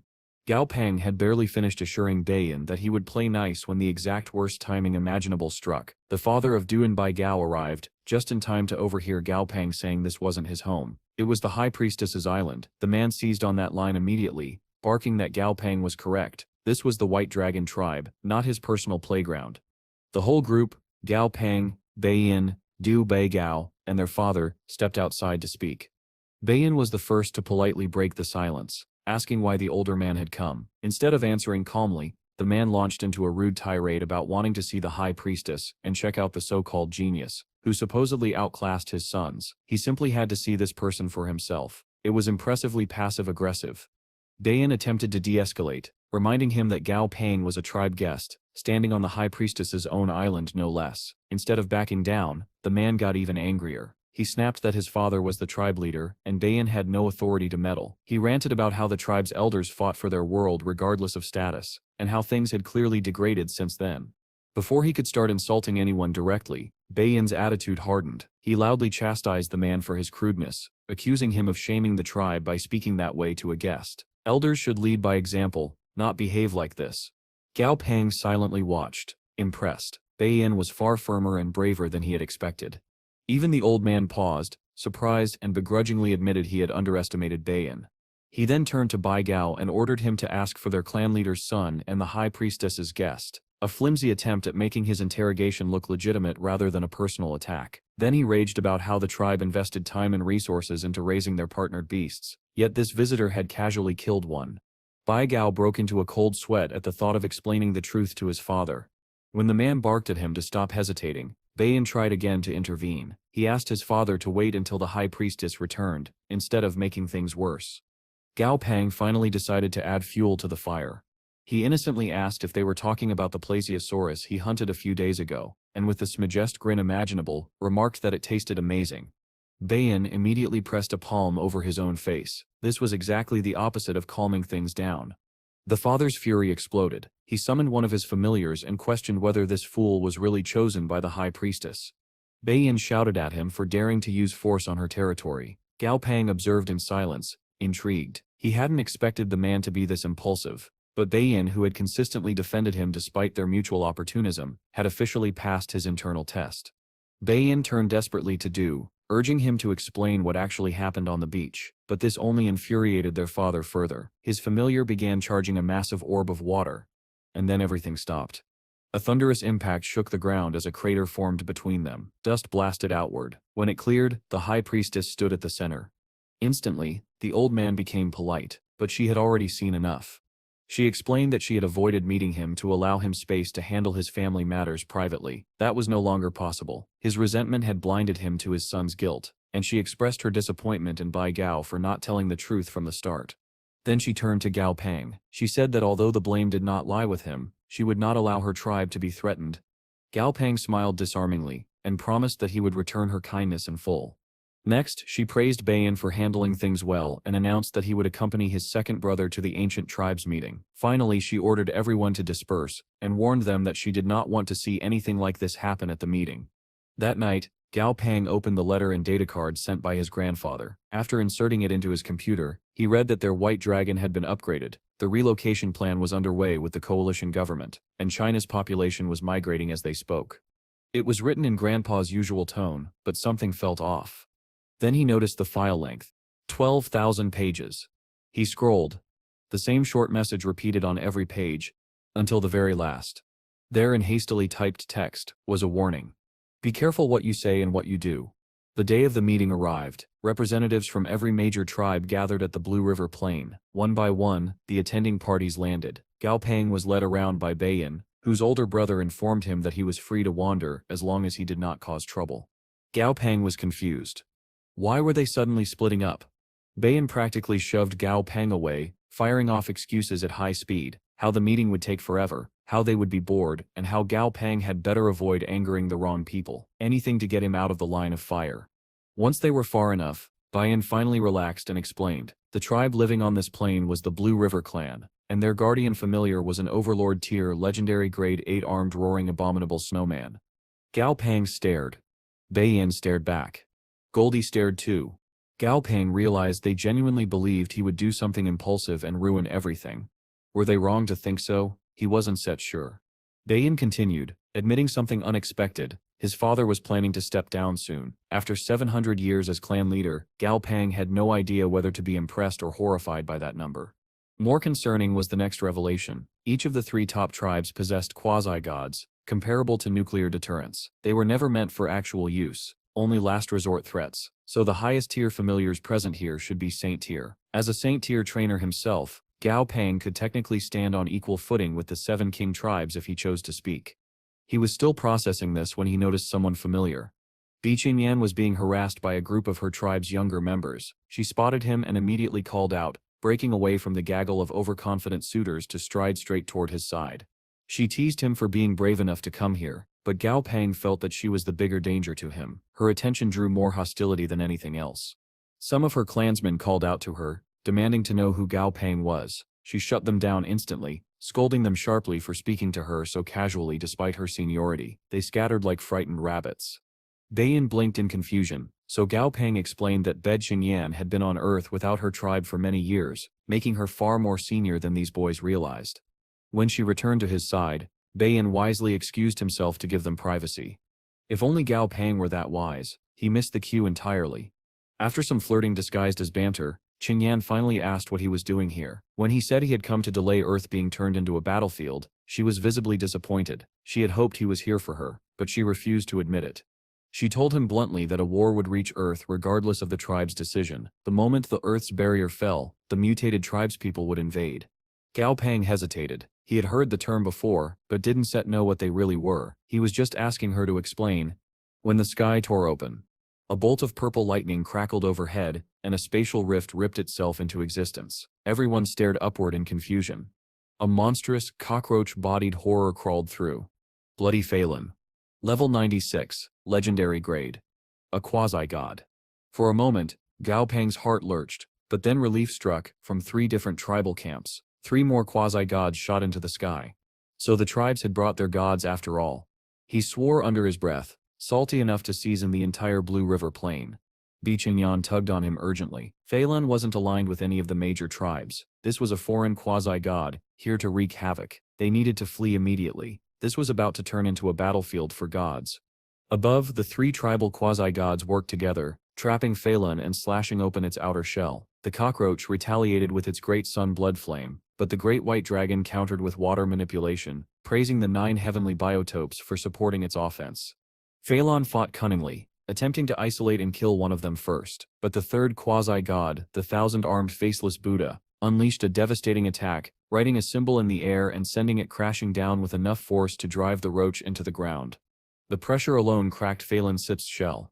From a distance, Gao Pang watched in awe. The Buddha's power could annihilate any enemy, physical, spiritual, or otherwise. While other tribes cheered gleefully, Gao Pang noticed something chilling. Phelan's status read, slightly injured. Despite being decapitated.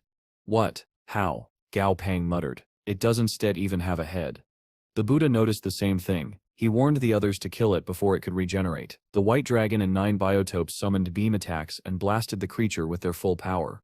When the dust settled, the Buddha retrieved the fallen shell.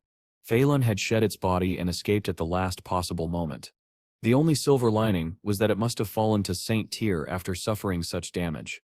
Suddenly the master of the 1,000-armed Buddha emerged from the statue's body. His voice boomed over the plain. The foreign quasi-god had known the exact time and location of this meeting. It had planned the ambush, which could mean only one thing. There is a traitor among us, he declared, and the entire Blue River plain fell silent. When the 3 tribe leaders gathered to address the shocking ambush, the Green God tribe's elder immediately declared the traitor could not be from his people. They only had 2 members present, himself and his granddaughter. The White Dragon tribe's patriarch was equally adamant. His people were all direct descendants, none would betray them. Then the Buddhist master turned to the White Dragon leader and asked about the earthling who had recently arrived in their tribe. But the old White Dragon didn't hesitate. Gao Pang, he said, was not a traitor. The Buddhist master accepted this and said he believed both tribes. The White Dragon patriarch then suggested letting the Green God tribe handle the entire investigation. They were the most skilled at such things. The Buddhist master merely sighed that it would be troublesome for the Green Gods, then announced that the traitor would be executed without mercy, the moment they were found. No trial, no questioning, just instant death. The next day, the 3 leaders stood atop a high stage. Their tribes filled the Blue River plain below. Bayan leaned toward Gao Pang and explained the reason for the gathering. A level 85 Saint-tier beast, the black-scaled she, known on Earth as a Runfa beast, had been brought here. It could discern good from evil, truth from lies. However, the fairness of a she depended heavily on the creatures it had lived around. That fact didn't comfort Gao Pang at all.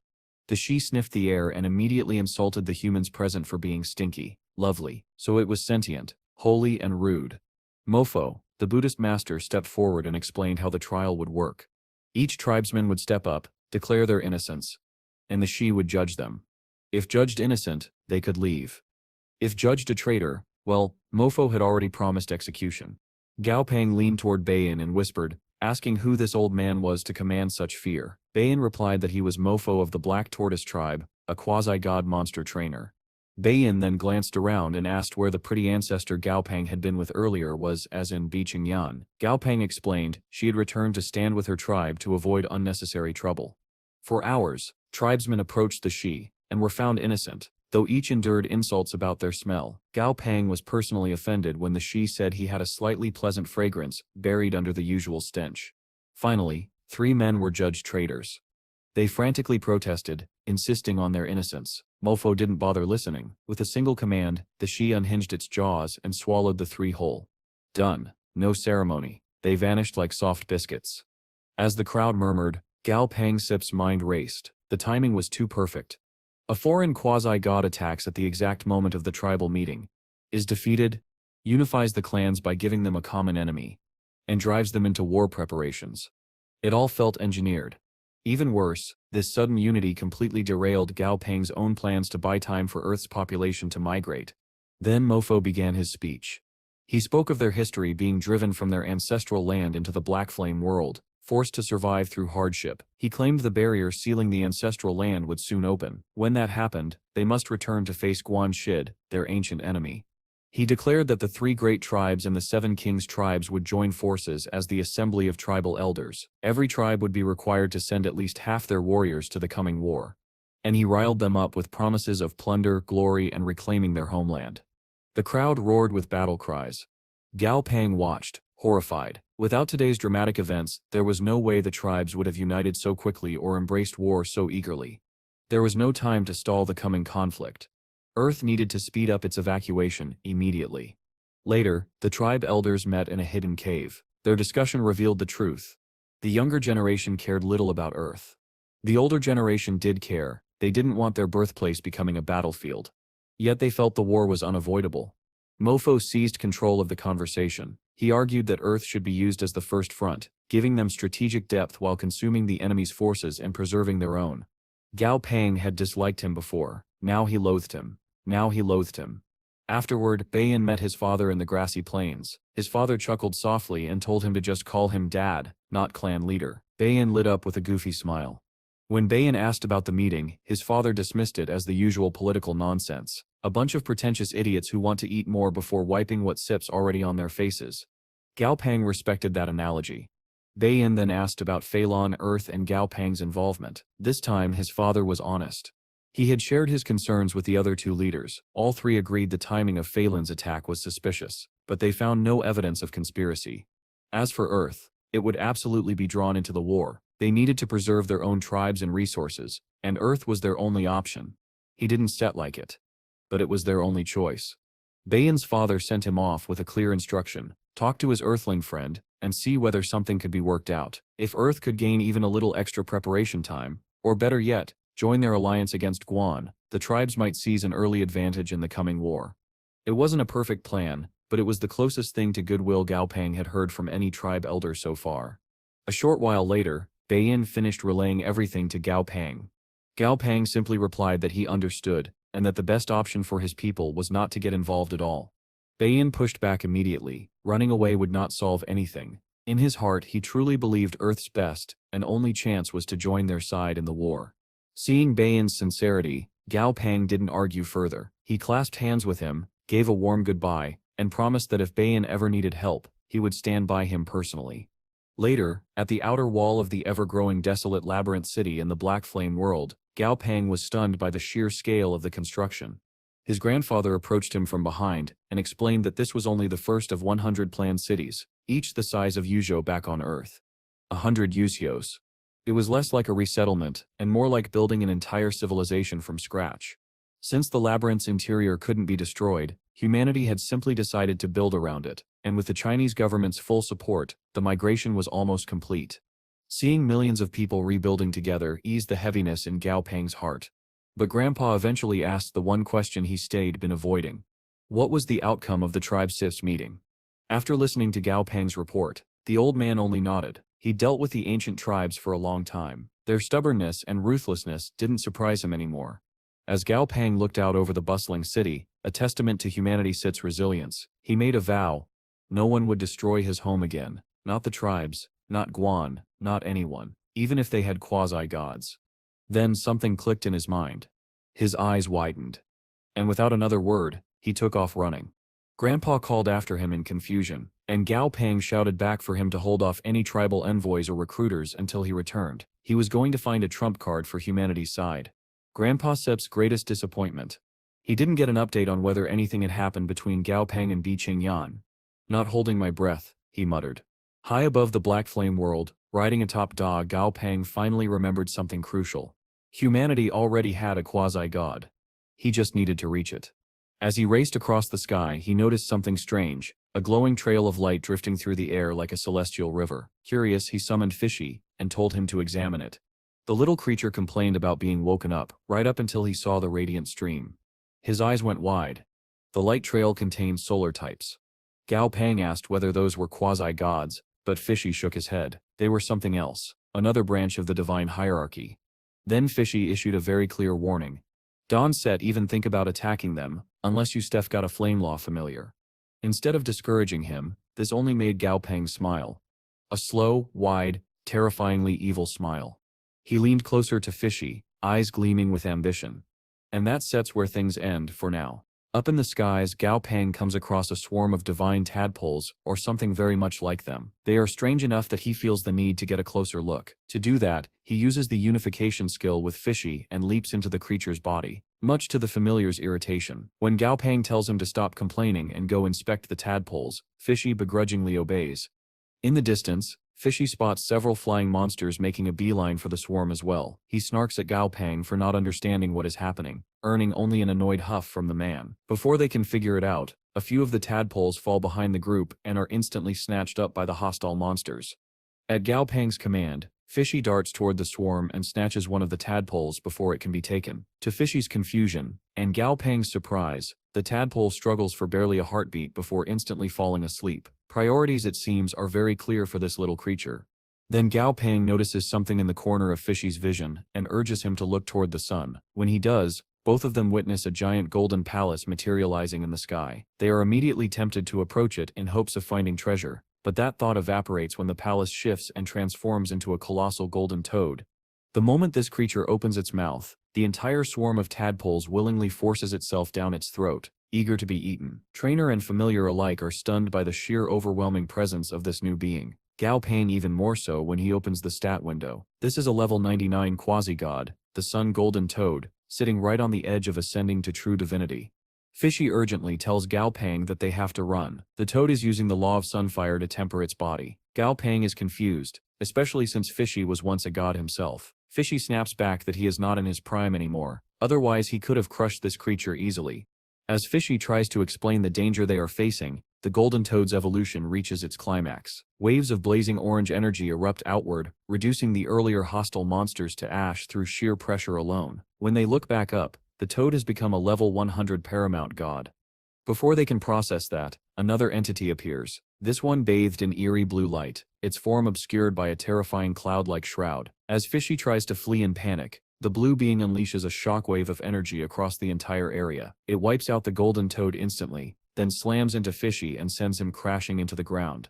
Moments later, Gao Pang separates from Fishy and stands on his own feet, demanding to know what is happening. Fishy explains that the golden toad represented a sun deity and is therefore the natural enemy of moon deities, one of which has just arrived. The two of them accidentally got caught in the middle of a god-level feud. Pure, cosmic bad luck. Fishy then elaborates that pantheons are simply groups of gods who lack the strength to stand alone like true gods do. Gao Pang unintentionally hurts Fishy's feelings by pointing out how weak he is now to be afraid of even these groups. He quickly regrets it, calms Fishy down and changes the subject by asking about the ocean pantheon. Fishy explains that no such pantheon exists, because ocean gods never submit to a single leader. This disappoints Gao Pang only briefly before he becomes excited with a new idea. He looks at Fishy and asks him to introduce him to the ocean god he mentioned before, Fishy's own son. Fishy immediately refuses, insisting he is not on good terms with his child. Gao Pang argues that it is still his son. It's not like the kid is going to eat him. Besides, they desperately need a quasi-god ally for the battles ahead. Fishy hesitates, scrunches his face, and eventually gives in. He warns Gao Pang that he can take him there but cannot promise anything. He regrets this almost immediately when Gao Pang starts petting him enthusiastically. Sometime later, they arrive in a small base city beneath the Ural Mountains. The city's battered condition prompts Gao Pang to ask if Fishy is certain this is the place. Fishy confirms it, explaining that the new rift in northern Bear Country passes through its own dimensional sea, although Gao Pang admits he does not understand a word of that and chalks it up to spirit nonsense. Gao Pang picks up a newspaper filled with warnings about an impending devil. As he reads, he finds reports of terrifying demons soon arriving on Earth, creatures far worse than the monsters from spatial rifts. The government is even preparing to evacuate all humans to a safer world temporarily. Gao Pang brushes it off as propaganda, though at least this time propaganda with good intentions. He notices an old man slowly making his way through the ruins and realizes that not everyone has been able to evacuate. If the ancient tribes attack, these people will be in even more danger. When he turns to Fishy, he is surprised to find sincere sympathy in the familiar's eyes, sympathy born from Fishy's own childhood, when he was forced from his home by the clash of two powerful beings. Gao Pang takes this as further motivation to press forward with the plan to meet Fishy's son. Fishy reluctantly agrees to try, though he warns that he can only say a few words. Excited by this unexpected show of goodwill, Gao Pang summons his dragon baby mount and takes off. He doesn't get far though. Somewhere deeper in the city, he hears a cry for help. When he turns toward the sound, he sees a man cradling a baby. Gao Pang lands and asks what's wrong. The couple desperately beg him to take their child with him, to carry the baby somewhere safe before disaster strikes. When Gao Pang sees how desperate the couple is, he is thrown into a flashback of his own childhood, the moment his parents hid him away and faced their doom alone, so that he could survive. The memory of their sacrifice, combined with his own gentle nature, pushes him to act. He extends his arm and tells the parents he will take their child. Relief and sorrow mix on their faces as they hand the baby over. One look at the tiny adorable infant tells Gao Pang that he made the right choice. He calls out to Silly, who uses spatial manipulation to drop a large crate before the parents. Just before taking off, Gao Pang calls back to them, urging them not to give up. One day he assures them their child will return. After wishing them luck, he flies off with the baby. As they disappear into the sky, the father opens the crate and is stunned to find several days' worth of supplies, more than enough to survive the current crisis. Up in the open sky, Gao Pang cradles the baby while Fishy asks what they are supposed to do now. They cannot take an infant where they are headed. Gao Pang pulls out his phone and tells Fishy that he will figure something out, and also tells him to hold that thing more carefully. Fishy does not appreciate the phrasing. Later, the group arrives at the edge of a sea region on Earth. At Gao Pang's request, an old friend appears, Sister Tong Tong. During their brief reunion, she explains she has been helping with the final cleanup on Earth. Once she finishes, she plans to return to the Black Fog world because her familiar is about to evolve. Then she finally notices the baby nestled in Fishy's fins. She looks from the baby, to the fish, to Gao Pang, and her brain reaches one very wrong but logical conclusion.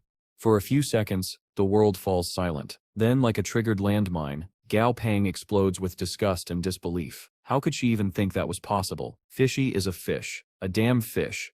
Tong Tong quickly accepts her mistake, looking thoroughly embarrassed. Gao Pang explains that the baby was entrusted to him by a couple in northern Bear Country. He also asks her to take the infant to the Black Fog world for now, as he has something urgent he must do.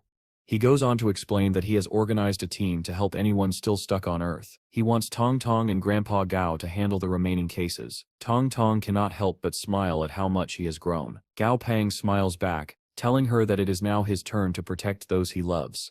Once Tong Tong leaves with baby Alexei, Gao Pang turns to Fishy and orders him to lead the way to his child. Fishy tries one last time to avoid it and insists they return to the Black Fog world instead. Gao Pang refuses. After everything they've gone through, they cannot turn back now.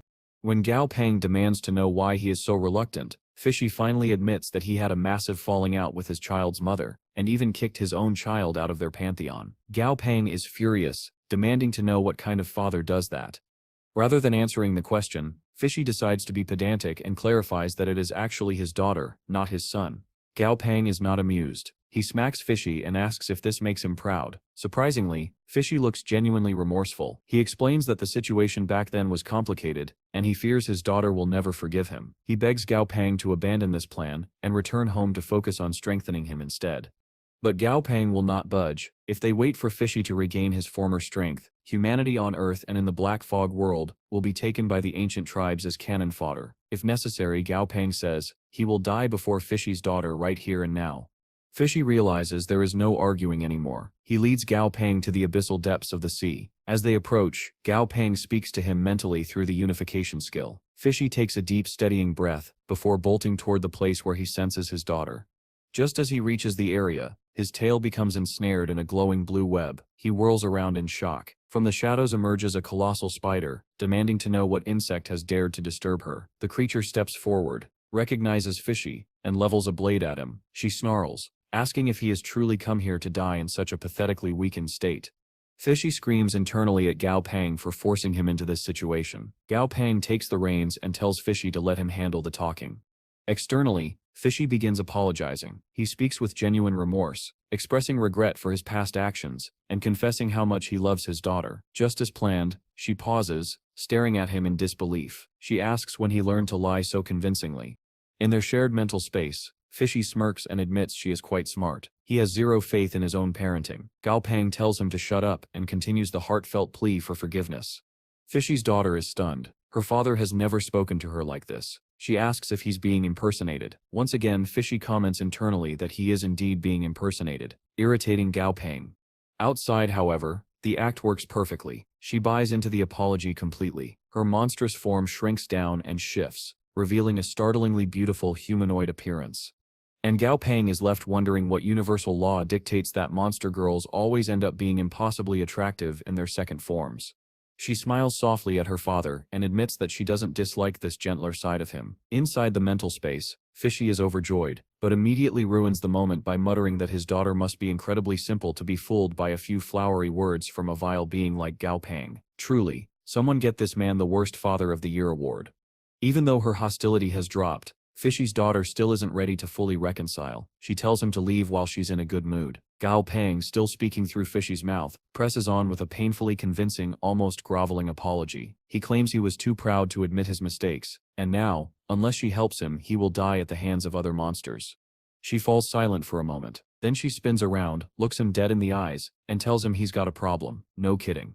Gao Pang doubles down. He tells her that in his current weakened state, he'd rather be eaten by her than by some random upstart. Inside the mental space, Fishy panics, shaking Gao Pang and begging him not to put his life, or rather Fishy's life, on the line so casually. Gao Pang tells him to stop interrupting. Fishy Sip's daughter reaches out, grabs the glowing web holding him, and lifts him to her face. She repeats his words about wanting to be eaten by her, eyes downcast. Then she drops him, turns away, and says only one thing. She wants to see who dares to steal food from her. In the mental space, Fishy is baffled. Why did she walk away instead of eating him? Gao Pang tells him not to worry, just in time for Fishy's daughter to look back at them with a faint blush. She tells him to stay put while she tidies up her territory and ensures her food does not escape while she's gone. This is exactly the reaction Gao Pang had aimed for. The moment she didn't kill him outright, it was clear she still cared. Time apart and Fishy's mistakes strained their bond, but the affection remains.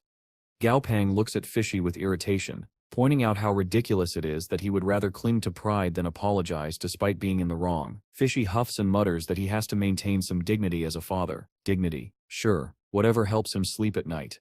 Gao Pang drops the argument. This is simply who Fishy is. More importantly, he now has a quasi-god ally. Meanwhile, in the Black Fog world, a group from the ancient tribes arrives at the desolate labyrinth where Southern Sky's main headquarters stands. The tribe's representative demands to meet the people he spoke to before and angrily accuses them of delaying the contract. Behind him, his son arrogantly claims his father is doing Southern Sky an enormous favor by even negotiating instead of letting them die out. A Southern Sky representative finally arrives, Yu Ming, the joint business director. He tries to explain they cannot sign anything while both Master Gao and Master Gao Pang are away on critical missions to save their people. The tribesman doesn't care. He wants the contract signed immediately. He tosses the document to Yu Ming and threatens that if it isn't signed today, he will be forced to act. To drive the message home, he fires a golden beam into the sky, summoning his familiar, a massive golden-maned bear. With a single snap of its jaws, the bear unleashes a devastating energy beam that cracks the labyrinth's protective shield, proof that the creature is easily in S tier. The tribesman promises compensation and an apology if they sign. If they don't, this is only a taste of what's to come. Unable to delay further, Yu Ming reluctantly prepares to sign, silently wishing Director Gao Pang were present to stop this.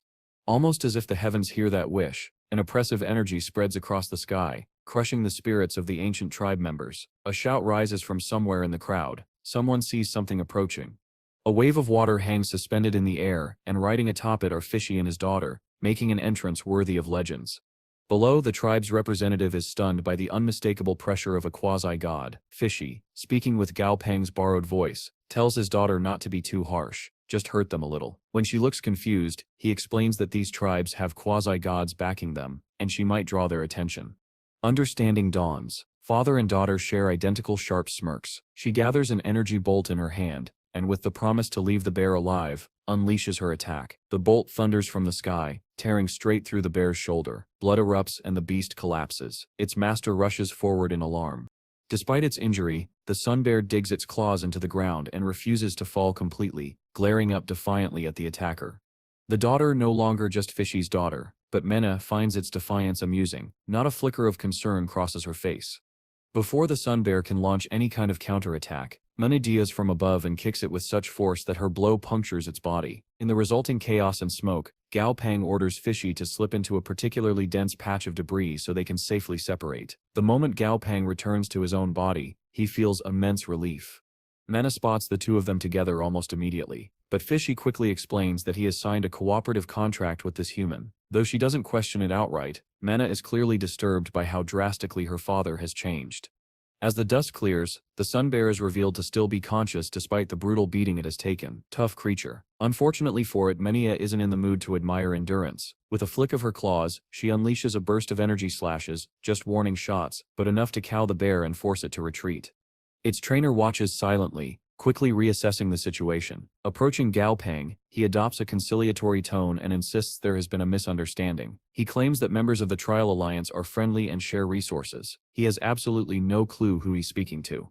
Gao Pang simply smirks at the man's ignorance. He tells him that if his people need to resist foreign forces, they will do it themselves, not sign some farcical contract. The tribesman is stunned. He cannot believe such a powerful trainer is from Earth, let alone China. How could China produce someone with quasi-god level power when the monster and rift phenomena have existed on Earth for only a few years? Oblivious, or uninterested in the man's internal crisis, Gao Pang strolls up and tells him to deliver a message to his elders. The Chinese are peace-loving people. In their history, they have known no such thing as war. Behind him, his comrades practically glow with joy at his dramatic return. Lady Shu even calls Grandpa Gao to tell him he no longer needs to come. Gao Pang has handled everything. Somewhere far away, Grandpa Gao, riding his dragon, muses that Gao Pang must have endured incredible hardship to recruit a quasi-god so quickly. He already trusted the young man, but this confirms he can fully rely on him while he organizes rescue teams on Earth. Meanwhile, one poor staff member is still mentally stuck on Gao Pang's claim that China's history has been entirely peaceful. Understandable. Back in the confrontation, the tribesman finally realizes he is speaking to the Gao Pang. Only now does the situation sink in. Gao Pang calmly advises him to relax, and argues that his people are too weak to contribute meaningfully to the war. They would only be burdens. The tribesman cannot admit the truth, that he wanted to use them as cannon fodder, so he hides behind higher authority. He declares that this matter must be decided by the quasi-god envoy of the Elder Council. Gao Pang grins, stating that he is well aware of the elders' quasi-gods and how many there are. At his subtle signal, Fishy cues Mena. She understands instantly and fires another punishing attack, worsening the sun bear's injuries. As its trainer panics, Gao Pang calmly explains that in China, an uninvited guest must leave behind a greeting gift. Strange custom to bring up here but effective. Far away, in the wilderness of the square world, a spatial rift tears open in the sky and spits out the sun bear, its trainer and their men. As they regroup, the trainer notes the bear licking its wounds. S-tier monsters heal quickly. It will live. In fact, the only reason it's alive at all is because it faced a quasi-god and survived.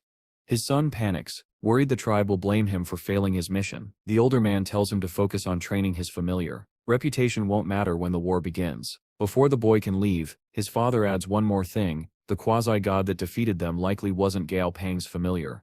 The son is confused. The man tells him never to mention this fact. Instead, he must insist that the quasi-god belongs to Gao Pang. Whether others believe it or not, they will investigate, and when they do, they will be humiliated just as he was. That way, he won't be the only laughingstock.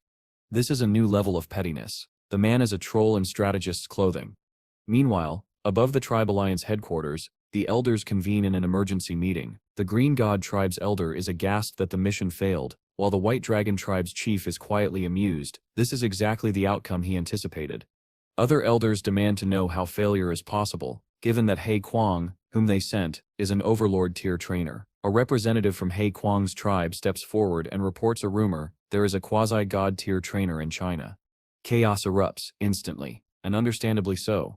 The first question that erupts among the elders is how any of this could be possible. Earth has only had the monster system for roughly a decade, and according to their intelligence, Gao Pang is the only trainer there even at the overlord tier. Their information is laughably outdated.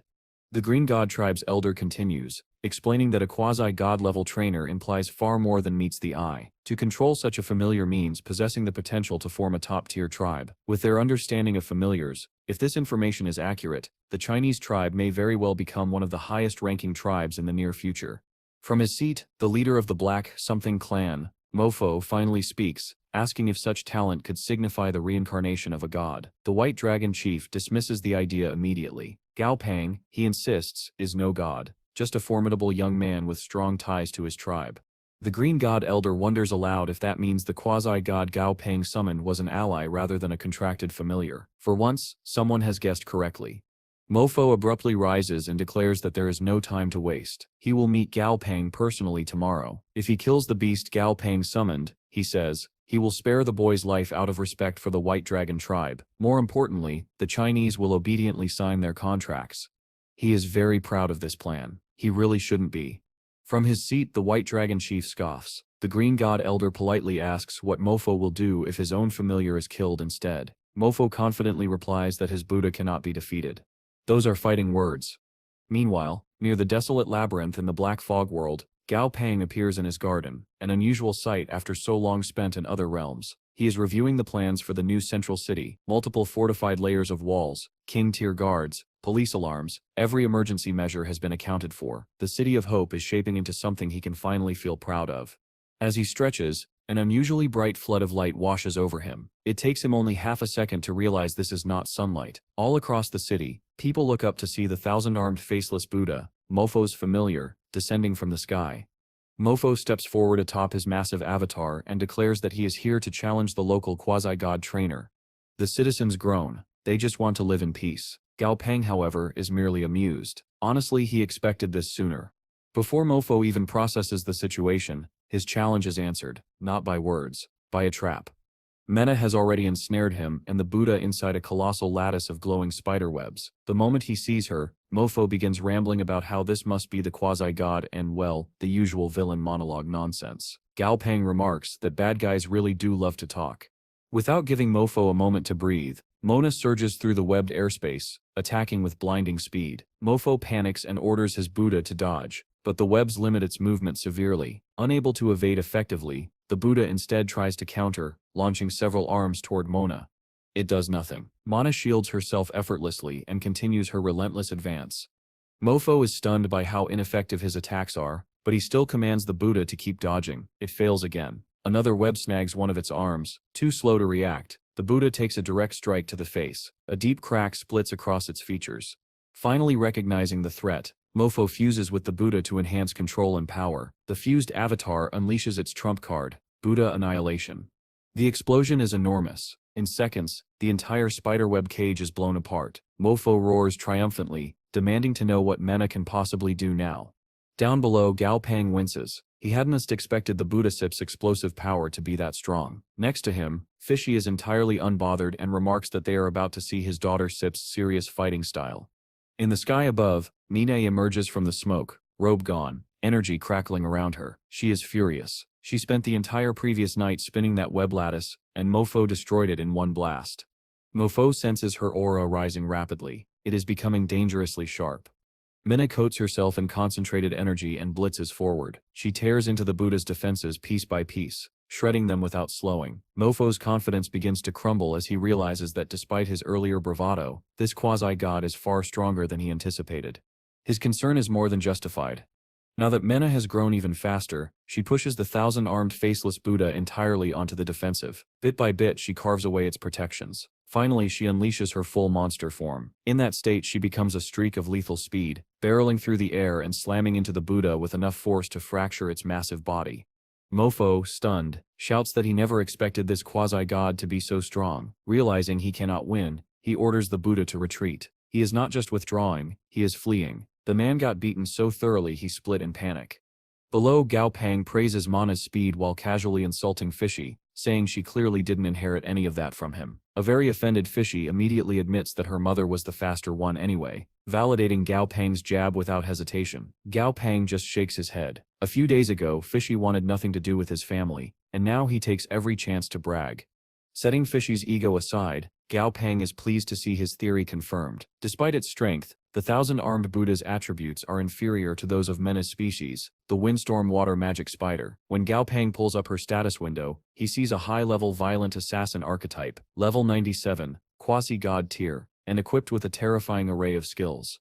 Right now, she's using her invisible net skill to reform the giant web that previously trapped Mofo. Gao Pang stares upward, baffled. Why is she weaving a new web when the enemy has already run away?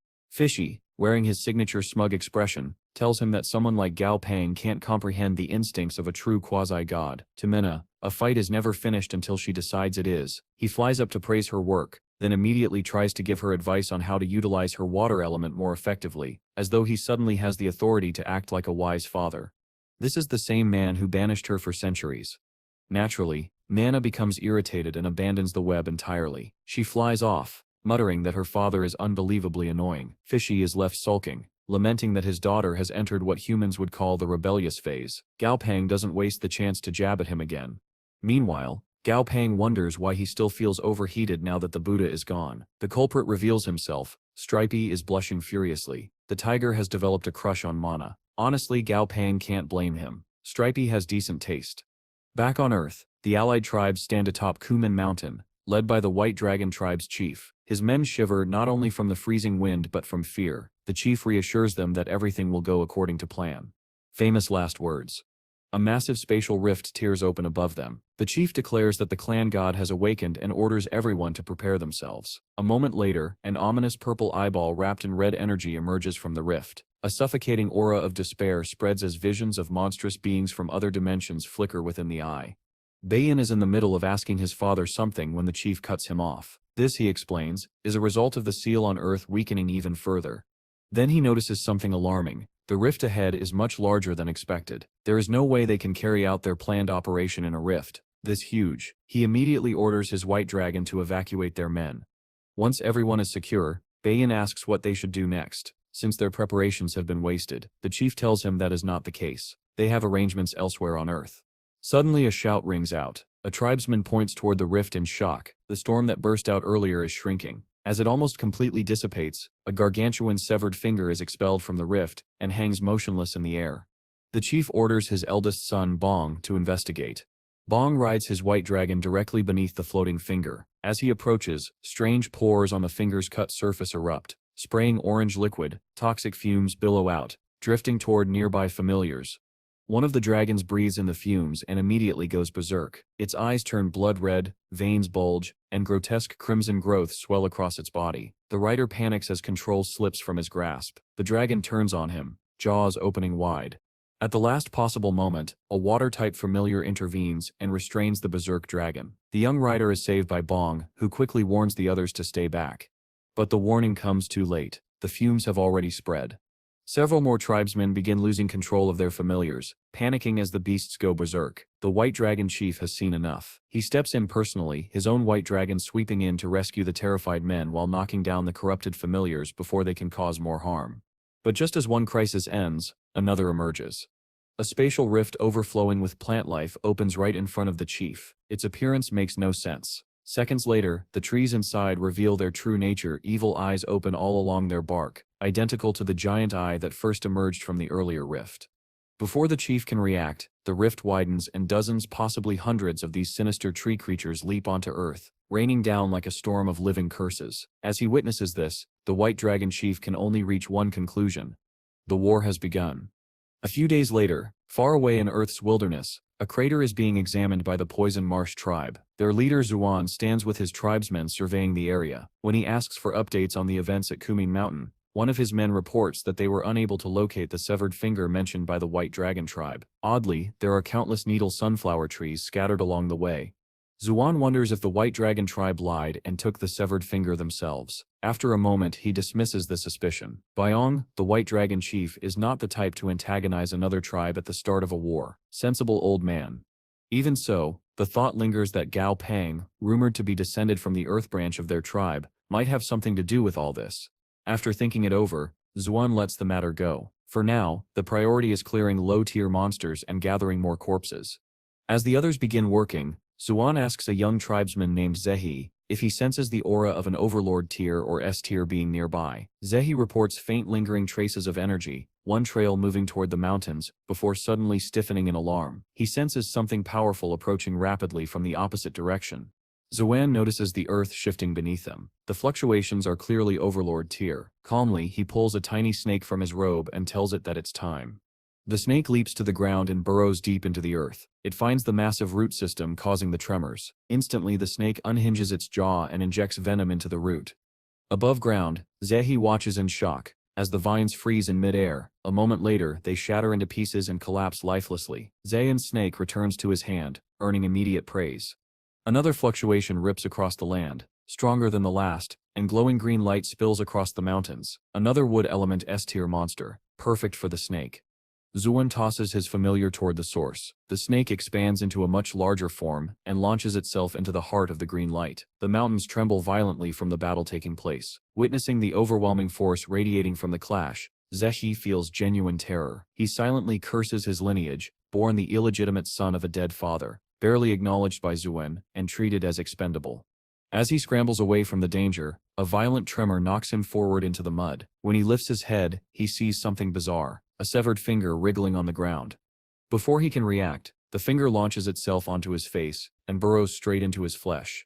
Zehi panics, clawing at his skin, horrified at what just happened. When Zuan arrives and announces they're leaving, Zehi desperately tries to explain, but discovers something more horrifying than the finger itself.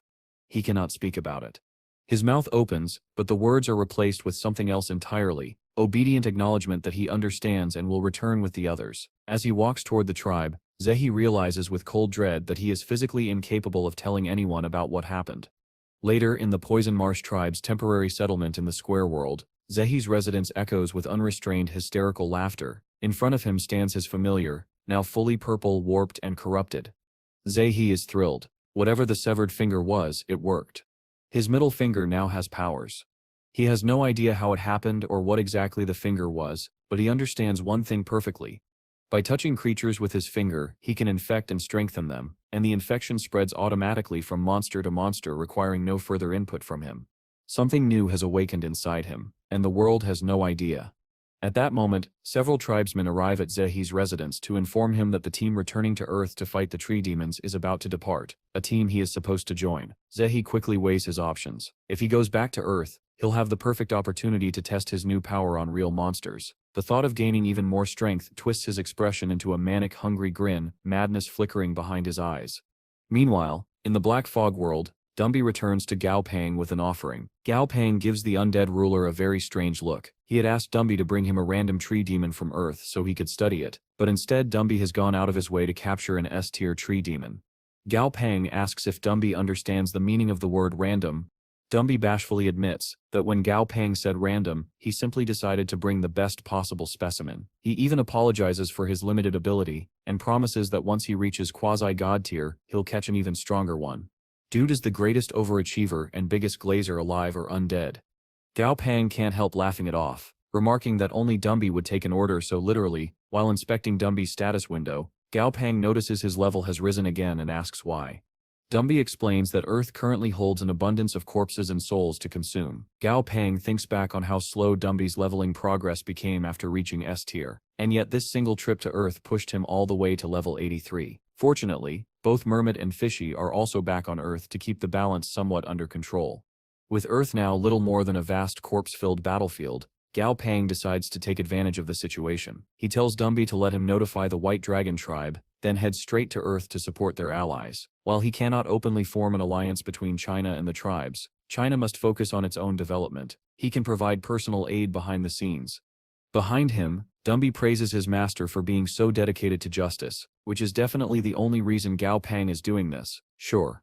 Putting all that aside, Gao Pang examines the demon tree Dumby captured. Despite its high level, it turns out to be of ordinary quality. That explains how Dumby defeated it despite their similar levels. Between his higher quality, his natural resistance to corruption, and his powerful breath of death, the tree never stood a chance. Gao Pang even doubts whether Dazi, a whole tier lower, could beat this thing. Regardless, the demon tree will be incredibly valuable once processed through the refinement altar. At his command, the altar imp Hua pops out and excitedly tells Gao Pang this is a prime opportunity to upgrade one of his plant-type familiars. When Gao Pang gives him a confused look, Hua clarifies he doesn't mean the formless hell tree, he means flowy. After whispering detailed instructions into Gao Pang's ear, Hua disappears. Gao Pang summons Flowy and prepares for the evolution ritual. With Fishy shouting some encouragement, Flowy begins absorbing the essence of the demon tree. Hua had warned that there's a real chance of failure, but Gao Pang knows legends aren't born without risks. While Flowy undergoes evolution, Gao Pang receives a video call from Lady Shu. She informs him that the White Dragon tribe has agreed to accept his help in a personal capacity. Since Mofo challenged him as an individual, rather than as a representative of the tribal alliance, and lost, the tribes have no political hostility toward him at the moment. With those matters settled, Gao Pang remembers Briny has been stationed on Earth. He records a new set of instructions and hands the recorder to Dumby to deliver. As Dumby takes off, Gao Pang shouts after him not to join the war, just help the souls of the deceased transcend. Which is a very poetic way of saying eat all of them. Back on Earth, the once proud city of Yo is now nothing but dusty ruins. A massive permanent spatial rift hangs overhead. With both the sun and moon gone, the only light on Earth comes from the Guanxi realm beyond the rift. Dumby looks around sorrowfully, imagining how heartbroken Gao Pang must be to see what became of this place. He eventually arrives at the river where Briny has been staying. When Dumby calls him out, a lanky figure rises from the water, sporting Gao Pang's body shape, but the head of a worm. Seriously, what even is that? Dumby tosses the recorder to Briny, who catches it effortlessly. He informs Briny that he should know what to do with it, and leaves immediately. Briny inspects the recorder, wondering if Gao Pang is planning to send him back to the Black Fog world. Instead, the recorded message plays. Gao Pang apologizes for making him stay on Earth longer, but because of Briny Sep's unique abilities, he needs him to remain here. More importantly, Gao Pang believes he has finished capturing the Y River, and now intends to move on to the Pacific Ocean. Briny freezes. What? Where? How? Why? Whatever sense existed in Gao Pang's plan evaporated long ago. The recorder message continues, telling Briny he doesn't have to accomplish this new mission immediately. It's simply a long-term task to complete at some point in the future. When Briny realizes he is the one meant to conquer Earth's water masses, everything suddenly makes more sense. These translations really do get confusing sometimes. Relieved, Briny sinks back onto the water's surface. He silently thanks his lucky stars that he gets to stay on Earth. Living directly under Gao Pang's roof he believes is pure misery, following every command, every task, every whim. While he steps lost in thought, a fish pokes its head out of the water and calls him Dad. At this point, the entire chapter is a fever dream. Briny asks what's wrong. The fish explains that a group of humans is being chased by monsters nearby. Seeing an opportunity to get on Gao Pang's good side and build up his own reputation, Briny decides to intervene. With every monster in the Y River under his control now, he's practically invincible there. He might as well have some fun. A while later, Briny arrives at the riverbank where the humans are barely holding on against the monsters. Just as their hope is about to collapse, a massive water titan rises from the river. It declares its name in a booming voice. Shan Changi, supreme water god of the Shuaning infinite world, protector of the Y River. For attacking humans in his territory, he sentences the monsters to death by drowning. From a distance, Briny directs the entire performance with meticulous mental control. To his surprise, the humans actually latch onto the divine name he invented, and they believe it. Seeing an opportunity, he subtly nudges their minds with a minor psychic alteration, ensuring their belief becomes absolute. With the illusion complete, Briny slips back beneath the water with his underlings. Up on shore, the shaken humans talk excitedly about the water god. Most are grateful, though one doubtful man questions the deity's intentions. Before their debate can escalate, an older man suggests offering thanks through sacrifice. That's how the stories of old always did it. After some debate, they agree to offer livestock. The next day, they return with a whole roasted cow. They lay it at the riverbank and wait. And wait. Half an hour later, just as they begin doubting the entire ritual, a massive water claw erupts from the river and snatches the cow away. Unbeknownst to Briny, a ship farther offshore has a perfect view of this display. The captain, terrified to witness yet another supernatural threat, orders his men to turn the ship around and get away fast. One sailor points out that the people on shore seem to be worshipping the water titan, prompting the captain to whip out his phone and begin recording. For reasons known only to him. Back in the Black Fog world, Gao Pang is grilling meat outdoors when news reaches him about a new deity appearing in the Y River. He immediately recognizes Briny's handiwork, and wonders what kind of nonsense the little worm-headed psychic is up to now. Goldie takes a shot at Briny for being shameless enough to proclaim himself a pre-existing god, though only because Goldie wishes he'd thought of it first. Flammy promptly roasts Goldie alive with insults, followed by a deadly glare-off demonstrating which of them is clearly the inferior being. Gao Pang remembers a simpler time when that bird wasn't so terrifying. Beside him, Fishy remarks that Briny is trying to follow the path of belief, a method to reach God tier. When Gao Pang shows interest, Fishy explains, by gathering a large following of believers, a being can ascend to God tier much faster. However, gods who rise through belief are almost always weak in direct combat. The weakest of all gods, in fact. Gao Pang immediately takes the opportunity to jab at Fishy and casually remarks that he didn't know Fishy was the weakest god. Fishy, offended, refuses to speak further. With all the relevant details in place, Gao Pang decides the best move is to support Briny's path, since aiding his rise will ultimately benefit their whole group. He invites suggestions from his familiars. He receives none. Instead, he sips treated to the full comedy routine that is Goldie, treasure-sniffing mouse, and Flammy arguing like a dysfunctional family. The banter escalates until Gao Pang hears a phrase that nearly freezes his blood. Flammy is pregnant with Goldie. Wait, Flammy is a girl? Fortunately, for Gao Pang's sanity, Flammy immediately clarifies that this is complete nonsense, and incinerates Goldie for suggesting she has gotten fat. Watching this circus unfold, Gao Pang realizes once again that his life has spiraled far beyond normal logic. Gao Pang sighs, wondering why there isn't a single reliable creature in his group. As if summoned by his frustration, a reasonable voice finally joins the conversation. Mana has returned, chewing on a barbecue skewer while casually batting her father away. She informs Gao Pang that the sincerity of a worshipper's belief directly affects the strength of the faith they provide to a god. She also requests, no demands, that Gao Pang send a whole batch of these delicious skewers to her nest. Mood relatable. Taking everything he's learned into account, Gao Pang forms a plan. Create an organization, essentially a church, to help Briny grow a proper following. To pull that off, they'll need cooperation from people high up in the government. A short while later, Gao Pang meets with Grandpa Gao to discuss the idea. They agree that while Briny's water god act is absurd, there's strategic value in cultivating belief, and working with the right officials will make it far easier. Grandpa Gao assures him that he can handle the governmental side of things. He already works closely with the Chinese authorities. Conversation done, Gao Pang nearly chokes on tea before announcing he needs to head out again. He's finally found the perfect location to train his dragon ants. Grandpa Gao smiles and tells him to go. Even though he trusts his grandson's strength, he reminds him to be careful, as all loving grandparents do. Later, Gao Pang arrives at a remote frozen mountain range in the Black Fog world. This is the place. Without hesitation, he begins the dragon ants training. He sends Elder Baby forward to challenge a snow demon lion. As the battle begins, the younger dragon ants cheer excitedly from the sidelines. Unfortunately, this distraction causes Elder Baby already struggling to slip further behind. Hearing the commotion, one of the younger dragon ants charges in to help, ignoring Elder Baby's warning to stop. The next thing anyone knows, both Elder Baby and the lion are sent flying Team Rocket style across the mountainside. When the two crash land in the distance, the lion is wounded, and Elder Baby's berserker passive triggers. Blood-red light erupts around him, and he tears into the lion with frightening speed. But the lion retaliates with equal ferocity, managing to bite into Elder Baby's shell with enough force to crack it.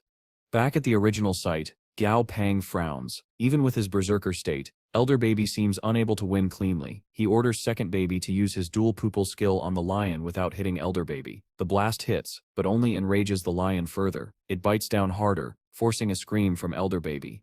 A new combatant appears, one completely hidden in light. With surgical precision, the creature knocks the lion off Elder Baby, and finishes it with a flurry of brutal slashes. The younger dragon ants rush to Elder Baby's side, pleading with him not to die, something he was in no danger of doing. But the sentiment is sweet. Gao Pang admits that the victory was messy, but Elder Baby did manage to bring down a level 75 demon lion of perfect quality. Gao Pang then turns to 7th Baby, the heart ant, a psychic-type dragon ant, and begins listing his flaws. 7th Baby immediately bursts into tears, apologizing dramatically. Babies these days. Despite everything, Gao Pang can't help feeling nostalgic. Training his familiars together like this brings back memories of how things used to be. With a nostalgic smile, he tells the dragon ants it's time to find their next target.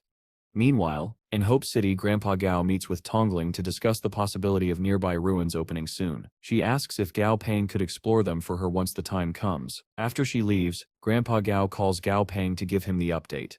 The ruins will open soon, and the tribes are sending an exploration team. Would Gao Pang like to go?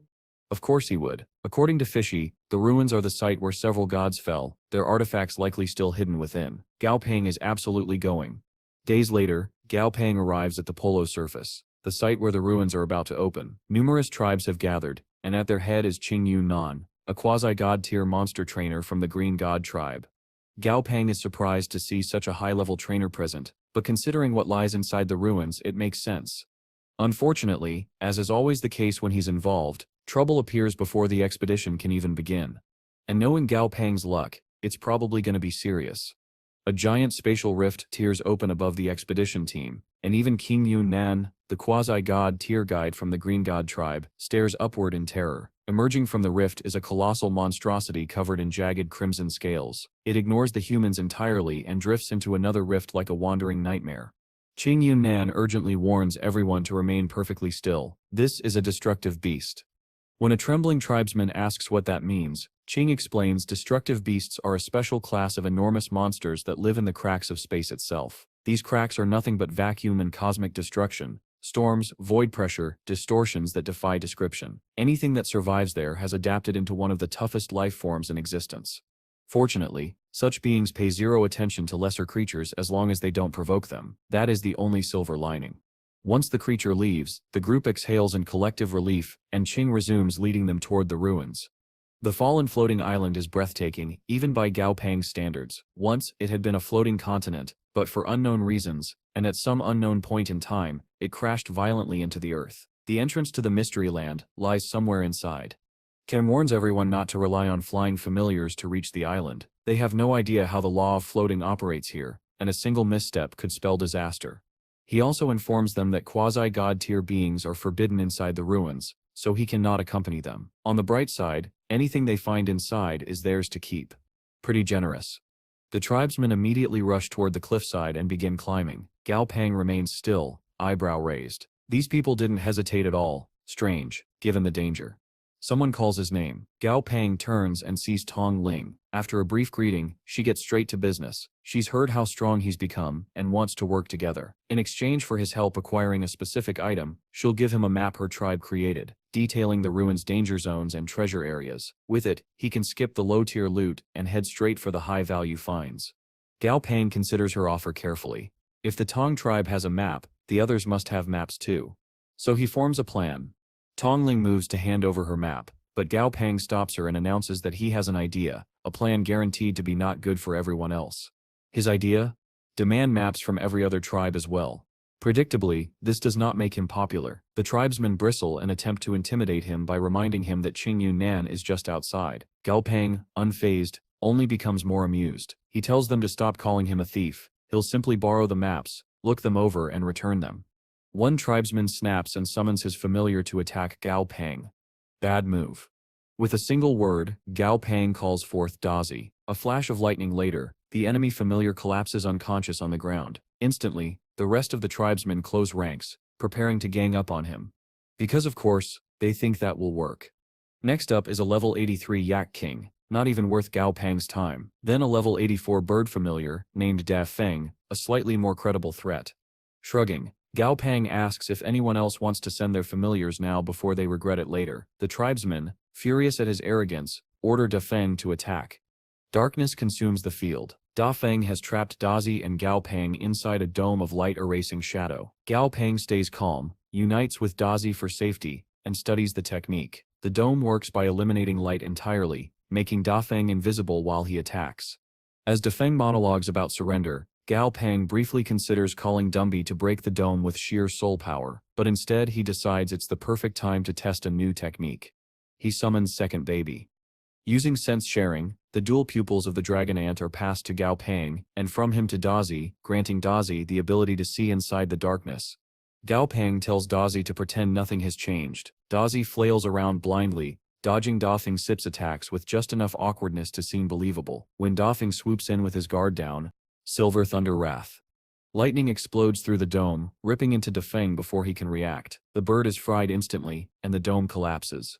Back in the open air, Gao Pang has Dazi fly a little higher to observe the remaining familiars. The Yak King is releasing a strange vapor, ultimate musk, in small doses, harmless. In concentrated amounts, dangerously mutagenic and toxic. Combined with the eight-tailed thunder beast waiting to attack, it's suicidal. Naturally, the tribesmen are completely unaware. So Gao Pang does the smart thing and exploits their ignorance. One burst of Dazi's lightning later, the Yak King is charred black. With their strongest familiars flattened like insects, the tribesmen finally obey. One by one, they hand over their maps. Gao Pang compares them carefully before giving his word he'll return them shortly. Then he casually pulls a sleek black rectangle from his pocket. The tribesmen stare in confusion as Gao Pang snaps photos of all their maps using his smartphone, a device none of them can remotely comprehend. 3 cheers for modern technology, you backward, stuck-up relics. The end for now. The tribe had just witnessed Gao Pang beat the absolute life out of their own members. Tong Ling then commented that she recognized the device he used to photograph their maps, and proceeded to list all of its uses, as if Gao Pang did not already know them. Gao Pang turned to the tribesmen, and announced that he would offer them a gift for their first meeting. He began explaining the Southern Sky Group's wealth, and offered to install base stations in their tribes for free, after which they could use mobile phones. Naturally, this went completely over the heads of most of the tribesmen.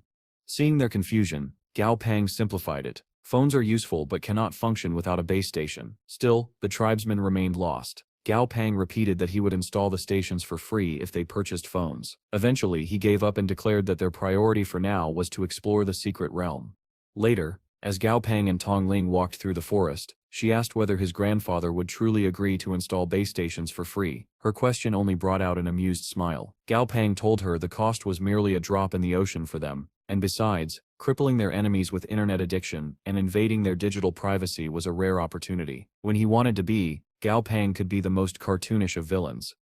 Out of nowhere, Fishy bopped Gao Pang on the head and ordered him to behave respectfully within a potential dragon god realm. This reprimand made Gao Pang wonder if the place truly was connected to the dragon god. Even so, it was unlikely he would find anything here capable of evolving Dazi. The dragon ants, however, were still a possibility. Suddenly Tong Ling pointed into the distance. She told him that her great-grandfather had discovered the bud of a water mulberry centuries ago, and she had come to retrieve it now that it should have matured. Gao Pang asked how she was sure it had not been eaten already. Tong Ling explained that her great-grandfather had killed its guardian and left behind 2 psychedelic trees to protect it. She admitted that the trees were difficult to locate, which was why she wanted Gao Pang with her for protection and to increase their chances of success. After Gao Pang promised to uphold his part of the deal, it did not take long to find 2 of the psychedelic trees. He commented that this must be the place, but Tong Ling told him to wait. She removed a jar from her belongings and tossed a bug at one of the trees. As the bug fed on its fruit, a strange apparition appeared alongside a radiant flower. Tong Ling had obtained exactly what she came for. She thanked Gao Pang. He simply waved her off, saying they were even now since she had helped him gather the maps. Later, he walked alone while studying the large map he assembled from all the tribe's individual ones. He was thrilled. He now had a complete map of the secret realm. Fishy, however, was utterly stunned. Based on the map's outline, they were inside the divine realm itself. As Fishy spiraled into a panic, Gao Pang realized how rare this opportunity truly was. They were essentially wandering through the backyard of the gods. Without hesitation, Fishy told him he knew where the realm's treasure room was. It was the most lucrative spot they could possibly raid. Gao Pang deadpanned, pointing out that according to his map, it would take 10 days to reach, and he was not even certain it was a treasure room. He collapsed into despair for several reasons at once. Now it was Fishy's turn to deadpan. He obviously knew several shortcuts, and they would be using those. Gao Pang's mood flipped instantly. He grabbed Fishy and praised him enthusiastically as they continued their journey. 3 days later, they arrived at a golden wall shimmering with divine power. This, Fishy declared, was the place. He summoned his divine treasure and instructed it to bite through the wall. It tore a gap open with ease. Fishy then told Gao Pang to store him so only one of them would have to travel from here. Instead, Gao Pang fused with Fishy and jumped directly into his body, infuriating the creature. After some time exploring the chamber beyond, Gao Pang became certain this was no treasure room. Fishy insisted it was simply the divine realm's design, and that they must continue. Just as he said this, Gao Pang spotted something odd below them. Within the boiling lava were crystals known as earth-fire melting crystals, valuable resources for cultivation and confirmation that this chamber was in fact a volcano. Floating only a few feet above molten death, they had every reason to be terrified. Suddenly, Gao Pang summoned Stripey in his full gigantic form. The beast splashed into the lava with a thunderous crash, crushing something unknown beneath the surface. Whatever it was, Gao Pang was sure it could not have been important. Stripey sat happily in the lava, devouring the crystals as if they were a gourmet delicacy. Unbeknownst to him, Gao Pang had noticed a small army of flame giants watching from a cliffside. Fishy told him to look at Stripey's backside if he wanted to know why the giants were here. Stripey's dramatic landing had flattened the flame giant leader, leaving him critically wounded and his subordinates desperate for vengeance. Unwilling to allow Stripey's feast to be interrupted, Gao Pang ordered Fishy to deal with the mindless hot piles of rock, which sounded suspiciously racially motivated coming from him. Fishy demanded only one thing in return: that Gao Pang speak well of him to his daughter. Later, Fishy drew out their divine artifact and released a wave of power so oppressive that the entire group of fire giants retreated instantly. So much for their dramatic vows of vengeance. Turning to Stripey, Gao Pang asked how long it would take to digest the crystals he was eating. The titanic creature calmly answered 3 months. Fishy was appalled. They needed to explore the realm, not camp here for a quarter of a year. Gao Pang was unmoved. He instructed Stripey to swallow everything and digest it slowly while they traveled onward.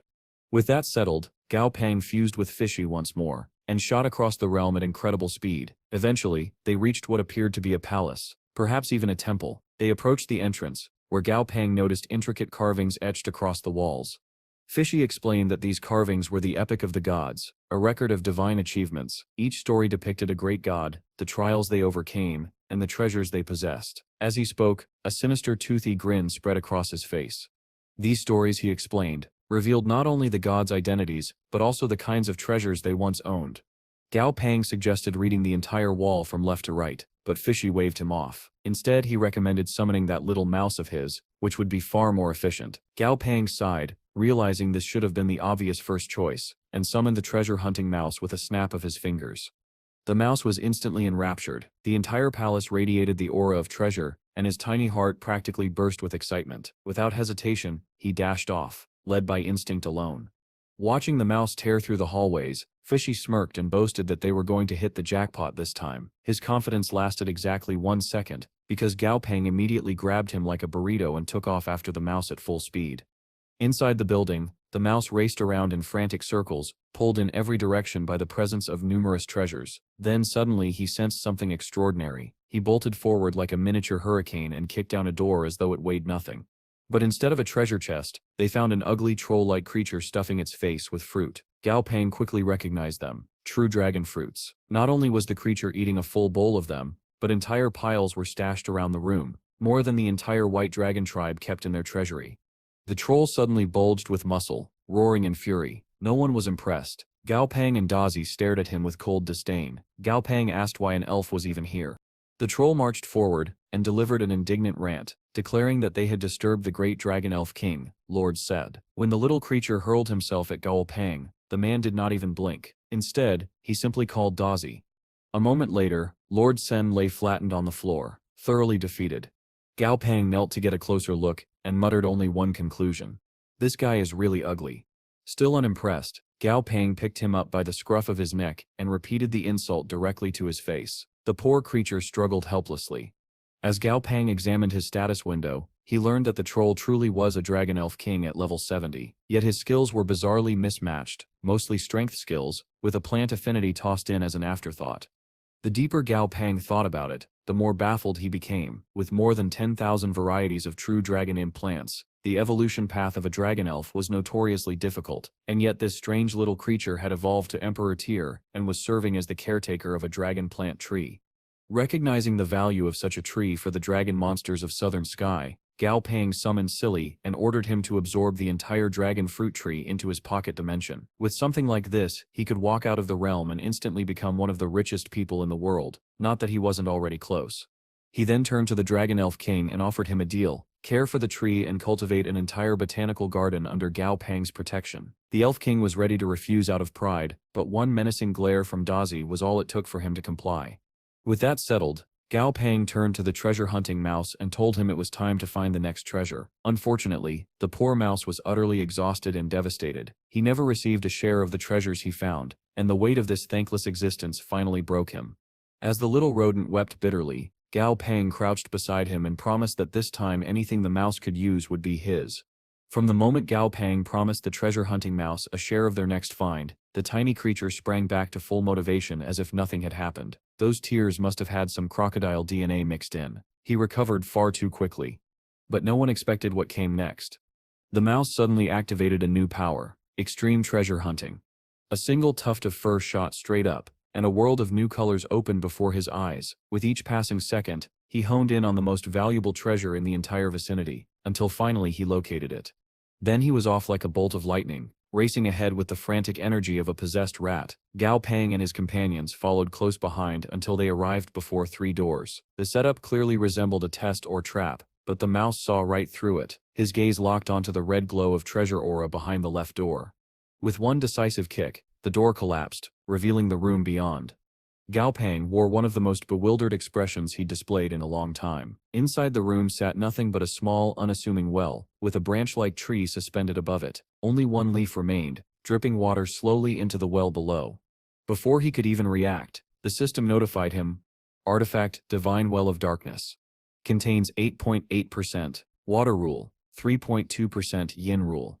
The explanation was hardly helpful. It seemed to hold power over water and spirit, though the specifics were murky. Regardless, Gao Pang and his group were stunned. He even pinched his own cheek to make sure it wasn't a dream. Fishy, on the other hand, was nearly foaming at the mouth, screaming with manic excitement, right as something strange stirred within the well. A serpent, formed entirely of water, rose from the depths and fixed its gaze upon them. Gao Pang felt a chill run down his spine and warned that the creature must be a synthetic tier monster with water control. Fishy merely smirked. Then he unleashed a blast of divine power, forcing the serpent to retreat into the well. Not satisfied in the slightest, Fishy summoned his divine chompers to chase after it. But the well possessed automatic defenses. Without a master, it still blocked the artifact's entry. Fishy refused to give up. In a mix of brilliance and sheer recklessness, he used the golden labyrinth brick to bypass the defenses, sending the devouring teeth straight into the well. A moment later, the watery serpent was clamped in a single bite. Above the surface, Fishy began dancing wildly, ecstatic that he was another step closer to restoring his original power. As the watery creature flailed between the chomper's teeth, Gao Pang eyed Fishy thoughtfully. With a smug grin, he remarked that he would soon have a quasi-god familiar. Fishy scoffed at the implication. "Who said I'll stop at quasi-god?" he replied, his eyes sparkling with unrestrained greed. With no time to waste, Fishy urged Gao Pang onward. But first, the devouring teeth had one more job to do. At Fishy's command, they inhaled with an overwhelming force, not only pulling the serpent, but the entire well and tree into their dimensional maw. A little violent assistance from Fishy ensured nothing was left behind. Once the artifact finished its feast, Fishy and Gao Pang pumped their fists triumphantly and headed out. A few days later, Gao Pang stood holding a very stuffed Silly and declared that their treasure hunt was nearly over. With Silly's storage packed to the brim, his accumulated wealth rivaled that of the greatest tribes. Sure, their relentless treasure hunting had stressed poor Mousie so badly that all his fur had fallen out, but Gao Pang insisted it was worth it. He could always patch the mouse up and begin its evolution later. Right as Gao Pang begins to suspect that the strange distortion before him might be a portal, it abruptly snaps open and swallows him whole before he can react. Fortunately, it turns out to be a harmless teleportation, depositing him at the entrance of the realm alongside the rest of the expedition team. Shen Yunan stands at the front with his usual disarming smile, and the moment the tribesmen notice Gao Pang, they immediately begin complaining about his earlier stunt with the maps. Gao Pang remains utterly unfazed. He even asks why the little guy is so irritated, going so far as to mock him. This only fuels the tribesman's frustration, which Gao Pang enjoys as he casually escalates things for his own amusement. Just as the younger boy is about to lose control and start a fight, Ching steps in, reminding them that this is not the place to cause trouble. As tensions ease, Gao Pang notices the varied expressions around him. Some people look relieved, others seem cheerful. One man, however, is sobbing uncontrollably over the loss of his partner. While Gao Pang reflects on the duality of the expedition's outcomes, a tear suddenly rips open in the sky above them. Qing immediately recognizes this new rupture and urgently orders everyone to stay back. It is the same type of rift that appeared at the beginning of their journey, and from within it, a destructive behemoth begins to emerge. The tribesmen scatter in panic, but Gao Pang remains rooted in place, mesmerized by the sight. The system identifies the creature as a medium god-tier giant destructive butcher whale. Without hesitation, the beast unhinges its massive jaw and begins sucking in everything around it like a living superpowered vacuum. Within moments, it devours the entire secret realm and vanishes as abruptly as it arrived. Gao Pang stands there stunned, realizing that humans truly are nothing but ants before god-level monsters. Qing steps forward to deliver grim news. The path they intended to use to return has collapsed into a multi-dimensional tier that will continue to attract more beasts. With resignation, he tells the group that they might be the last people to ever enter this realm. The tribesmen are distraught, but Gao Pang simply smiles, pleased that no one will try to take his treasures anymore. Unbeknownst to him, Qing is deep in thought. The collapse is spreading far too quickly, and the removal of restrictions on monster levels could lead to catastrophic consequences. He wonders whether he should tell Gao Pang. As a quasi-god trainer, Gao Pang could be invaluable, but he is also an outsider, not a member of the tribe. Can he be trusted? While Qing wrestles with this dilemma, Gao Pang casually approaches to announce that he is leaving since their expedition is over. Before anyone can react, he rockets into the sky in a golden streak of light, too fast for Tongling to even thank him again. Sometime later, Gao Pang arrives outside southern Skyhope City, and instructs Dragon and Four to find an open space to settle in. Once situated, he brings Stripey out of his pocket dimension and sets him down, explaining that this is where he can digest all the crystals he swallowed. Stripey waddles off excitedly, muttering about researching new artifacts. Gao Pang then has Silly place the true dragon fruit tree nearby. Next, he summons the tree's surprisingly troublesome gardener and explains his proposal. Gao Pang wants to use the true dragon fruit as the main ingredient for a new potion. In exchange, he will bring the gardener all the dragon plants he finds in the future. The gardener eagerly agrees. While Gao Pang refines his new concoction, the gardener, now dubbed Trolley, becomes tempted by the fruit's irresistible appearance. Just as he reaches for one, Dazi suddenly appears and smacks his hand with brutal precision. Dazi warns him not to touch Gao Pang's belongings. Outraged, Trolley insists that the tree is his, only for Dazi to stare him down with the silent promise of effortless annihilation. Quaking but stubborn, Trolley tries again to assert his authority, but Gao Pang intervenes at that moment, pulling attention away as he presents his completed evolution potions, 7 types tailored for 7 different dragon ant babies. Off to the side, Mousy lies flat on his back, miserable that he has once again been used like a tool and forgotten with no reward. Gao Pang, exasperated, tells him to stop whining and reveals an evolution potion crafted specifically for him. Mousy jolts upright, eyes wide with equal parts shock and excitement. As Gao Pang reminds Mousy that he did promise him a reward, tears of joy stream down the little rodent sep's face at finally being acknowledged. He gulps down the potion as if it were the elixir of life itself, and then collapses. No, he is not dead, but he does fall onto his back, eyes red and unfocused, foam bubbling at his mouth. A few steps away, Gao Pang turns his head back with a cold, shadowed grin. Calmly, he explains that he added an ingredient to help strengthen the mouse and accelerate his absorption of the potion. The problem is simply that it hurts. A lot. Consider it a lesson for hiding that overpowered mode he revealed back in the Divine Realm. Trolley trembles from the sidelines, horrified by Gao Pang's cruelty. Honestly, it is hard to blame him. Gao Pang acts like a full-blown villain sometimes. A few days pass before the little rodent finally completes his evolution and crawls out of his catatonic state. Mousy now stands proudly at level 70 in the Emperor tier, with the title Treasure Rat. Gao Pang notices an especially interesting skill in his status window: treasure storing. To test it, He tells Mousy to swallow a true dragon fruit, but not eat it. As soon as he does, the system confirms that the fruit has entered his treasure storage, and his treasure hunting speed immediately increases. Gao Pang is thrilled. Not only does he no longer need to worry about hiding valuable items, but the treasure itself can be used to acquire even more treasure at a faster rate. Instantly, he orders Silly to spit out several treasures for Mousy to store as well. With that, Silly gains more free storage space. Mousy gains an upgraded treasure arsenal, and Gao Pang has effectively killed yet another bird with the same stone. After swallowing the rest, the rat becomes faster than ever, bouncing around at unbelievable speeds. To everyone's shock, a massive eruption of fire and lava suddenly explodes in the distance. Gao Pang wonders whether this might be Stripey. Sure enough, the spider titan emerges from the smoke with a brand new appearance. He has finally broken through to the Saint tier. Watching from atop Dazi's back, Gao Pang comments that only the 7 dragon ants remain, so they should check on them next. But when they reach the area where Gao Pang set up a barrier for their evolution, they find the entire space shrouded in dense smoke. Through the haze, Thea can only make out faint lights moving inside. The system's insight, however, is not so easily blocked. To Gao Pang's shock, it reveals that the creatures inside are undergoing fusion. He honestly wonders, is it the dancing kind or the earring kind? It is a valid question. Trying to get answers, Gao Pang turns to Fishy, only to find that the former god is in an unstable state, floating inside the waters of the divine well they recovered earlier.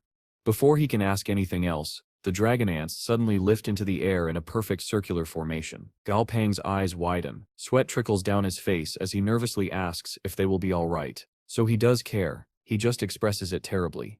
Then a massive surge of energy erupts around them. Gao Pang instantly panics, thinking they are being harmed. Dazi quickly reassures him, calming him down like the loyal first familiar he has always been. Gao Pang manages a grateful smile and pats Dazi's head, just like old times. Another explosion of power detonates overhead, blasting Gao Pang backward and nearly blowing the top off his head. When the smoke clears, a brand new being steps forward. It looks like a fully armored warrior knight, bearing the same color scheme as the dragon ants. It walks toward Gao Pang and kneels on one knee, greeting him respectfully and introducing itself simply as Dragon Ant. Gao Pang opens its status window and sees that it is a level 80, Overlord tier mythical beast, known as the Hun-faced Dragon Ant. It is just one level away from the Saint tier. As he recognizes the magnitude of its abilities, his expression shifts into that familiar grin, part evil, part smug, part unhinged. The creature's personal abilities may not be amazing, but it possesses something far better. The power to choose any of the 7 Dragon Ant's skills and use them in combat. It can even combine multiple abilities at once. Essentially, it is like that one episode where Enemo completely wrecks Ben's Omnitrix. A messy comparison, but an accurate one. Fishy chooses this moment to awaken and emerge from the divine well, only to freeze at the sight of the new being. He demands an explanation, but when neither the Dragon Ant nor Dazi answers, he repeats the question, only for Dazi to casually ask the newcomer if he wants to spar with Fishy. Without hesitation, the Dragon Ant turns toward Fishy, charging a massive amount of energy. Fishy, still confused and frazzled, clutches his head and screams, demanding to know what is happening, but something clicks when he sees the newcomer use a familiar smoke technique. He blurts out, "Is this Dragon Ant 6? Close, but not quite." The Dragon Ant launches its arms outward like smoke tentacles. Fishy easily swats them away with a grin and remarks that the 6th baby has changed quite a bit. At that exact moment, Dragon Ant switches to the Dial Pupil ability and fires a beam of ocular energy straight at Fishy, forcing him to dodge. With this sudden shift in powers, Fishy grows even more confused. This is clearly the 2nd baby's ability. Finally losing patience, he whirls on Dragon Ant with a furious expression and demands an answer. When none comes, Fishy launches a massive attack that smacks Dragon Ant across the face and sends him crashing into the ground. Ouch. That will hurt in the morning, Gao Pang mutters. Worried, Dazi quickly checks Dragon Ant's vitals, assuring Fishy that he is still alive. Fishy asks one last time who this newcomer is, and Gao Pang finally steps in, explaining that the 7 Dragon Ants fused into a single being. Realizing he has just flattened one of the babies, Fishy forces a shaky, nervous smile. No wonder he felt familiar, he mutters. Everyone silently prays Gao Pang doesn't turn him into sushi for this. Back on Earth. A member of the White Dragon tribe flies over a river when he suddenly senses a terrifying aura rising from its depths, one unmistakable to him. He rushes back to the chief's abode to report his discovery. The blue dragon has been found. When the chief asks for confirmation, the younger man explains that the aura alone proves it. Even his own beast, a nearly pure-blooded Qingluan, was frightened. For such a creature to react that way, the being in the river must be fully pure-blooded. The chief immediately understands the significance. A beast capable of surpassing even quasi-gods is incredibly good news. Earth's strength is rising. For now though, he sets the matter aside. He orders the young man to gather the elders of the other tribes. The team that returned from Gortan-shi has brought crucial information. After the messenger leaves, the chief unrolls the scroll in his hand, a detailed map of the entire city, and wonders aloud how the alien races of Gortan-shi have advanced so rapidly. Soon after, the White Dragon tribe's chief presides over a meeting in the Great Council Hall. He presents the updated map, charted by the explorers he sent into Gortan-shi. One leader studies it and remarks that it appears ordinary, but the chief explains what makes it extraordinary. The forces of Gortan-shi have evolved far beyond what the tribes anticipated. Their top cultivators and soul trainers now surpass the ancient tribes in both strength and numbers. Panic immediately spreads through the hall, but the chief cuts it off. There is good news. The enemy has fractured into several nations, all at war with one another. A divided opponent is a weaker opponent. Everyone agrees this works in their favor.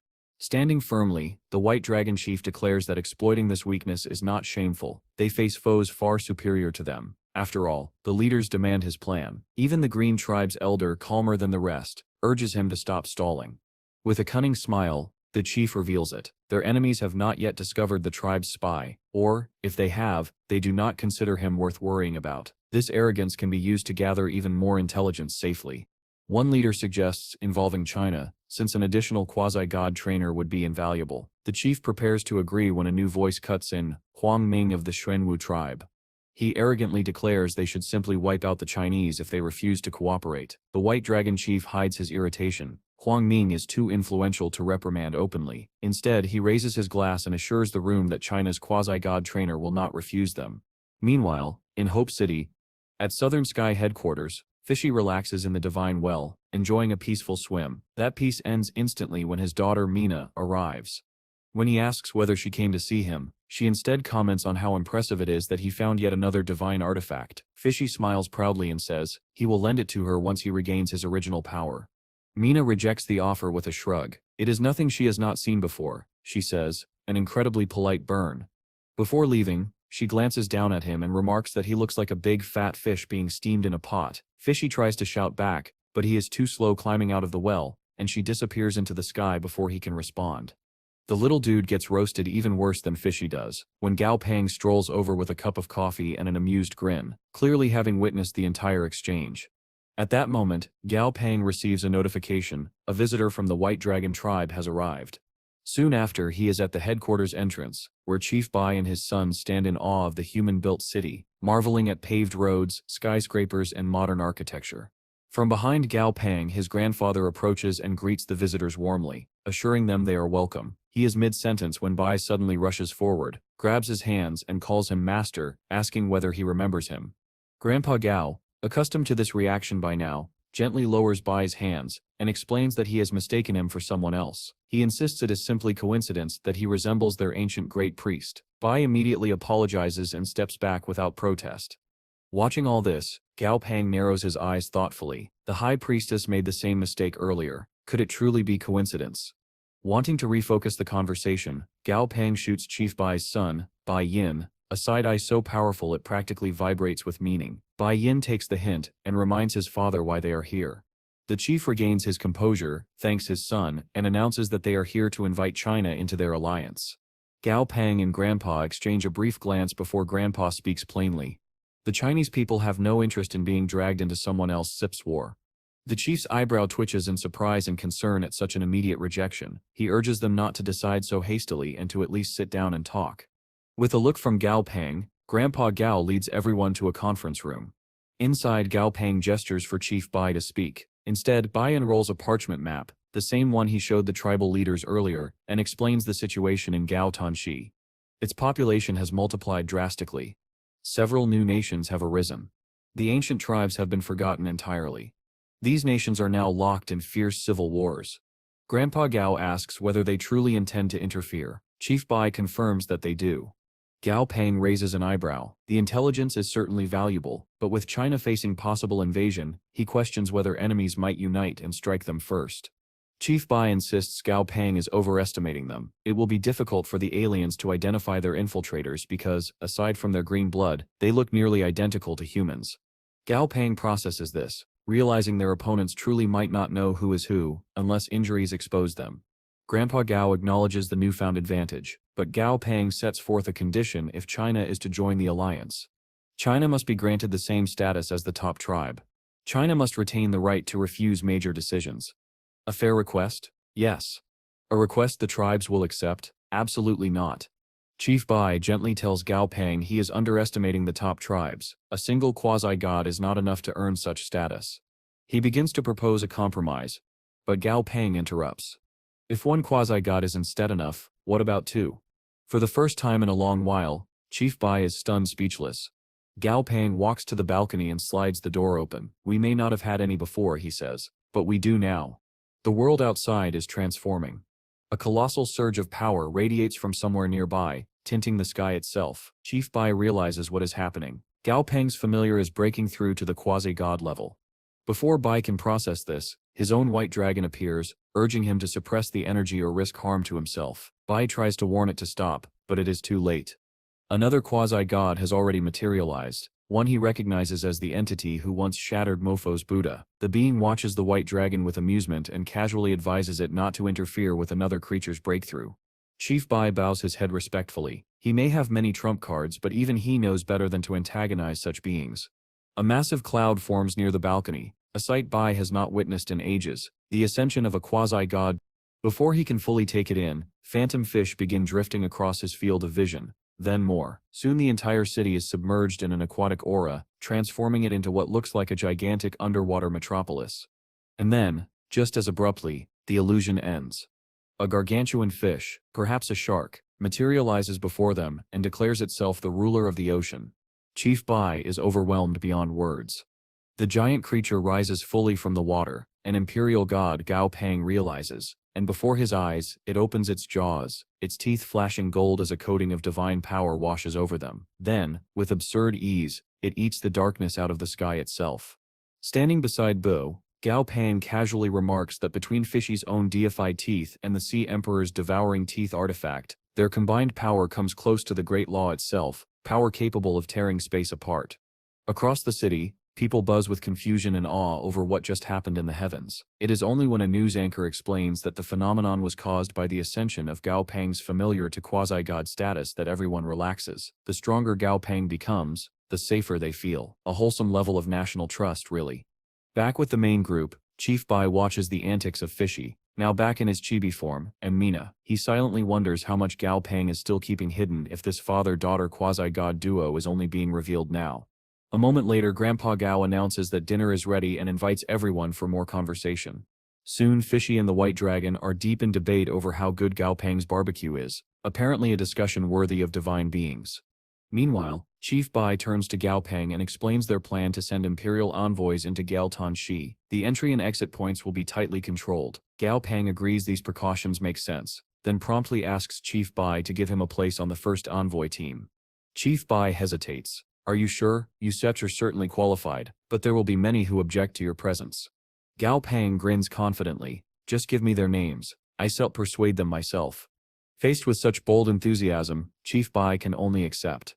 Later, Chief Bai returns to the Hill Council of the Ancient Tribes, where Huang Ming of the Xuanwu tribe greets him again. When Huang Ming asks what happened with the boy, Chief Bai tells him Gao Pang agreed to join the alliance, and will leave with the next batch of envoys. Huang Ming scoffs, waving away the praise that Bai offers. I know what the kid wants, he mutters. He just wants to court an alien. Both Chief Bai and the Green God tribe's elders stare at him in disbelief. That leap in logic is so wild it might break physics. Huang Ming presses on, demanding to know why else China would participate. Chief Bai suppresses his irritation and calmly walks past him, mentioning how he personally witnessed Gao Pang's familiar ascend to quasi-god level right before his eyes. He leaves Huang Ming with only one warning: don't cause unnecessary trouble. Being publicly ignored stings Huang Ming's oversized ego. He shouts after Chief Bai, insisting that the tribes all have quasi-gods too. So what if the boy has two? Unfortunately for him, the surrounding tribesmen have enough common sense to know that confronting even one quasi-god carelessly is suicide. Huang Ming, being both narcissistic and thin-skinned, takes offense at their silence. He launches into another tirade about how cooperating with Gao Pang is like seeking the skin of a tiger, a proverb that would probably make more sense in Chinese. Finally, the Green God Tribesip's elder steps in and responds with another proverb in Gao Pang Sip's defense. Chief Bai follows this by declaring firmly, Gao Pang is not our enemy. China shares the same roots as our people. It is only natural for us to unite.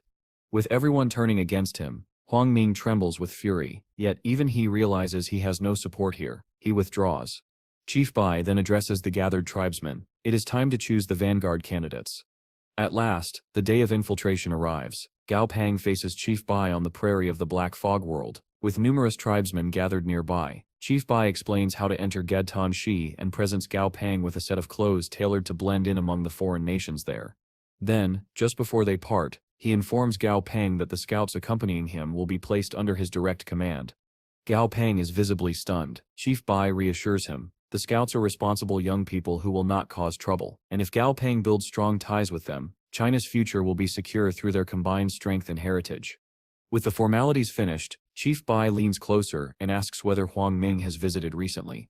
The answer, unfortunately, is yes. Not only did the eccentric old man show up and openly insult Gao Pang, he also helped himself to a mountain of free food and left a stench in the house strong enough to qualify as biological warfare. Huang Ming had left such a toxic cloud in Gao Pang's headquarters, with his non-stop flatulence, that the entire building still smelled like a biochemical disaster zone. Seriously, this has to be a translation error. There is no way this man is that disgusting and still the leader of an entire tribe. As the preparations finish and the team gathers, Gao Pang notices something unusual about one of the scouts. A young man from the Poison Marsh tribe named Zhai carries an aura disturbingly similar to that of a quasi-god. Gao Pang immediately grows suspicious. After all, he has only reached his level because of the system. For someone his age to achieve similar heights without a cheat must mean one of two things. He is a once-in-a-millennium prodigy, or he is hiding something very, very dark. Before Gao Pang can dwell on it, Chief Bai approaches with a bottle of fragrant ink pills, explaining that these will allow Gao Pang to fully disguise himself as a resident of Gedtan Shi. His blood will still remain red, however, so he must ensure it is never exposed. The other scouts take their pills without hesitation, so Gao Pang downs his as well. Instantly a surge rushes through him, coating his entire skin in a sheen of frost green. With Frosty's help, he examines himself and decides it could definitely be worse. Chief Bai hands over an updated map, and Gao Pang moves on to meet the squad he will command. Their team consists of Bai Huan, White Dragon Tribe; Yen, Black Tortoise Tribe; Yanong, Fireflame Tribe; Lu, Wood Thunder Tribe; Qing, Green God Tribe; Bihuoni, Northern Ice Tribe, the only one below Overlord tier, sitting at Emperor tier; Zai, Poison Marsh Tribe, Saint tier trainer. While the others look at Zai in awe, Gao Pang sees only red flags. To reach Saint tier at such a young age would require mountains of rare, priceless materials. The kid is either blessed by fate or bound to something sinister. Gao Pang decides he must keep an especially close eye on him. Once inside Gedtan, Gao Pang reviews the nearby territories, the kingdoms of Mingyu and Murong. Mingyu is closer, so they set off immediately. He summons Dumby, then tells the others to release any mounts suitable for travel, as the terrain ahead will be rough. Right away, Zai summons his familiar, and one glance at its status window reveals why Gao Pang sensed danger earlier. The creature's power originates from the severed finger of the plague god. That explains a lot.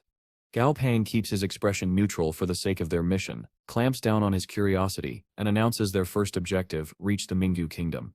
After several days of travel, they arrive at the border. The group has already changed into their local disguises. Huani comments aloud on how dilapidated everything looks, wondering why the foreigner's development is so poor. Qing immediately scolds her, never use the word foreigner here. They are supposed to be blending in. Gao Pang explains that due to the ongoing war between Mingyu and Murong, this border zone is plagued by poverty and constant danger. Fortunately, the walls of Mingyu rise in the distance, not far now. Upon reaching the walls, they are met with the heartbreaking sight of dozens of refugees collapsed against the stone, sickly and starving. The guard at the gate looks half asleep, but his beast remains dutifully alert. Before anyone can stop him, Lu loudly exclaims how green the guard looks. Huan immediately scolds him, echoing Qing earlier, but the rebuke is cut short by a sudden commotion. A carriage barrels toward the gate at full speed. Even more absurd than its reckless arrival is the bird perched atop it, shrieking profanity at anyone in its path. Gao Pang urges his team to step aside, but it is too late. The rhino-drawn carriage pulls up to the walls, surrounded by dozens of armed escorts. In stark contrast to the rugged orc-like guards, the voice from inside the carriage is soft. The driver Jiang answers the voice's question about their location. A moment later, a hand reaches out, flinging open the curtain to reveal the group's mysterious young master, a girl no older than early teens. From where he stands, Gao Pang wonders why someone so wealthy is in a place so desolate. His question is answered quickly. The girl instructs her guards to distribute food to the starving refugees. Her heart is certainly in the right place. Still, Gao Pang notes she doesn't understand how dangerous such kindness can be at the border of a war-torn kingdom. Before he can decide their next move, Gao Pang notices the driver, Jiang, staring at their group suspiciously. Then Jiang quietly tells his men, they might be spies. So much for this being a clean undercover mission. At least Jiang assumes they are meringue spies, not ancient tribesmen. He begins ordering his men into position. When Gao Pang and his team finally understand what is happening, He Wen is seconds away from a meltdown, while Yenny begins throwing blame around. Gao Pang, however, stays perfectly calm. He tells his team to stay focused and act, not panic. Easier said than done. Meanwhile, something far worse is happening among the refugees. One man lifts his head and smirks maliciously beneath his hood. Before anyone registers the danger, his body erupts into raging wood energy. Vines explode outward, instantly frying a nearby guard and skewering the foul-mouthed bird atop the carriage. Zhang screams for his young lady's safety and summons his beast. As it forms, he orders it to attack with split-space deception. The energy wave is unmistakably Saint Tier. Gao Pang silently notes that they have been in this world less than a week and have already met 2 Saint Tier trainers. With the tree monster temporarily cleaved in half, Shuang rushes to check on his master, but Gao Pang warns Renhan, this isn't set over. Sure enough, the creature's shredded remains begin to grow again, spreading across the entire Minggu wall. Gao Pang orders his team to retreat before the entire city is consumed. Moments later, the tree has become colossal, absorbing life essence from corpses and the living alike. The team is horrified, but they manage to keep their composure. Down on the battlefield, Sheng urges his master to get back in the carriage so he can handle things. It is a very stupid plan. His familiar fires attack after attack, but for every branch destroyed, 2 more sprout. From their vantage point, Gao Pang notices that Shuang's blue-white giant tiger familiar is being slowly devoured by the tree. Its attention is split between protecting the carriage and fighting. The tiger will fall soon. While the team debates the situation, Gao Pang summons his second oldest familiar, Dumby, and orders him to purify the dead souls and extract useful memories. Dumby completes the task instantly and hands Gao Pang a memory crystal containing the local language. Gao Pang presses his palm to it and enters a dreamlike absorption state. Behind him, the team marvels at how a quasi-god trainer always has another trick. Shuang's situation grows direr. His tiger is barely protecting the girl while he fights on. When he finally spots an opening near the monster's core, he dashes in, only to discover it is a trap. The monster unleashes a massive energy blast. Shuang dodges by inches. Even up on the ridge, Gao Pang's team feels the shockwave. For a plant familiar to produce that kind of destructive force is absurd. But Dumby has a different concern. The shockwave nearly jolted Gao Pang out of his memory absorption. Enraged, the death doll leaps into the battlefield. The tree monster senses the arrival of a Saint-tier entity and hesitates. Shuang reels in confusion. Did this power come from the supposed meringue spies? Do they have Saint-tier monsters? Before anyone can think further, Dumby uppercuts the monster so hard it flies. His death aura alone terrifies it into fleeing. Shuang silently thanks every ancestor he has that Dumby is not targeting him. Dumby then beats the monster into submission and captures it. When Gao Pang awakens, the battlefield is silent. He asks Dumby what happened, only for the massive plant monster to slam its head into the ground and kneel before him, begging forgiveness. Gao Pang blinks. What exactly did you do to it? Before he gets an answer, the monster forcibly separates itself from its trainer, ejecting the man violently and shouting at him to run. It vows to cover his retreat, even if it dies. Gao Pang is intrigued by its ability to break fusion, but nothing more. A heartbeat later, Dumby ends the creature with a single blast of undead energy. It should not have been that easy, at all. Once Dumby finishes absorbing the monster trainer's soul, Gao Pang wonders why both fell so easily. The monster was Saint-tier like Dumby. The only conclusion he can reach is that this world makes breakthroughs too easy. Levels here do not equal true combat strength. Of course, it is also possible that the plant creature was simply weak. His team, however, is astonished. They immediately begin discussing the legends they've heard about him. Zai stands off to the side, frustration twisting his expression. To their collective surprise, Shang approaches and thanks Gao Pang for saving them. Even more startling, the young lady runs straight up to Gao Pang, nearly vibrating with excitement, and grabs his hands.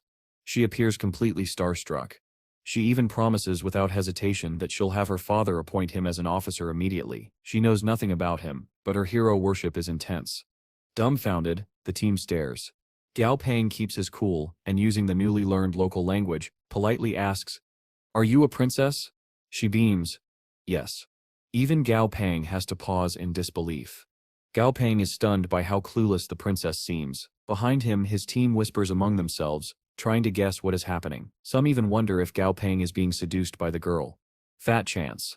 The man is as dense as a brick of solid lead. When Zai is asked for his opinion, he simply scoffs. Back with Gao Pang, he apologizes to the princess, explaining that he cannot accept her reward or accompany her. He spins a believable story. He and his siblings are traveling on a training journey ordered by their master atop a distant mountain. The princess accepts this instantly. Zhang, however, is cautious. He does not wish to accuse them, but he points out that the nearby town, where Gao Pang claims to be from, was recently wiped out. There is no longer anyone alive to confirm his words. Before Zhang can press further, Gao Pang bids them farewell and hurries back to his team. The moment he reaches them, he makes a beeline to leave. Even when the princess and her retainer call after him, he only shouts another goodbye. He cannot afford to linger, because if they learn that none of his team can speak the local language, this entire mission collapses. You would think someone would have considered that before sending in an undercover squad. But something else is worrying Gao Pang more than language barriers. He can practically feel how restless Zai has become. Something is about to happen. That night, the team rests in an inn. Most sleep soundly, except those kept awake by Lu's monstrous building-shaking snores.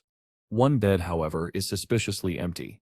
Its occupant slips out of the room unseen, cloaked and silent, and makes his way far beyond the city walls. Only when he reaches the barren outskirts does he pull back his hood to reveal himself. Zhai. With a smug grin, he calls into the darkness, asking Gao Pang if he is tired of following him yet. Sure enough, Gao Pang steps out of hiding, assisted by the stealth ability of the great dragon ant. Zai asks why he is bothering with him when he already has more than enough trouble. He claims he admires Gao Pang as a true genius, unlike himself who had to suffer to reach his level. Honestly, he just sounds jealous. Before Gao Pang can respond, Zai summons his familiar and fuses with it in one seamless motion. The beast roars into the sky, and Gao Pang stares in disbelief. Did you actually break through to quasi-god tier? Zai, now in his quasi-god fusion state, declares confidently that defeating Gao Pang will be child's play.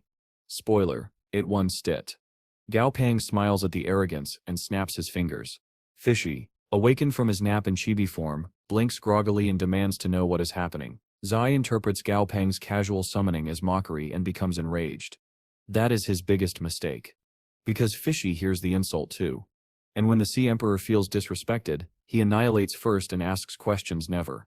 In an instant, Fishy transforms into his true god form, towering over Zhai Sip's fused beast by a full 1.5 meters. Zhai can only shout in fury and disbelief. How is your familiar this strong after just evolving? Fishy offers no explanation. Instead, he swallows Zhai whole.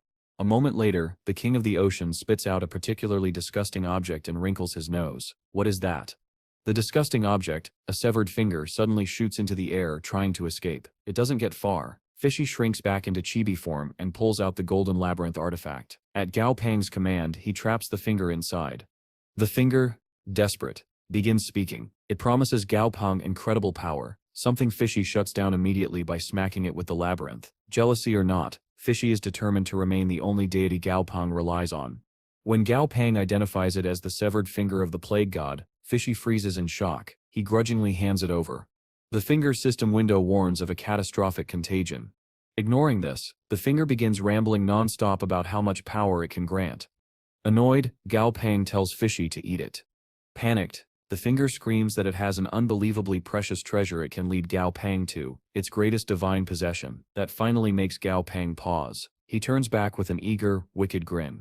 The finger swears it will tell him everything the moment Gao Pang signs a blood contract.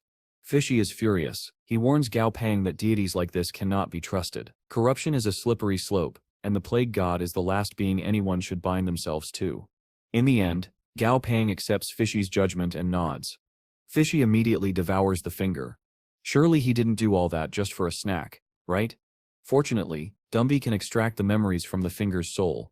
Most of the memories Dumby extracted from the severed finger are fragmented. But crucially, the location of the treasure is perfectly preserved. Along with that come scattered scenes of how the plague god ascended to divinity, the cult it built, and the event that ultimately led to its downfall. Unfortunately, the treasure's location is practically useless for now. According to Dumby, even using the great dragon ant as a mount, it would take an entire week to reach it. As much as it pains him, Gao Pang has to consider giving up on the treasure for the moment. He can't abandon his team. The next morning, Bai Huan, Yenny, Hangyi, and Qing Qing wait outside Gao Pang's room as he requested. 3 members, Lu, Yanong, and Zhai, are nowhere to be found. The group mutters theories among themselves, but falls silent when Gao Pang arrives. When he asks where the others are and is told they are gone, he simply says they should be considered deserters. There's no need to wait for them anymore. It feels a little harsh. Lu wasn't even that bad. Without hesitation, Gao Pang announces they're heading to Ock and walks off. The remaining 4 huddle together and discuss whether they should continue following him. Most agree they should stick together. Still, they're confused when Huan explains their new destination is west of Mingyao, despite them currently being southeast of Mingyao, meaning they will have to travel across the entire kingdom. Unbeknownst to them, Gao Pang hears their whispers loud and clear. He smirks to himself. This new route will allow him to reach the Plague God's treasure without leaving the team. After all, Ock is the city where the Plague God's cult was formed. If questioned, he can simply say that traveling from one end of the kingdom to the other will yield the most intel, and technically he's not even lying. Ah, the fine art of strategic nonsense. Truly a beautiful thing. The team journeys across the entire Mingyu kingdom over many days. One night, as everyone turns in, Gao Pang stays awake. Earlier, unnoticed, he added a calming agent to dinner, strong enough to keep the entire camp deeply asleep. Now he can slip out, pursue the Plague God's treasure, and return before dawn, all without being discovered. Hood up, he executes the plan.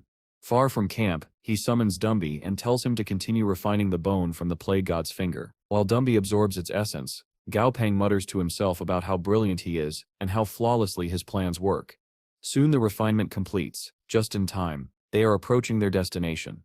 About a week later, the team finally reaches the gates of the city, known by apparently 3 or 4 different names. For sanity's sake, Gao Pang decides to call it Rockin' City. While the others study the primitive architecture, Gao Pang notices something concerning at the entrance. A long line of people is being inspected by a strange mirror artifact. Every citizen passing through is scanned. Huan explains that it seems to verify identity. Huan Mei is on the verge of a breakdown. Gao Pang reassures them and tells them to keep watching. Soon they witness a young girl being flagged by the mirror. The guards immediately escort her away. The team tenses, but it turns out the mirror is only detecting remnants of the Plague God's cult. With this new insight, and a glance at the mirror's status window, Gao Pang is confident they are safe. Even so, Gao Pang and Fishy are in the mood for a little mischief. When the mirror scans Gao Pang, it simply reads the abundant water aura surrounding him as belonging to someone with a water-type mythical beast. Technically correct. What it isn't prepared for is the overwhelming presence of the Sea Emperor. Inside Gao Pang's mental space, Fishy unleashes his full divine aura upon the mirror's consciousness. The mirror experiences something akin to drowning in an ocean made of pure terror.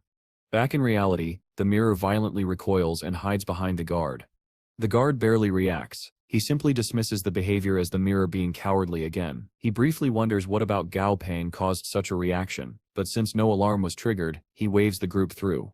Completely unaware that Gao Pang and Fishy are mentally celebrating the absolute destruction they just inflicted on this embarrassingly fragile security system, he lets them enter, and that is the end, for now. Gao Pang is scamming his way past security to enter the rock city of Aki and reach the hidden treasure. As the guard finally moves to let him through, Gao Pang slyly asks whether, if he is short, he really needs any closer inspection. Luckily for him and his team, the guard simply laughs it off and comments that someone strong enough to frighten their inspection mirror could never belong to the Dao One sect. Gao Pang is no genius, but he can guess the guard is referring to the Plague God's cult they are actively hunting for. Gao Pang thanks the guard and mentions that he has some friends with him. His luck remains strong. The guard decides that if they are with Gao Pang, then they are all clear. Before letting them leave the queue, the guard hands Gao Pang an identity token, granting him free passage throughout the city. Gao Pang accepts it without hesitation, thanks him again, and the group heads in. That night, Gao Pang's teammates engage in the usual antics expected of a group on a super-secret spy mission to an unfamiliar region. They play card games, throw tantrums, and snore loud enough to keep their poor leader from getting a moment's peace. Meanwhile, Gao Pang himself has far more pressing matters to handle. He summons the fused dragon ant and merges with it to move more efficiently. Then, within the dragon ant's body, he dashes out through the window to begin his personal mission. Before long, Gao Pang, still in the form of the dragon ant, arrives at a specific hill just outside Rock City. According to the plague god's memories which he absorbed earlier, the hidden treasure should be located here. Sure enough, he spots the exact platform that stood out so vividly in those memories. Crashing into it, he uncovers a concealed passageway leading underground. The interior is darker than an orphan joke, so he activates eye pupil to illuminate the surroundings. Much to his delight, the cave is identical to what he saw in the plague god's memories. With his goal now within reach, Gao Pang hurries deeper inside. Eventually, he arrives at a spirit pool clearly infused with poison-type energy. Rather than being repulsed, Gao Pang examines it with interest. According to the plague god's recollections, his followers used countless rare spirits and essences to cultivate this pool. As Gao Pang considers the pool's properties, he suddenly witnesses a strange pig emerging from it. Knowing better than to judge by appearances, he immediately claims to be a believer in the plague god when the creature asks. For a mere 3 seconds, the pig seems satisfied, until it abruptly transforms into a terrifying visage and demands whether Gao Pang knows its name. Fortunately, the plague god's memories come through once again, revealing that the creature's name is Little Ming. Hearing his own name, the pig calms down, allowing Gao Pang to inspect its status window in peace. Evidently, this little creature is a quasi-god. Little Ming points him toward the treasure trove and lets him pass. Gao Pang silently thanks the plague god's memories for saving his life yet again. Soon Gao Pang reaches his destination. With a dramatic push, he opens the massive stone doors before him, only to find an empty cavern. The hall is devoid of any treasure, relic, or divine artifact. Once he finishes yelling and throwing a small temper tantrum, Gao Pang separates from the dragon ant and tries to think rationally. Considering how deeply engraved this location was in the plague god's mind, there must be something important hidden here. That is when he notices a corner filled with ordinary-looking urns. Each jar is sealed with iron blocks, and Gao Pang can sit help wondering what on earth has been stored this way. Just then, Fishy abruptly summons himself and immediately starts shrieking about the smell of God Sit's tint. Perhaps old age has finally worn down Fishy's brain, because he begins hopping excitedly from jar to jar, examining them with childlike enthusiasm. Gao Pang, confused by this bizarre display, asks him what this god's tint even is. Judging from Fishy's delight, Gao Pang wonders if these jars hold some rare treasure as well.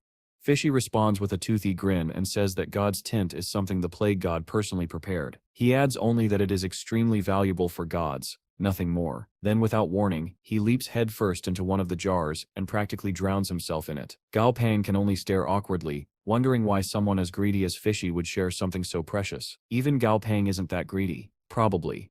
Sensing that something is off, Gao Pang uses the system to inspect the substance. According to the window, God's tint is an elixir created through countless complex steps and extraordinarily rare materials. The description is vague and does not specify any ingredients, but one thing is clear: this substance is far beyond Gao Pang's current level, making it highly valuable.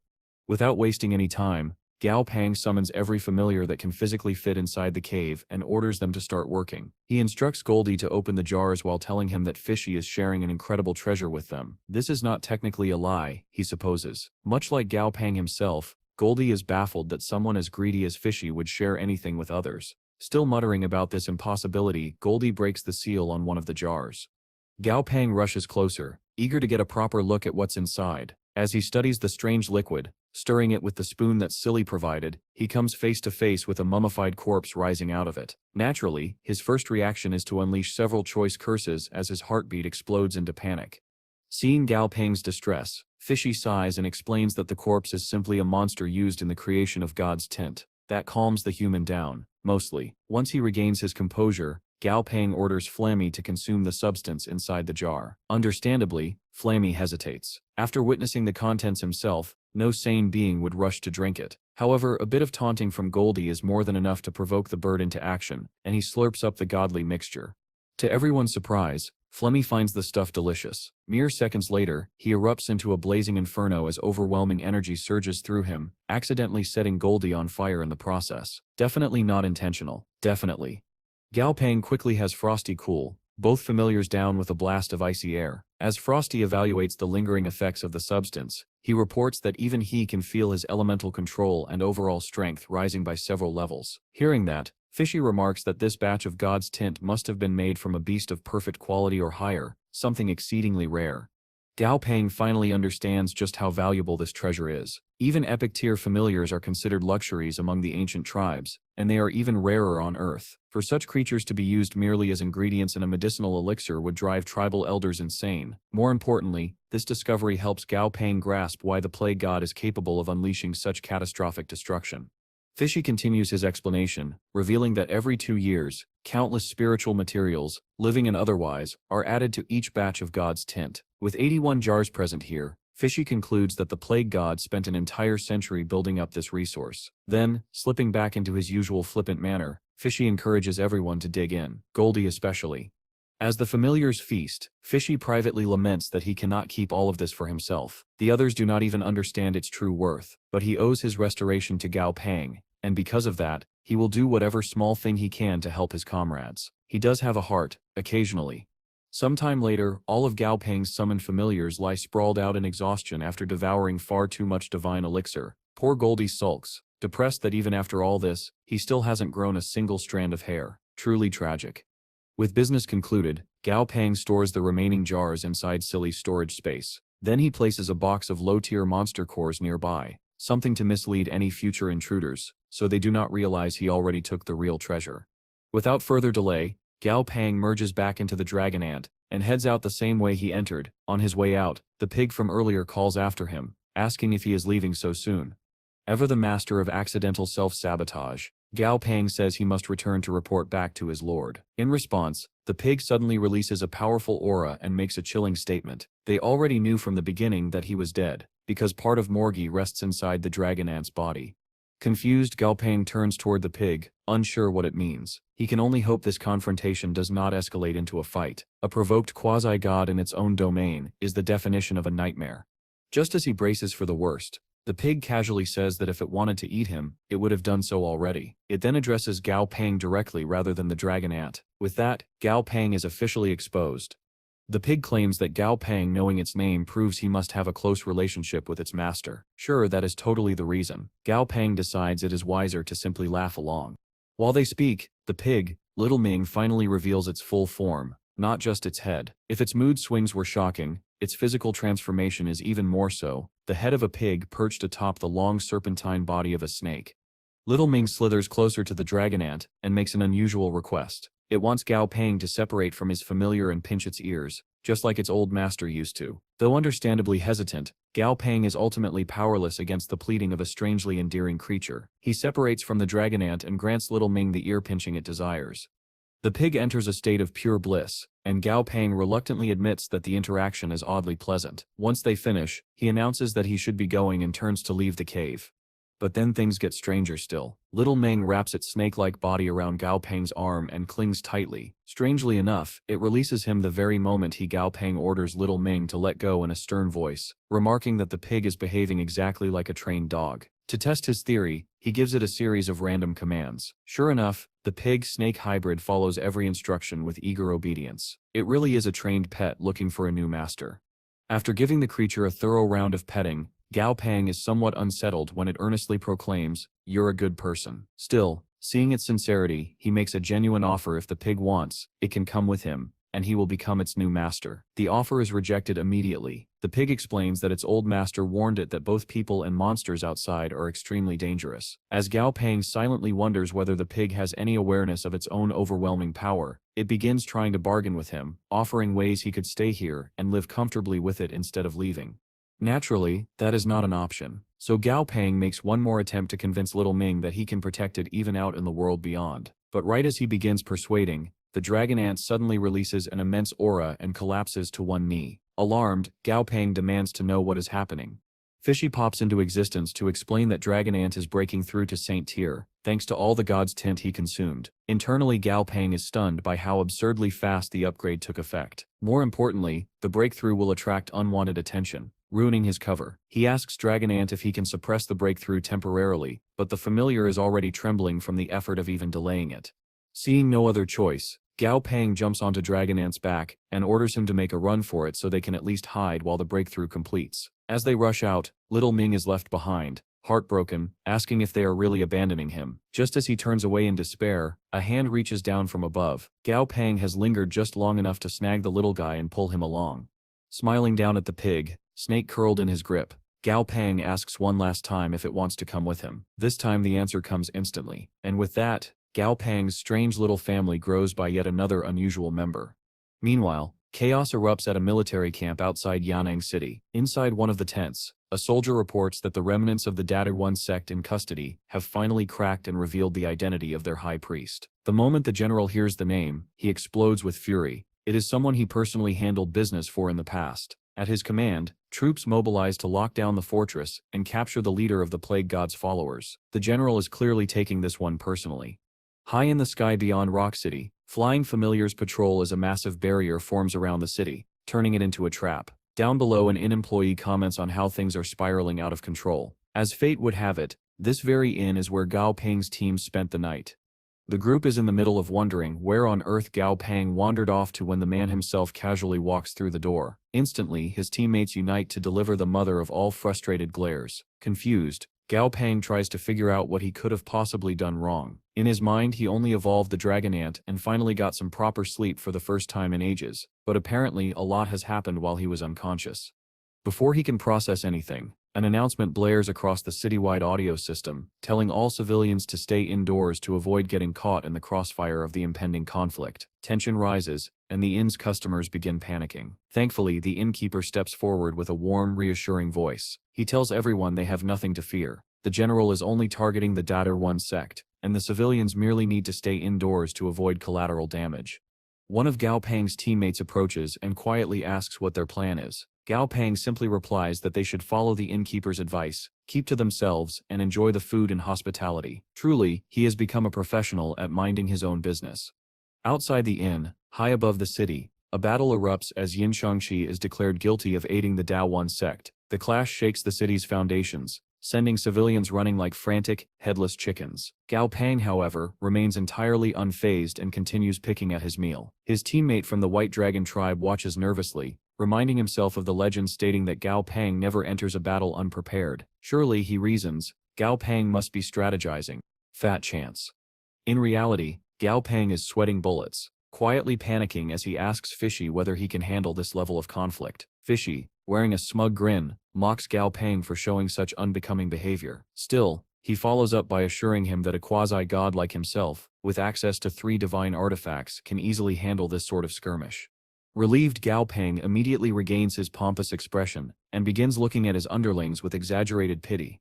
Meanwhile, outside the inn, the situation continues to spiral downward. Tension builds little by little until the general from earlier finally comes face to face with the criminal known as Yin Shangqi. Both men fuse with their respective beasts, preparing for a battle to the death. The general attempts to reason with Shangqi, but it is immediately clear that the man is far beyond persuasion. Seeing no point in further discussion, the general declares that Shangxi will meet his end here. As their beasts engage on the open field, Shangxi openly taunts the general, goading him into taking the first swing. The tactic works. The red dragon surges forward in an attempt to slice off a limb. When that fails, the dragon rears back and prepares to unleash a massive flaming roar, only for the roar to abruptly stop mid-breath as Shangxi counters with a poisonous roar of his own, sealing the dragon's mouth shut. While the red dragon is still stunned by the sudden sealing, Shangxi drops from above. With razor-sharp claws extended, he streaks past the dragon in a flash. A heartbeat later, the dragon's head tumbles away from its body. The battle appears to be over. Back inside the inn, Bi Hui anxiously asks if this is really all the local forces are capable of. Yu Jing joins in, wondering how the blood dragon could fall so quickly after boasting so confidently. That is when Gao Pang finally speaks. He tells his underlings to look closely. The fight is not over yet. As the others stare in confusion, Gao Pang reflects on the red dragon's regenerative ability. He knows the beast must still have a card left to play. Out on the battlefield, Shangxi reaches the same conclusion. Calling out to the general's supposedly lifeless body, he remarks that he knows a simple decapitation is nowhere near enough to kill the dragon. With no response, Shangxi sneers and announces that he will simply smash the general into pieces and see how much he can endure. He and the others inside the inn recoil in horror, but before Shangxi can act, another presence enters the fight. A strange force freezes Shangxi mid-motion, turning him rigid in place. Then, a single white projectile streaks down from the sky and drills a clean hole straight through his skull. There will be no getting up from that one. As the smoke clears, a being resembling a literal angel hovers in the sky, the White Knight. It begins mumbling about a strange feeling stirring within its heart. Back in the inn, Yuzi Jing and the others stand frozen in awe. They have just witnessed a creature of god-level power eliminate another in an instant. Gao Pang, meanwhile, is busy having a mental conversation with Fishy. The quasi-god calmly explains that the White Knight is a time-type divine beast wielding a divine artifact. Worse, the artifact is a golden-type divine variant containing 6.7% of the law of gold, an absurdly powerful combination. And if that were not enough, Fishy leans in and adds one more concern. The beast has probably already sensed Gao Pang's presence. He is cooked.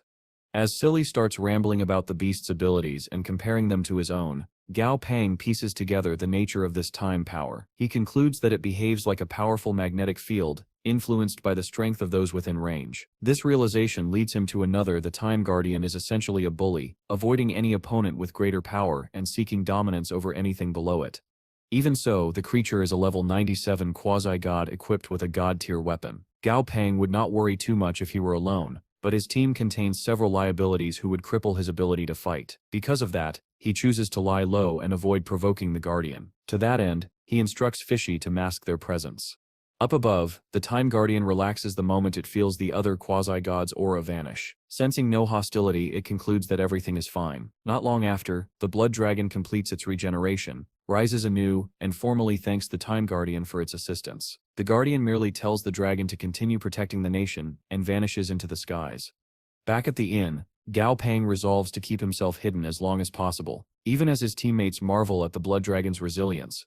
A few days later, Yan'an City is still struggling to recover from the devastation of the divine battle. Nearly half the city was caught in the destruction, with countless buildings ruined or reduced entirely to rubble. As Gao Pang sips coffee in his room, he gazes out at the recovering streets, thinking about how chaos has plagued the city ever since. Between the general's forces hunting down remaining rebels and the military periodically withdrawing, the cleanup is taking far longer than expected. Suddenly, a solemn procession marches down the street. A massive coffin is carried overhead, flanked by a pair of giant beasts. As the group proceeds, the leader blows a ceremonial horn. Gao Pang is struck by how many customs in this world mirror those on Earth, an unsettling thought. The procession halts in the center of the city. The leader orders his brutes to prepare sacrifices for the king of the underworld. Following instructions from the mustached officiant, several prisoners are brought forward gagged, blindfolded, and shackled. Watching from his window, Gao Pang freezes in shock. These prisoners are not just locals. They are Earthlings. At that moment, Gao Pang becomes certain of his suspicion. Their skin tone alone gives them away, something aliens have never once managed to replicate, even under the worst circumstances. Though admittedly, pink skin might complicate things. Down on the street, the human prisoners are herded into a tight cluster, while the procession leader raises his hands and begins chanting. As he finishes, a burst of energy erupts. Dust and violent winds blast upward, stinging Gao Pang's eyes. When the haze clears, the sight before him is anything but welcome. From one corner of the massive coffin, an all-consuming darkness leaks out and rises into the sky like smoke. Although Gao Pang has never seen this exact phenomenon before, its scent and feel are disturbingly familiar. Ever the reliable exposition device, Fishy informs him that the aura is the stench of death, the same origin as his second familiar, Dumby. That explains the familiar twinge in Gao Pang's senses.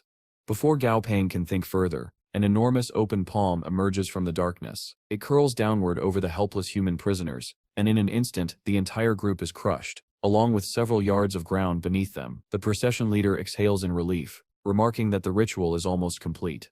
His relief quickly turns to horror. The sacrifices are gone, not dead, but missing entirely.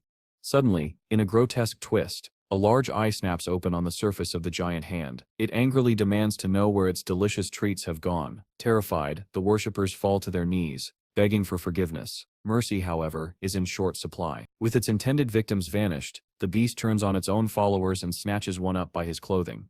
Among the crowd, a young boy screams at the creature to release his father. Using the strongest technique of his ox familiar, he manages to free the man and even injure the monstrous hand. Unfortunately, this heroic act earns him immediate scolding from the procession leader, who calls him a fool for causing a catastrophe. The boy fires back, accusing the leader of cowardice for being terrified of a beast that couldn't even withstand his familiar strike. As dust settles, the leader regains his voice and furiously shouts at the boy, explaining that the creature they summoned was merely the offspring of Hades, and now, the real one is angry. Therapy might not be enough for this group. True to his warning, a colossal pair of red doors materializes behind the smaller beast. They creak open to reveal an enormous pair of demonic eyes. Everyone in the vicinity instantly drops to their knees, begging the king of the underworld for mercy. Up above, Gao Pang silences the rescued humans and turns toward the newest arrival. The cowardly cult leader now stands trembling before the gate, as Hades himself emerges, in the form of another giant hand, identical in shape to his child. At the leader's frantic orders, the worshippers prostrate themselves again, begging forgiveness. Hades scans the area for being stronger than himself, satisfied that none should be present, should being the key word. Just as the underworld lord prepares to unleash destruction upon his own worshippers, he and everyone nearby suddenly find themselves transported to a barren wasteland. Before Hades can express confusion or anger, a dark purple fist appears out of nowhere, grabs him and crushes him utterly. The terrifying ruler of death is destroyed in a second. Nearby, the cult leader stands in stunned silence, only to have the underworld gate itself crumble moments later. Dumby stands proudly where it once was, fully unleashed. His appearance, however, lasts all of half a second before he vanishes again, leaving the worshippers wondering what on earth just happened. As for Gao Pang, still standing at his window, he is more disappointed than impressed. For something so ominously hyped, the fight turned out to be pathetically easy. Shaking off his irritation, he finally turns his attention to the actual reason he intervened, the humans he rescued at the last moment. When he asks where they come from, one man answers that he is from the Fiery Soul tribe. Immediately, another scolds him for sharing information with the enemy, since Gao Pang is still in disguise. Gao Pang barely hears them. He doesn't recognize any Fiery Soul tribe, and their dialect is unlike anything used in the ancient tribes. That, combined with their earthling appearance, leads him to conclude they must be indigenous to Guanxi, sharing some distant ancestry with ancient humans. Turning back, Gao Pang asks how they plan to survive without spirit beasts or identification. Their silence makes it clear they have no plan at all. At that moment, an elderly man steps forward. He is the most open of the group and politely asks Gao Pang what he suggests, praising him with an embarrassing amount of flattery. After a brief moment of thought, Gao Pang decides, if they guide him to their tribe, he will guarantee safe passage and ensure they reach it unharmed. Predictably, the younger men recoil, furious at the idea of revealing their home to someone they don't trust. The elder, however, trusts Gao Pang completely and agrees immediately. Great man, far too gullible though. For now, Gao Pang instructs the humans to rest and recover, before meeting him the next day to begin the journey. A few hours later, they regroup in a small grove outside the city limits, where Gao Pang and his team await them. After pinpointing their destination on a map with the old man's help, Gao Pang announces that they will be heading to the Minggu kingdom. All the elder has to do is keep his people in order. Gao Pang will handle transportation and resources. Later that night, while the rest of the group settles into their tents, Gao Pang keeps watch. Unknown to everyone else, the dragon ant approaches him in its camouflage state and reports on the humans' private conversations. As Gao Pang suspected, they have been talking behind his back and withholding something important. The only useful detail Dragon Ant managed to retrieve is that their kin lives somewhere to the south. Before Dragon Ant can elaborate, Fishy bursts out with an urgent warning. 3 powerful entities are rushing toward them, and all 3 are demigods. Gao Pang immediately goes on high alert and tells his team to prepare. His teammates struggle to form ranks, still unfamiliar with the local language, but their confusion pales in comparison to what emerges next. From the tree line ahead, 2 figures stumble out. They are none other than Lahu and Yan Hong, the 2 deserters who left their team seeking personal glory. Judging from their beaten, bloody forms, it has not gone well for them. Sen wastes no time mocking them, but Behuishuan focuses on something far more worrying from the looks of them. The pair has clearly been tortured, and knowing these 2, it wouldn't be surprising if they already spilled everything. His fears prove correct when Yan Hong suddenly screams out to seemingly no one, "These are the people." Before Yuzi Jing can even yell at him, a massive figure stomps out of the forest and slams a hoof down onto Yan Hong's back, grinding him into the mud. The attacker is a towering centaur-like beast clad in blue armor, roaring accusations at Gao Pang's team for daring to cause trouble in his kingdom. Off to the side, the old man finally pieces things together. The people who rescued them must also be Redbloods. With their options limited, both by hostile forces and the liabilities among their own humans, Huishuan turns to Gao Pang and asks what they should do. Gao Pang is equally concerned but hides it well. He can handle the water-based demigod centaur and the shadow spider lurking in the tree line, but the real threat is the time guardian floating above them, wielding a divine artifact. The only comparable being he has encountered before is the celestial jade beast, which also wielded a divine artifact tied to the gold element. Surrounded, outnumbered, and exposed far earlier than anticipated, Gao Pang's priority becomes clear: Get the humans out safely. He instructs Hushuan to take command and calm them down. Gao Pang will teleport them to another realm momentarily, despite the awkward reality that he still cannot speak their language. Oh well. As everyone gathers close, Gao Pang releases a massive cloud of fog to hide the humans' escape. In the sky, the Time Guardian scoffs at this petty trick and disperses the entire fog bank with a single breath. But he is too late. By then, everyone except Gao Pang has already been evacuated. Below, Yan Hong desperately tries to bargain for his life with the water demigod. Unfortunately for him, snitches do in fact get stitches, though in his case the demigod simply slices him apart. Back with the main battle, the Time Guardian hurls his divine artifact at Gao Pang after delivering the usual arrogant mid-fight speech. Gao Pang fuses with Fishy just in time to dodge, only to dodge again when the second strike comes. Before he can regain footing, the shadow spider snags him, and the two demigods proceed to batter him relentlessly. Seeing this, the Time Guardian frowns. Something feels wrong. A quasi-god should not be taking this kind of beating. His suspicion is correct. It is all part of Gao Pang and Fishy's plan. The moment the enemy lets down their guard, Gao Pang activates the Golden Jaws artifact and lunges at the shadow spider, intending to kill it instantly. The artifact tears through the spider with ease. As its body collapses, Fishy turns toward the centaur. The furious beast charges to save its comrade, but Fishy's tail, armed with yet another divine artifact, delivers a single crushing blow that obliterates it. Only the finishing blow remains. Oh, and the Time Guardian, that arrogant nuisance. The Time Guardian launches his divine artifact again, aiming straight for Fishy. Gao Pang attempts to dodge, but the Guardian freezes him in time mid-motion. Fortunately, Fishy still has one final divine artifact at his disposal, the Golden Lightning Brick. He hurls it into the trajectory of the incoming strike. The impact triggers a massive explosion, sending Fishy skidding violently across the sky. He barely has time to process that he survived before the Time Guardian prepares a second shot. At the very last moment, the energy the Time Guardian is charging abruptly dissipates. He freezes in shock. The golden cube, far from being destroyed, has not only survived his attack, it is actively draining his power. Terrified, the Guardian forces himself free from the cube's pull and immediately launches yet another attack at Fishy. At this point one must wonder, does this man do anything besides throw projectiles?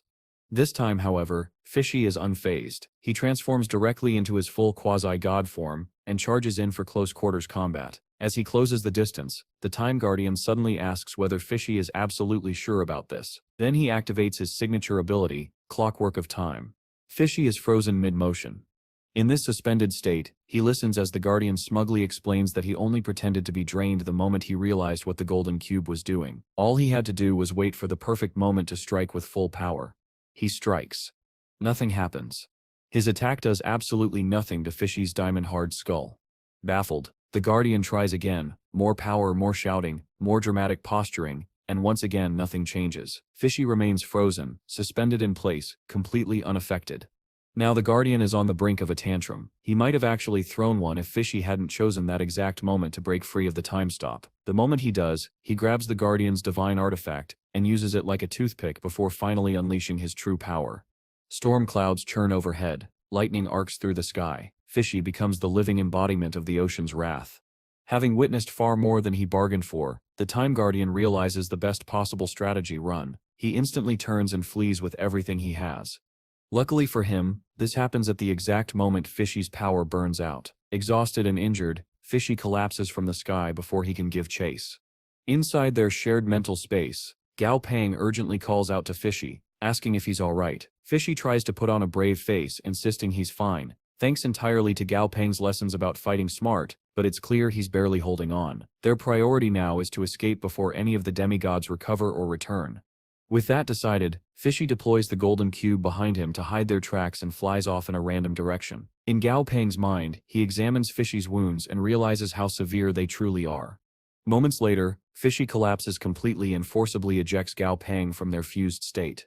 Gao Pang finds himself alone in the middle of the ocean. After struggling upright and staying afloat, he pulls up Fishy's status window. As expected, it reads severely injured and unconscious. Setting aside his worry, Gao Pang focuses on their immediate safety. He summons the Dragon Ant, fuses with him, and takes to the air. This time, he orders Dragon Ant to activate stealth mode so no one can track them. For 3 straight days, Gao Pang flies over the ocean and sky.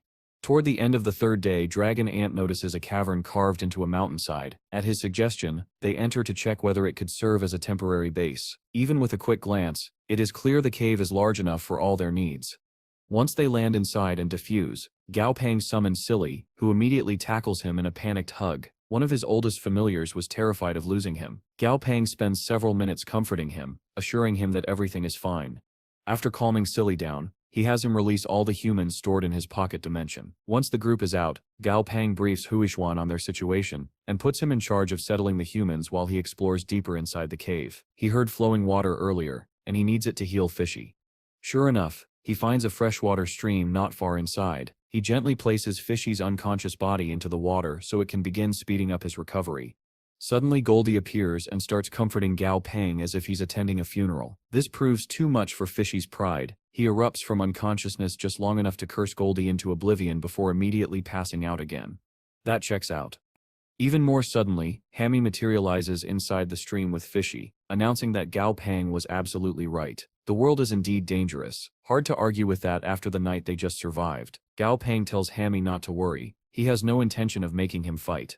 Before long, all of Gao Pang's familiars gather around Fishy to show their support. Silly even pours an entire bottle of treasured fruit peel essence straight into Fishy's mouth to aid his healing.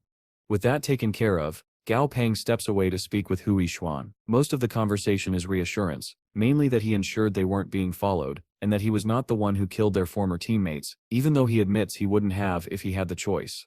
Partway through Gao Pang's conversation with Huishuan, the elderly man from the rescued humans approaches as well. Gao Pang and Huishuan explain their identities as spies so the elder understands they are in fact humans like the rest of them. Huishuan notes that ever since they revealed this, almost all the hostility the humans initially felt toward them has vanished, which is undeniably a good sign. While the main group deals with settling down, two particular familiars decide to embark on an adventure of their own. Slicey has convinced Mousy to join him in hunting for treasure, anything that might impress Gao Pang while they're here. Unaware of the danger, the two happily sneak off into the forest, but lurking outside the cavern is something sinister, something waiting for prey foolish enough to stray. Not far from the humans' temporary shelter lies another cave, one that houses a trio of apex predators so deadly that anyone who sees them rarely survives long enough to tell the tale. As the three beasts emerge from their lair, their fearsome nature is quickly revealed to be misleading. They are fluffy, three-headed, yes, but essentially one giant puffball. Like true siblings, the three heads immediately begin arguing over who gets more food and who should fetch it next. Watching from the bushes, Slicey and Mousy observe with equal parts fascination and bewilderment. Deciding to continue tailing the bizarre three-headed dog, the unlikely pair follows it deeper into the forest. The heads argue about whether they should go home before their mother gets angry, but the pointy-eared head, henceforth Pointy, convinces the others to keep exploring and deal with scolding later. As they wander, the middle head, now dubbed Doggo, suddenly screams about food and charges off without warning. The trio arrives at a semi-enclosed cave where a beetle-like creature sits atop a pile of rocks. Instantly, the third head, Fluffy, declares that something feels off, but Pointy is overconfident, and Doggo is simply too hungry and too stupid to care. Together, the adorable idiots leap at the lone beetle ready to tear it apart. Unfortunately for them, this particular beetle is Slicey. A heartbeat later, Slicey has already analyzed every weak point on their shared body. He darts in, slicing them with surgical precision. The cuts are so clean they don't register for a moment until pain hits, and all three heads collapse in screaming agony. They go unconscious almost immediately. By the time they wake, Slicey is already dragging their limp, oversized body back to camp like a personal prize. Early the next morning, Gao Pang visits Fishy in his recovery pool. His other familiars are piled together nearby in a tangled mass of fur, feathers, and scales. Gao Pang is smiling in relief, watching Fishy heal, when he first hears the sound of three voices loudly arguing. His confusion evaporates as Slicey arrives, dragging the three-headed monstrosity straight to him while they continue bickering about whose fault this entire mess is. Pointy and Fluffy gang up on Doggo, declaring him the worst leader in history. Doggo sulks. Gao Pang watches Slicey and Mousy interrogating the three-headed dog like they're hardened criminals, wondering what disaster the pair has stumbled into now. More importantly, the dog's status window catches his eye. They are a level 71 Emperor tier hell dog. That gets his attention. He finally steps in and asks what on earth everyone is doing. Slicey, with perfect deadpan seriousness, tells Gao Pang that he brought some dog meat for them to feast on and they should eat it before it spoils. This beetle makes his first major appearance in dozens of chapters and immediately threatens to butcher a sacred beast. The dogs understandably are horrified. Pointy and Doggo immediately resume their argument, now screaming over who is to blame for getting caught and dragged into this nightmare. Gao Pang stands there helplessly, watching the chaos unfold, still unsure how any of this happened. Eventually Slicey has enough and breaks up the bickering with a threat of knocking both their heads into the dirt. With the dogs quiet, he proudly reports to Gao Pang that he and Mousy captured this feast just for him. The three heads suddenly put everything together. If this beetle is terrifying, then Gao Pang, his master, must be even worse. So, inspired by pure survival instinct, they begin performing the stupidest tricks imaginable to prove their usefulness. Pointy tries to dance. Fluffy attempts to sing. Doggo starts eating rocks. Gao Pang's patience snaps instantly. He tells Slicey to go ahead and eat the idiots. Horrified, the three heads roll on the ground, begging for their lives, promising to be the best guard dogs ever created. Three heads are better than one, they argue desperately. Gao Pang remains unconvinced. But their salvation arrives from an unexpected source. Goldie walks in. Goldie takes one look at the three-headed creature and casually asks if he can keep it as his steed. Pointy protests, insisting this is beneath their pride. Fluffy immediately counters that it's still better than being eaten. Doggo nods vigorously. And just like that, the decision is made.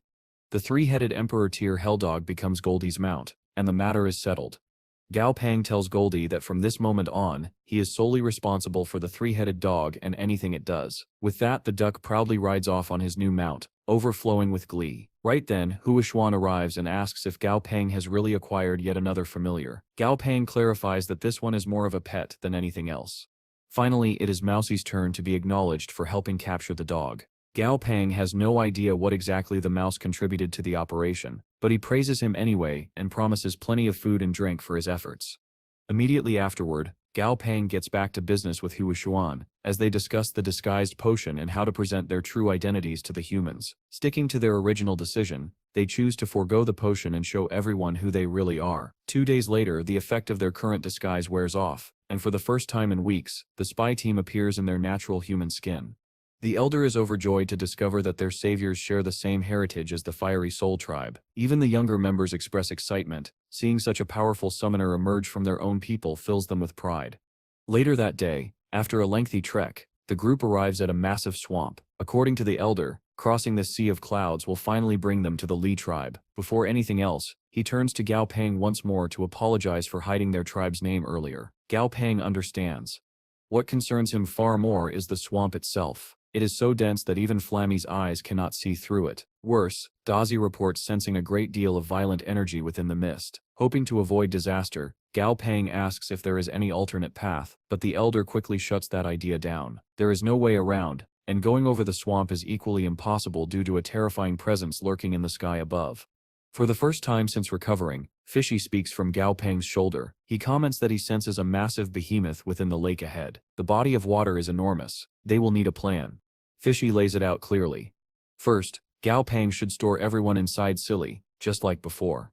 Then, Gao Pang will fuse with Fishy, and the two of them will stealthily swim past any guards and enter the village unnoticed.